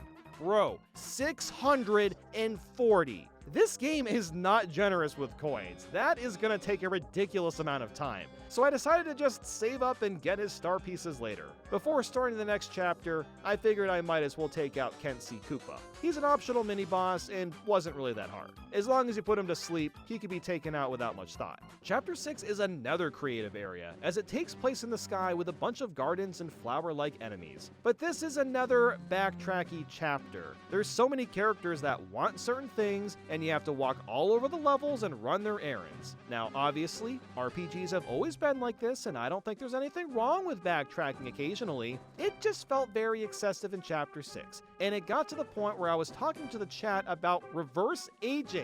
I have no idea how this got brought up, but like, come on. We've kind of figured out how to do this with rats. Wouldn't it be awesome if humans could do that too? Imagine if our telomeres didn't slowly deteriorate at 27 years old, because biologically we only exist to reproduce and have no reason to live that long. And look, I'm not worried about death because it'll happen to all of us anyway from something one way or another, but it would be awesome to be 100 years old but still look and feel like we're 25, you know what I'm saying? Anyway, I evaporated Huff and Puff and put some items into a chest with Peach. Little did I know how important this was gonna be. It was time to start Chapter 7, and oh my goodness, look at these little guys. Goldfits have the same happy/derpy energy of a Quagsire. I think I found one of my new favorite Mario RPG enemies. Let's put him in Mario Kart World. It. Not much interesting happened in this one, except that I wrapped up all the super blocks and overworld star pieces. Now that this chapter is done, it was time to finish up the side quest stuff. First things first, I wanted to finish those damn quizzes, considering I still had over 40 to do. So I went back to grinding Goomba and Koopa Village, but also threw in Dry Outpost. The reason being is that Chuckmo was not spawning as often as I wanted, so I figured that adding an additional location might increase my odds somehow. It could just be a placebo effect, but it seemed to help to some extent.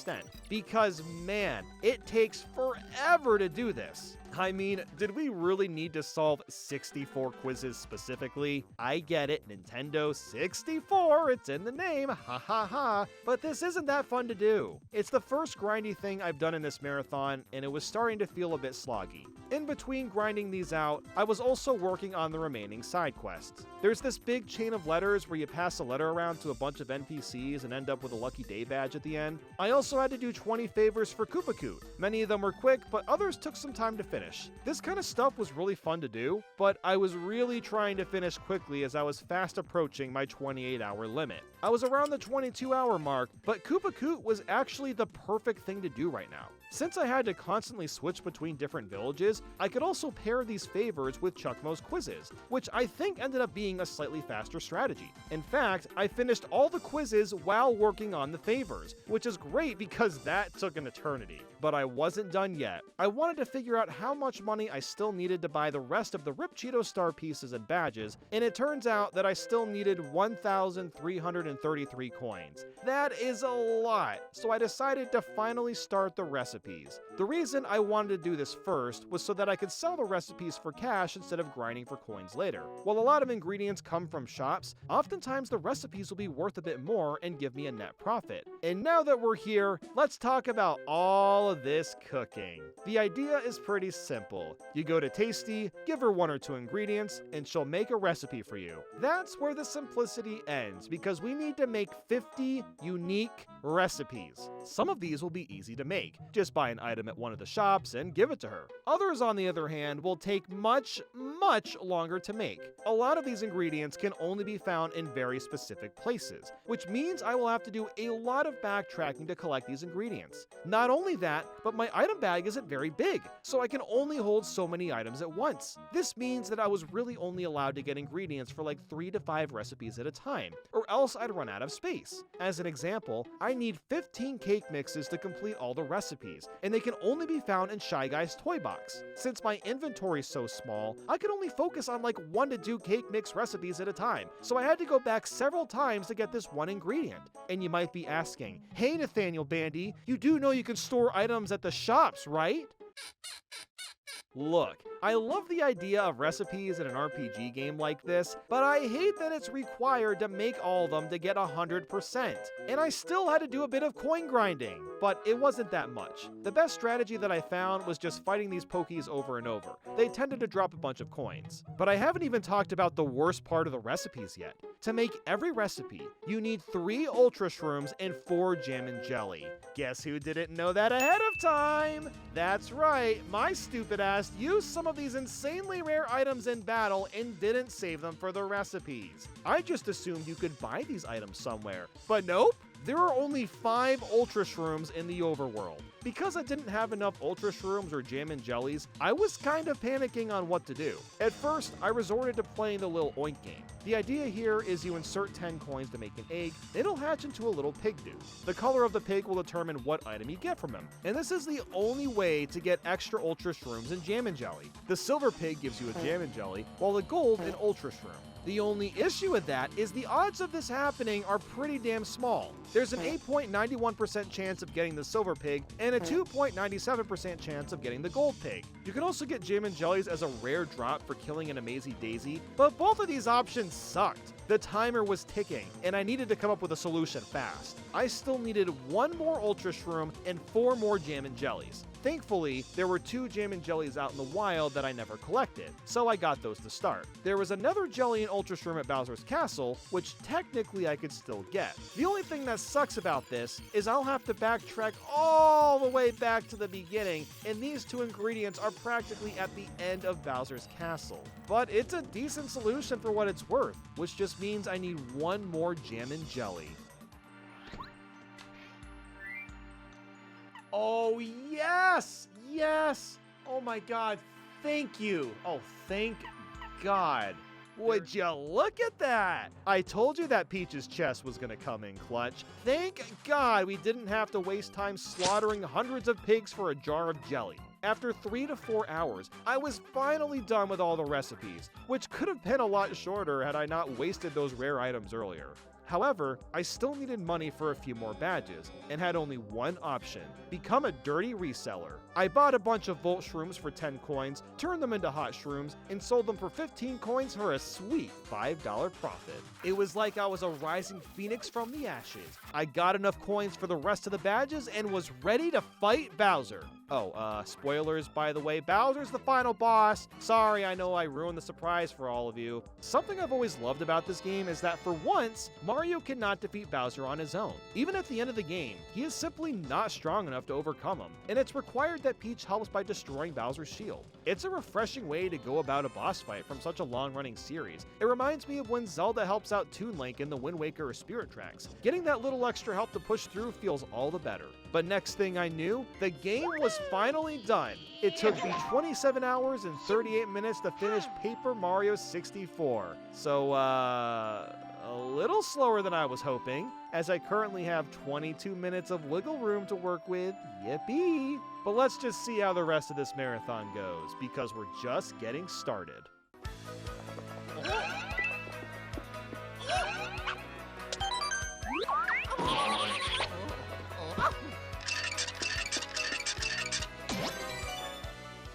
It's peak, it's based, it's earned the Chad status. To 100% the 1,000-year door, I need to collect all 85 badges, 39 shine sprites, 100 star pieces, complete all 126 tattles, 30 trouble centers, 57 recipes, fully upgrade all partners, and complete the pit of 100 trials. So actually, the goals are fairly similar compared to Paper Mario 64, except that we actually have to do the tattles now. Before starting, I could have technically chosen to play the remake instead of the original, but I didn't for 2 main reasons. 1, the remake has a little extra content in it, but 2, you can actually scrub through the text way faster in the original. Look, I adore the TTYD remake, but I would have been in pain watching the text scroll slowly for the entire game. While we don't have that new fast travel room, I'm guessing that the original 1,000-year door will still be slightly faster, despite the fact that the trouble centers will definitely take longer to finish. The frame rate is faster too, although the overall pacing is pretty similar between both games. Right away, I knew going in that I was going to need a lot of coins to 100% this game. I still had to buy expensive badges, so I need around 2,000 coins total to achieve that. Now, I have to say that in almost every way, the 1,000-year door is superior to the N64 original. But with that said, I was kind of missing the spin jump. Yes, you can move faster with Yoshi later on, but it's just not going to be as efficient or feel as good as spin jumping on the fly. But dude, running around at 60 FPS, felt fantastic. I know the frame rate doesn't matter in an RPG, but games just feel better when they're running at higher frames. The only downside is hitting the bingo is a bit harder now. I was able to nail it every time in the remake, while it took some practice to do in this version. However, I had a pretty crazy beginning. My health was super low going into Hooktail Castle, and I got into a battle with some dull bones at 1 health. I had no healing items and needed to finish this battle. Oh my god. I'm gonna try to super guard this. Yes! Oh my god! I gotta super guard the rest of these. Yes! No! What are you doing? Don't do that! No! Gaming! Yes! Oh. Woo! Yes! We're still going! Yes! Oh my god! I hit 10 super guards in a row before figuring out how to use the fire flower. Well then, after beating Hooktail and taking a quick shower with Peach, we were done with Chapter 1. Since I 100% the remake a year ago, this was the one game I felt somewhat confident in being able to play quickly. Before moving on, I took all my coins and gave them to the sketchy rat Lumpy. The reason being is that later in the game, he's gonna invest my money and give me a big return. If you give Lumpy 300 coins, he'll give you 999 coins a few chapters later. I didn't have that much money, but I did give him 100, and that would give me 300 back in return. So this would definitely help with paying for badges at the end. Going into Chapter 2, it's crazy how good this game still looks. The colors in this strange enchanted forest are still so vibrant and look gorgeous. My plan here was to take out every enemy so that I could peacefully do the backtracking in this chapter. However, enemies would respawn in areas where I already took them out, and that's when I learned that this only works in the Japanese version of the game. Alright, well now I fully understand why speedrunners pick the Japanese version over the English. But otherwise, it was pretty quick and easy, and I made it to Chapter 3. Man, I know people love this chapter and say it's their favorite because they get to pick the color of Yoshi they want, but I have mixed thoughts. The concept of going through a bunch of fights that slowly get harder and harder is rewarding to a degree as you feel like you're evolving your skills in combat. But dude, there are so many battles. It really slows the game's pacing down a lot. It does get more interesting near the end where the fights are broken up with running around in the vents of the building, but this is a pretty sloggy chapter for me. Oh, and by the way, I did have the chat vote for the Yoshi name, and they all voted on these nuts. Yeah, I don't know, man. I was really pulling for Uwu, but I give the people what they want. Nothing too crazy happened here, though. I had a couple of unlucky deaths, including one where I got a poison mushroom bingo without looking, so it took me about 3 hours to 100% the entire thing. What made it take so long is that there were so many new enemies to tattle. It just halted progress constantly having to use Goombella to grab a tattle. Now that I had all these coins, I wanted to go back to Lumpy and give him an extra 200 to invest, but little did I know that he already left, and I missed out on giving him more money. I knew he was only around for the first few chapters, but I thought he would still be here before starting Chapter 4. So while that's a bit disappointing, I'll still get a 200 coin bonus, so there's that at least. This 4th chapter flew by, thankfully. Nothing really slowed us down the entire way through. Chapter 5 was more or less the same, although I noticed a pretty big difference in the grotto. Getting this shine sprite is impossible to see, while in the remake, it's impossible not to see. I'm really glad they made that change, because this is another super cryptic spot to hide a collectible. Moving to Chapter 6, the first half of it kinda sucks. There is so much backtracking between the train stations and rooms, and it's boring because the area is so small and uninteresting to look at. The whole murder mystery is an awesome concept and all, but it just felt like it went on for too long. I also had the most insane IRL luck with my foot. I recently got this new computer chair that has a footrest, and it's pretty comfy, and obviously I was using it while playing. By some miracle, my foot managed to slip slightly forward and hit this teeny tiny button on my desktop, which just so happened to be the power button. Somehow, I was able to cancel shutting down my PC, but it completely botched my stream and my local recording, which was pretty annoying. Ever since then, I have moved my PC to the side so I cannot possibly hit that tiny button again in the same manner. Because seriously, what were the odds of that happening? But oh well, Lumpy's returned, and I'm finally cashing out after my crazy investment. Thank you, random green rat man. I started buying some badges from the shop with the extra cash and began Chapter 7, which is once again a big backtracking fetch quest of trying to find General White, and this is when I realized that not every place has a fast travel pipe. In Rogueport Sewers, there's a few fast travel pipes that get around more quickly, but not for getting to Glitz Pit. You have to go all the way to Rogueport and take the blimp every single time to get there. What kind of sense does that make? Why do some places have fast travel pipes and others don't? Maybe they just figured it didn't take that long to get there anyway, but considering how often we'll be going back to Glitz Pit, it was a huge time sinker. Once getting to Chapter 8, I died on Gloomtail a few times just because I didn't have a lot of HP. I was really bulking up the BP since I knew that would be super helpful for the late game, so after getting a Star Bingo, I was able to clutch him out with some help from good old Supernova. What I was a bit worried about was Shadow Queen Peach. Dying to her wouldn't be the end of the world, but there are so many cutscenes that play out before you fight her, so I did not want to waste a bunch of time watching those again if I could prevent it. The only issue was that since I was spending all my money on badges, I had barely any items to rely on. I was going to need to hit a couple bingos if things got dire. The main idea here is to get rid of Shadow Queen's hands as fast as possible, or your HP will drain extremely quickly. I got her down to 25 HP, which was close, but I also only had 13 HP. This low amount was dangerous considering how strong her attacks are, and I had no healing items or star power left. I hit her with a power jump, got attacked again, and was down to 6 HP. 15 HP to go on Peach, and on top of that, her hands had just respawned. I ended up using one of the rare Jammin' Jellies, but things were not looking good. It looked like I was going to be forced to super guard, but I had no idea what the timing was. Oh my god.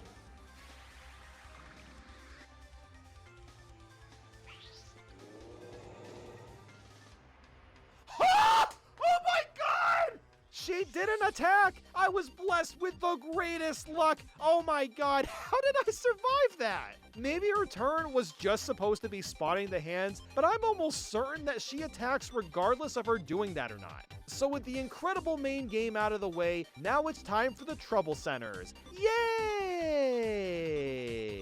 Okay, actually, I do kind of like the side quest. I just hate that you can only work on one at a time, and there's a crazy amount of backtracking too. While working on that, I was also getting more badges and got the rest that I needed from Lovely House Shop. I wasn't done yet though, as I still needed some from Charlieton, and that dude charges crazy prices for some of them. I also finally got Ms. Mouse, since I never really found her to be that helpful of a partner. I figured that, I'll just get her when I started working on the side quests. But man, wow do these trouble centers take a long time. Especially since I just did these in the remake last year. Replaying them in the original is like trying to swim through sludge. You know how when you're running on a treadmill and you're really tired and your goal is to hit like 40 minutes, but you're only at minute 12 and you get this sense of dread for how much longer there is to go? That is exactly what it felt like to go to these trouble centers. So many of them require you to travel to like 3 or 4 different locations for just one trouble, and you have to go through Rogueport and Rogueport Sewers every time in between.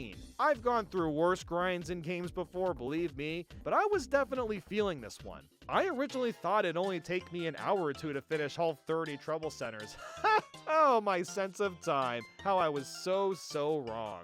And I still had to fight Atomic Boo since I hadn't done that yet either. It got to the point where even the loading in between areas was starting to feel long. That's how you know we're doing too much backtracking. In fact, it took me 3 hours to finish these, and I haven't even started the recipes yet. But hey, at least I knocked out the star pieces along the way, and the shine sprites have been done for quite a while too. Once all the troubles were centered, I decided to head into the piano parlor and grind out the airplane minigame for piano coins. I needed to get 2 exclusive badges here, Refund and the Money badge. The process behind earning money through the other minigames or the slot machine were either harder or just more time consuming, so I basically had to play this one dozens of times in a row. The goal was to make more than 10 piano coins per game because it costs 10 coins to play it once. This could be achieved by getting the airplane a far distance, but what really made a difference was hitting these X2 multipliers. I could get a nice chunk of coins that way, but of course, the multiplier squares show up at complete random. so I really didn't have a consistent strategy to hit them every time.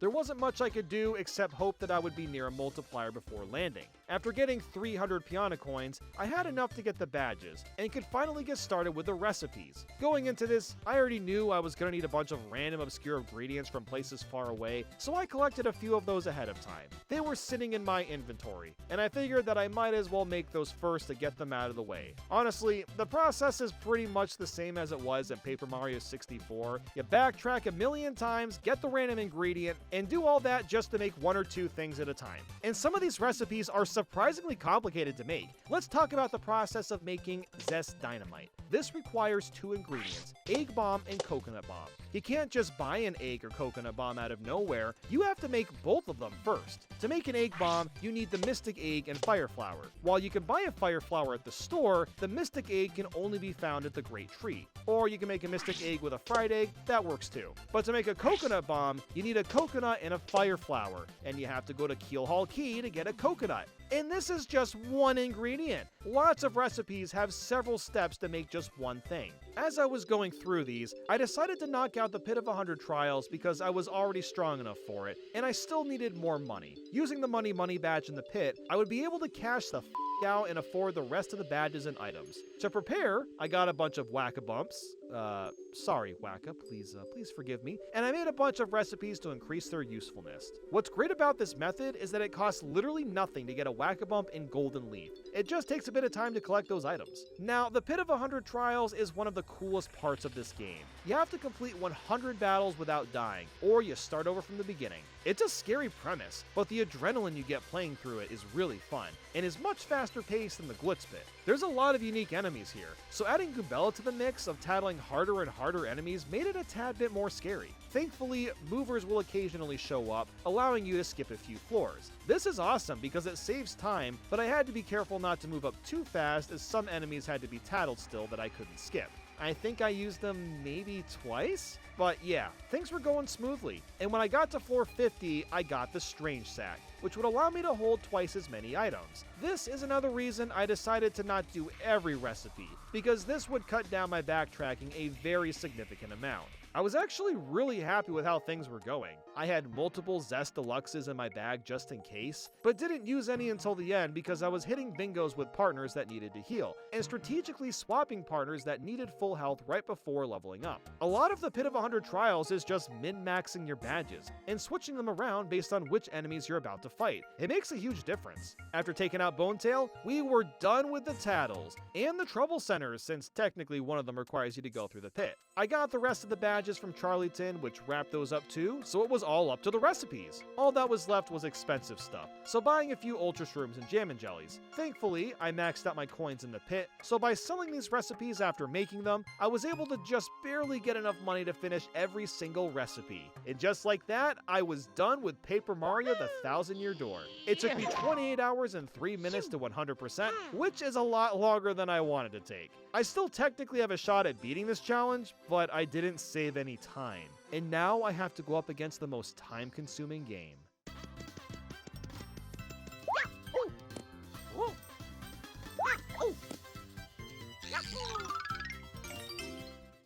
Oh boy, here we go. To 100% this, I need to collect all 256 catch cards, 48 treasure maps, 6 cooking discs, 4 permanent key items, complete all 96 recipes, and find all 13 pixels. We've officially gone past the point of traditional Mario RPGs. Super Paper Mario is, kind of a platformer. Well, it's mostly platforming, but the game sometimes turns into an RPG, or a space shooter, or a dating sim. That's kind of the point of Super Paper Mario. It wants to defy your expectations, and frankly, getting 100% defied my expectations too. One of the first things that I found interesting about this game is Mario's jump. Look at how high he goes. I mean, good lord. He's got to be jumping like, what, 25 or 30 feet? I know he's the jump man, but I have never seen Mario jump this high on his own, unless he's terraformed into a spring or something. Once entering the first level, I started to collect cards as they're basically the replacement for star pieces. What's kind of cool about the catch cards is if you get duplicates of enemy cards, they actually get weaker,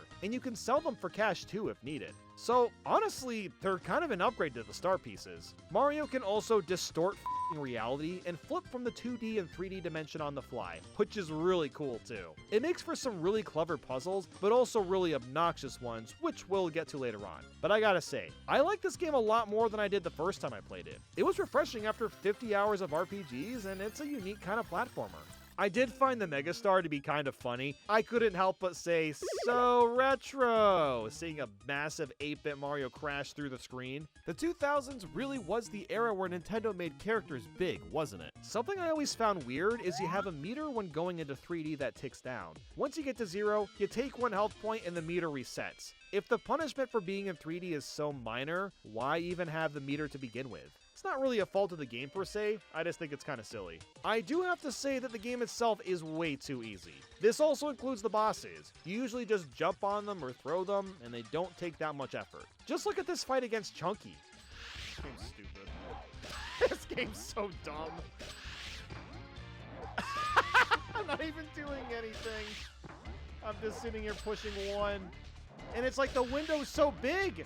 I'm not really sure what they could have done to make them harder. I guess faster patterns or something. The point, however, is that the general gameplay isn't all that challenging, so I really won't have much to say about it. Fractail is a really cool boss though. I also unlocked Peach and we'll get Luigi and Bowser soon. While I love playing as the other characters and being able to swap on the fly, they really don't serve much purpose. Bowser is great for bosses because he's a powerhouse, and Peach is useful for a couple of jumps, but none of them besides Mario can go into 3D, which, you know, is kind of the biggest gimmick of the entire game, so there's not much point to play as the other characters. As I was going through, I was also working on getting the catch cards by purchasing these catch card bags in Flipside. The cards you get here are random, but since I didn't have that many, the odds were pretty high that I'd get new ones every time, and I pretty much did. I also needed to go to this guy Flim for catch cards, but believe me when I say that we haven't scraped the surface. Getting all 256 catch cards is an entire game on its own. Something else I was doing was shaking the remote after stomping on enemies.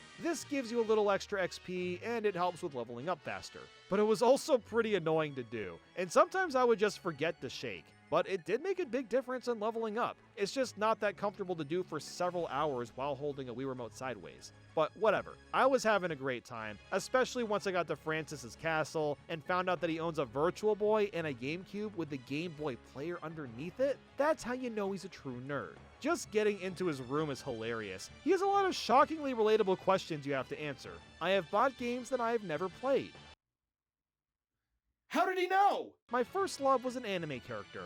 I love going on message boards and complaining about games I've never played. Hey Reggie, can we get Francis in Mario Kart World 2? Once that was done, I collected the first optional pixel, because yes, there's 4 of them you technically don't need to beat the game. I haven't even talked about the pixels yet, because there isn't much to say. There's like, I don't know, maybe 3 useful ones, and the rest are just kind of, They also just don't look like much, so it's hard to remember who's who. I mean, one of these pixels is a literal triangle. It's kind of hard to have an impactful character that's just a basic shape, you know? After getting through Chapter 4 and fighting the illustrious Mr. L, we get a bonus fight with Brobot. No, not the Jimmy Neutron Brobot that jumped to all of our minds first. It's the other one that's a big flying head and shoots lasers. This game is so weird. I love it. I also made my way to Flopside finally, because of course there's a mirrored version of Flipside. Can we also talk about Chapter 5-1 for a second? There's a part at the end where you gotta talk to this guy that says an extremely long string of left, right, middle. Then you go to these blocks and you have to hit them in the exact order that he said. How long is this string, you might ask? This is the combination. Middle, right, left, right, middle, right, middle, right, left, middle, left, right, left, middle. What the f is this? Super Paper Mario really just does whatever it wants. It has no rules, and you have no choice but to bend to them. Naughty gamer, haven't you? And look at this incredible level design where you jump from block to block. Simply exquisite. When Chapter 5 was wrapped up, I made a few recipes with the items I already had and got some more cards. That's when I realized how incredibly mundane the recipes were going to be. In Super Paper Mario, you have to go to 2 different shops to make recipes. Flip side lets you make single ingredients, while flop side is for double ingredients. The theming behind this idea makes sense, but in practice, this is flat out stupid. Not only do I have to make twice as many recipes this time around, but I have to do even more backtracking to go to 2 different recipe shops. I'm not even in recipe making mode yet, but I could already tell how much of a slog it was gonna be.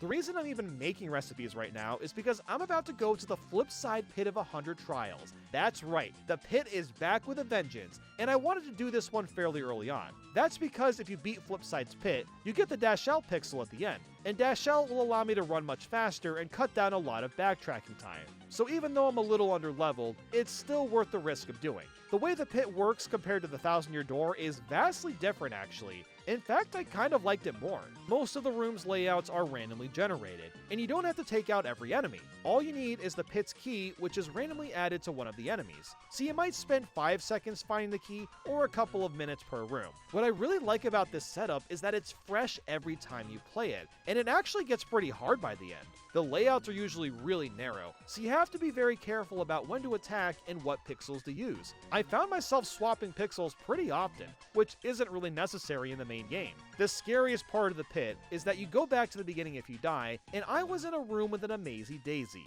What sucks about these enemies is that they run away as soon as they're spotted, and they flip to the other dimension. So it got to the point where I was trying to juke out this Amazy Daisy, and this happened. I think I'm out of time though, that's the problem.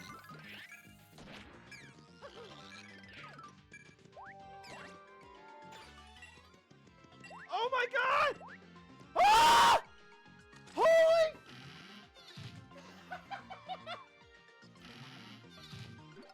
I need a break. 2 seconds. That was the most batshit insane move I have ever done in a Paper Mario game. Outside of that happening, beating the pit wasn't that bad. So since that hurdle was done, I can run now, yeah! That actually feels pretty good. It's time for Chapter 6. The one where you fight in Sammer's Kingdom and win with Bowser in 2 seconds 20 times in a row? Wow, what a great chapter. But then you go to Purgatory. Hello. Literally die and go to hell, and you escape hell at the end. Like I said, Super Paper Mario is a wild video game. It goes to places you wouldn't expect. Then of course we gotta go through all these clouds. This has always been my least favorite chapter because it's confusing and long to navigate. Chapter 8 was the first time I really started to struggle. I made it to 8-3 and I had almost no health and no healing items. So I kept dying to stupid things over and over again and eventually decided to go back to Flipsville and get some items and heal. I didn't want to do this because I'd be forced to replay all of 8-1 and 8-2 again, but I really didn't have much of a choice. This chapter is also really confusing, but the puzzles are still clever and fun to figure out. Although unfortunately, Count Bleck was really easy. After he was done with, I was finally finished with the main game. But believe me, I had a long journey ahead of me still. First things first, I nabbed the Piccolo Pixel, as he'll be helpful for a couple of things down the line. And then it was time for the recipes. Oh my freaking god!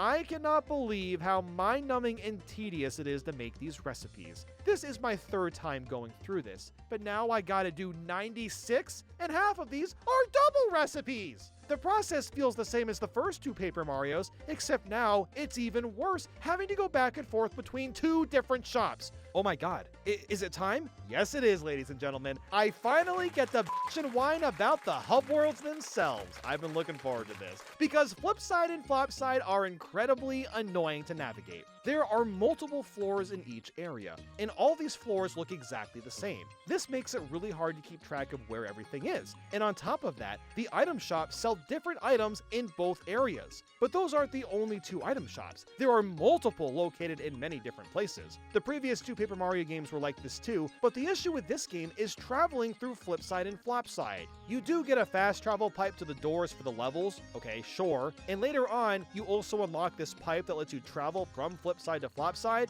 This unlockable pipe is on the 2nd floor in both areas, and on opposite sides, of course, to be more confusing. But because of the way Flip and Flopside are designed, it barely helps at all! To go up and down the floors, you have to take very specific elevators. These elevators only go up or down one floor at a time, which means there's 2 elevators on each floor. Why can't there just be one elevator that can take me to any floor I want? Or better yet, can't this theoretical elevator take me to flipside and flopside in one go? Who designs elevators like this? I feel like I'm playing freaking Hotel Mario. The reason this sucks so bad is because everything is mirrored in flopside. So when I wanted to go down an elevator, it was the opposite direction in that area. And I couldn't remember which way to go half the time because the hub worlds look exactly the same.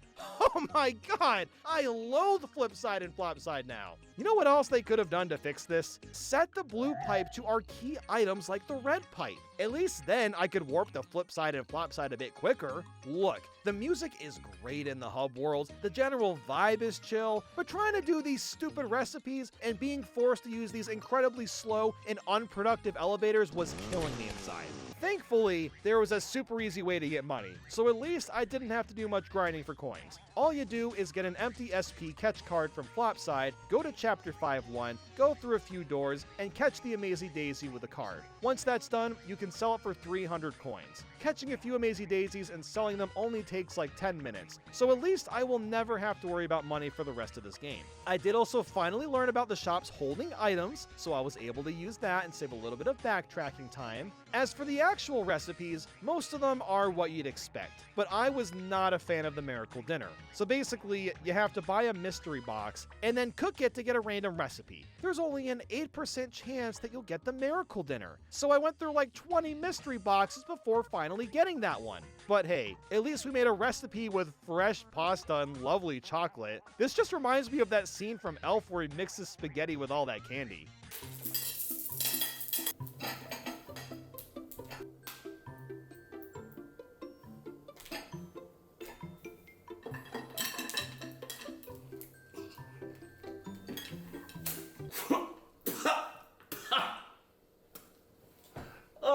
But that wasn't the only interesting ingredient. I still had to get 2 daisy tears. How do you get daisy tears? Well, you can't buy them. There's only one other option. I had to go to 3-3, climb up this tree, and once inside, take out the daisies in hopes that a daisy tear will drop. That might sound simple, but let me tell you, I spent 45 minutes before one daisy tear dropped, and the stupid thing dropped to the ground. I didn't see it when falling down trying to grab it, and the damn thing despawned before I could collect it. Ugh, dude, these recipes are brutal in this game. It feels like I'm never gonna leave. At least I got better luck and nabbed the 2 daisy tears shortly after. Right after that, I needed to get some turtley leaves, which only spawn from Koopas, and oh yeah, of course, those spawn immediately. Maybe there's different drop rates for different items. I have no idea, but I would have to guess that's the case. The poison shrooms were also the same idea. I had to destroy a ton of these zombie shrooms and get 4 different drops for recipes. Has anyone ever talked about recipes this much in a Paper Mario game? I feel like I should just sign up for Hell's Kitchen already. I'm f***ing ready to become a 5-star chef with all this cooking that I've been doing. After about 6 to 7 hours, I made the last recipe and all 96 were done. Wow, that was an experience, all right. But we're not done yet. It's time to do the treasure maps, which should be a lot easier. Basically, I just have to buy these maps off Flim, and then revisit all the levels or parts of Flip and Flopside to find hidden treasures. I also wanted to continue buying cards, because I still have a ways to go on that too. I wanted to basically get so many cards that I start getting a lot of duplicates in Flipside, indicating that I'll need to get the rest through other means or the Flopside card shop. The Flopside shop also works differently. You buy the individual cards outright instead of it being random, but only so many show up at a time. The cards cycle through each time you visit the shop, so you basically have to go in and out to get different cards to show up. I also grabbed Tiptron because Francis was holding her hostage, that lizardy freak. I had to pay him 999 coins to get her back. I can't believe we agreed to this deal.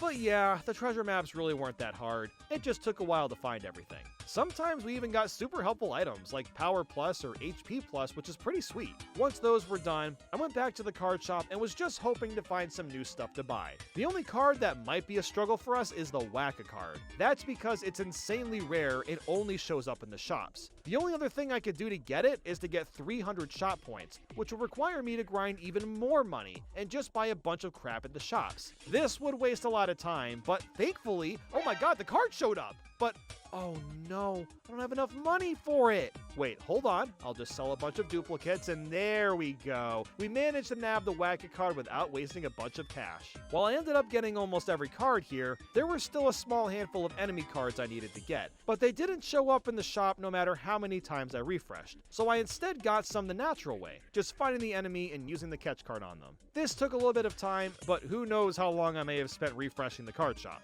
At this point, all we have left to do is to get the Samur Kingdom cards and the Flopside Pit cards. Starting off with Samur's Kingdom, you may recognize this footage from a while ago. In Chapter 6.1, we had to play a handful of these battles, but we got caught off because the universe was being sucked into a black hole or whatever. But now, we can actually attempt all these battles, and if we get to the end, we win a bunch of cards. You might think this is going to be intimidating like the other pits, but Samur's Kingdom is a total joke. Just play as Bowser, push down on the D-pad, and you'll win 90% of the battles. Sometimes you have to jump and avoid attacks, but you're mostly just killing enemies in one hit and moving on. It was honestly kind of boring having to do 100 battles, but I managed to win and get the cards I needed.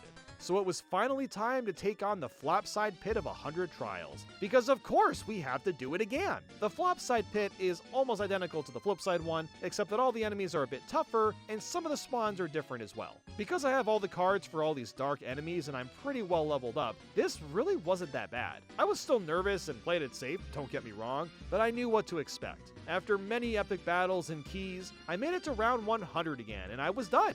Well, hold on, wait. I've waited for you, heroes, but whether you are the true heroes of legend or not is yet to be seen.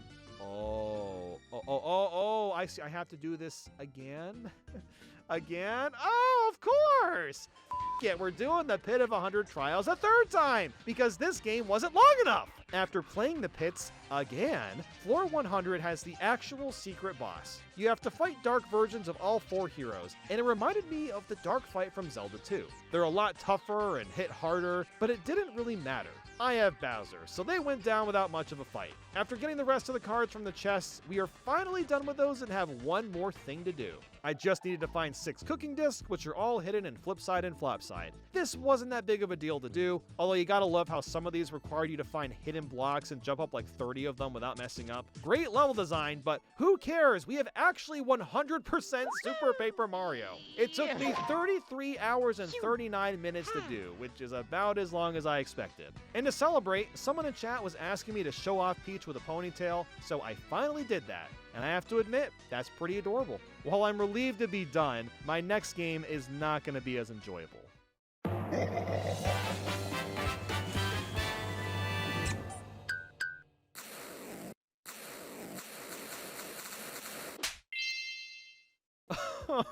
Oh no. To 100% this, I need to collect all 96 stickers, 64 things, 5 Wiggler pages, 16 HP up hearts, spot all 5 hidden Luigis, find all 35 hidden doors, and complete all 8 flags. Dude, I can't believe I'm actually playing this game again. I played it for a video several years ago, swearing to myself that I'd never come back to it, but here we are. Paper Mario Sticker Star. I mean, what more do I need to say? The combat sucks, the story sucks, the pacing sucks. There are very few redeeming qualities to Sticker Star. This is also when I stopped streaming these, because I needed to have as little distractions as possible to have any sort of shot at completing this marathon. I apologize to the chat, but I had to cook. Because right away, I learned that there's no way to skip through text fast. I even checked the menus for any sort of speed up option. But, you know, this is a Nintendo game, they don't want you customizing anything. So that's pretty annoying on its own, and it'll make the game feel even longer. Right away, I need to start going for perfect bonuses in battle and nailing excellent attacks. Interestingly, the timing is way different compared to the earlier titles. You have to push A surprisingly early. I've already listed off the requirements for getting 100%, but some of the flags have absurd goals. On top of getting all the comet pieces, secret doors, collecting every sticker type and HP up heart, I also have to spend 10,000 coins, get a perfect bonus for 500 battles, perform 1,000 excellent attacks, and hit the battle spinner jackpot 50 times. You might think that I'll just naturally get the 1,000 attacks or 500 battles. Yeah, that's not, that's not how this works. In fact, we actually want to avoid battles as we're playing, because it just wastes time. There's no leveling up in this game, and the overworld showers you with free stickers and coins, so there's literally no point to battle. It actually makes more sense to avoid the battles now, and do them later with a more efficient method. And the battling isn't fun anyway, you just pick a sticker and use it. I mean, sure, there's a variety of stickers to use, but there's very little variance in the actual combat. It's just boring. And I haven't even brought up the things. Yes, that's the actual term. Things are just like, random household objects or everyday items you might find at a store or something. These are also used in battle, but are mostly delegated to the bosses. And the game never tells you or really hints at what things are effective against bosses. I'm not even going to go over what happens in the story, because there really isn't much plot here at all. Bowser's bad, Kirsty the Crown Companion is an annoying shithead, and all the NPCs are toads. No partners, no unique enemies, no fun allowed. And I had to constantly replay levels to recollect the things, just because I needed it for some boss down the line. Although the Shady Toad does show up later and you can buy the things from him, so I guess there's that. Along the way, I had to make sure to find all the Luigi sightings, and I needed to get all the Wiggler pages by taking the Wiggler bodies to random levels. These are the two parts of getting 100% that cannot be missed, especially the Wiggler pages, since it's impossible to get them once all the Wiggler bodies reunite. I also had to buy a ton of secret doors, and you need to find the outline in each level. Most of the time, finding these doors is kind of fun. It really makes you look at your surroundings closely, but then some of the door outlines are near impossible to see. Thankfully, the HP up parts weren't that hard to find. Sometimes they would be in cryptic hiding spots, but usually you could find them by just exploring the levels. Although I do have to call bullshit on World 310, it's this level where you gotta play the Sniff It or Whiff It game. It's pretty boring, but whatever. You go there, you get the comet piece, your secret door, yada yada yada. However, the HP up part only spawns after beating the level. What the hell is the point of that? Just let me pick up the heart the first time I get there. It's like this for a couple other HP up parts too, but this one feels painful because the Sniff It game is so boring to do. Since it took a while to unlock the secret doors, I backtracked to all the levels that needed them still, and I was actually enjoying it? Yeah, I was having a lot more fun just adding doors to the levels instead of actively playing the game as intended. These were going to be important for the new Zam, but we'll get to that later on. The only part in this game that made me laugh is when Mario walks into a mansion and steals a whole ass fridge and oven. Like, it's just his now. You can't stop him. I do also like how absurdly broken the Infinity Jump is. Literally, just time your jumps right and you'll win any battle you want. And you know what? There is one good thing about Sticker Star. This is one heck of a short game. In fact, I was making really good time and was on pace to beat it with several hours of time save left. The goal was to 100% it in like 20 to 21 hours, and I was somehow on track to do that. Once I defeated Bowser Jr., it was time to begin the Sticker Museum and coin grinding. For the Museum, the idea is to take every single sticker and thing in the entire game and put it up for display. What purpose does this serve? To fill time. That's really the only reason it's included. This could exist on its own without us building the museum, but, gotta get those hours in somehow. Getting some of these stickers is easy. I can buy a nice chunk of them at the shop and throw them in the museum like so. And the same with the things. I just have to turn them all into stickers and plop them on display. So not only is this a colossal waste of time, there's also no checklist to see which stickers you've already added and which you haven't. So again, shoutouts to the Ritz for her spreadsheet. At least the game has the courtesy to light up the rooms that show you where to go, and it even highlights where each sticker needs to be placed. How thoughtful.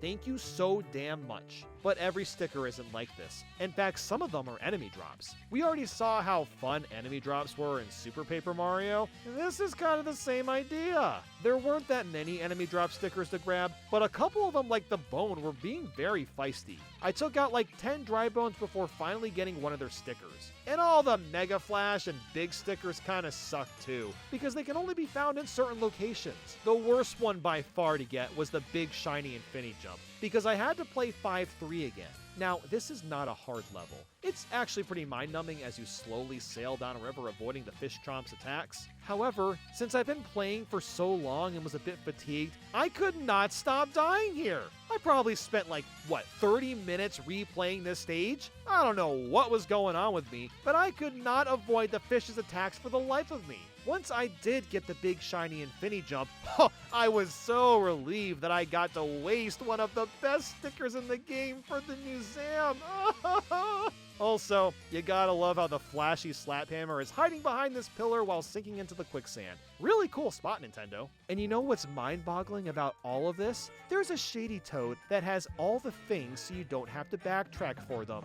Where's the shady toad for the stickers? Dude, I would gladly pay money to rebuy these stupid things. At that point, why even bother with the shady toad if you have to replay half the levels anyway? As you can tell, I'm not exactly in a chirpy mood right now, so I needed to change things up and grind for coins instead. There were only a few stickers left, but I had to do something else or I was going to explode. Lucky for us, there's a pretty easy strategy to grind coins. First, I gotta buy a ton of fire flowers. Then I went over to 312 and headed to this spot with the Cheep Cheeps. We want to go here in particular because we'll always fight 5 Cheep Cheeps. You'll use a fire flower on them and get a guaranteed excellent attack and a perfect bonus. And once they're gone, you simply collect the coins afterwards and just do that over and over and over again. This is how we're going to get all the coins, the excellent attacks, and the perfect bonuses. While this is one of the most brain-melting tasks I've ever done, you can see why we tried skipping battles. This is way faster than fighting tough enemies that take multiple turns. Here, we only have to use 1 sticker per battle. Once we're out of fire flowers, we'll go back to 1-5, pick up a couple stickers on the way, sell everything, and repeat the entire process.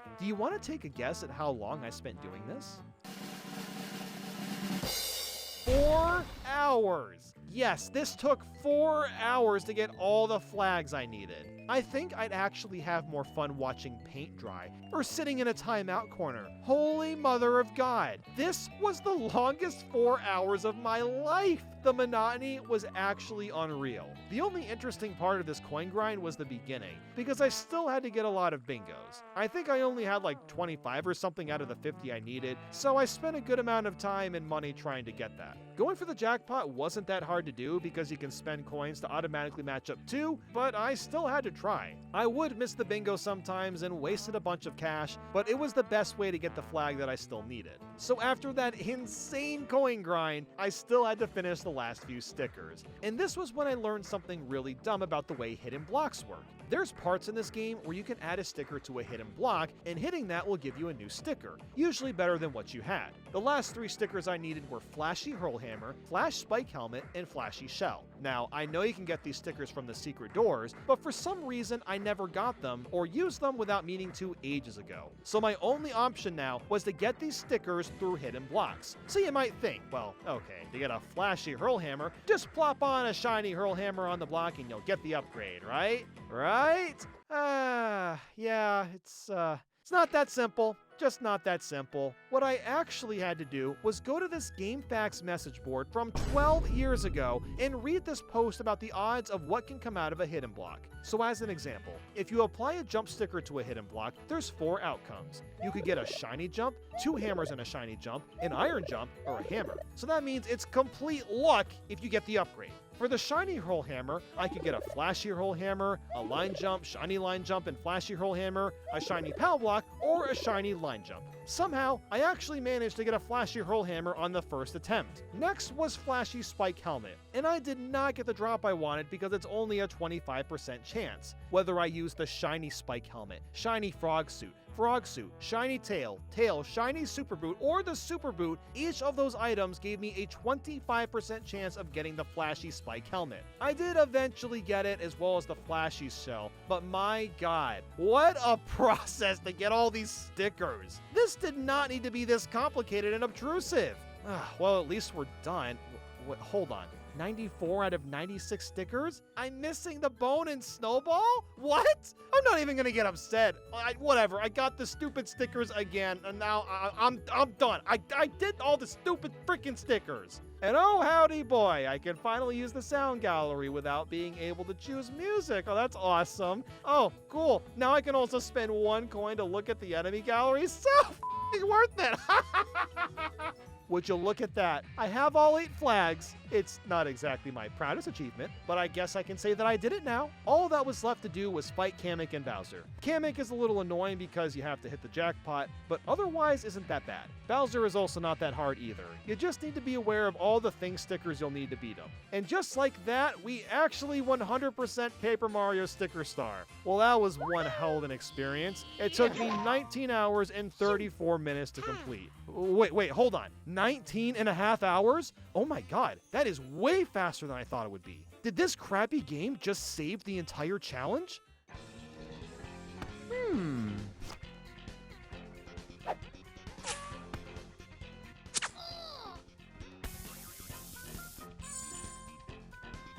Well, here we go again.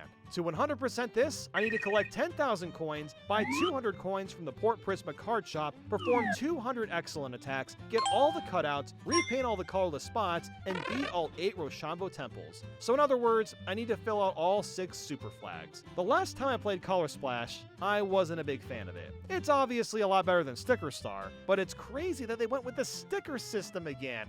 Oh, excuse me, cards. Yeah, totally different. That's my bad. But you know what? This game outside of the combat is honestly not too bad. Exploring the overworld is a lot more fun this time because you have to go through and fill in all the colorless spots with your hammer. Since the game is so colorful and vibrant, it's really satisfying trying to find all the spots and make everything look perfect. And the presentation is a lot better too. This is a really pretty game, and the story is also much better and funnier. Sure, there's a lot of toads again, but at least playing is more pleasant this time around. The objectives are very similar to Sticker Star in terms of what needs to be 100% completed, outside of the Rochambeau temples, but I'm not ready to talk about those yet. Once again, there was no way to speed through the text, but I'm not even surprised. Nintendo game, no options bad. I'm just glad to be out of Sticker Star. We've moved on to bigger and better territory. Like these Shy Guys sucking the life out of the toads in a interesting position.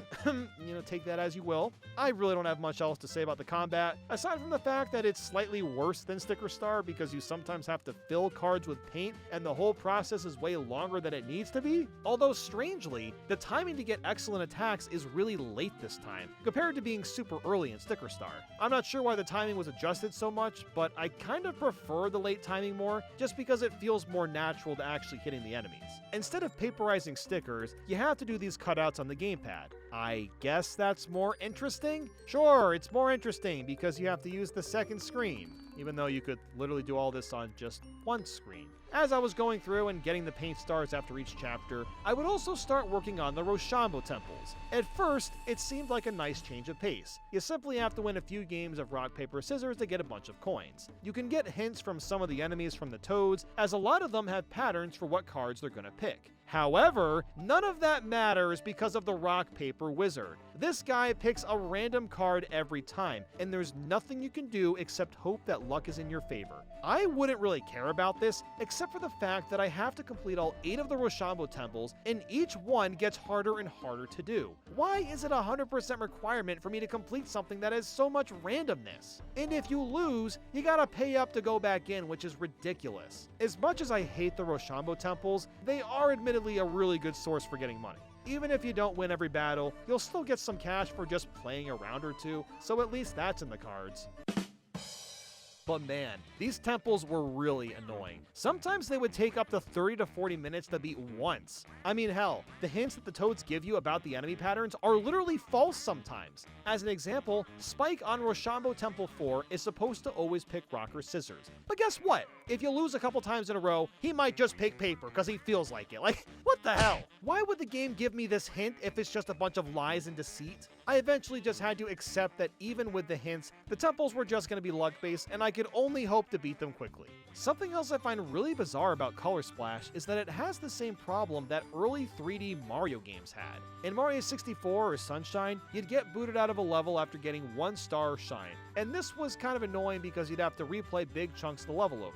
Somehow, Color Splash exhibits this exact same problem in multiple levels. A lot of times, you'll grab a paint star and then play the level again and take a slightly different route at the end with no other changes. Now, of course, there's a bit of a difference seeing as you may miss colorless spots or cutout spots the first time, so replaying a level to find those does make a bit more sense. But yeah, Color Splash is okay, but there's nothing here that's dramatically different to what we've already talked about. I got a little peeved at the quiz level for not having the right cards the first time, and the ship sailing thing, that was kind of obnoxious, but otherwise, we were good. I was just sitting in silence and ensuring that I was hitting all the colorless spots and got all the cutouts along the way.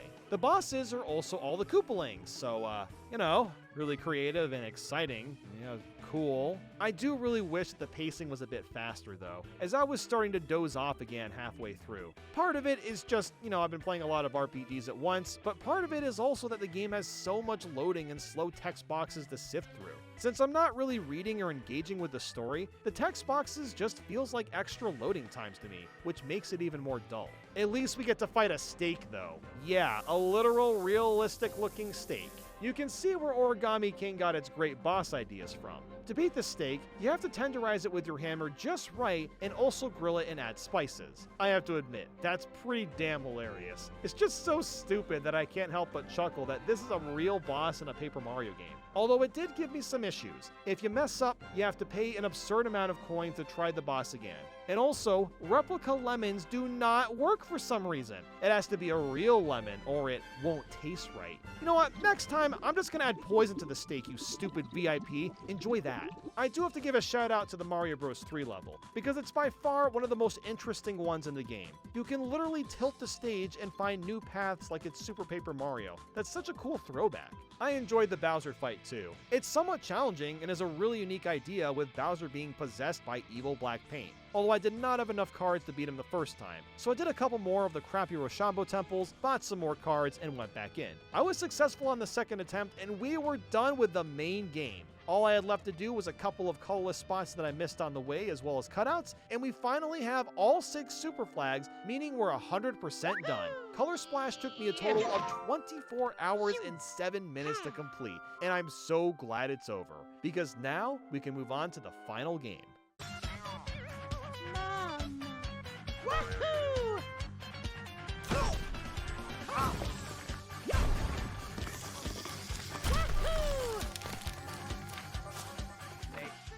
This is it, the final straw. To 100% this, I need to collect all 120 collectible treasures, 15 trophies, 14 max HP hearts, find all 368 question mark blocks, 404 hidden toads, and fill all 346 not bottomless holes. I'm aware that you can also get extra gold banners on your save file for not dying and not using accessories, but yeah, I'm using accessories, but you know what? I'll attempt not die, although it's not required to get 100%.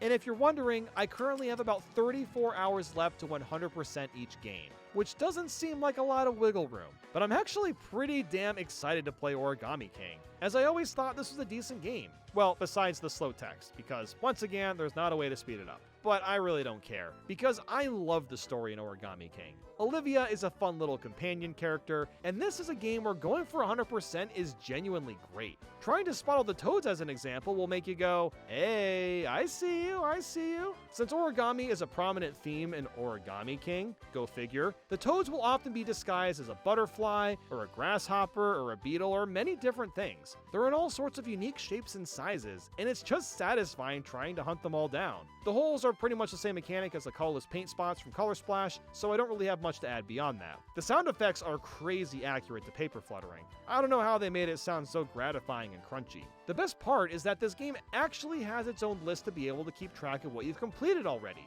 Every time you get 100% of something in an area, the game lets you know with a notification, and it just feels nice. You've also got the 1,000-fold arms that are used in boss battles in the overworld, and I thought this was a fine enough mechanic. I don't know what was with Nintendo's obsession with stretchy arms in the Switch 1 era, but I guess I'll take it. As for the ring battle combat, I mean, it's okay. I used to be a lot more negative about it, but honestly, I don't mind it that much. Your main hammer and jump attacks can never go away, but you can find more powerful items that are either a one-time use or take a long time to break. I'm just glad they don't disappear instantly like they did in Color Splash and Sticker Star. This is a better balance to the idea. Although I would have preferred having regular RPG combat with actual partners, I'm okay with this combat because the rest of the game is pretty enjoyable. It does get old after a while, but I'll take it over stickers and cards. What's always perplexed me is the paper macho enemies. There's a good variety of them that you fight in real time, and it's kind of like Super Paper Mario but in 3D. Did this game really need to have 2 different types of combat? Anyone else find that to be really bizarre? As you continue playing, you find out that a good handful of enemies were designed around this, so why not just pick one battle system over the other? I think Origami King would have easily been one of the best Paper Mario games if it only had paper macho enemies and bosses, or maybe just have the ring mechanic for bosses or something. Some of the writing in this game just cracks me up. Like, look at this sign. The Dock. You're on it. Thank you, Nintendo. That one's actually pretty funny.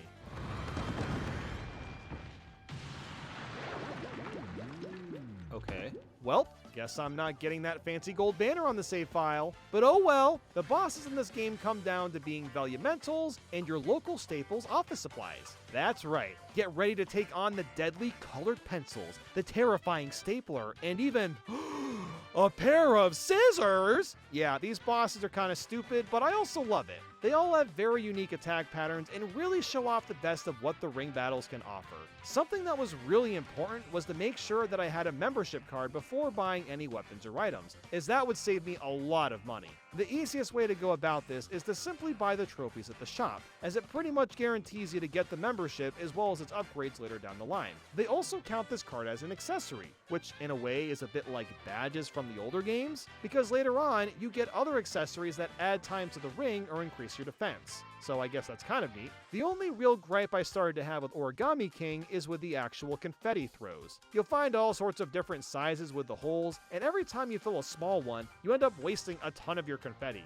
It would have been kind of cool if there was an option to switch between small and large throws, just to conserve confetti a bit better. They got the buttons right there on the controller, just use ZL for small throws and ZR for big throws. And while I'm talking about this, a basic run button would have been nice too. Again, you got a bunch of buttons on this controller, Nintendo. You are allowed to use more than 4 at once. Can Mario really not go faster than a light morning jog? I know I barely talked about all the different chapters, but there's nothing to really complain about. It's just great fun all around. There's even a whole ass Wind Waker chapter where you sail around a sea, find islands, and hunt for treasure out in the ocean. Yeah, like I said, it's literally just Wind Waker, and it shockingly works really well for a game like this. We also get the coin step counter while we're here, which is actually a huge deal. Once you walk 10,000 steps with it enabled, you get a free 10,000 coins. That's freaking awesome, and really encourages you to explore to your heart's content. I also love how at the end of the game, you team up with Bowser Jr. and Kamek, and Bowser's army takes on the Origami Army.